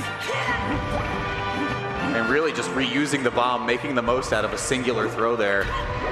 Oh, looking for something great. Oh, and again, the fact that Zain has been hit by so few of these up Bs is so impressive. He's holding bomb this time so he can wait for it to explode, but Zain's not even going to give him the opportunity. It's stock 1. All right, Aklo reestablishing that distance. The bomb's knocking down now. going to be very scary for Zain, but... And also, just worth mentioning, we didn't really get to talk about this at all. Free punish for Zain again. It's just when you dare to grab, what more damage do we get? But I think you have to do about 6% in damage for the bomb to explode. If you do less than that, it'll just kind of float wherever you hit it. So that's a lot of the reason why Zain is just opting to block in most of these positions. Yeah, I mean, like it's again, that's part of those like weird little minutiae of a strange mid-tier matchup. But one that Zain has become begrudgingly very familiar with over the past couple years. AkLo's trying to hold his ground, but Zain is just completely intruding on the space. What a reversal nair. That was so smart. And he needed that big time. He's so far behind in percent. Yeah, that was such a pivotal swing for AkLo. And a second link to life in Game 5. All right, again, holding the space, throwing the projectiles, trying to say, get off me, Zain. Give me some space. This is where AkLo's finding a little bit of his groove. Slightly misspaced that dash attack to get grabbed.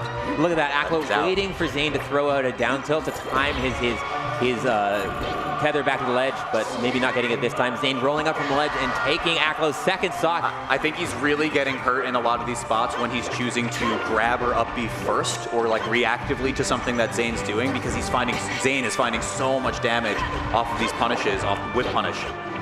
It's just crazy to see.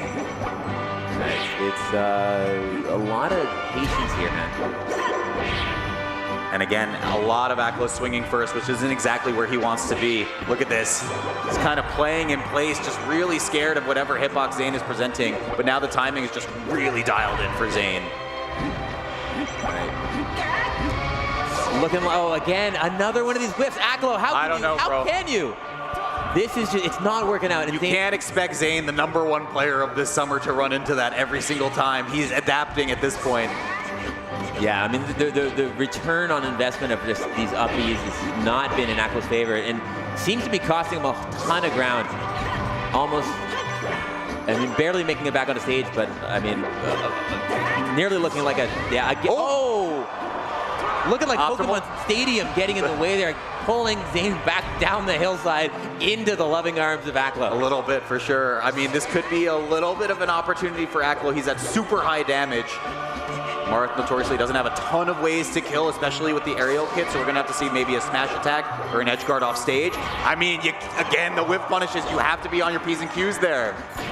Oh, and getting back on stage here, but looking like he's going to hold ledge, trying to hold some space and recapture some of this percent, because... Wait, the bomb explosion saved him. It did, man. Oh, and again, baiting out the tether grab again. Playing around AkLo's out of shield options so well. And it's final stock for AkLo now.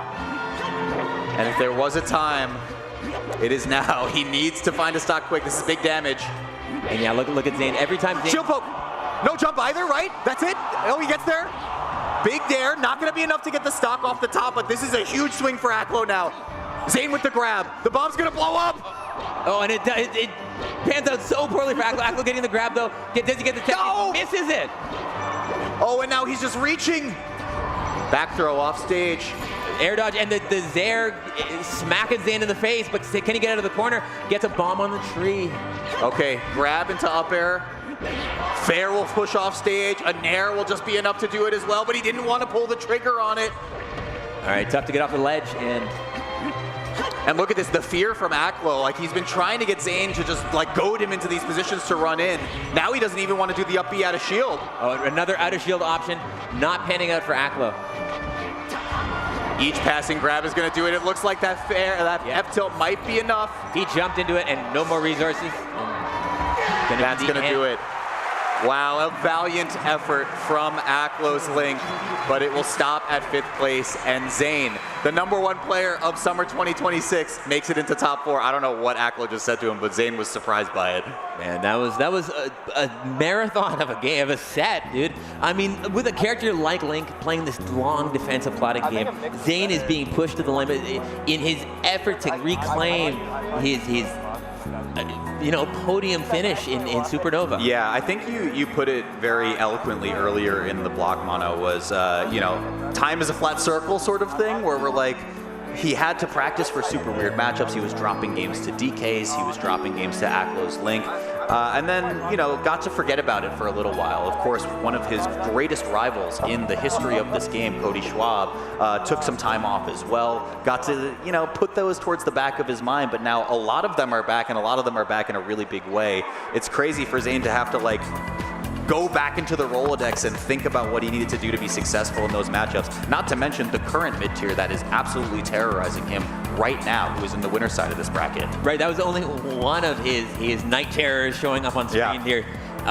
Zain going to be moving on to the top 4, but with 3 other very fierce competitors, of course. We've got, rounding it out, Cody Schwab, the inevitable, RapMonster, and you know, the H-God himself, Hungrybox, going to be fighting for that top podium finish. It's truly insane stuff in the meta that we are in, right? Like, we were kind of waiting with bated breath for Cody to come back to a tournament. I think he was a heavy favorite to win going in here, but he is facing down a pretty unlikely opponent in RapMonster, a player who specifically called him out over the weekend and said, I really want to play Cody, I really want to beat Cody. And then on the other side, in the losers for top 4 is kind of a tale as old as time at this point, right? Like HBox versus Zain, HBox just slowly trying to chip back into the conversation of competing with this player, right? There's so many nightmarish matchups for Hungrybox, regardless of who he has.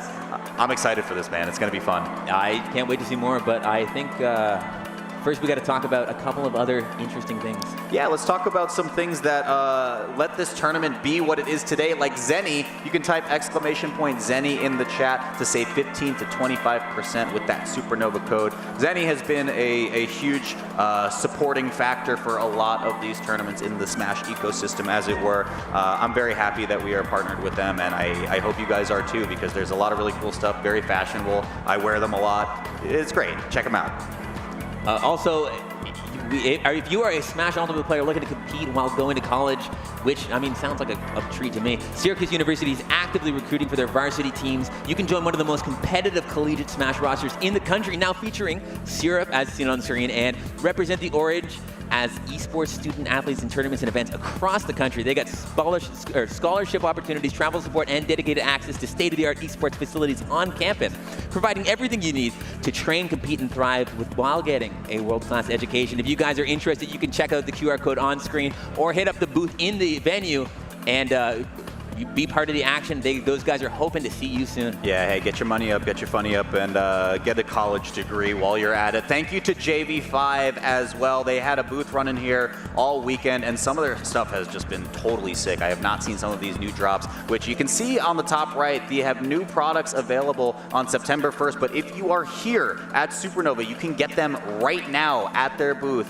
Really, really cool, nostalgic prints that they have here, and it is very Smash-inspired streetwear. I really, really enjoy it. I've done a collab with them in the past, and some other folks like Junebug, Vernius, Axe, to name a few. They have drops every single month you don't want to miss out on, so make sure you check out those at jv5.com, and thank you again for being such a strong proponent of the Supernova series. Yeah, it's really cool merch, man. It's always looking fresh when people have it on in the venue or outside. But I do believe that is the end of your and my journey here on the main stage for Supernova, and it's been a treat, buddy. It has been a lot of fun. These matches have been sick. I'm super excited to watch Luigi do it, dude. I gotta see it one time. I had to say it. You guys are gonna be in very, very capable hands. We have Brandon, Homemade Waffles, and Vish, who will be taking up top 4. But before we sign off, we gotta throw it over to Nikita to break down what exactly happened in that last game while we set up. Thank you guys so much for watching. We'll be back in a few.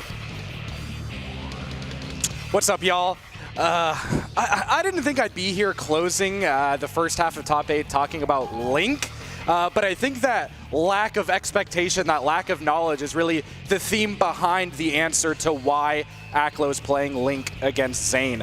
And I have a few clips here. We have more than usual because I kind of want to show the wackiness, the zaniness, the funk that Aklo is able to bring in that matchup against Marth. And the first thing we're going to look at here is how Aklo uses bombs to distract Zain. So what we saw there is he placed the bomb, Zain grabbed it, tried to do something with it. Aklo already had a second bomb pulled and was able to throw it up and was able to confirm the kill off of that. So we'll see that one more time here. He's able to place it. Zain's going to try to grab it, deal something with it, throws it away, but then gets hit by the second bomb that Aklo is able to pull and confirm a kill.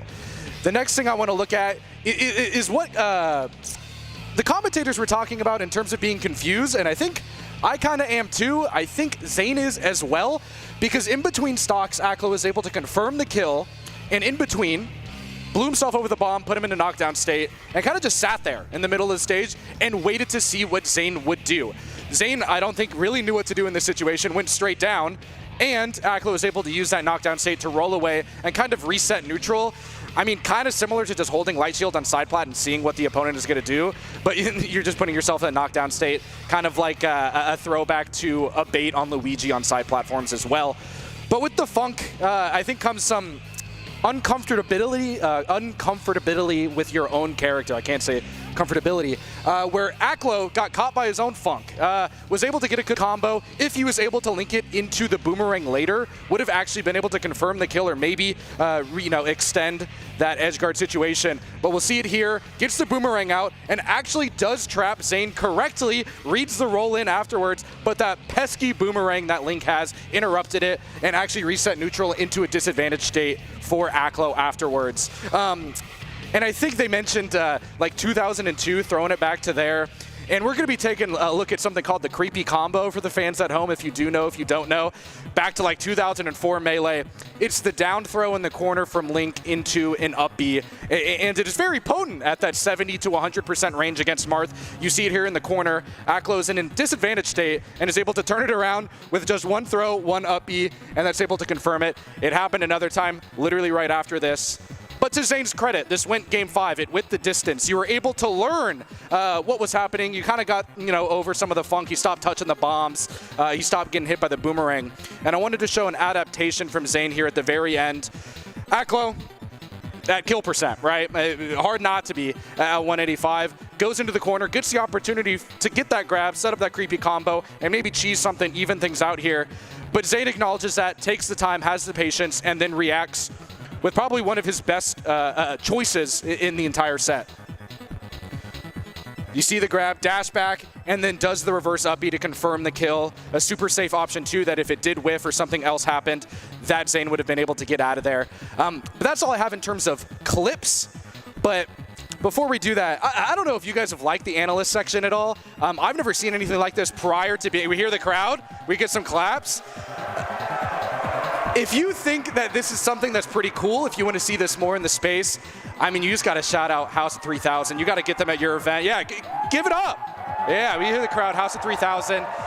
Been able to put me up here, put talented individuals on here for both games throughout the entire weekend. You're going to have a fantastic person back here later. I think they're going to talk about Luigi, even when Luigi's not going to be up here. But that's all I got. I'm Nikita Bear, Nickelback Air. See y'all. Ooh, that boy Kus is breaking Joe in the nooch. Look at him go. How is he beating me? This guy's a scrub. There's no way I'm a scrub too, right? Use them, Joey. Use the Zennies. They're built for blue light blockers and corrective lenses. Eyes fresh for the world now. I'm getting it gear. Any occasion with Zennies. Best gift of the year.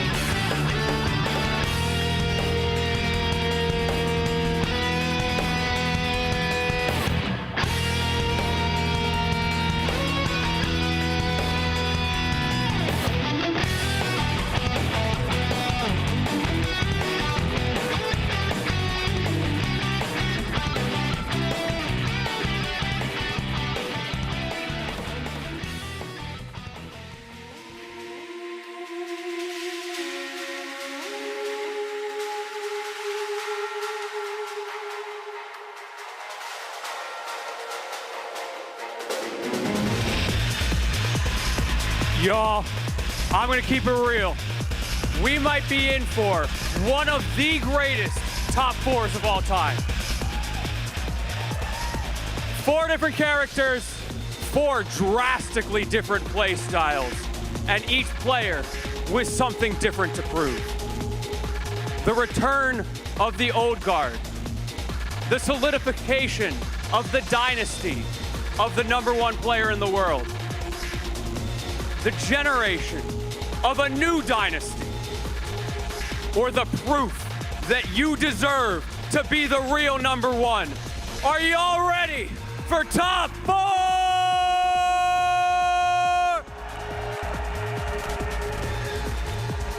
Let's introduce our first 2 competitors. Right before this weekend, he said this was the calmest he had ever been before a major. Let's see if that calm precedes the storm. It is Cody Schwab!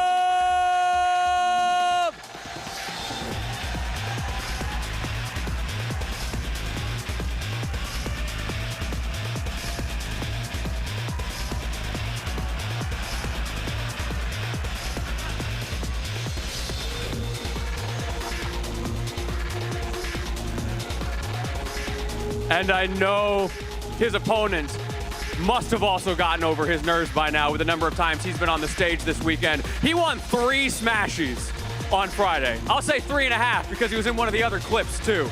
Give it up for RapMonster!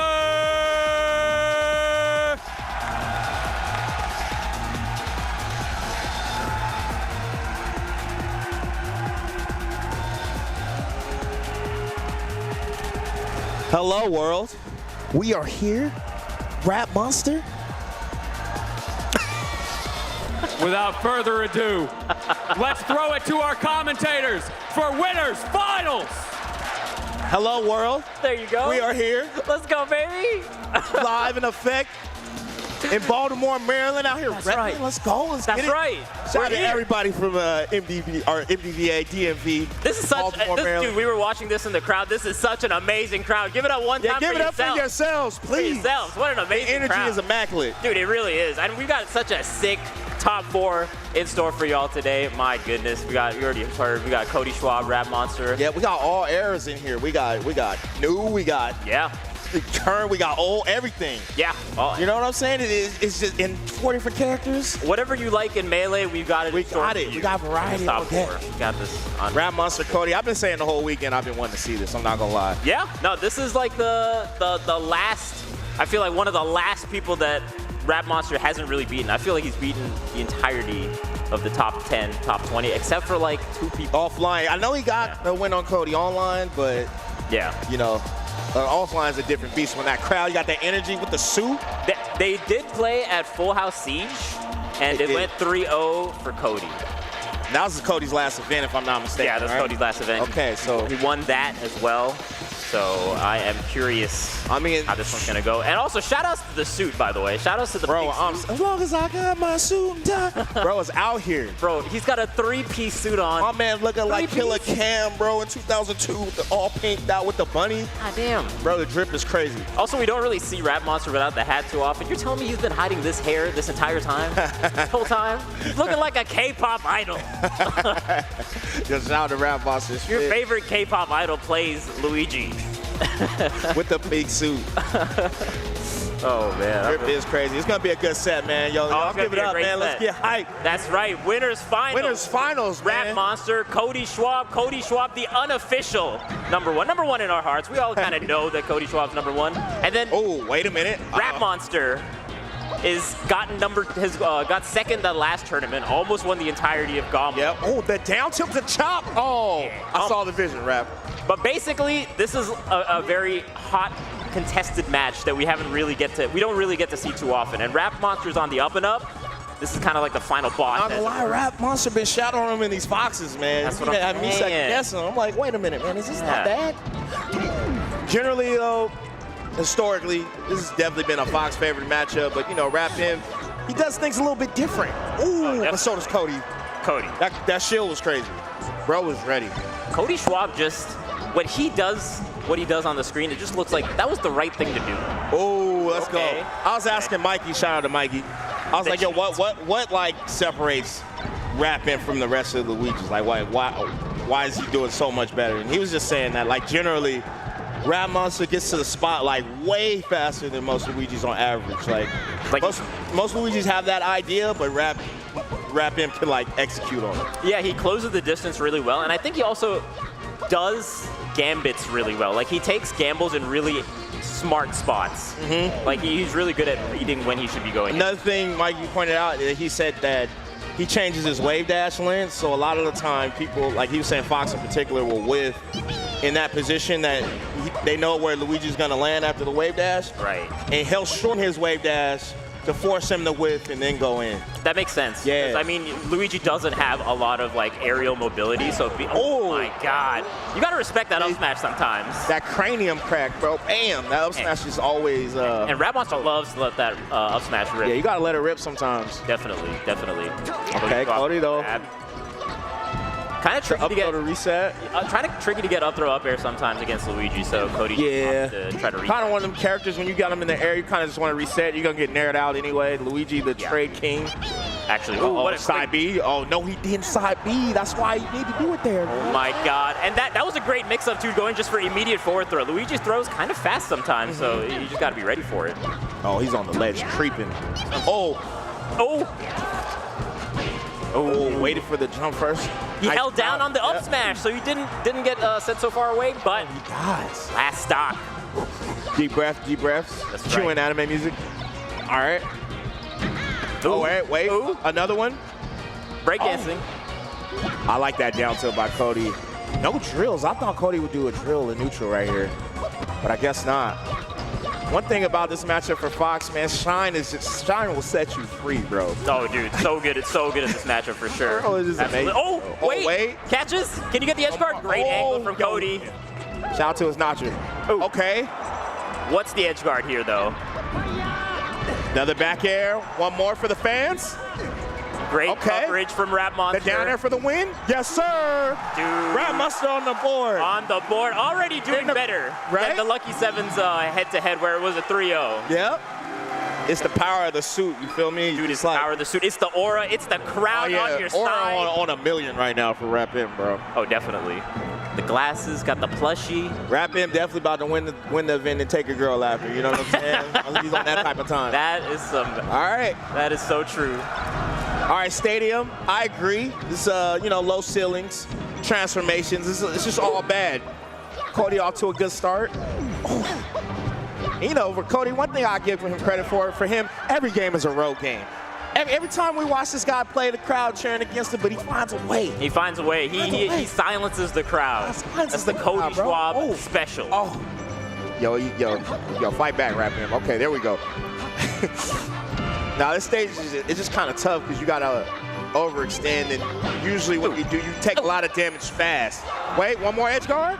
Oh, he got stuck on the ledge. That reverse chop on the platform was so nice for RapMonster to set that up.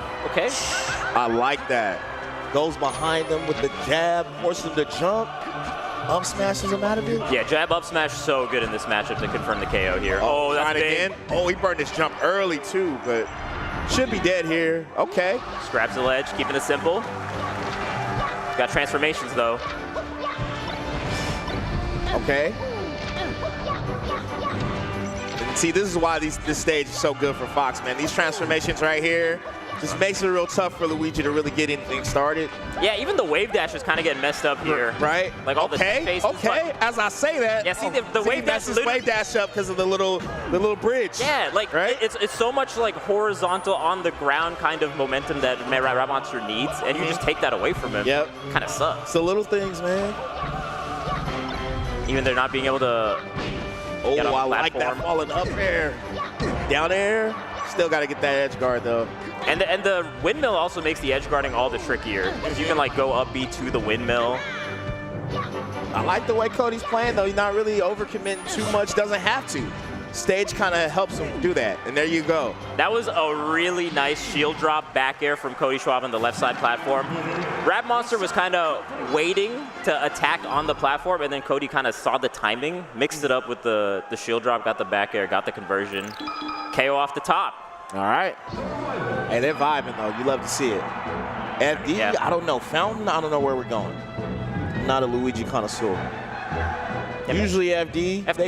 You get the huge punish game. You get the chain grabs. Yeah, Yoshi's okay. I feel like FD's risky against Cody. It's kind of like with Zain and Dreamland. Right. You know, it's like, yeah, it's bad on paper, but they're just so good at it that you don't want to take that chance. Okay, the tech chase with the down smash. Okay, forward smash. He said get away. So RapMonster counterpicked Yoshi's. Yeah, interesting. Yeah. Again, usually Fox loves this stage across the board. Because of low ceiling, but you get that close combat. And like I was saying earlier, I think Luigi is really good up close. Yes. In the scramble, like, oh, take his lunch money. Okay, never mind. Ooh. Nice grab. You get some low percent KOs though. Yeah, you do. Like down air might KO here right now. Luigi hits hard, bro. So watch that. He was ready. Forward smash off of Randall. Right. RapMonster got it like jump though. Oh, the weak hit into back air. I was going to say, Shy Guys. The Shy Guys actually kind of messing you up because when you side B into the Shy Guys, it just stops your momentum and you just get stuck there. Real quick, I just wanted to point out there why RapVin used Tornado. I've said this before, but they usually make their Tornado, like if you do it without buffering it first, you'll just fall to the ground. So if he gets hit off stage, he can use Tornado to make it back. So that's why you'll see like Luigi's just randomly like that. Yeah, you have to use it on You got to charge it first. You got to use it on stage one time. Right. Right there, you just charge it. But Cody knew. He was aware. Oh, don't jump right there. See, that's food. Almost but Cody. Oh, the reversal? Oh, dude. Oh, wait a minute. Oh, my goodness. We right back in it. Oh, my God. The smirk gets me, though. Dude, there's always a slight smile from RapMonster. The slight smile. You get comboed to oblivion. Right. Okay. Ooh. Nice chop. I'm shocked he's not using neutral, or Tornado to get out of the corner. That's usually what a lot of Luigis do right there. It's just a good get off. Dude, he's so good at getting out of the corner. Okay. That is the strength of Yoshi's story. That's why you chose Yoshi's. That doesn't KO on like any other stage. Right. Genius. Okay. Dang. In the corner of smash. Oh, he's living. Doesn't KO. Oh, big influence. Let's go. Oh, nice. Damn, every chop just feels so painful. Right. I also got to say, Luigi. Oh, get him. See, that's why wave dash links are kind of scary because you could just wave dash into something like that. And Cody's also really good at calling out when you're going to wave dash in, and then just up smash ready for you. RapMonster chance coming from the crowd. Nair out of shield. Love to see it. Get a knockdown. Yep. Oh. That's that Tornado for the knockdown. Oh, he's up B. Okay. Crazy up angle. Great trade, though, for RapMonster. Oh, there it goes. And again, the Yoshi story pick coming into effect. That probably doesn't KO on any other stage. Luigi reclaiming the Yoshi story counter pick we're against buying the Fox. block back, one piece at a time, one property at a time. Take it back, baby. But yeah, I like the pick just because, you know, he knows Cody likes to jump, man. He's like, look, man, you ain't going nowhere, bro. Dude. You're going to have to come to this ground and see me. Every tournament. He DI'd that bad. Wait a minute. How does RapMonster improve so much? We just saw him last week. Right? He's already powered up since then. The level up is real, bro. Okay. Use the jump early. Oh, nice. All right. I like that. Instead of going for a back air right there. Cody keeping it together. That's right. Let's see. Cody silences the crowd once again. RapMonster, though, 2-1. Yeah, up against Cody. Yeah, man. The honorable mention in the top 30 summary. I still don't know why y'all did that. I get it, but I don't. Okay, let's go. Ooh. He's got it. One more. Oh, he was ready. Yeah. I think maybe even Cody saw that the jabs were coming out and then realized, like, hey, you're not going to be able to grab ledge because you committed to the jab. Oh, the craziest up air. That was nice.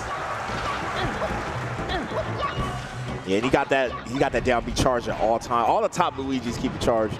Oh, definitely. He still got the charge, too, and the jump. Yeah, he's not dead, bro. Okay, I lied. I thought he was living, bro. I mean, sometimes RapMonster definitely loses. Right, he makes it happen. I've seen that movie before where he just recovers from the abyss. Oh. Okay. Again? Oh, okay. Oh, my God. Yo. Every time Luigi gets a hit, I don't know what's going to happen next. Especially with RapMonster, man. You just never know. B. Yo, Cody. Cody with the lead, though. Good DI. And the drift air dodge. I see you, Cody. Dude, that fall through neutral air like that is so fast. My goodness. He got some of the best short hop up airs in the game, bro. Definitely. Makes you second guess staying on a platform because it'll hit your feet and then you're just in the air all of a sudden. He is beautiful edge guard. He is so good at timing that back air to hit the side B. He just like delays, he's just in the air for as long as possible. That jab up smash. That jab up smash. That jab just sends him so high in the air. Luigi's so damn floaty, man. So good versus floaties. Right. Jab up smash. Nice drill. Just gets out of there. Drill reset. You love to see it. Don't want to like get accidentally reversaled. Up smash at low percent. That's bold. Okay. But see, Cody knows I'm going to just take my hit and reset. You know, he's not like going. Yeah, you don't need the combo, Luigi. You can just hit him over and over. And eventually, he's going to be at kill percent like right here.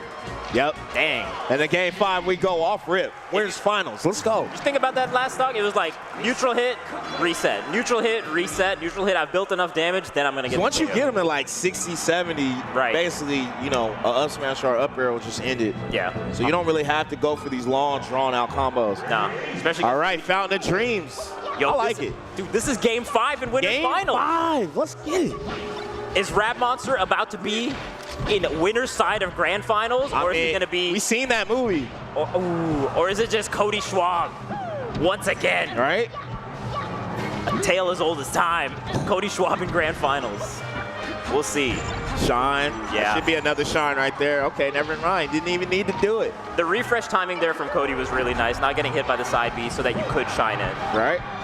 Very nice. I feel like we're on the brink of a new classic. You know what I mean?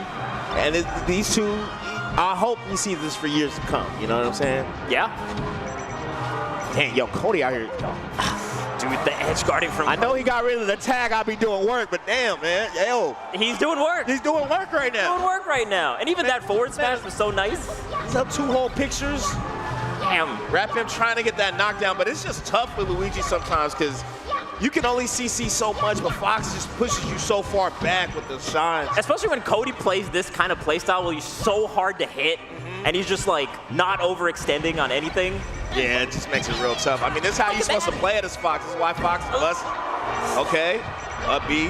Oh, great read. Nice edge guard. Really good read. Had to commit to going for back air to cover the ledge like that. Had to fall down with Oh, my goodness. Wait, he's still living. Got that tornado charge. Yes, sir. He still got the jump, too. Don't let him fool you. Oh, man. Cody, wait. Oh. All right, Cody might be different. Edge guarding, even when the misfire comes out, even when the neutral B comes out, that's like the hardest thing for people to edge guard. Yeah, I'm getting hit there, but let's see. Yo, I believe, bro. If anybody can do it. RapMonster. Okay, there we go. Oh, no punish. Gets got the juicy that down back. smash. Oh, that no. Jump. Okay, he's still living. Great air dodge. Yeah, I know, right? Here's the pop-up. Ah, he's missing the punishes. There we go. Again. Okay, good grab. Ooh. That's a really hard conversion to hit. Right? That up throw into up B, very tricky. Oh, man, he said, caught my RapM coin. You know what I'm saying? Oh, yeah. Okay. Back here again. Oh, no, the spike. That's not, okay. Okay, we take those.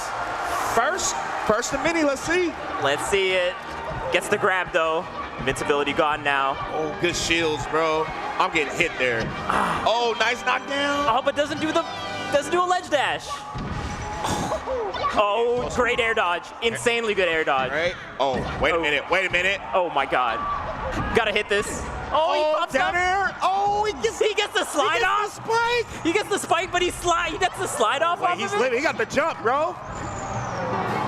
Oh. And Cody making it to grand finals. Edge guarding the Luigi that no one can seem to edge guard. Right? Right?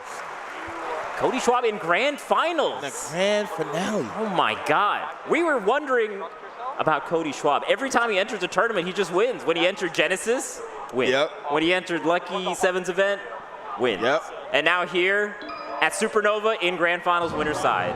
Yep. Yeah, he still got to win one more set, though. That's true. It's demon time in that loser's bracket. That's why RapM is there. He's honorable mention for a reason. Right? We got RapM chilling in losers finals, but his opponent, 2 vets in the game. That's right. 2 vets in the game right here, man. We got, we got next up. Hungrybox? Hungrybox Zain. Hungrybox Zain. But before we get into that, we got to throw it to Walt, Mr. Analyst. Take it away. Hey, let's get it. Oh my goodness, guys. My heart breaks. I hate it. I hate it so much. But I'm going to talk about some good things Cody did, I guess. Let's first give RapMonster some flowers here. Hey, give it up for a great showing against the number 0 in the world.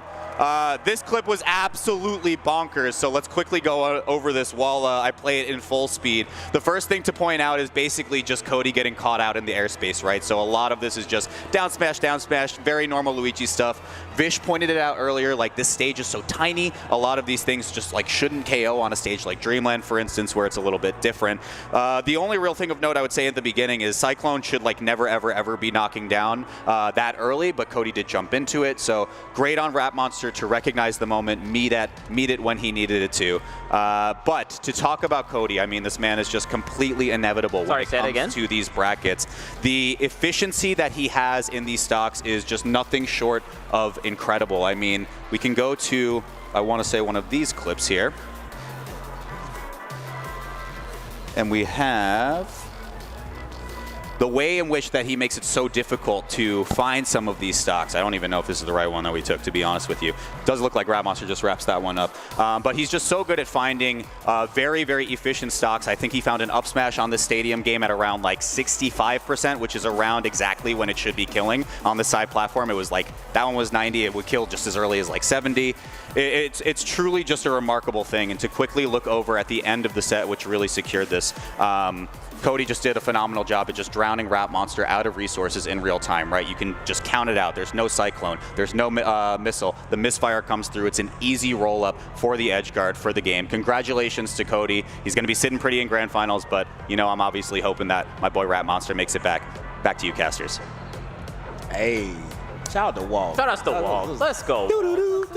Let's go, Walt. Love to see that. We're going to throw it over to Lentini for the intro of the next set. Take away, Lentini. Something special about Supernova. Could've just thrown the Lentini. I've been on this stage many times at many events, and I can definitively say there is no crowd who cheers louder, who loves Melee more than the crowd here at Supernova. Y'all are incredible. Thank you so much for being a part of this every single year. I'm gonna need you to keep that energy because up next we got 2 of the greatest of all time coming back up to the stage. First, make some noise for the returning champion, Zain! Zain is the returning champion, that's right. That's right, baby. Let's go, Zain. Let's go, Hbox. Our mics hot? I don't know if our mics are hot, my bad if they are. Let's go, Zain. My bad. And his opponent, a man with whom he has fought many times.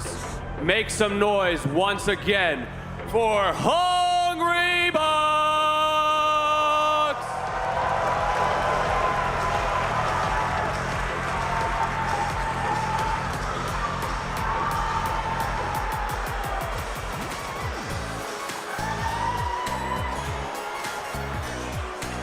Man, he's mixing me up before the set even starts. Where are you going? Where's he going? What's going on?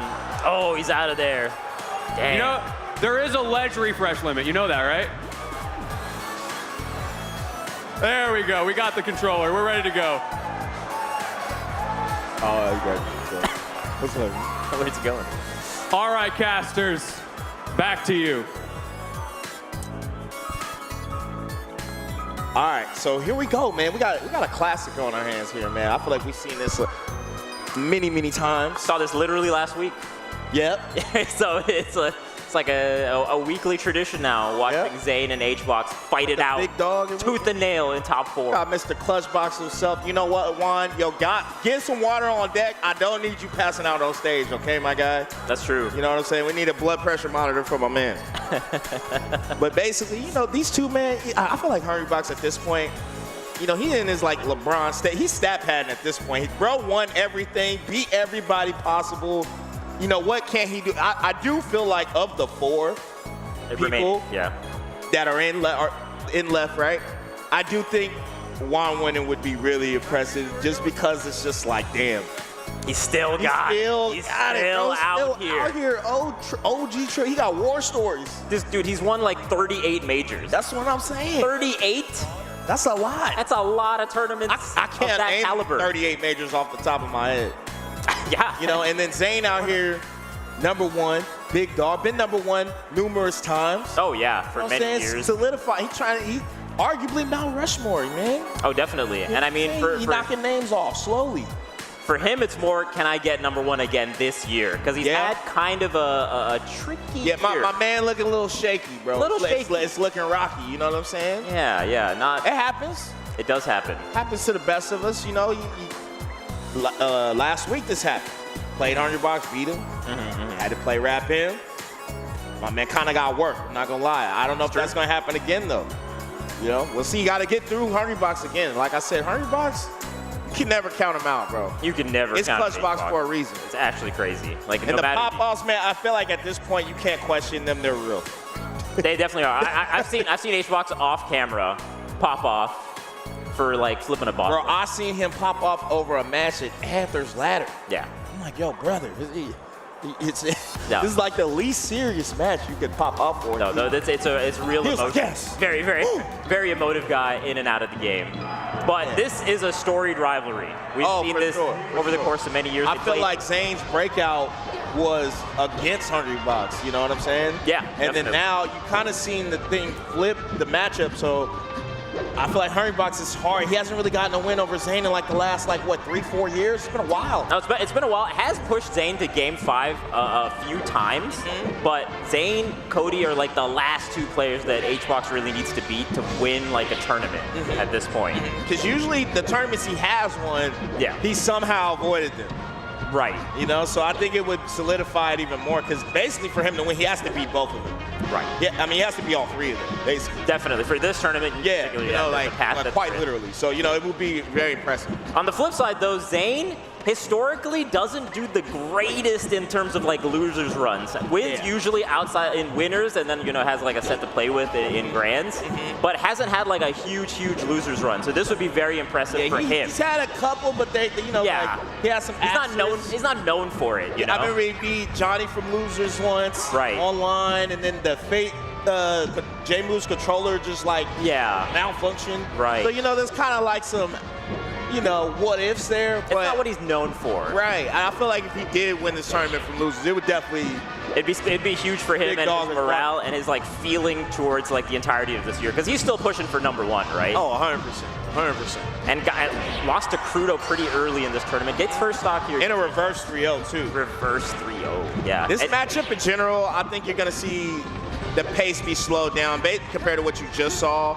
I mean, just in general, I think with Mario, Puff, and Luigi specifically, you're just going to see a lot more slower matches. But Zain takes that stock pretty quick. That's something Zain is very good at in this matchup, converting those mid-percent grabs into tipper forward smash KOs every time. That's hard. Or getting the re-grabs over and over again. It's kind of like a really quick mix-up that the Jigglypuff kind of has to DI the opposite way each time to get out of those grabs. Very difficult. And it's an element of risk there too, because sometimes if you're wrong on the grab, especially if Puff is crouching, you get arrested. But Zain avoids that. I can't remember the last time he's whiff grabbed into rest. You know, so I would say Zain is the best at comboing Jigglypuff as Marth.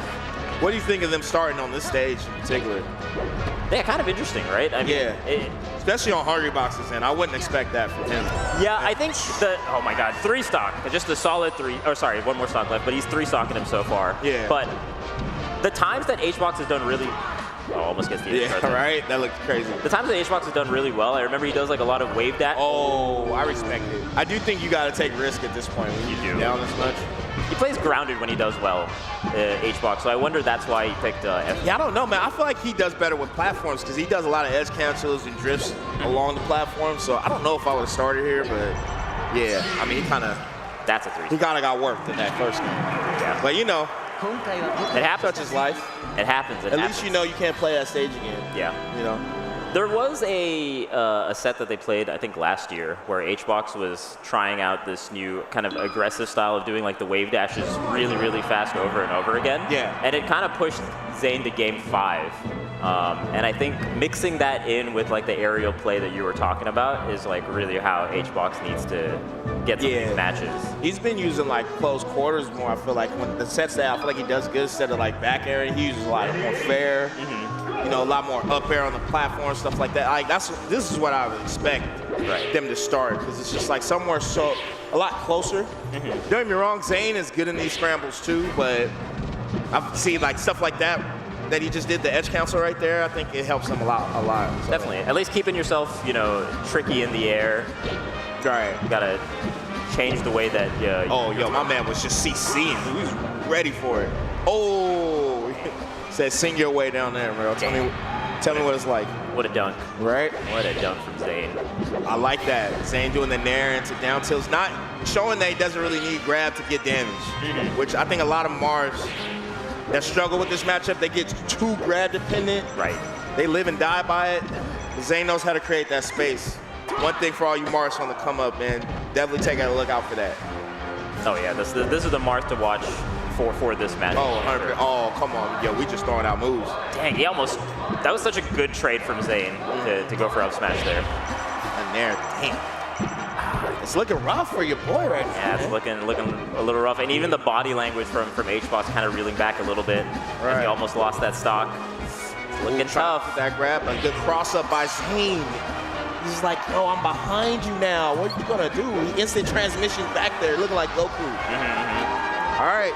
Needs some momentum though from this stock for HBox here. Zain with some edge cancels on his own. Zain also very good on this stage. A very creative player and loves edge canceling. Yeah, Zain knows how to use his sword to go through these platforms. A lot of people wait for Puff to get in front of them, but Zane's like, look, you can stay in the air. I'm just gonna whiff moves up in the air, and you're gonna have to get off that platform anyway. Definitely. See what he's doing right here? He's waiting for him. Oh, and he'll wait and then just do a move to force Hungrybox on the ground. And once it's on the ground, I mean, you see what's going on. I mean, this is pretty dominant right here. Yeah, this looks very dominant from our #1 player here. Rest, something. We need something. Need something. Okay. Tries to call out like a defensive option there after getting the knockdown. Zain not biting. No combo even there from that back air. Chance here though for HBox. Ooh, good recovery. That early up B is so good. It's also like slightly away from the ledge, so it's like kind of tricky to hit with the forward air. Zain, just like RapM, keeps that jump at the very end, so you don't know when he's gonna come up. Right there, Hungrybox did a good job of calling it out, but generally, it's hard to call out. Good mix up there from HBox to grab that. But that's the pew-pew, the saving your jump. Yep, saving the jump, man. Save the jump.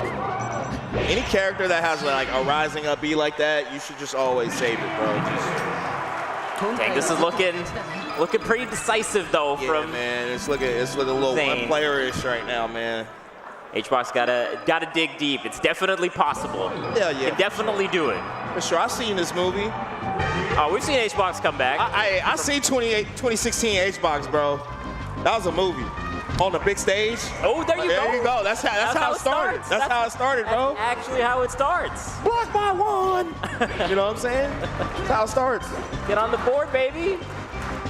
Okay. I love the Supernova crowd. Right. Ooh, okay, yo, just stand off. I love that. Just waiting for the roll in. The HBox classic. Zain not biting.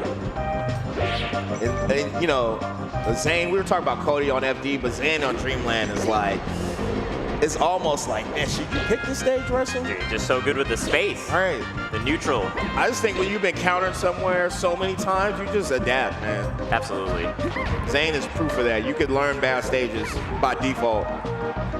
Okay. Oh, I like the idea, but still pretty sizable lead. Obviously, for pub players, they picked this stage so they could live for a long time. Obviously, he would have been dead on another stage.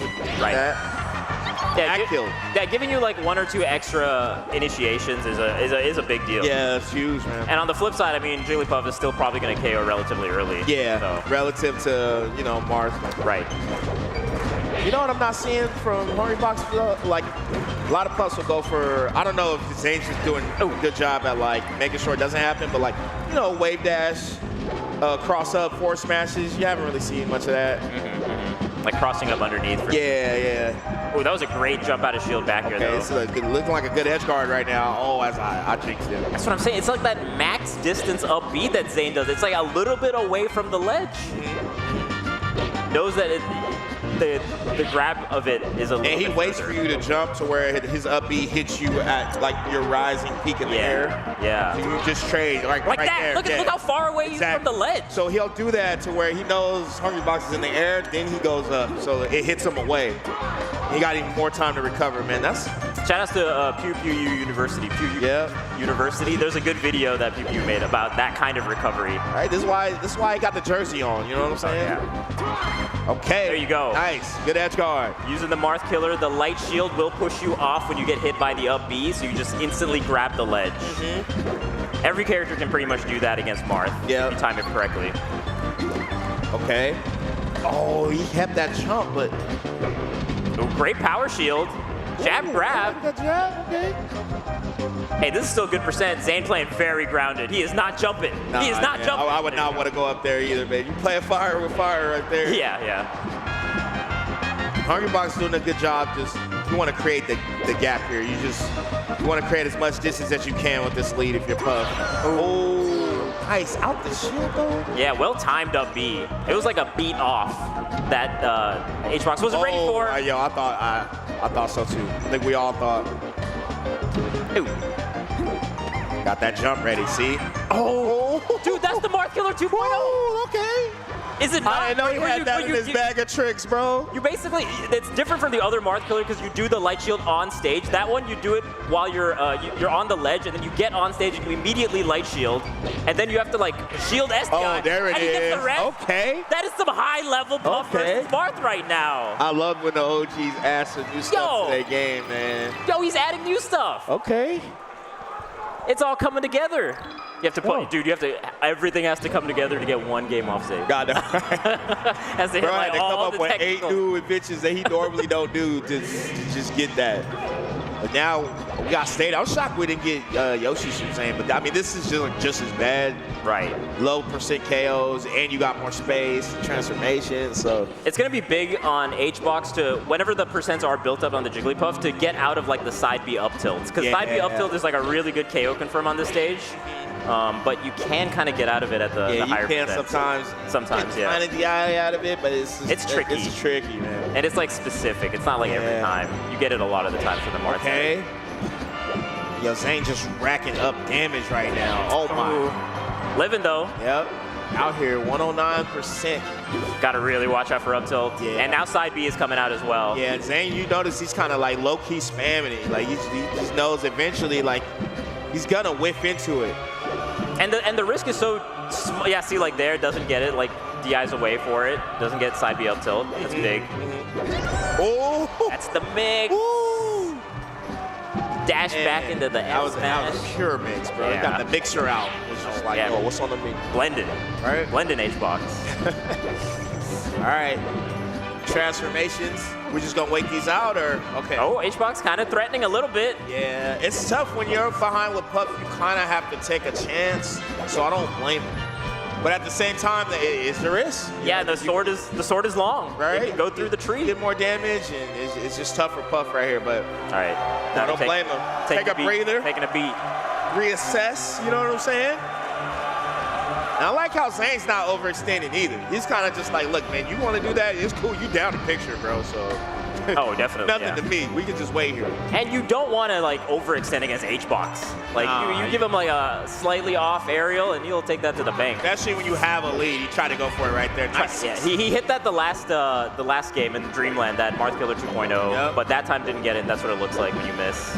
Zain just staying on the ground, bro. He just knows, like, look, man, eventually you're gonna have to come close to get a hit, and that's where Marth is really good. Because that sword reaches across half the damn stage. At least that's what it feels like when you're playing against Marth. That should be a dead Marth right there. Okay. Not bad. Right. 52% is really not too bad, as long as you don't get grabbed into tipper or forward air tippered with the... He's at kill percent right now, I'll say. Yeah, definitely at kill percent. Can't land, though. He's having a hard time landing. Yeah, okay. Oh. Nice. Yeah, I thought up tilt was coming out. Oh yeah, there we go. Yeah. Yeah. The up tilt into rest scenario. Good shield angling there. Amazing shield. Yeah, getting out of that zone. Get out the corner, man. You being against Marth in the corner, it just sucks, man. No matter what character you are, he's really good at pushing people further off stage. Definitely. Definitely. Gotta respect the space. Right. I do like how Zane's just not going. Like, he's not going for broke. He's not doing nothing too crazy. Okay, maybe he is. Maybe he's going down there. Maybe he's going down there. I don't think so. Go down there, Zain. Do it, Zain. No, he's not doing it. Zane's hurt. Zane oh, he went down. I seen Wizzy Zayn from like 2018. From that Genesis. Yeah, right? You know, we don't want to see that movie. I guess Jigglypuff, I think, is a little trickier. Yeah, so a little bit. I mean, Puff's just a lot slower, right? So it's just going to take more time for Puff to really get anything. But, you know, Zayn, just not really like, doesn't need to abuse the transformations anyway. He's got such a good lead. Yeah, forward air, another forward air might KO actually. Yeah, Tipper fair. Yeah, Tipper fair. Gets the knockdown though. Oh, the shield is a little bit small. Yep, Tipper fair, yep. Knows that he couldn't go for forward smash and then goes for jump fair instead. Ooh, okay, wait, does he have a jump? I think he does. Oh. Gets the CC, gets the back air. Oh, he's gotta catch these rolls. My man is rolling. Okay. Oh, that's big percent. Big percent on Jigglypuff. Yep, these fairs are doing work. Yeah, off the grab. That's right? Off the DI mix-ups. Oh, he's gonna up tilt under you, Hbox. Be careful. Yeah, you gotta land somehow. Right, you gotta get back on the ground, baby. Okay, there we go. Ooh, the other forward air. Nice. Throw up smash. Good connection. Good connection. The lead has been about the same. Previous saga was like 56% lead, now 65%. So they're like keeping pace at least, Hbox. Hungrybox not at like too much of a deficit. Just like slide down. With rest and play, yeah, you're always still kind of in it. You're always like tense from the Marth's end. Right. This transformation, I was gonna say, if I'm Hungrybox, I'm pressing. I think you should press the issue here because you can tech off so many walls here. Yeah, go crazy. There you go. Grab that edge. Oh, that forward edge guard. That forward air was so good. That was godlike. All of a sudden. Yeah, you notice he got aggressive there. Yeah. Like, look, man, worst case, I'm a trade. I could fly all over this stage and just tech anywhere. So. Now you called it. Yeah, no, definitely. And now Hbox like, man, I'm not gonna go in that big. Nah, yeah, Puff with the lead, a different character, I swear. Ooh, not KO'd off the top. Up like 2 tiers when Puff has the lead. Oh, definitely. 115 though, still like not a crazy lead. One up tilt, we back in action if we're saying. Getting a couple hits here from Hbox's end would be nice and juicy. But, okay. That's not even okay. Do it for the fans. Oh, what a power shield. That back air is so trying to CC so bad. No, that back air is so stale. Yeah, no. It's like sending nowhere. Look, it's so stale. I got the stalest bag of Doritos right now, bro. My goodness. It's like, bro, when do these expire? Okay. Grab ledge. Okay, yeah. No. Oh, 162. That was an amazing stock, though. It was so He got so much mileage off that stock. And tried to go for everything else with the edge guard as well. Oh, what a jab. Just get out. Oh, back throw. Oh, okay, wait. Where are you jumping? Jump backwards. Okay. The Puff's so slow. Oh, he's tiny. He's pancaking. Zain, no, wait a minute. Oh, wait. Shit. Zain gets that one grab, bro. He just needs one good grab, bro. Zain is definitely not out of it. Yeah, no, definitely not out of it. One grab, one DI mix-up on this stage. Tipper F smash might just KO here. Yeah, I mean, I'm with. It's back airs galore if you Hungrybox. It's whiffs ahoy. We just whiffing until something lands, baby. And the mountain has come out to play. Yep. You got some time. Think about what you want to do, Hbox. Okay, wait a minute. Zain pressing the issue a little bit. Yeah? Okay. Fighting fire with fire. I'm shocked he didn't throw a force smash out. Yeah, I'm like, yo, whip it, bro. You're so safe. Why not? Yeah, why not? That's a chump check, low-key. You shouldn't be getting hit by that. If you're oh, my God. Wait a minute. Oh, my God. You've exhausted so many jumps. Get out of there. Wait. Get out of there. I thought. Oh, wait. Dude, that was so close to KOing. Yeah, right? Oh, he's got to land. Ground. How does he land? Okay. He's jumping by the ledge. Bro, he's jumping so much. Oh, grab. Okay. Back air. He's got to get this edge guard. He really does. Shield. Yes, sir. Yes, sir. I see you. I see you. And what looked like almost looking like a 3-0. Hbox has pushed it all the way back to a Game 5 situation. Back-to-back Game 5s? Do you remember who I am? Supernova 2026 is getting more crazy, bro. This is the box. Every round is getting more ridiculous. Yeah. But job's not done. Job not finished. Job not finished. Not finished? Definitely not. We got one more game to play. Dude, this would, okay, so Krudo also reverse 3-0'd Zain at this tournament. If Zain goes out to 2 reverse 3-0s. Especially like Zain won both of those game ones in dominant fashion. Yeah. This would be something else. Yeah, man, so, you know, Zain got to just keep it together, man. And this is why you said earlier, like, this is why losers ain't really his thing, you know? Yeah. Zain is the type of player, when he got a lead, it's like 3-0 or bust sometimes with this dude. Yeah, it really is. They'll just beat you in the most dominant fashion, or you just have a classic that you come back from. Right. So let's see. So far, though, Zain looking pretty solid in this game. Okay. 2 F smashes whiffed. All right. No tipper, but the percent was so high, it didn't matter. Yeah, it was enough. It was enough. Oh, I like that. I like when you can get damage without grabs. Oh, that's big. And then when you go for grabs during KO percent, so you got all this off, no grab. That's dude, that's a lot of momentum, That's too. a lot. That's a lot. Oh, and then the transformation's messing up. Right. Forward smash. Okay. The tippy toes. There we go. There we go. Hbox can edge guard Marth now. Right? It only took him 20 years. I play. Hey, man, it's a little truth in every joke, you know what I'm saying? Hey, I'm glad he just DIs now. Yeah. I'm glad he's adding some of this stuff to his arsenal. You know, we hitting free throws now. We gotta, you know, we had the free throw competition earlier. You know, he saw it. He's like, yo, I gotta lock in. Oh yeah. All right. That light shield edge guard is so nice to use against Marth, though. It's good to see, and the variations too as well. Yeah, just waiting for the transformation, kind of playing by the corner. A lot of the times with Puff in general, it's just too risky. Because you just die so early, it's not really worth going in there unless it's something you can tech off of over and over. Up air, yes sir. Oh, he's living. He's living. Okay, full body DI. My man is playing VR right now. Dude, landing has been a real tough position for Hbox to get out of. Zain doing a good job of just making sure, yo, you ain't going nowhere. No, it's going to be difficult for you to get on the ground. Wall of pain, nah, it's wall of Zain up in here, bro. Oh, bars. Gotcha. Bars. Oh. Yeah, Zain using these snares, just racking up the damage. That's the thing that I think is really separating him. Good DI out. So DIing out feels counterintuitive, right? Feels like you're gonna die there, but that's how you don't get back aired again. Definitely, yes. Yeah, so you gotta, anytime you start getting back aired multiple times by Puff DI all the way out, usually whiffs. Feels like you're killing yourself though. That's why a lot of people don't do it. Yeah. Okay. The fear keeps you holding in. Right. Grab here from Hbox. What's the edge guard? Ooh, good recovery, dude, bro. The up B timing mix-ups that Zain has been doing for recovery have been phenomenal. Hbox has not been able to edge guard. And doing the side B low. Usually most people whiff the side B right in front of you. Right. So you can hit him. But he's doing it to where, you know, it's just too risky to even try to edge guard right there. So Zain, big lead right now. In this matchup, it's a big lead. Oh, it's huge. And he's been holding on to this lead as well. It's all off that second stock where he got like 70% real quickly, and he's just been holding on to it. Hungrybox treating the ground like lava. Like, yo, look, I don't want no smoke down there. You got it, bro. And Zain is acting like the lava. Right. That you don't want to be anywhere near. Zain on his jaws, just shark ready. Dude, he's such a good. You see the fin, just the fin of the sword, you know what I'm saying? You got to play the song. Right? Oh. Okay. I'm shocked another up tilt hasn't popped out yet. Oh, that was such a good wave dash to get behind. Okay. But no edge guard, though. Yeah, I was like, low-key, I don't respect Lamar's ledge dash because it's, like, kind of not real. So you can just kind of, like, you can chump check it a little bit. Yeah, if they don't have the right.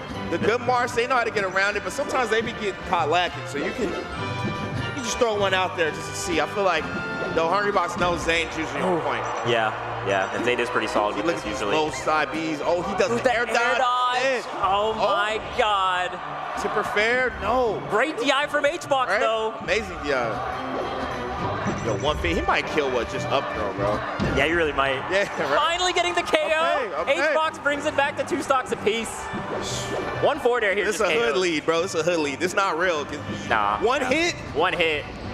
One even like it's 2-1. Oh, but this transformation has actually been really good for HBox. And when you're high percent, this transformation is better for you when you're higher percent. Yeah, I know. I would go for it, but I get it. Yeah. I get it. This is just like, bro, you're already down. The clock is not on your side right now either. Oh, that's right. So you gotta think about that too. Uh-oh. You know? Dang, game 5. They both just sitting there chilling. Oh, yeah. Plot, okay. Zain going down there, okay. Side B. He gets out of there, doesn't get hit by the side B. Yo, good spacing on both ends. I don't know how neither of them got hit there, but all right, Zain, 1 stock away. 1 stock away from making it into losers finals here for Zain. He DI'd out. He knew not to go on that platform. Smart. Oh, Try to get rested. You know? That's right, definitely. Great DI off these forward airs, not getting like big damage. It's big damage though. Oh, wait. Okay. Again. Needs this. Oh, he goes low, but wait. You might get dunked here. You might get dunked here. Oh, he's out of there. Wait. Oh, dude, we got. He's we got left on the edge. Oh my God, we got last knock. Okay. Is the clutch box coming out to play? All right. Can clutch box come out to play? I don't know, Fish. What movie we getting? Or is this gonna be the Zain show? Oh, wait a minute. Oh my God, he's whiffing. Smash attacks. Right? Can't be doing those in a place like that. And Hungrybox kind of don't really have nowhere to go, so he kind of has to play by the edge here.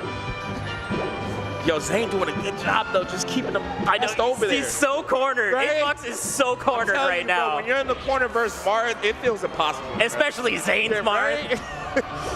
Okay. Okay, we got the transformation here. Oh. Yo, do you press if you're Zain? I don't know. I think you do, bro. Yeah, I guess so. I think you do. You got a little bit of a lead. Yeah. Platforms are kind of weird. Transformation right here. Oh, the side B as well. Gotta watch out for side B. Dude, the whiff grab. That was a risky grab right there. Wait a minute. Oh my God. The windmill, yeah, Hungrybox kind of has to just wait it out. I don't really think there's nothing he can do to really. He's got to get like right next to him. I feel like the pop-off is going to be big from both players. I feel like they're both so tense right now. The blood pressure monitor going crazy right now. Oh! He does. He's living. We living. HBox is living. He's got the DI. One more chance though. One more side B up tilt will seal the deal. Gotta get if he gets close, bro. Dude, he got underneath. Wait a minute. Oh my God. Crazy land. One wave dash underneath. That's why Zain doesn't want to jump. He's got to rest though. He has to rest. Yeah, he has to. Okay. Dude, 30 seconds. Oh, wait. Dude, the timer's at like 30 seconds. Right. Hey, we got all day. Just wait. Okay. The DI, he's living. Yo, bro, he has no more jump. Oh my God, he lived. Oh, yo, crazy wave dash. Bro, we got 20 seconds. Is it going to go to time? I mean, it's kind of hard because Hungrybox can't really afford to take He can't. He can't. Oh, wait a minute. Okay. It's Zain. That's right. The pop off. Stopping the reverse 3-0. Woo! What a hard fought battle. That was hard fought for sure. For sure. Dang, the no-look head from HBox. Hey, I feel you, bro. I feel you. I told you the pop-off was going to be monstrous for either of them. That was a tense one. That almost went to time. That did. That did. And it was, because they weren't really even camping. It was just like too risky. Because like if Zain overstands, he gets rested. Hungrybox over, and he's already at like 150. He can't really do much. Damn. So it's just like, man, it's kind of just the standoff. Zain got distance with that nair, though. He made it to where he's like, yo, I'm going to do like this nair. I'm hella far away. Mars sword reaches across the goddamn stage, so I'm going to whiff this. And then, bam, it clicked. Damn, what a set. HBox almost with the reverse 3-0, but Zain that would have been crazy, bro. I'm still, you got to give it up for Hungrybox, though. Can we do that? Yeah, give it up for HBox. What a performance, putting on a show for us. My man on his, Yeah. He on that LeBron Still out step here. type. Like I said, man, dude got all types of rings, bro. Yeah. And Bro and Stanos out here just. And he's already collected them all, though. He collected them all, bro. So, yeah, but you got to give it up to Hungrybox. Valiant effort, man. I know it's not what you wanted, but still, man. Another top four. Another top four. It's not. Got to get past that Zain. He's close. He's close. Right? Close. Every time pushing to game 5, it's getting close. But man, we need to look further into that, man. We got my man Wall on the analysis, bro. Can you please break that down for us, please, man? Guys. I need to see what happened. I need to. I can, man. What was this set, dude? Like, it was shades of Super Smash Con 2023, was it? When they went down to the final game, burning down the clock to almost nothing. What a crazy set. I mean, this was a lesson in the evolution of not only the Marth Puff matchup, but just grabs in general, right? I think this is such an interesting tension that I love to bring up when I talk about this matchup, when I commentate this matchup. A lot of the things that the Puff player wants to be looking for in some of these positions is catching a dash dance in while the Puff is drifting in, whereas the Marth is looking for a dash back during some of those drifts. And we can see like really hard 50-50s that I think Vish brought up earlier in the set.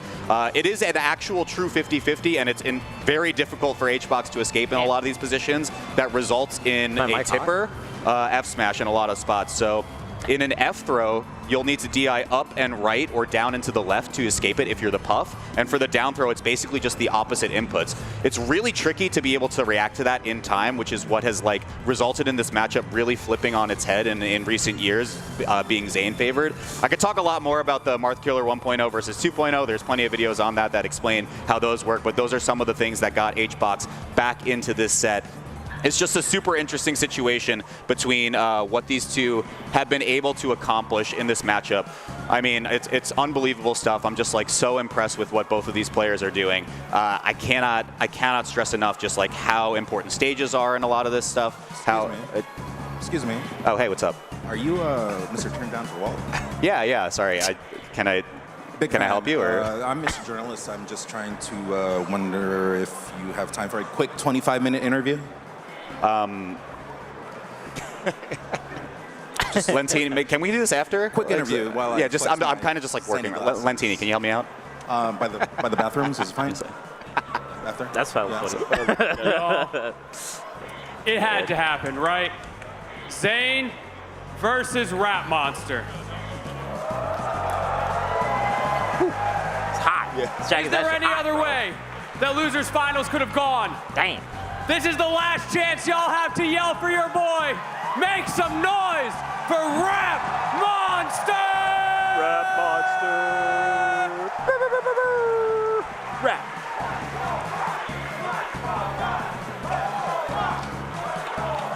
Zain said he wanted to prove himself. This is the only way. Time to lock in. Yeah, we locked in. We locked in, baby. We're super locked. We're back. We just had this matchup last week. Right. They just played in like a very similar position in bracket. Right. For every RapMonster, you know, he's smoking on that Zain pack. I mean, I'm hoping that Zain can lock in and change the narrative with this matchup. And you know, we are in the DMV area, MDVA. We got old school and new school. That's MDVA, right. So shout out to you guys. It's one of the strongest regions in the world for Melee. You know, definitely want to give. I don't know what y'all do out here, but y'all just generate constant, amazing players in this area. So actually true. Yeah, across the span, yes. Melee.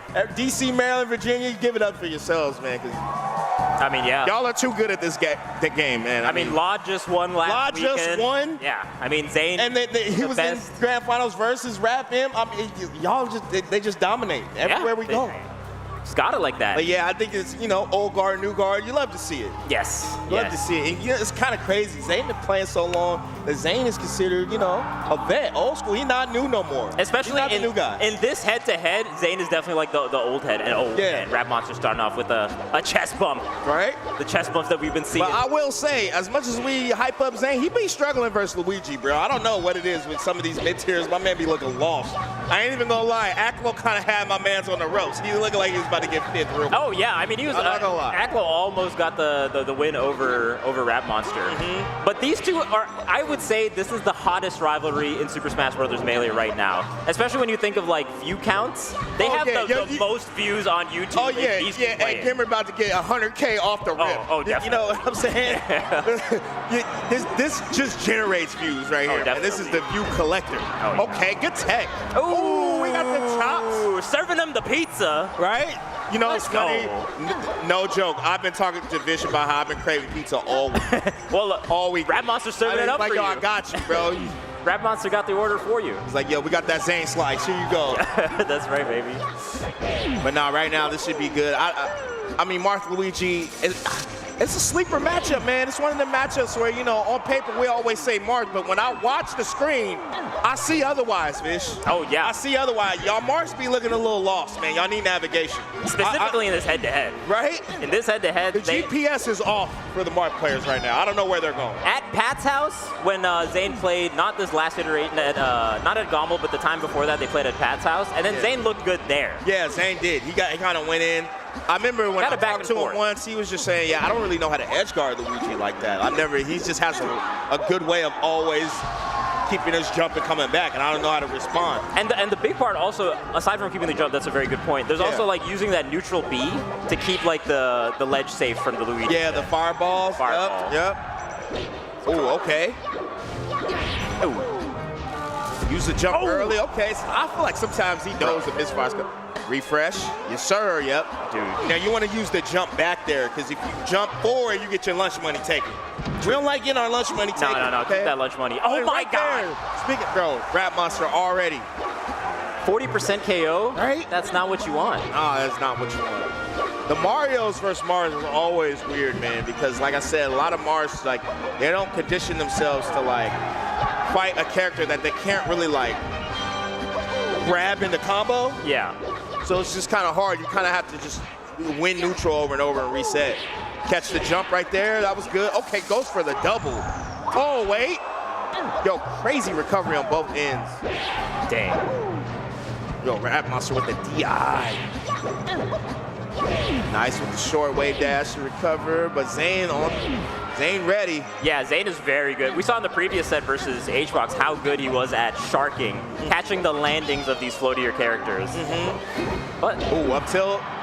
Yep. Again.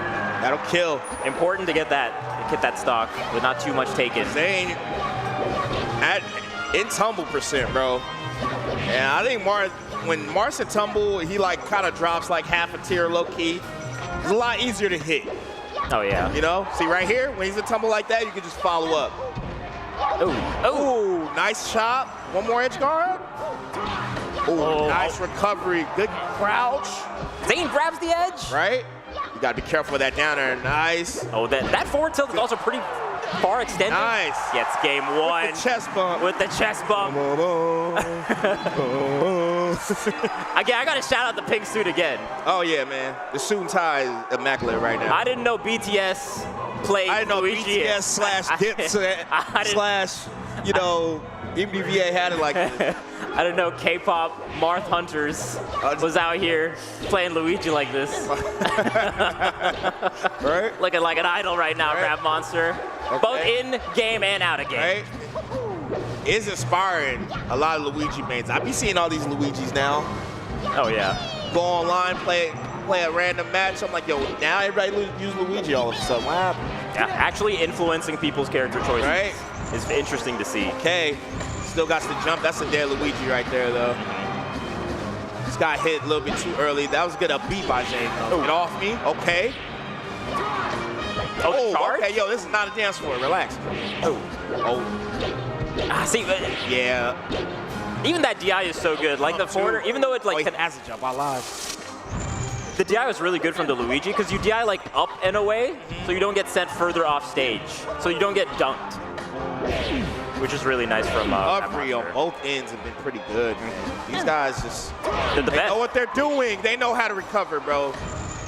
Oh, I like the wave dash on. Yeah. Reverse up B. Get on the other side. Okay, you got to do all that just to kill RapMonster, bro. That's insane. That's so true.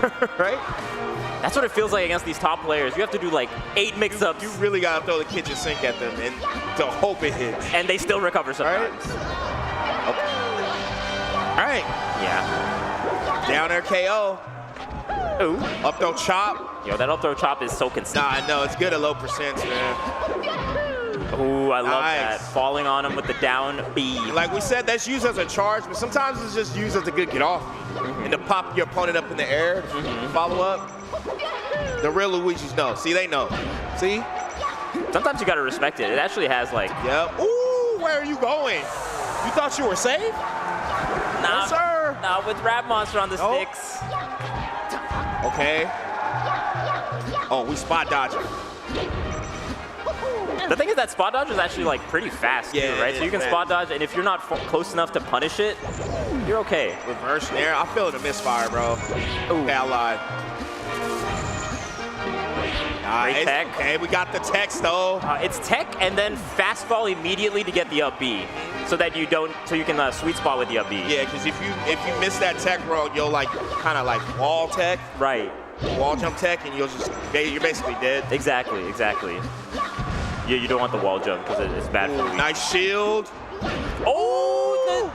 Oh my goodness! I respect the attempt. I respect the vision. My goodness. See what he was going for there. My goodness. Okay. All right. Oh, the down tilt. Where did that little foot come from? Right. Yo, what size shoe you think Luigi wears? I mean, when you look at that down air, it's got to be big. Right. I'm going size 13. Yeah, bro.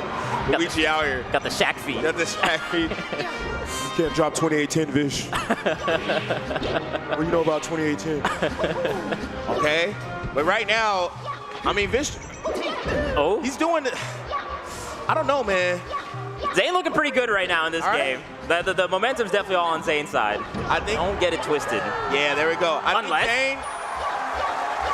think he's got to somehow not get hit with these down airs. If Zain gets hit, or down smashes, if he gets popped up by down smash, we're gonna see a movie. Ooh. Wait. Ooh. Wait. Ooh. Ooh. Oh, nice up air. Good shield drop too. Oh, he gets upside. He gets the misfire. Wait, he's still living. He has a tornado too. He's charged, and you know he's. See that? I'm telling you, the fireball. Yep. That fireball is so good. Oh. Too far away for side B up tilt to hit. Oh. Zain needs this game. Oh, yo, that was a reach. What? Forward smash. Okay, with the pop off. Dude, man. How often do you see Zain pop off for winning one game? I know, yo, Zain been in, and it's been zero dialogue with Zain been straight business. When they be like, oh, next up, Zain. No expression, nothing. No, nothing. Just go straight to the locked. It's him and his pillow. He's ready. He out here. I'm trying to get that trophy. I'm trying to go back to back. Did he win the last two? Oh yeah. Or did he just win the most recent? Which Supernova? Zain. Oh, he's a defending champ, I think right? It's back to back. Okay. It's back to back. But don't. Oh, okay. Again? Oh. Again? Oh. Oh, yo, see, where do you go when you're Luigi? Man. Yo, part-time juggler right here, bro. Play the Jaws theme. Play the Jaws theme.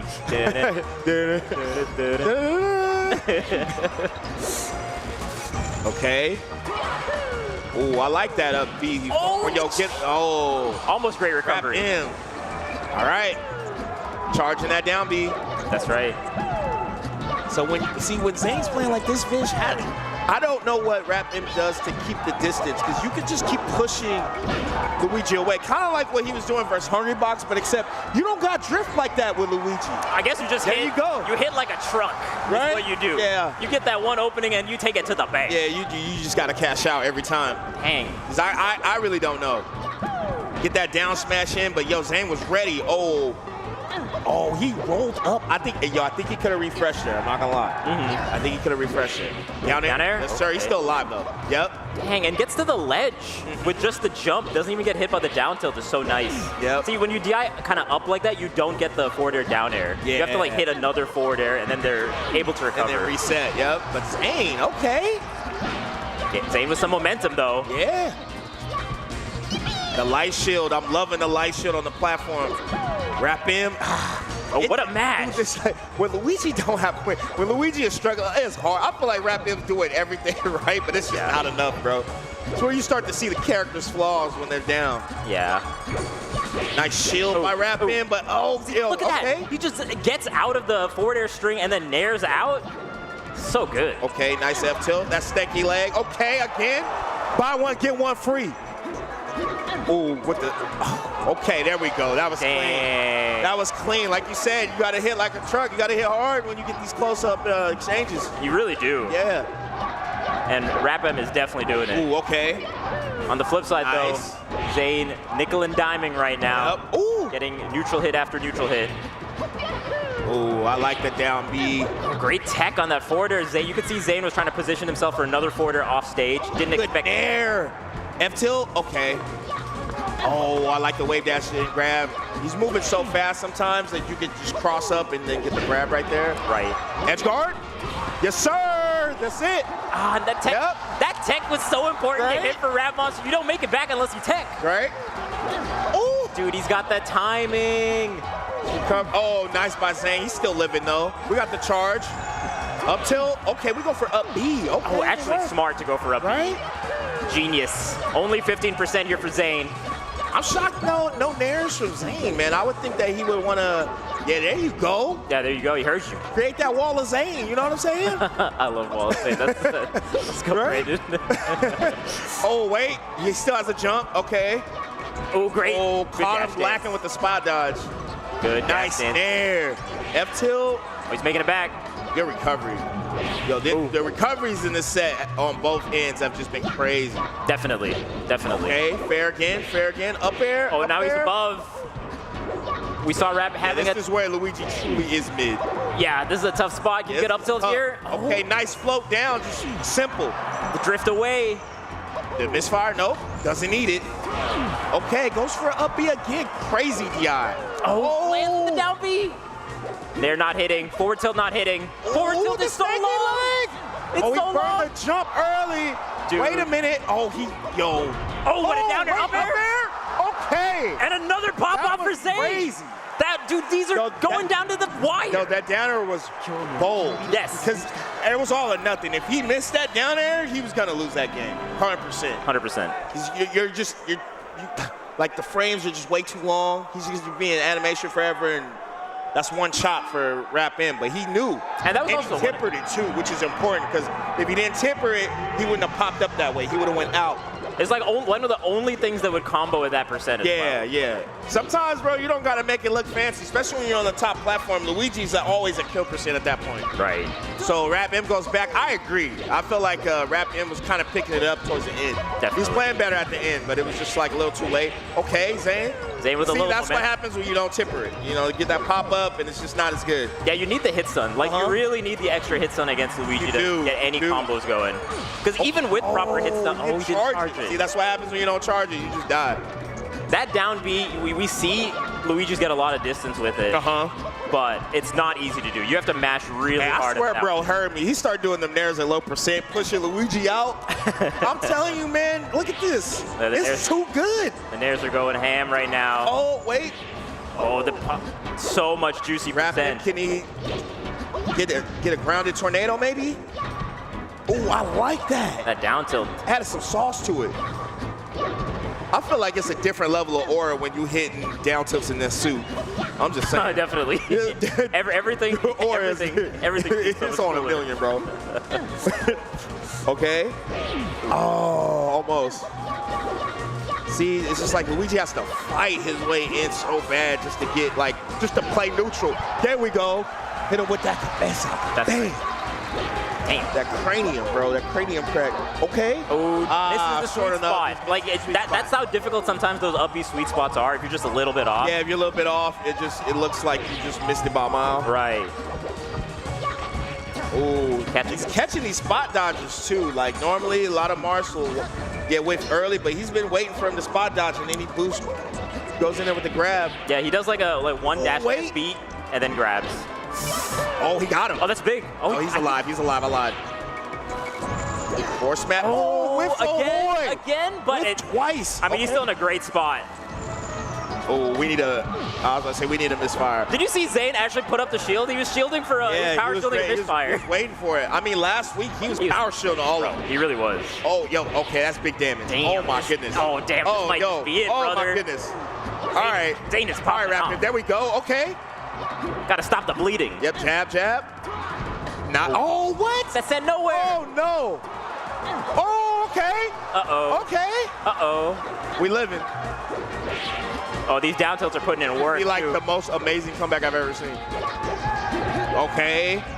Grab. There's a grab. Oh, we knew. Power shielded the up B.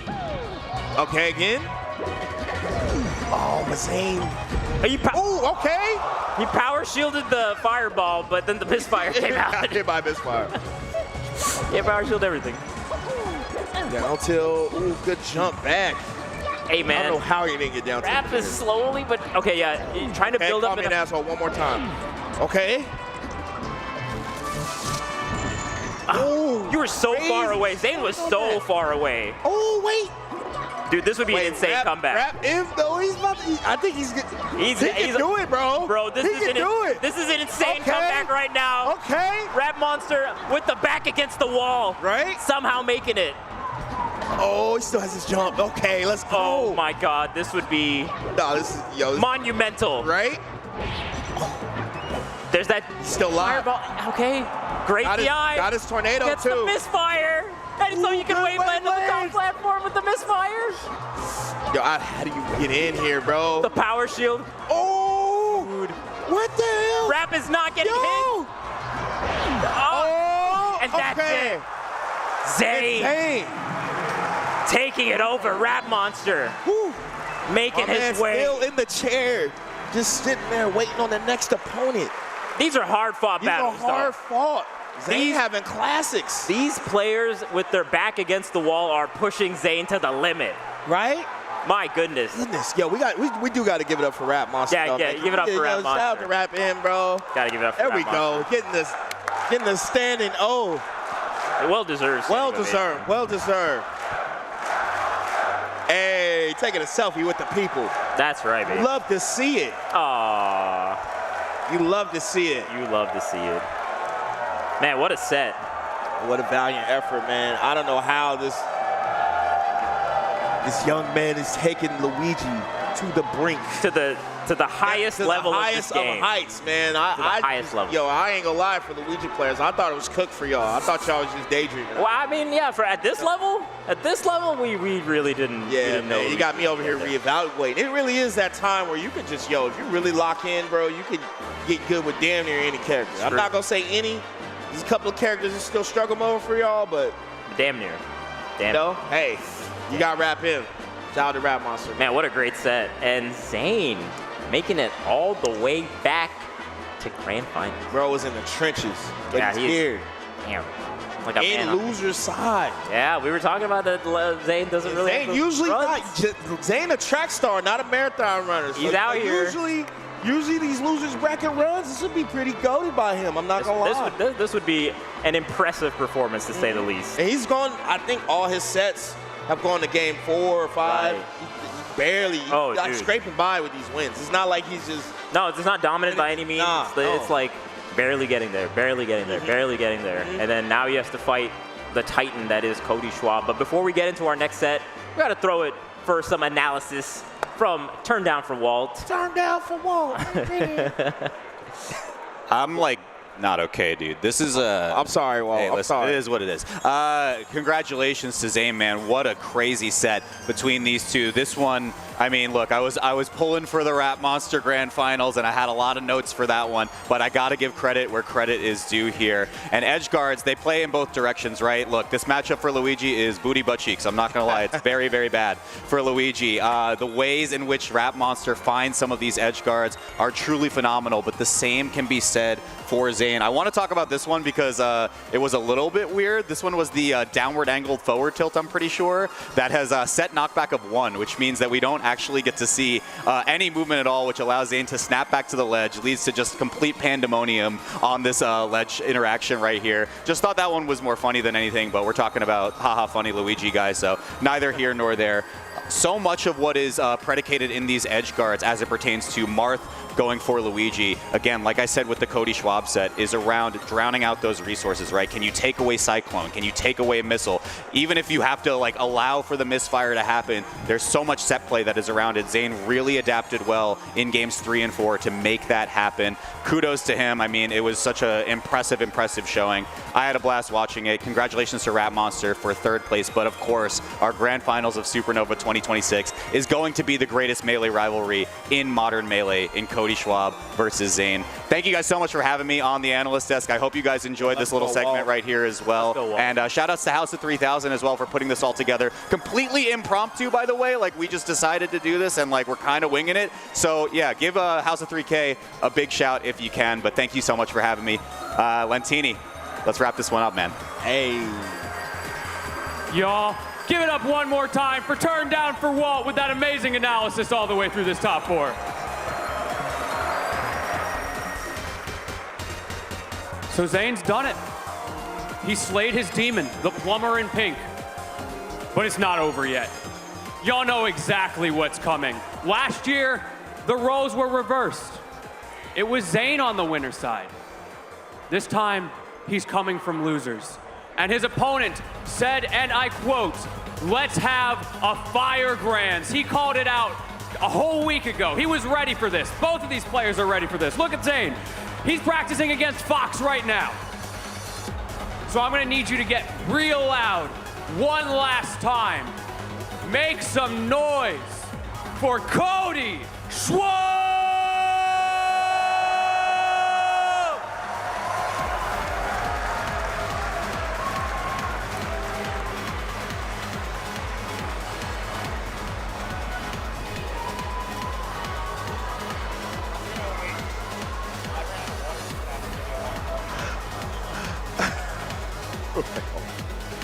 While they're getting set up, I just want to get a temperature check real quick on this Grands.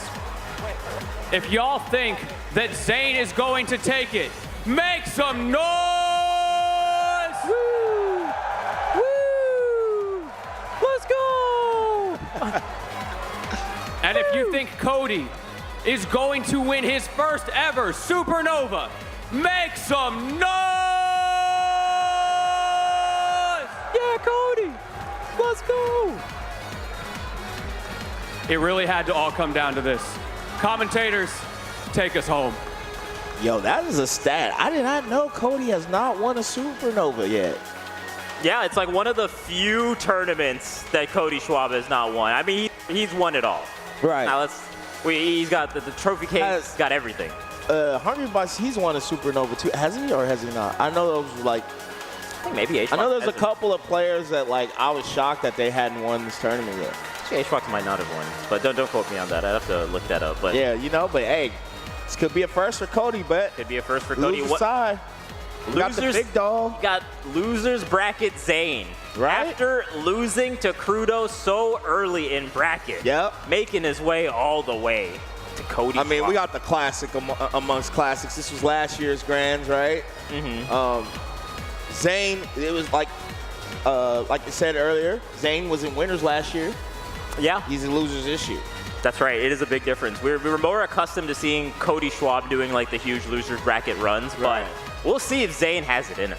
Yeah, Zain, I mean, this is already better than normal. I feel like normally Zain kind of starts checking out at quarters, semis. That's where Zain starts, you know, it looks a little shaky sometimes, but, you know, even in Gamo, he got top 3 despite the run, and then now he's in Grand. So let's see if he can take 2 sets. Oh, baby, we're starting off.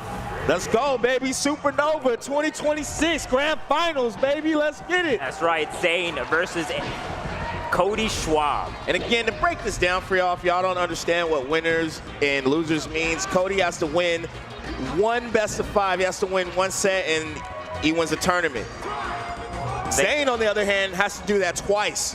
So he has to win 2 sets. And Cody already off to a strong start, getting that first stock immediately with the Shine Spike.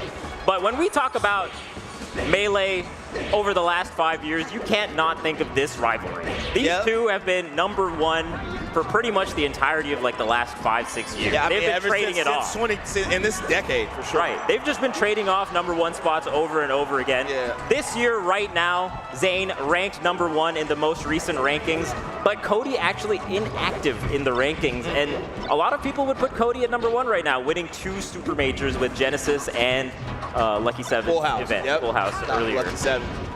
On the other hand, I mean, in this matchup too, it's like you got 2 players of similar skill and 2 characters of similar skill. Yes. So, you know, it's always like debated just in general with Fox and Mark, like who wins, who's better. And these 2 kind of push the matchup to the brink, you know? Definitely.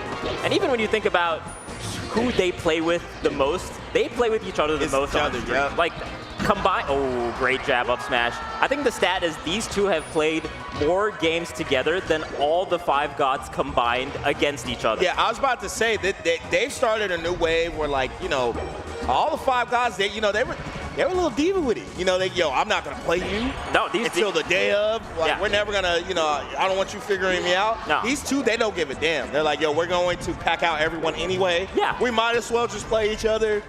Yeah. And just keep getting better. And it's kind of crazy because they're always in grands.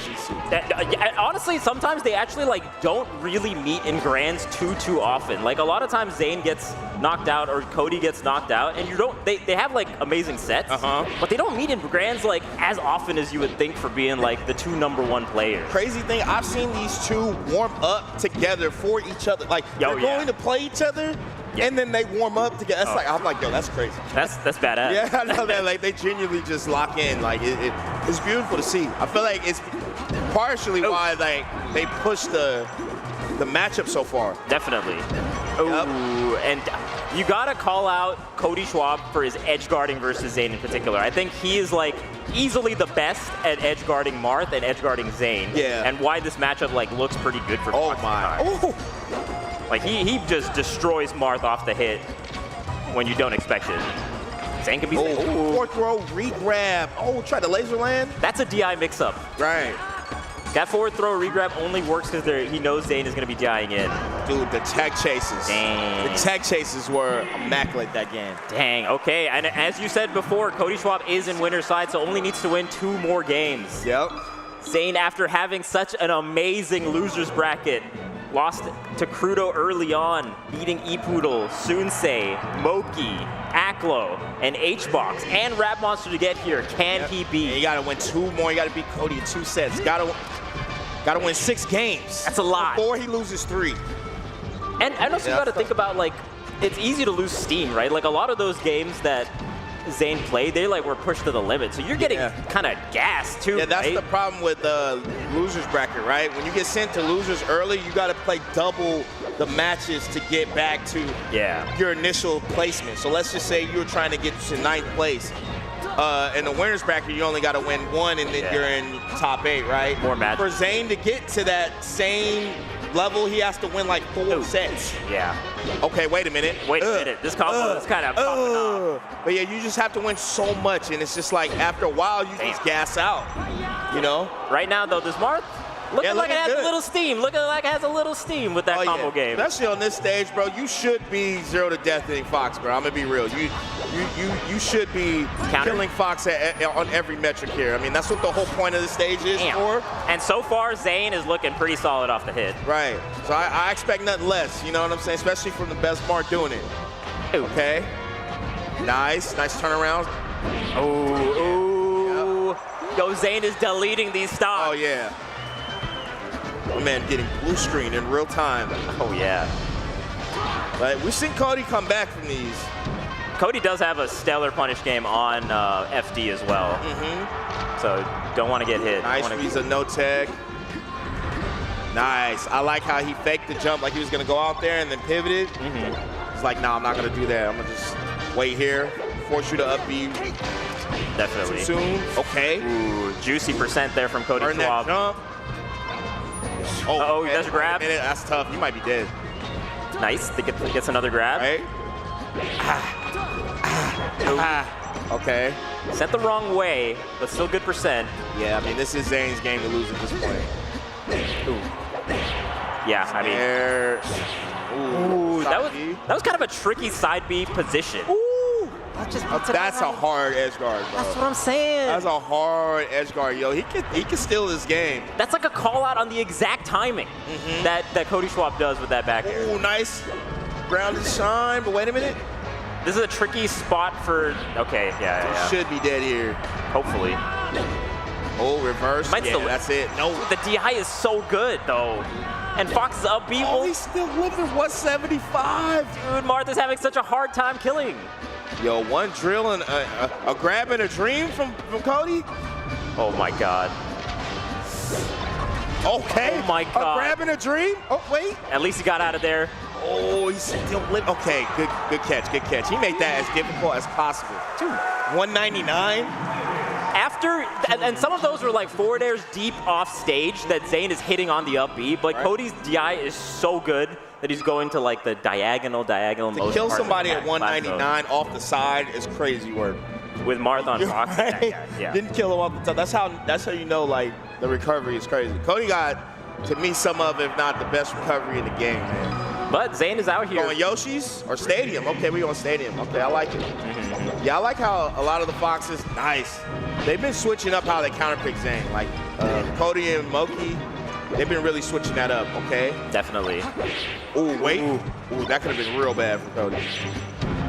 I like the down tilt. Ooh, misses that up smash. Ooh, great forward air there. Gets the push off. Oh. Good DI. Good DI. Wiggle out, too. Great recovery there from Zain. Just gets hit by the back air on stage, though. Got the oh, that's big. Tilt. I thought he was going to be able to clip him. Okay.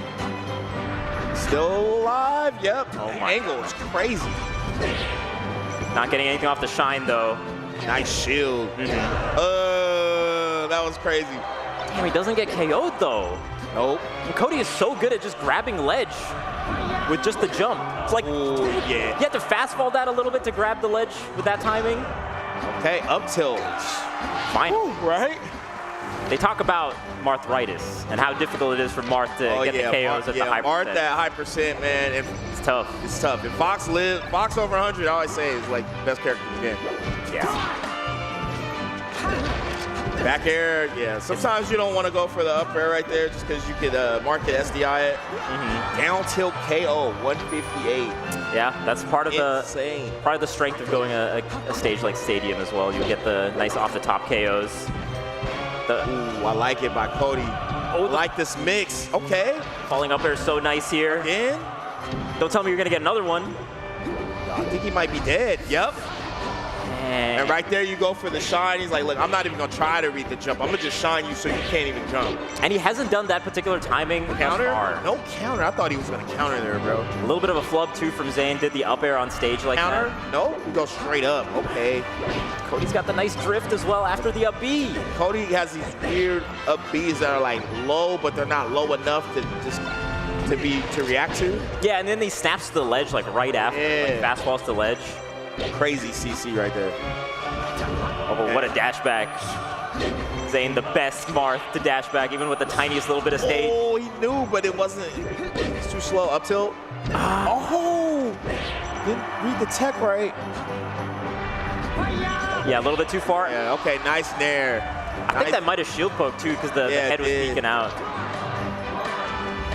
Okay. Just waiting out the invincibility there from Zain's end. Yeah, not much you can do right there. Rolls, it's red in the up smash. Yo, Cody Schwab. Yeah, that was tough. Cody recognized that Zain's back was turned in shield, and so you had to kind of like roll to get out of there. Nice shield drop, drill.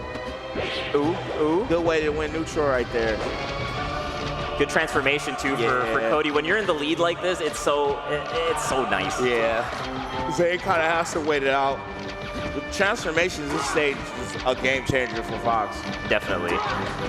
Cody shooting all these lasers. Hey, you use that amendment, bro. Got the right to bear arms. Yeah, just a little hair. All right. Got a little time to wait. Yep. This would be the time to read ads. Shout outs to Zenny. Hey, yo, shout outs to Zenny. Shout out to Zenny, man. Yo, the glasses be on. Glasses. I ain't gonna lie, man. I see the vision.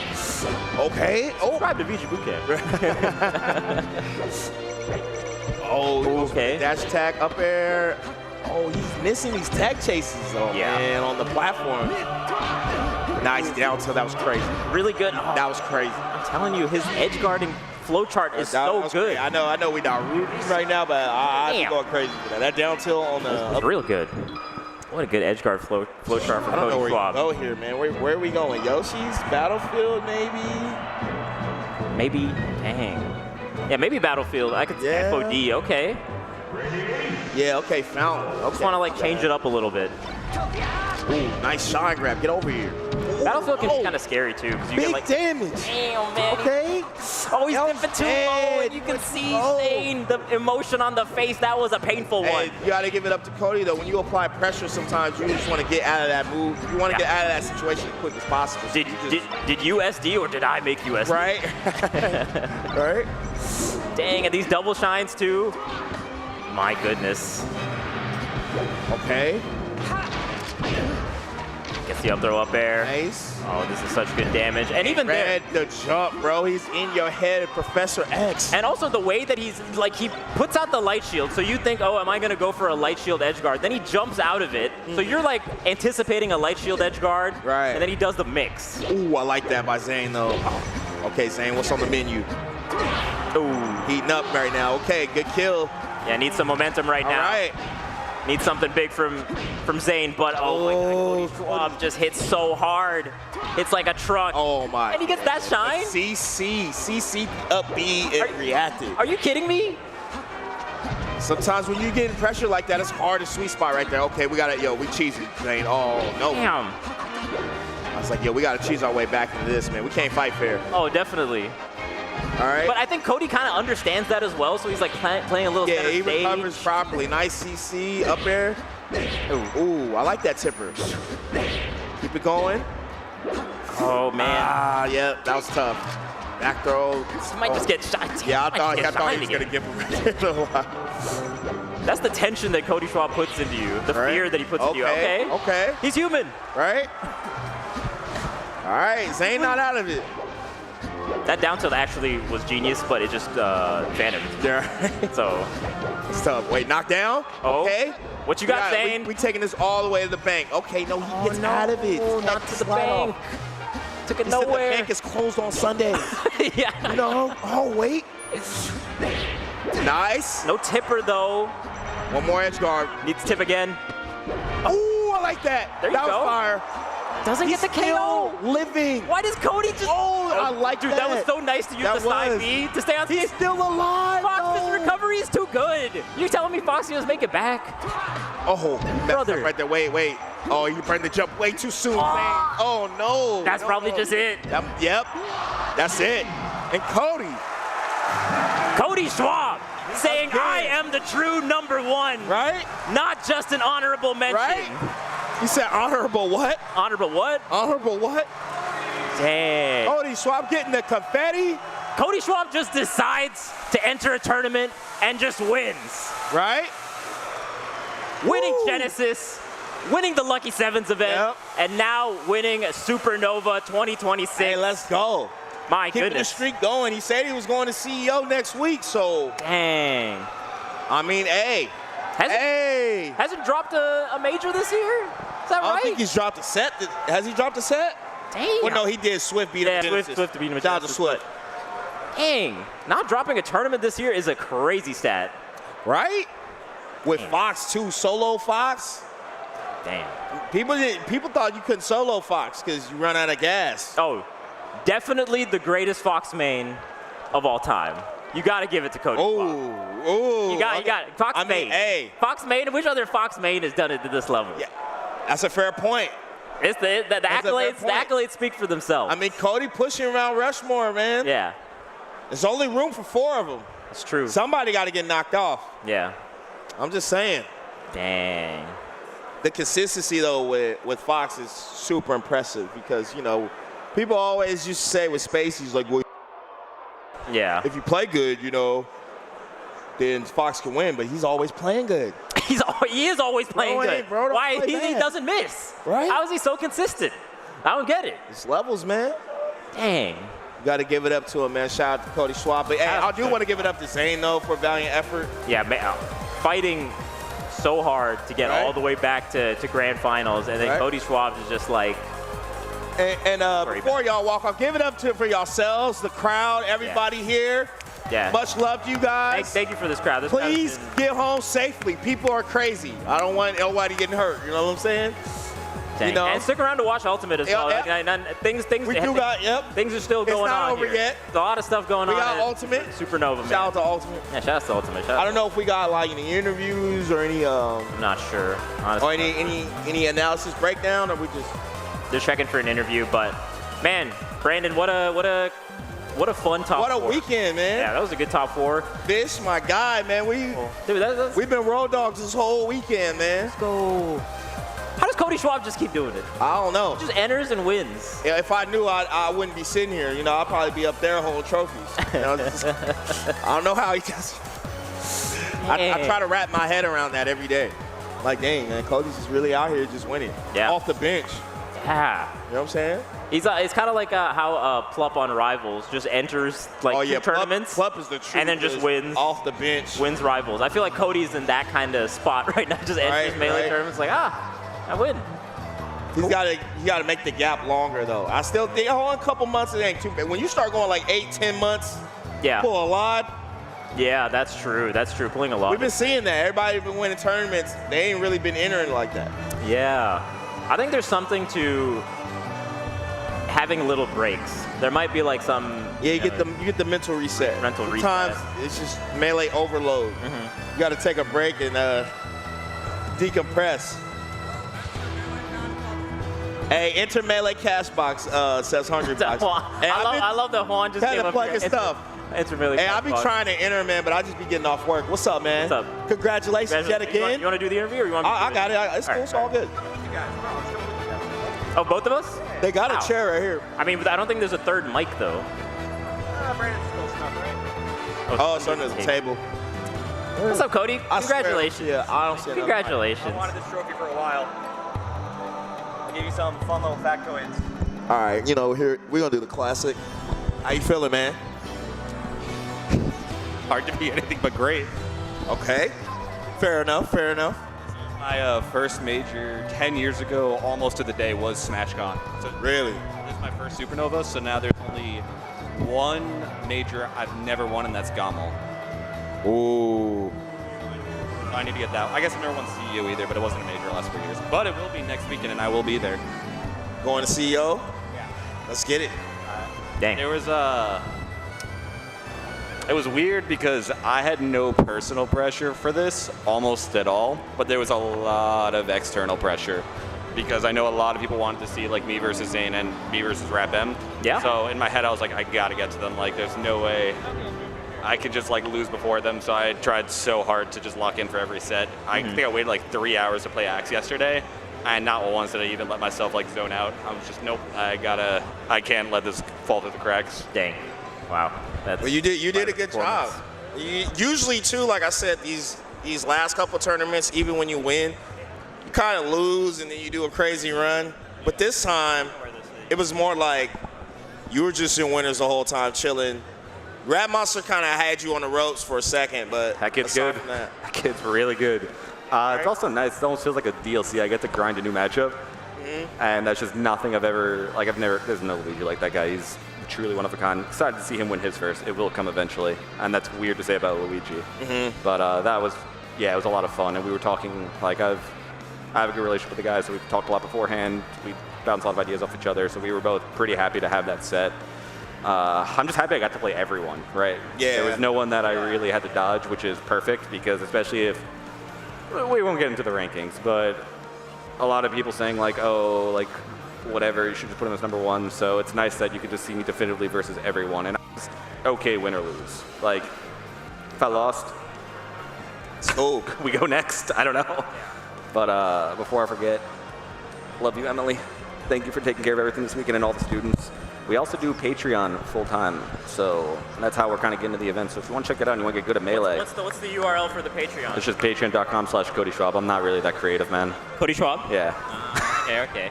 What's the secret? How are you so good? How are you so consistent?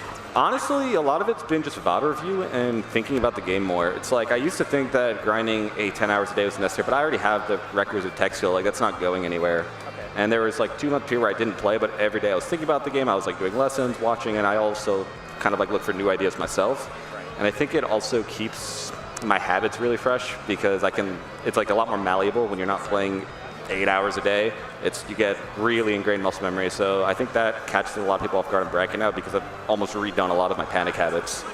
And that's been really, really helpful. I've noticed that in those weird scrambles, I come out on top a lot now, and that's kind of what you need. That's defense. If you want an actual sauce for consistency, it's defense. You got to be able to milk your stock, maybe to 315 versus Axe. Sorry, Axe.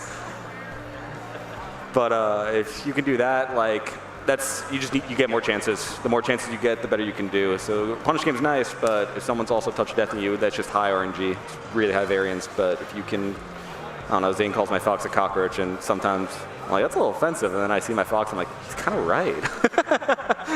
It kind of is a cockroach. It just doesn't die. It should have survived a nuclear fallout. But yeah, it feels nice to be back on it. And I'm just happy I could give people good sets. And it's kind of flattering that everyone like wants to get to me. So I'm going to just do my best to keep being that guy that you strive to beat, and it's on you to come get me. That final boss mode, I think the biggest thing to me that separates you from everybody else, your ability to recover and your edge guarding, like the off-stage stuff. The edge guard, yeah. Like everybody's sick on stage, but like you always come back and then you get the kill off stage at almost every time. I mean, if you want me to drop a little bit that I think about, I think with recovery, a lot of people try to outright win the recovery, but sometimes you just get hit again to get a better recovery situation, and that's also like really good. So sometimes I know I'm gonna get hit, and it's fine because then I get an up B like way higher, and you have so many fewer ways to actually call me out. Yeah, you did like when Zain, you ran towards him, he up Bs, you crouch, you eat the up B, shine him. Yeah. Like at like 40 or something. I was like, damn. You got to kill North. That's the only way to make that matchup work. If you aren't killing that piece of shit swordsman, it is just not the vibe. So also forgot, shout outs, my boy Louie who sponsored me for this, and CEO. Check out his music. I'm pretty sure someone can drop the link in chat. But he's just a Colorado smasher homie. Oh, that's nice. Hey. Does music and tries to help me out for events. So appreciate you as well. Any last words to the people? Anything you want to say? Want us to all know? Yeah, I mean, thank you for everyone for like the overwhelming positivity and care that they showed me this week, and especially after being gone for a little bit. It meant a lot to me, genuinely.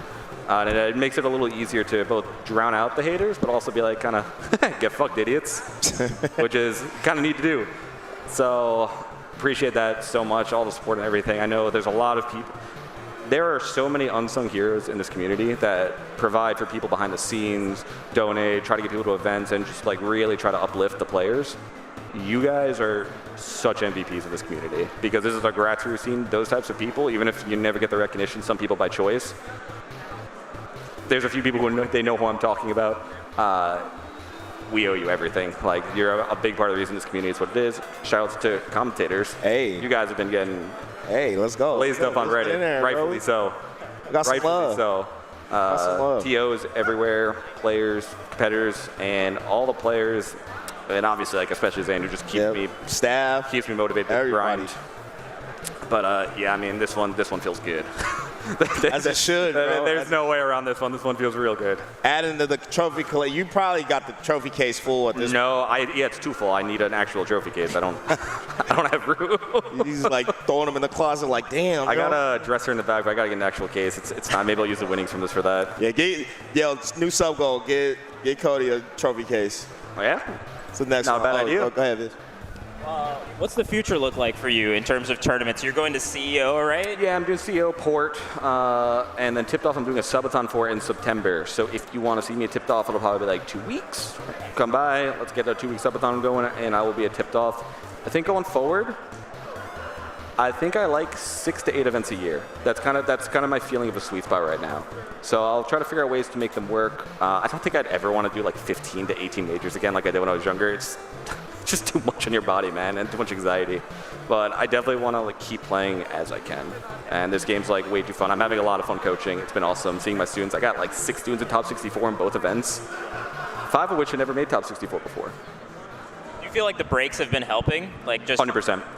100%. Helps with burnout, helps with mentality, helps with the habits, like I said. It's really nice, actually. I like it a lot more, living my life this way.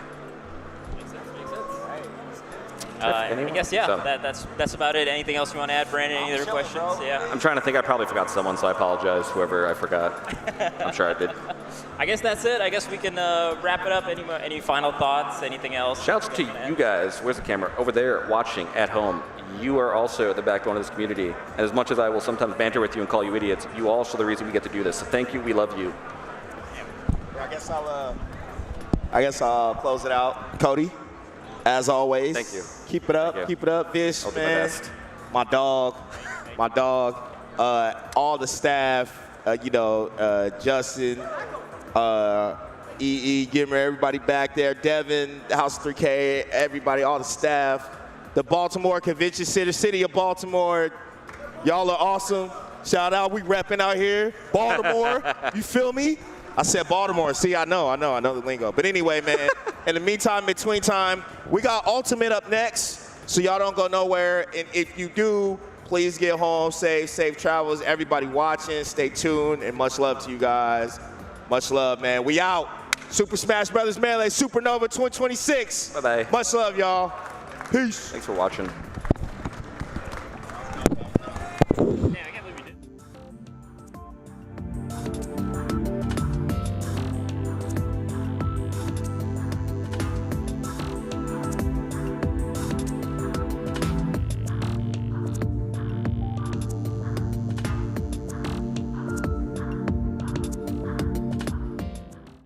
Ooh, that boy Coos is breaking Joe in the nooch. Look at him go. How is he beating me? This guy's a scrub. There's no way I'm a scrub too, right? Use them, Joey.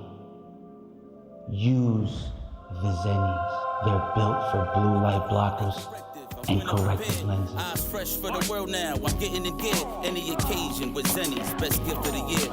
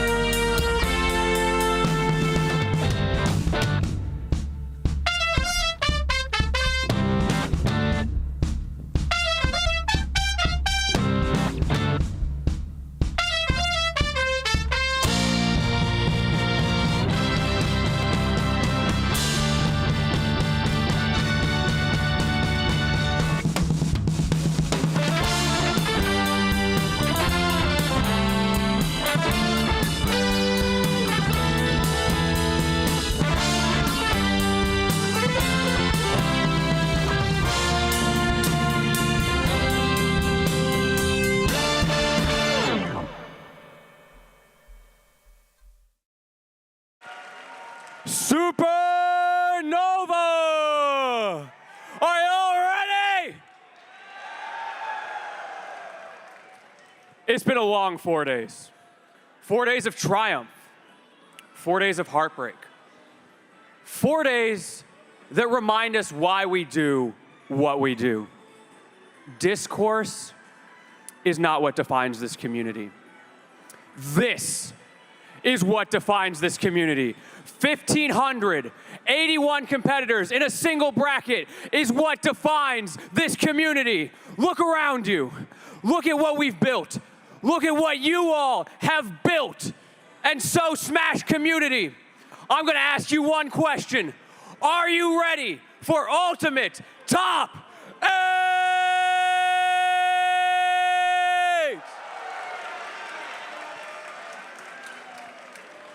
Let's introduce our first competitors.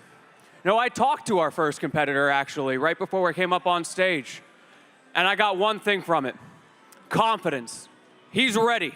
He's roaring. Give it up for Jazo!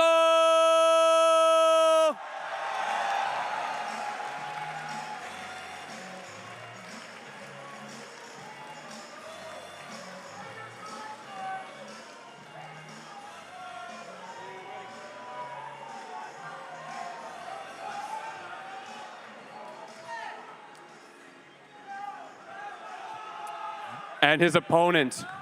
Honestly, I'm surprised we didn't see his opponent up here earlier for the free throw competition because I know he does ball like that. Give it up for Louis Money!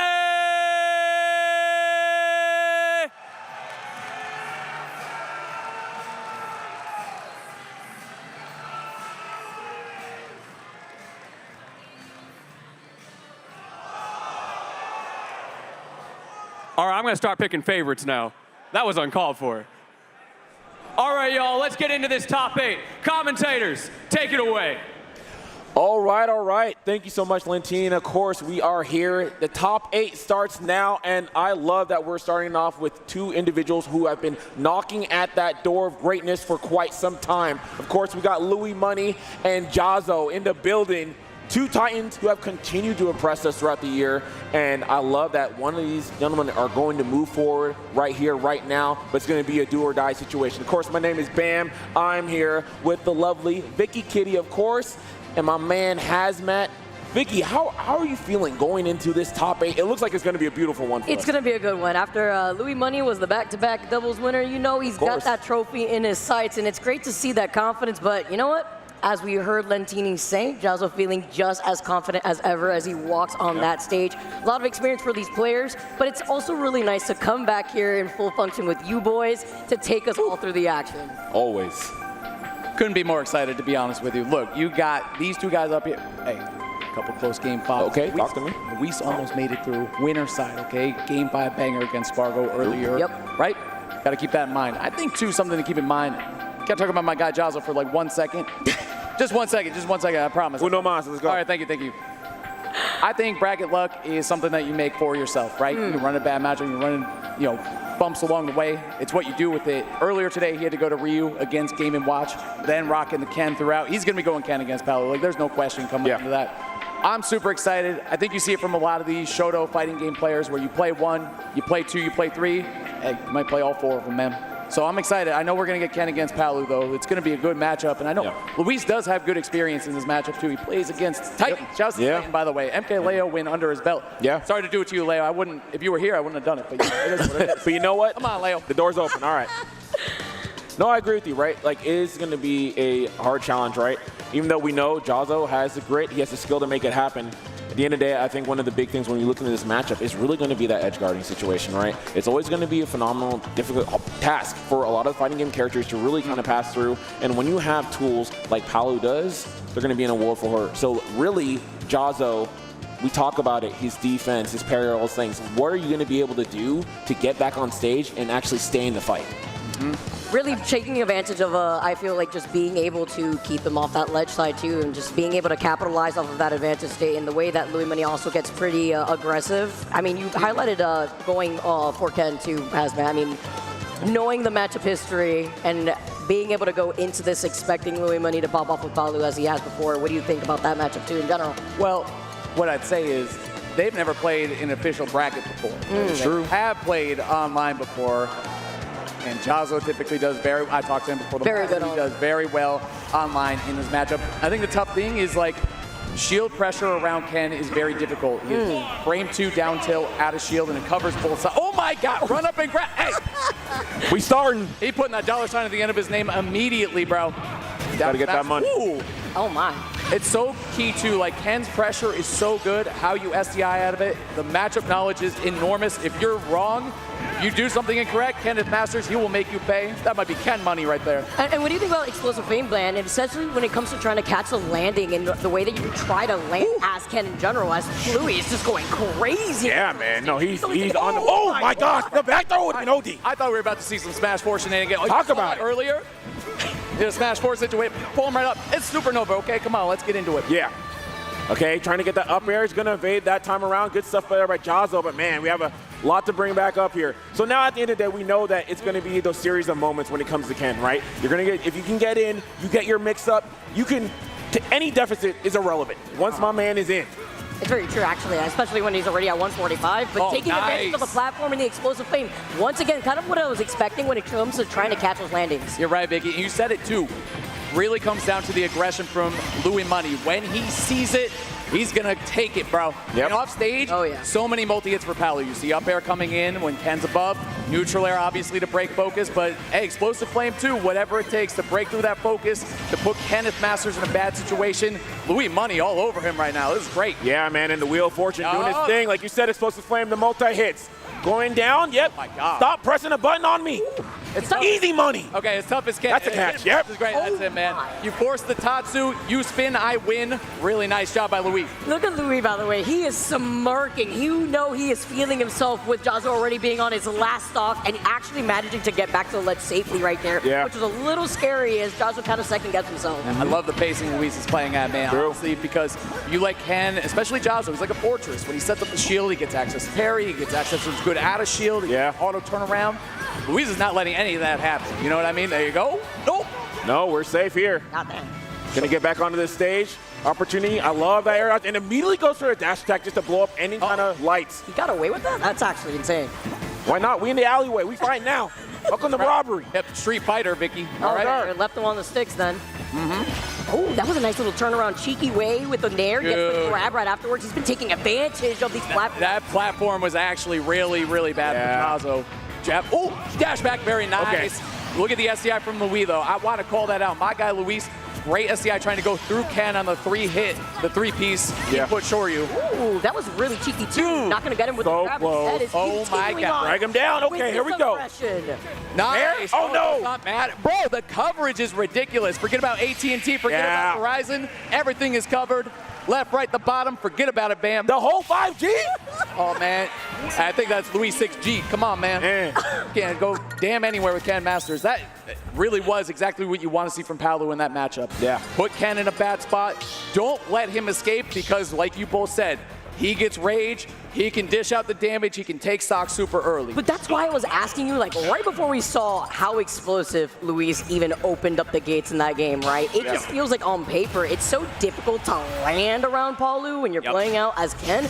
But the way that Luis was so good at also extending the aggression on the platforms as, you know, Town kind of providing that. And as we take a look at how PS is going to work. He's turbo aware, man. He's always paying attention to that. Yeah, 100%. And I really love the idea, too. Look at his route selection as well, right? He is willing to go for a fair versus a barrel and this kind of thing. Or an up air, right? To make sure that he's getting him off stage and he's getting the punishes he needs. Once again, the Wheel of Fortune finds its mark. The wings. Oh, my God. Man, we got pressure. Man, I think Luis is really, we've talked about it actually a bunch this weekend. It's how much he has leveled up. Oh! You see it down there? He was close. Luis has been playing so hot all weekend. Like for most of this year, I would say. Like, he has been doing so well. Happy to see him continuing here at Supernova 2026. Definitely one of those players that when he's feeling himself, like you can see it. Ooh, nice little contention right there. He's already taking 96%, but at least for Jazo, he's doing a lot better in the opening for this second game. Yeah. Okay, great blocks there. He's going to get an opening, and absolutely, just one there away. That party starter, Bam, you know what I mean? Knock, knock. Kenneth Masters, first stock on the board. Jaws playing with the lead here too, working out really well on, for him on PS2. Yeah. Wait, real quick. Empty hops to be able to find the opening with that backer. He went deep for that one. Yeah.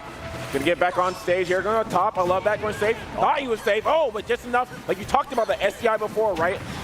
He's always aware of that on the shore. He's gonna be okay here now. Oh, trying to get a nair immediately to him. Oh, wait, are we gonna do it? This is the reverse. He's hunting. 100%. This is ridiculous. It's like the mirror has been put up because now it's Jazo who's totally taken over. Pacing of the game, the tempo, everything. And look at the recovery routes too, Vicky. And I feel like that goes hand in hand with being a lot more reserved with the focus before trying to find the landing and then mixing it up, canceling right out of it, and then punishing the way that Luis is trying to answer to that focus. Yeah.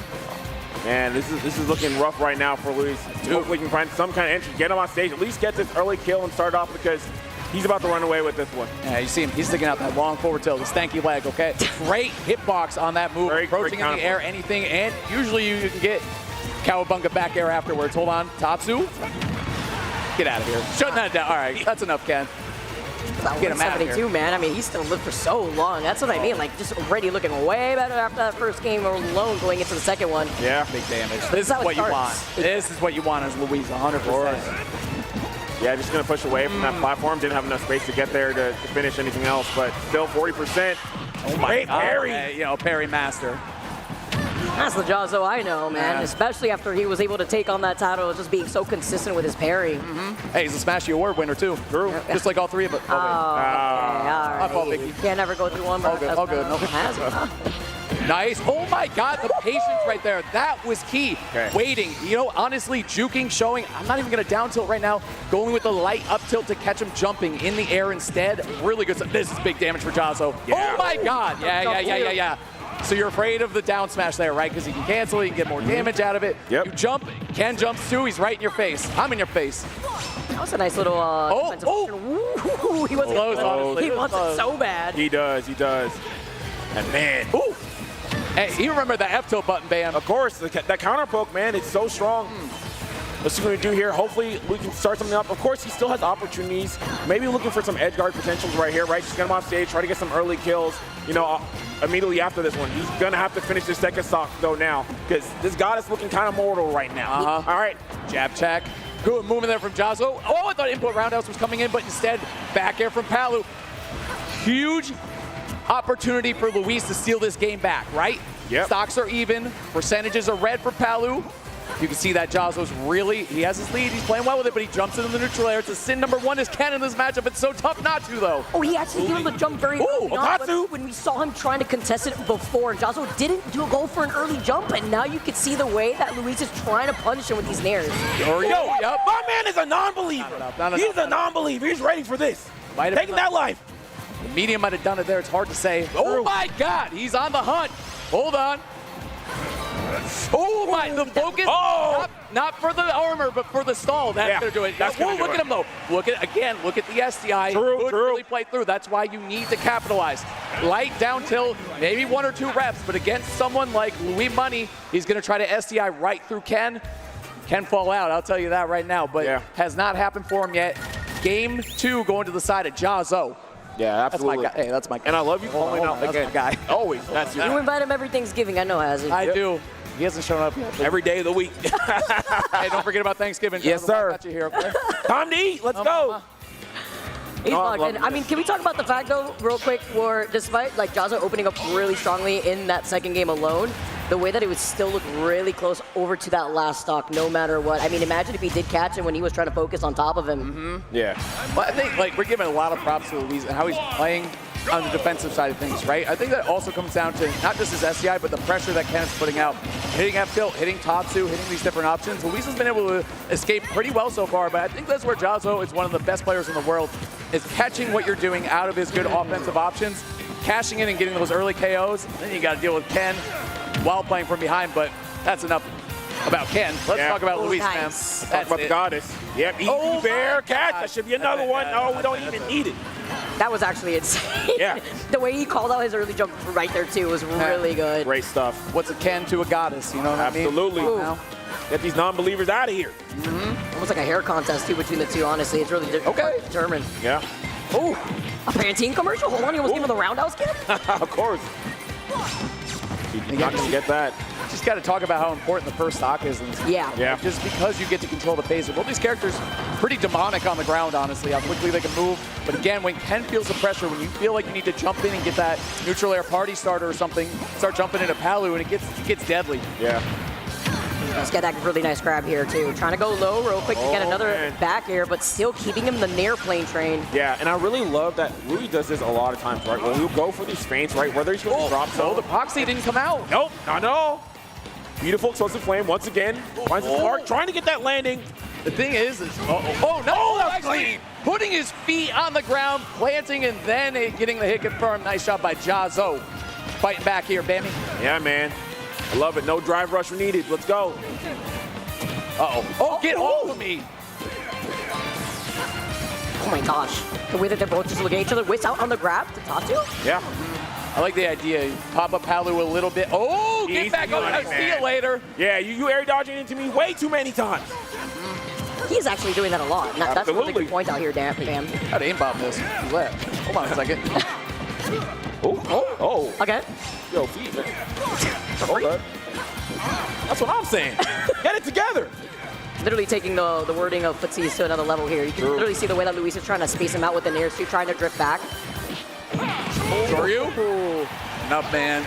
I'm telling you again, Luis, many sets against Titan. You're going to learn how to, you're either going to die a hero or learn how to DI Shoryu. You know what I'm saying? Yeah. It's one or the other. Yeah, lesser man would have died for sure. Absolutely. Oh, yes, sir! I've been wanting to that. Oh, and we got the guy, though. Counterplay on top of counterplay. The light show is out. Daigo Umahara in the building. I'm almost positive that's why he wears the white Geekan. Oh, 100%. We know that. That's history. Third strike. Ball nowhere. Ooh, good double jump by Chazo. Good avoidance. Holding down the position at the ledge. Showing back air, yeah. Ooh, man. That's the thing, when you see Shoto jumping like that, that's an input for them that is different than the rest of the Cavs. Right? If that wasn't such a big call out too, by the way, in terms of momentum, you could see now the different pacing from Jazo. After getting those back-to-back parries, look at the way he is dominating center stage. This is where Ken thrives. This is where Ken can thrive, make a big comeback, but Luis again, he's finding these stray aerials. That is where Palu does so well, right? And I love the fact that, like we see him, like you said, he finds these stray aerials, and he's been so consistent on resetting these juggle situations, right? We're seeing these air dodges come in now because, the whole parry, though, and he gets a mix-up. How many times do I have to teach you this lesson, Goddess? Man, it might happen again. Spot dodge, that's big day. Up air. Ooh, he interrupted it, though. Nice job by Luis. He's done a great job not. Oh, he is boxing. This is scary, bro. Hold on. Might be alive. Hold up. Up air. Yo, the up air's been so good for Jazo. Hold on. Back there, too. Spacing it out. Oh, neutral air. Oh, whip. Do it for Mel. No, do it for Mel. Luis, so bam. Oh, yes, sir. Jazo, that is the thing with Ken. Like, I'm telling you, everybody gets afraid. You get that last stock. Ken's starting to make a comeback. He's starting to hit you. He's tatsuing, he's kicking, he's punching, doing everything he can. The damage is racking up, and then you start jumping.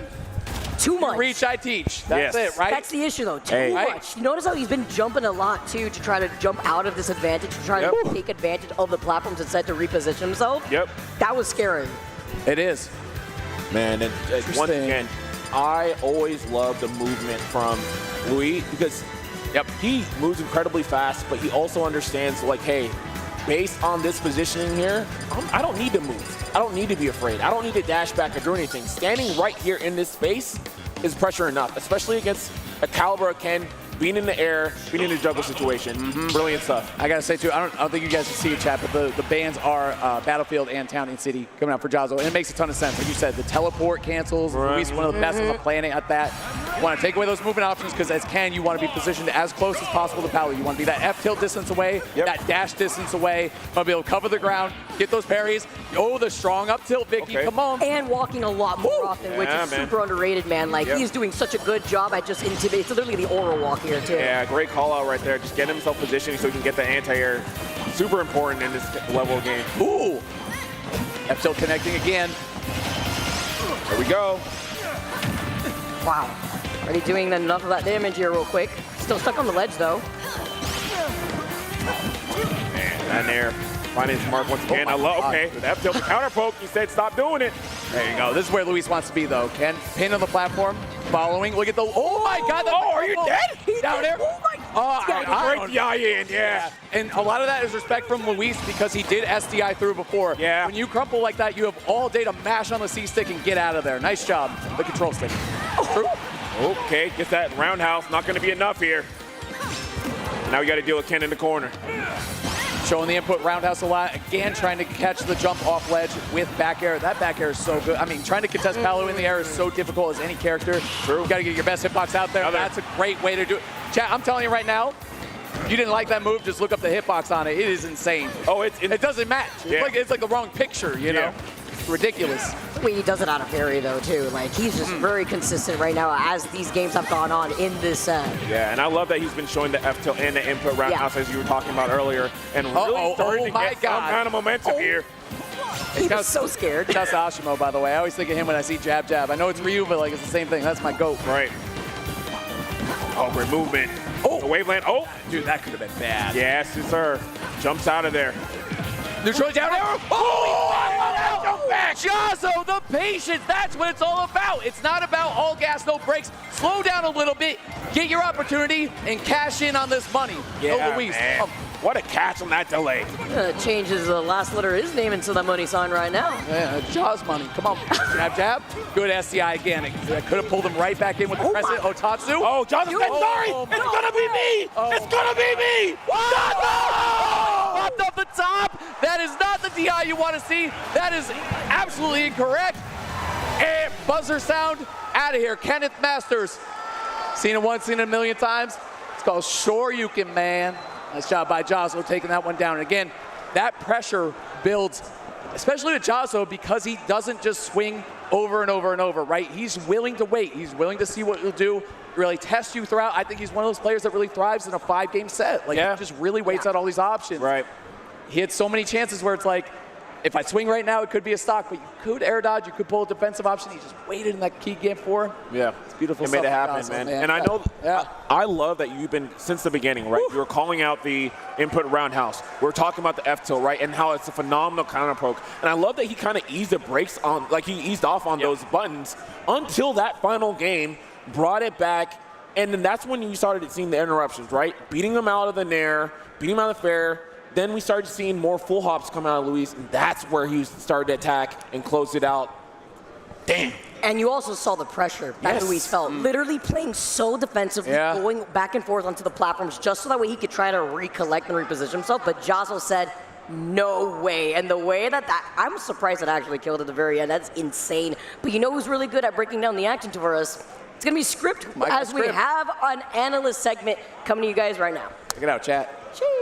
Hey, thanks, you guys. So much fun in that first match. We're already off to a hot start. Just got to touch on a few things that led us to that point. After getting washed in game 1, Jazzo was left scrambling, but I think the game plan that kind of really came to fruition is no jump. You're seeing these jumps and then air dash back. We're trying to bait Luis into something that we can get money cashed in on. You can catch maybe a multi-hit not landing, and you see a huge option for the Shoryu.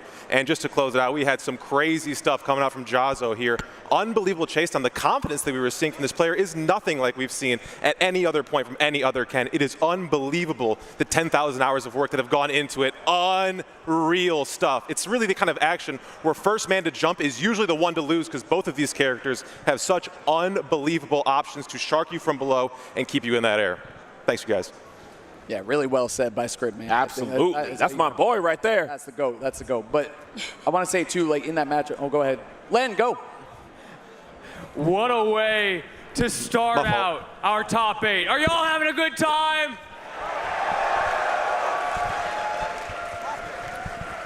Up next. First one's under our belt. We're a bit better now. Who at Port Priority 9 finally overcame a 2-year curse. The string of second places was broken. And then at Genesis, he won again. Make some noise for Sonix!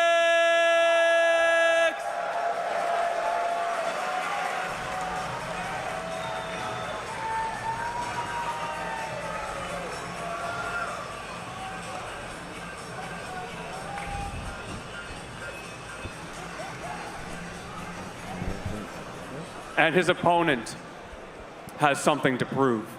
Because at both of those events, he got second place. Here to show us that curses aren't real, that he has what it takes to be the best. Make some noise for Zomba!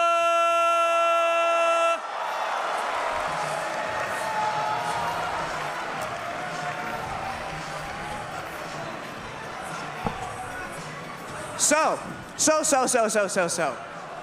Oh, who let this happen? Oh no. Oh There's no. a little. Oh no. Get ready to cut the mic. There's a grown-ass man here that I don't even care, like, on nonchalant. But he puts me up to my face. And honestly, I don't appreciate the disrespect. And I'm gonna call you out right now. Here, camera? I'm scared it's me. Damn, what the hell? Who is Yeah. I don't know. What? What the? Who was that? What the? Yo, that was actually bad funny. I'm sorry. I'm sorry, that was bad funny. That's it? Whose unk is that, bro? I thought it was a Sonix All right, bit. y'all. All right. Let's settle it on the sticks. Huh? Who the heck was that? Zomba said anyone can get it. I was scared he's going to show a picture of one of us. I was like, hold on, who's that? Is that you? Uh-oh. Make sure you show wait, get a clearer picture of that guy. Get out now. I get the wrong guy. I swear, I have my driver's license. I am 10 out of 10 confused. I have no idea. What just happened? Oh, that was great. I don't care what happened. I'm lost in That's time. good for me. A little bit of a throwback, let me tell you. But we getting back into action, man. Again, 2 players. That'd be great. Been incredible. You know, we talked about the Jazo and Luis, right? But these 2 have been insane at the best in North America, right? They have continued to push over and over again, and they deserve to be there, right? With Echelon, of course. We talk about Spargo. We talk about MKLeo, right? But these 2 are just the same. These are the threats that everyone looks out for. This is what everyone else in the world is worried about. And I love to see these 2 battle it out time and time again. Can we talk about the fact that it's literally like number 5 versus number 4 Absolutely. in our most recent ult rankings that just came out? Like, I feel like that's very chef's kiss as a homage to the way that this bracket has played out. And I feel like there's a lot of interesting placements on the rankings, if you will. Okay. But these 2 being top 5, hey. Makes sense to me. Hey, sometimes things just make sense, chat. And, Yeah. you know, these guys have played a lot over the lifetime. I think like their Genesis sets are like probably the most iconic that we've seen. Right. Over the last 5 sets, though, it has been 4-1 in the favor of Sonix. The last set they played, though, was a Game 5 banger at level up that Zomba did take down. So it's going to be very back and forth. And I really think, talking to my main man, Marcus, we've all talked to him about the bracket, what's coming up. Talking to Marcus about it, this is a match that's going to determine so much going forward for the rest of the bracket. Not that the rest are important. They all are, obviously. You know, every match matters, every game matters, every hit matters. But these 2, these are bracket winners, man. They're bracket busters straight up. Like, these guys are incredible. To see them in losers already is ridiculous, honestly. Like, I think a lot of people would have them winner side. To see them duking it out this early for 7th place, or loser getting 7th place. Right.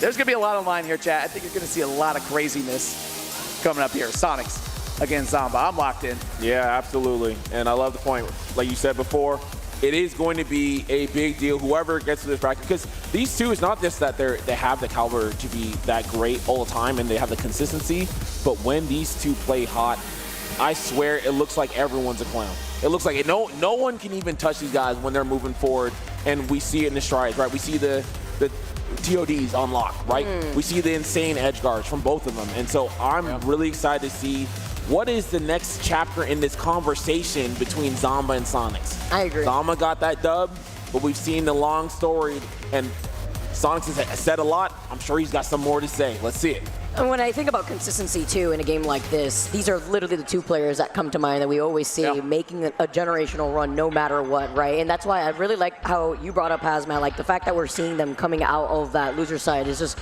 very impressive, but also, you know, just to highlight what happened in that previous series between Tweek and Sonix and, you know, with Lima and Zomba, now these 2 are playing for more than just, you know, the bragging rights. So we know that both these players got it in them, but it's more so to keep that consistency alive. That's for sure. And I think one thing about these 2 players is that's so important to talk about too is that they both play characters that a lot of people like to complain about. Like, you know, it is what it is. But the main reason for that is those two dudes up there, plus Wrath as well. Okay, I'll throw Wrath in there too. No, obviously.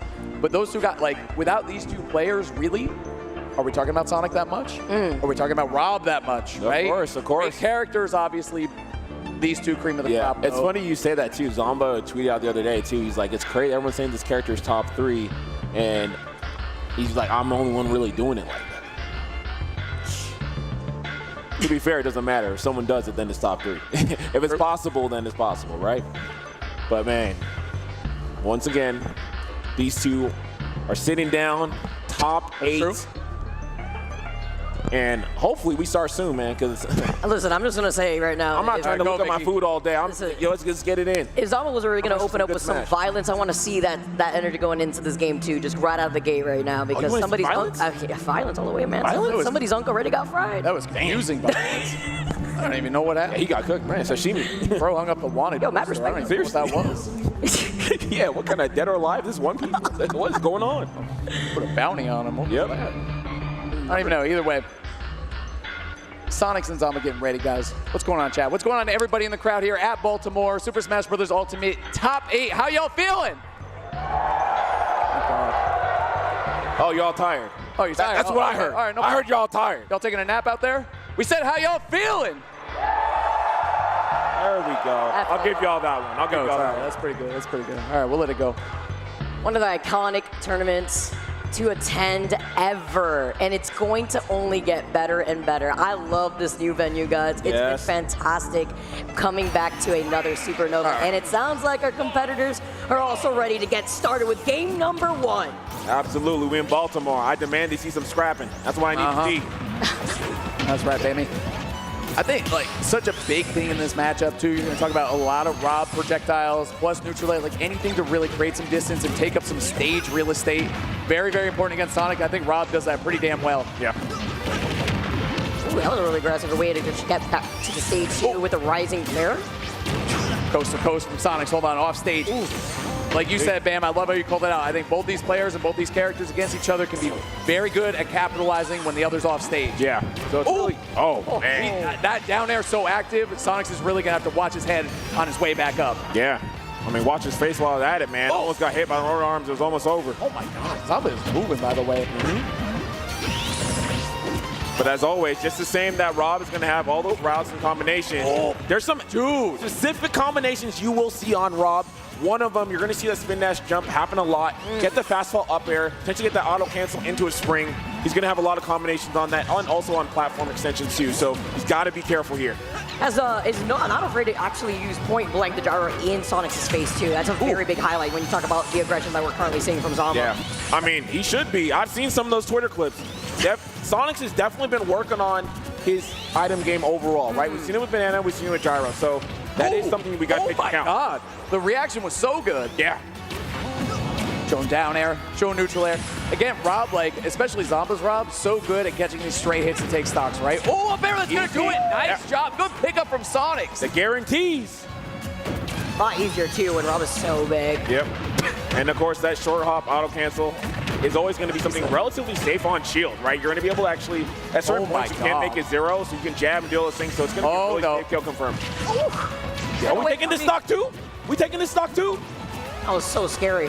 Nice way to defensively use Gyro actually in that situation. When you talk about, you know, getting that weak hit of the up air into the back air. Yeah, it's crazy because you DI up, you get caught by the huge back air. Like, it's just ridiculous. Sonic in the air, especially Sonic, crazy. Big offense, big damage, capitalizes, tries to neutral air, didn't get the good hit though. Yeah. Still. Step back forward smash, of course. We're going to talk about it every game. The stock lead, pivotal, right, in winning this game and controlling the tempo. Well, B-reverse laser. Also, don't forget, that's Zomba's secret superpower.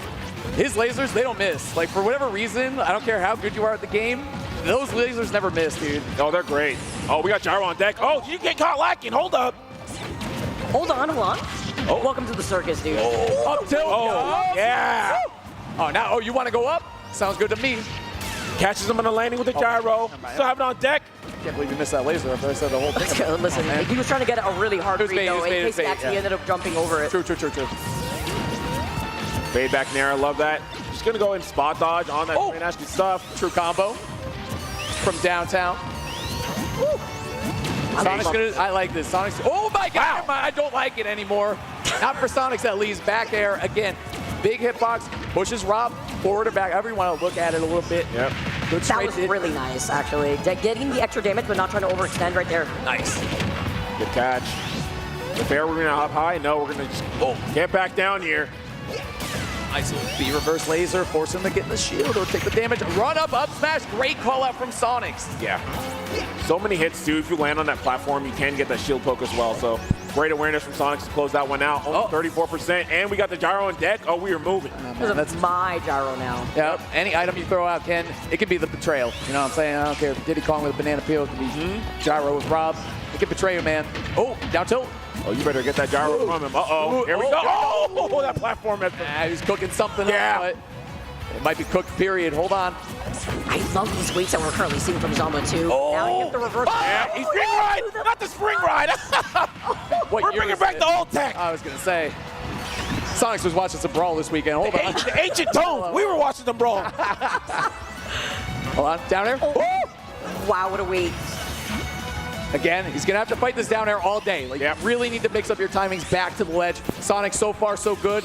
He's got a shot here. We've seen how, up throw. Wow. Hold on. On the platform, too. Good pummels, though, too, from Zomba. He tried to get everything he could before executing the grab. Sonic's living, though. And we've seen him do it. We've seen him do this before, everybody. Right. But I do think that we're seeing Zomba starting to wisen up here. He's playing a lot better. Back here. That's great damage. That's great damage. Yeah.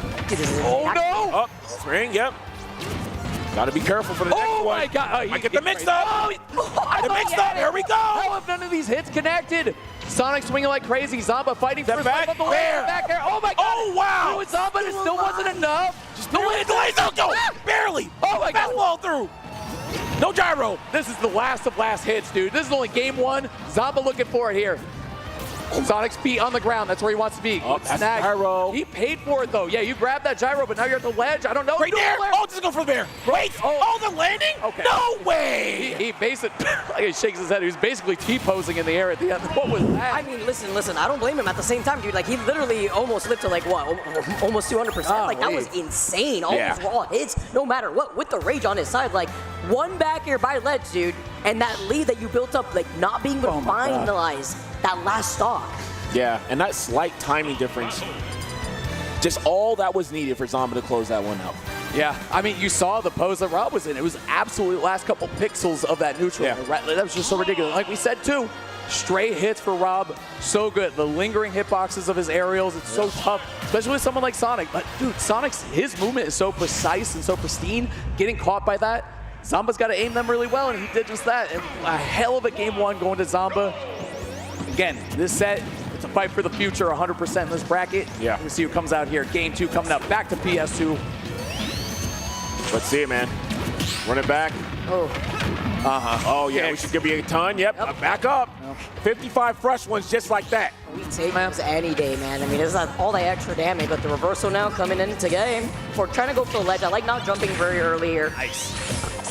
Actually, a good trade right there from Sonix. Getting the tech afterwards, able to escape out of the corner. And you see Zomba, he's going to be, okay. Oh, he mashed out. Hey, he learned from last time, right? You're going to be pummeling. I'm going to start mashing out. Oh, the mix. Oh, the Darko! That's the Olay. That's the Diablo. Okay, Olay. We call that open claw, baby. I got that. Woo. Diablo, this guy. Put the burners on him, bro. Yep. The big green egg. The exhaust. Ooh. Great chat. Hey, you know how it is, man. Clanking against Sonic when he's trying to spin. Very important. Good situation, especially someone like Rob who has down tilt. Like, you got options, man. Ooh, trying to use the jar just defensively once again to prevent getting back aired right there. You see Sonic's looking for a nair, right? Trying to get mostly the meaty part of that to get a combination. But here we go. Zomba in the driver's seat. How about that placement, too, with the gyro on the platform? Sonix, too, I gotta say, really great confidence at the ledge. You know, you're holding the ledge at 100 plus. You gotta keep track of your vulnerability frames, or your invulnerability frames. That down there from Rob, you gotta know your stuff, or you're gonna be getting up into a foolish option, or you're gonna be getting caught by it, sleeping at the ledge. Really good stuff. See, gyro's in play now. I love it. Z-drop. Z-drop turnaround back there. Yep. The hotness. It goes back to what Hasbet was saying too, and just practicing and taking advantage when you do have the item in your hand. Yeah, he's been phenomenal at that thus far, and he continues to impress with it. Oh my God. Dude, I love that. The twinkle toes, right? You get the outer hit of the up air and extend it. He's got the best up airs in the business, bro, on this character. Crazy. It's been a lot of his offenses coming off of up air connect. Of course, yeah. No, up air is really great in this matchup. Except for it's just so safe, and it's a great kill confirm and combo tool all in one. That would have been insane actually followed up with that fair. The brilliance is there, man. It's just not connecting. Like, it's just so close. And throughout the course of the set, I bet you we see some of those connect a little bit more. Yo, we will. That's what I'm saying. Don't give him too many of those. Rob's grab is so sad with whiffs. Did you see that? Oh, yeah, he cried. Just want, where's my hug? Come on now. He just wants to be loved, man. Put the arms down, Roberto. Okay. Why don't they love me, man? Oh, man. He gets a tan once. Now he's saying Roberto. True. There we go. Nice. Again, the re-grab on the gyro. If anything, honestly, I'm a little scared here. I'm feeling the pressure. I'm telling you, bro, it's like the N64 combo contest. Yeah, I can't wait. It's going to connect one time. You better get your 10s ready. All right, going down to the wire here at 173. Gyro in hand. Here doesn't kill this time. Great DI. That's his gyro. Yep. Hands off. Double-edged sword. Wow. It'd be Euro, and the fact that he's still alive, it's another reiteration. Oh, man, that's easy. Yeah. Bank shot. Rough. Did he call it, though, you know? That's true. Oh, your bank shots. Sure. Chase, man. Got a Katie in here. Oh, my God. Sneaking two with the back air. The great equalizer for Sonic, man. Like, that back air, it's so godlike. Yeah, even the sour spot still hits just as hard, man. It's a crazy thing. Started. Oh, good jump back there on this aerial spin charge. Oh my God. Instead of the laser, just so that he could go in with a sneaky backer? Dude, and again, we talk about Sonic on this character, one of the best edge guarders, not just with Sonic, but in the world. Like, he is so good. Once he gets those good hits and pins you off stage, Zomba's been doing a great job. Both of them recovering really well, honestly. Yeah, man. Trying to get and land in time. No, not going to be able to spin charge away. Great down tilt. Gonna need a bit more, though. Sitting at 97%. Opportunity here, though. Resources are lost. You see the up ankle duff right there? Forward tilt. Did not connect. Again, the spacing, immaculate. Oh! That was really nice. Not yet. Trying to try to get a little bit more damage. Are we going up? Where are we going? Why not? Why not? Wait. Why not? Chow Roberto right off the top, man. He chowed him all the way to the top, and he's still DI'd down towards the middle, still closer to the blast zone. Of course, man. To get hit again. He's on the hunt, and bam, you said it so well. Yes. Using forward air, or back air, right, to follow up, keeping the up air as fresh as possible, because you need those things to KO, just like Zomba needs the KOs too on Sonic. You don't want this rage to build. Both these players are capitalizers with a capital C. Yeah. Beautiful stuff there at Sonic, man. Looking like the end of Sonic 2, man. You play that. My man off in space, got to dive down to the people. I love it. We're going to go right back into that game 2 here on PS2. We'll see what happens. Oh, man, this is insane. Watching a lot of these replays, I feel like this game alone highlights what you were talking about the whole time, as I just have to repeat, because the way that he was taking advantage of the gyro, almost making it like a double-edged sword. And then we see the snipe at the very end. The fact that he even tried to chow him. No fear. I think, too, like we talk about the item play from Sonix. It's not just about being able to hit the conversions. It's about sending making a statement in the matchup. Right. I can grab this item. I can use it. Like, you really need to be careful how you send this out. Shoot it out center stage. Just set down my spin. I might just run up and grab it, man. True. It come through. Yeah, and I mean, a lot of times we talk about it. When someone has an item, odds are that man is going to be better at it than you. Can't necessarily say that when it is Sonix. Of course, Zomba is holding on that gyro, but we're seeing enough threats to make Zomba kind of shift his focus a little bit. Right. Playing a little bit more passive-aggressive, too, especially with this opening that we're seeing from Zomba.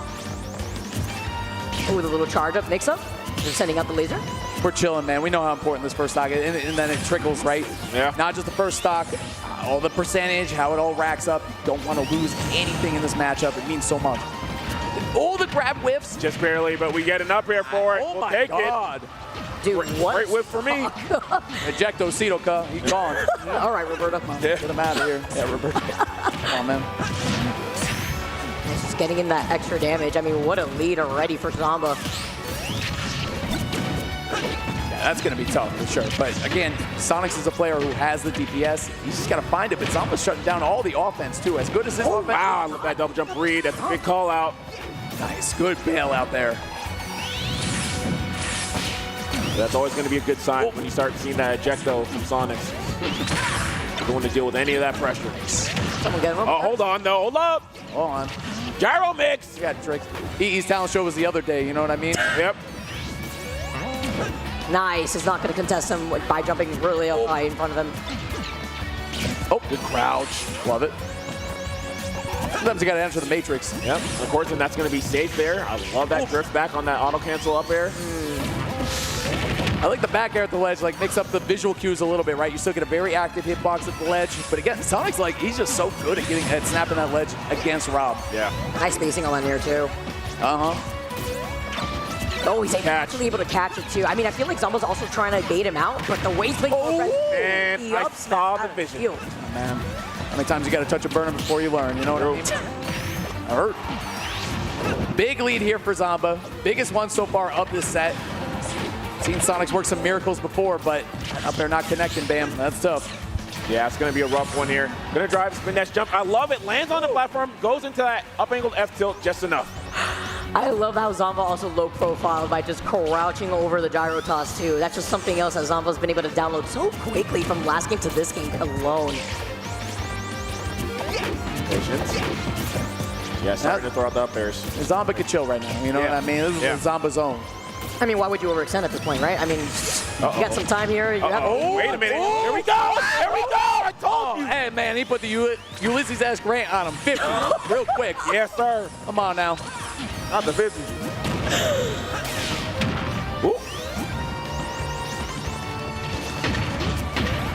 We knew it was coming. Come on. Oh, yeah. We knew it was a matter of time. But that's where we're getting an ultimate, right? Like, if you're going to win a matchup against someone like Zomba, you got to have stuff like that in the back pocket. If you want to make a comeback like this, you got to do stuff like that. Sonic's trying to make it work, but this is where it gets deadly. I mean, the gap is getting further and further away. This is a little scary. Nice little cross up here with the back air, but it's the back air galore before you see raise the roof on the up tilt. Yeah, the big thing there, if we can get this KO right now. It's like, oh, trying to get the drag down, teaching me to go for a forward smash. I know that's been the favorite of Zomba's in recent times. See Sonic can do something here. Yep, goes this spin dash. He lets go spin dash bear, but potentially hit them. Dude, even with the giant shoes, that didn't connect. And again, Zomba, good resource management, right? Juking, throwing out good hitboxes. Again, both these guys have been living a lot. There clearly has been homework done on both sides. Living on off stage, but on stage is another story for both of them. Zomba taking down a big game 3. Man, Zombair always adding a cherry on top. You know how it is traditionally, but even despite a lot of these gyro plays that we're seeing from Sonix, it's just not really helping him out. I feel like the mix-up in charging the gyro has just allowed Zomba to take advantage of what Sonix is looking for, right? You want to use a gyro against him, you want to be able to make it be that double-edged sword, but instead, it's kind of added to the mix-up that Zomba is using to his own advantage. Yeah, and that's where it gets scary, right? Because we actually did see this when we saw Sonix actually go up against Tweek, right? Initially moving really well. We're seeing the Zeke hash bears, all those kind of things. But then because there's so much focus on that item, now you're getting kind of mixed on how you pick up the item. You're getting these baits, and that's really Tweek got a ton of mileage of, and we're seeing that right now for Zomba. Pushing right now into this game 4. Hopefully Sonix can slow it a little bit down and find something. Otherwise, Zomba is knocking on through. Again, battling that neutral air, I don't care what character you play as, you gotta beat Rob's neutral air if you want to beat him, man. And Zomba, again, best in the business at using it, so. Oh, there you go, that's how you do it. Oh, that is a huge trade. Up there. Oh, I thought one of them was gonna perish. Come on. Oh, great pressure there. Catch that roll. Oh, man, so close. Come on. Great F tilt to push him out. It's going to be traditionally a great move. Sonic also low profiles with that hurt box, so phenomenal on landings. Ooh, the patience to try to catch him too with the up tilt. Pressure. Again, I love the dash too. It's not just about grabbing the gyro, using yourself, but just it's off stage for a little bit. You got an opportunity, glimmer of hope, if you will. Yeah. Great laser. Opportunity. Oh, he chases. Oh my God. I love the back air because you slide back on stage too, right? Down air, you kind of commit in that position. Yeah. Good stuff from Zomba. But again, like, no one's getting caught. Like, shout out to Sonix, man. All these stocks would be dropping a lot earlier if the timing was just a hair off. Yeah, both of them have been playing phenomenal on defense. They're just waiting for that opportunity. Get duffed in the face, okay. He's going to re-grab the gyro hold up. Yeah, 150, 162. Didn't KO though, and I feel like we've seen so many. Oh, go up. Oh no, fighting back. The way he's trying to play so aggressively, the fact that he still has the lead despite almost at 200%. Okay, pressure. Nice. Great dash attack. Zomba opting to go to the ledge, but here comes Sonix. Oh, get off of here. Classic. Spring ride the other way, actually, to the bottom blast zone. Very nice. Oh, my. Easy. 2 and 3, you know. No, hold on. Get got. Shout out to Nike, man. Just do it. Always. Not only just that, too. Like, the Nair does everything, man. Oh, another one. Yep. Oh, we getting taxed. 67. We're dropping on them, too. Nice. Oh, my God. Another one? That's the thing I love about Sonic in this match. You can go off stage, especially when it's you. Oh, my God. We're seeing it through death. We might. Oh, he called out the up, actually. There we go. Bear. Yep, absolutely. Hey. The 1-2 combo, neutral air, back air, ZTD as they call it, 0 to death. Oh my, is he gonna do it back to him? Okay. No, he said, hold on, I'm taking this away from you. Oh my God, he's looking so good right now. Nice grab right here to reverse the situation. Got to change up this momentum. Yeah, I'm very impressed on some of these grabs Zomba's been getting after these up airs. So like I said, if you do it right, it is safe. Sometimes even plus frames. It's party time. Homing attack getting punished.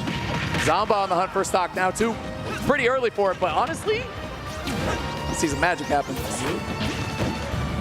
Oh no, man, I think we're seeing a game 5. I think we're going down to the wire. Hey, bro, I don't know.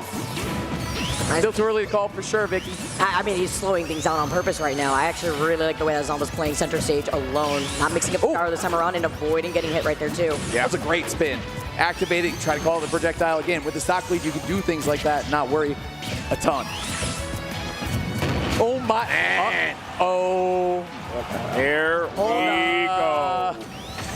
This is where it gets scary. Any character last stock again. Hold on. It does get scary for Zomba. Hold up.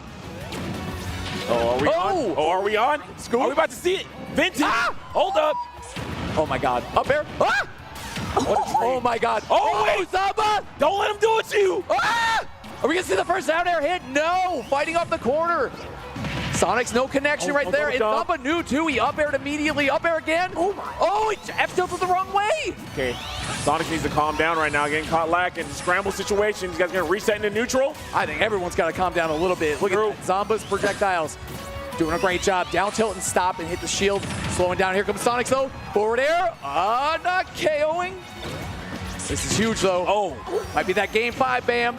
Oh. Spring. He's going to avoid it. Nice. He's going to avoid another one. Run it back. Ah! Run it back. Oh my God. Wait. Oh my God. You're so good. You are so good. Kenneth Masters back throw. Okay.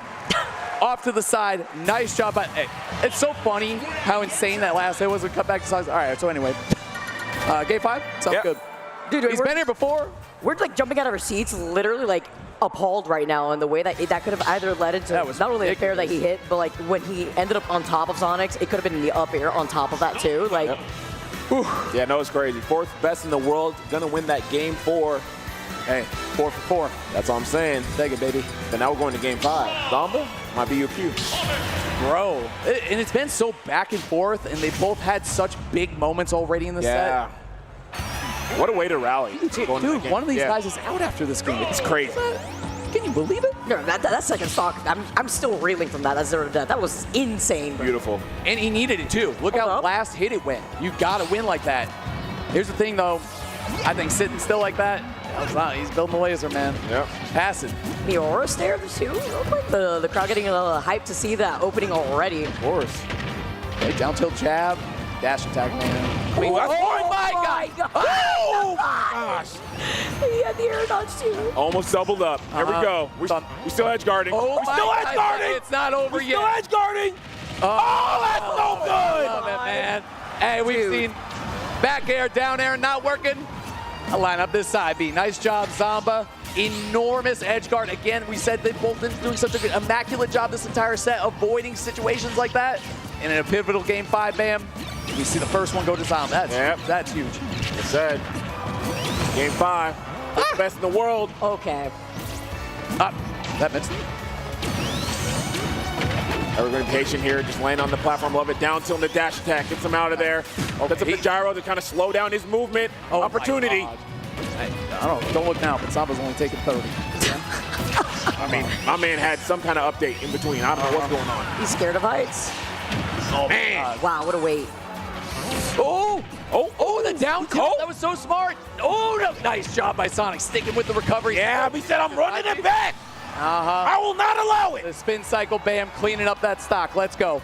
No way, dude. This is tough. This is tough. This is a completely different Zomba, too. The way he is playing with such confidence, the execution, the aggression, bro. You hear that crowd, Vicky? Oh, absolutely.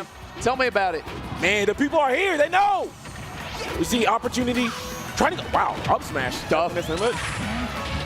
Rob's strong, bro. What a way. Hey, hold on.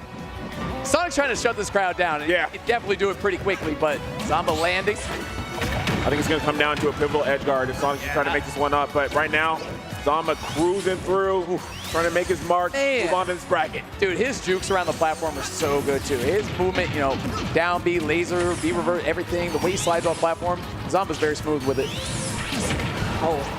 Hey, sour spot. He's going to get a kill yet. Still hasn't taken his first stock. Very dire here. It's true, Bam. And think about it, too. I mean, we've seen some stocks in this set go close to 200%, 200%. Yeah. Like, it's just ridiculous. Nice way of low profiling right through that gyro toss. However, we're at 50% right now. We have seen a 0 to death. We have seen the edge guards. Still in the realm of possibility. Nice. Got to act now. Away, man. Dude, that neutral air, good option. Rob Bain's out there. Hit that neutral air button sometimes. Does everything. Does your taxes. I'm telling you. Just to feel something. Hold up. It's good. You got to try for it, too. Sonix has to make a play, and Zomba knows it. Yeah, slowing it down here. And still too far to get a kill, and now DIing out on these spin dashes. Trying to get a sour spot. Crazy. It's like both of them did such a good job of taking only hits that they can afford to, right? Zomba able to take that forward air. Now look at this. We got 100 already. Chipping away, though. The fact that he's lived to 170 is insane, too. Man, wild. This stock did everything it needs to. Ooh, fade away. Dude, neutral air to go through the gyro and then hit Sonic, too. This is tough, man. This is tough. Are we going to end it on the first time? Hold on. Bam. Looks very probable, Bam, honestly. Hey, all I said. 4th best in the world. Won game 4. Talk about it, a little back and forth between these two players. Zomba's chilling. Hold on. Backing away again. The spacing on the aerial is immaculate from Zomba. Not giving up this first stock at all. There's no reason to. Just chill, man. Safe options. Catching the roll off ledge, too. Zomba trying to end this game 5. Potentially the 3 stock. There you go. F tilt. Parry F tilt. Still not enough. Like we said, Rob is going to be living at about 200 here. Right. Oh, he is. Has anyone seen Zomba? He left the stadium. This was a 2-player game at one point. Golly. And look at that clock, too. We don't have that much time. If we're going to make a play here, we really got to get down on the wire. We got to take all these stocks to make it happen. You think how many characters struggle against Sonic when he's spinning, and then you think, he's so good at those up air conversions, too. I'm surprised we didn't see something there. Definitely some of his favorites in recent times. Dude, what do you do in this situation, too? I mean, yeah, you're re-grabbing the gyro, but it's been crazy to see this patient play. Yeah. Still living, by the way, almost 200%. Just waiting for it. Looking for F tilt. Potentially F tilt could have killed there, but not enough. Zomba fighting his way back. There, that will do it. That's one. That killed? Come on. No tech? Red splash? Hazmat in the building. I'm here, baby. All right. Well. Oh, yes, stop that. Nope, no robbery here. I'm waiting for you. That's the other thing about this matchup is, I mean, how many stocks and how well Bro hit the shrug emote. Yeah. Zomba's got many emotes, by the way. That's my guy up there. Can we get a nair counter, actually? Nice. Yeah, we should, actually. Some like a ledge grab limit, you know? You can only hit neutral air so many times. But nice job by Zomba, man. Because going to that game 5, and again, I think Sonix had so much momentum going into game 4, game 5, and Zomba stole it all the way back. Starting at that important. Come on. Zomba, come on. Go ahead, Biggie. I mean, maybe he needs to drink a lot more water, too, because he is absolutely locked in. You got to stay hydrated because holy nearly a 3-stock. Didn't give it to him. Right. But if anything, that was one of those series where you're going to be able to see, man, can I take that number 4 title away from you guys from the overall rankings? Because real quick, Zomba is here to stay in this bracket. Yep. No, he got blessed. Like I said, 4th best wins game 4, 5th best wins game 5. Man, it worked out in his favor. It worked out. So good stuff there, Zomba. Like we talked about, this is gonna be dire consequences to many in this bracket, right? Because my man is a killer, and there's blood all over this water. I really want to know more about that matchup. Tell me. Grip, what do you got? Hey, thanks, team. I think something that needs to be said about that matchup is over 20 sets played at majors between those two. So when they're starting off, it doesn't really feel like it's a game 1. It feels like it's already a game 5 in every single matchup that showed it. First thing I kind of really want to get into is these hard reads we're going for to start off these games. Only game 1 here to show off first. You're already seeing Sonix go into the air, chase down Rob to the top of the sky. After all the time we can take, just floating around, using our up B, using our stalls, Sonix realizes that we really need to get up there while we still have the opportunity. Strike while the iron's hot. And you can put Zomba in some really unfortunate situations. And even right here, you see Zomba start to run away. Hard call out on the up smash to find the stock. This is stuff you only see when you get 10, 20 sets into a lifespan between these players. And also something we saw was that gyro usage. It is crazy how much credence both of these players played that gyro. It is such a line in the sand that it divides the stage for the two. You see Zomba switch up the game plan entirely whenever we have that option on the field. We're kind of playing a king of the hill situation whenever you start to see Zomba get going and running. So you see, even as the gyro is barely about to fade, just a few seconds left in his clock, the pickup works perfectly. Down throw, beautiful read by Zomba to find a stock.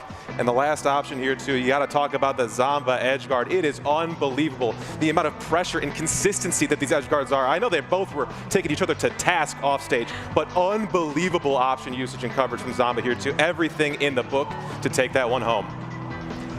Thank you very much, you guys. Lentini, bring us our next match. Our next competitor was officially retired at last year's Supernova. But like every Smash Ultimate player who says they're retired, welcome back the prodigal son, Tweek!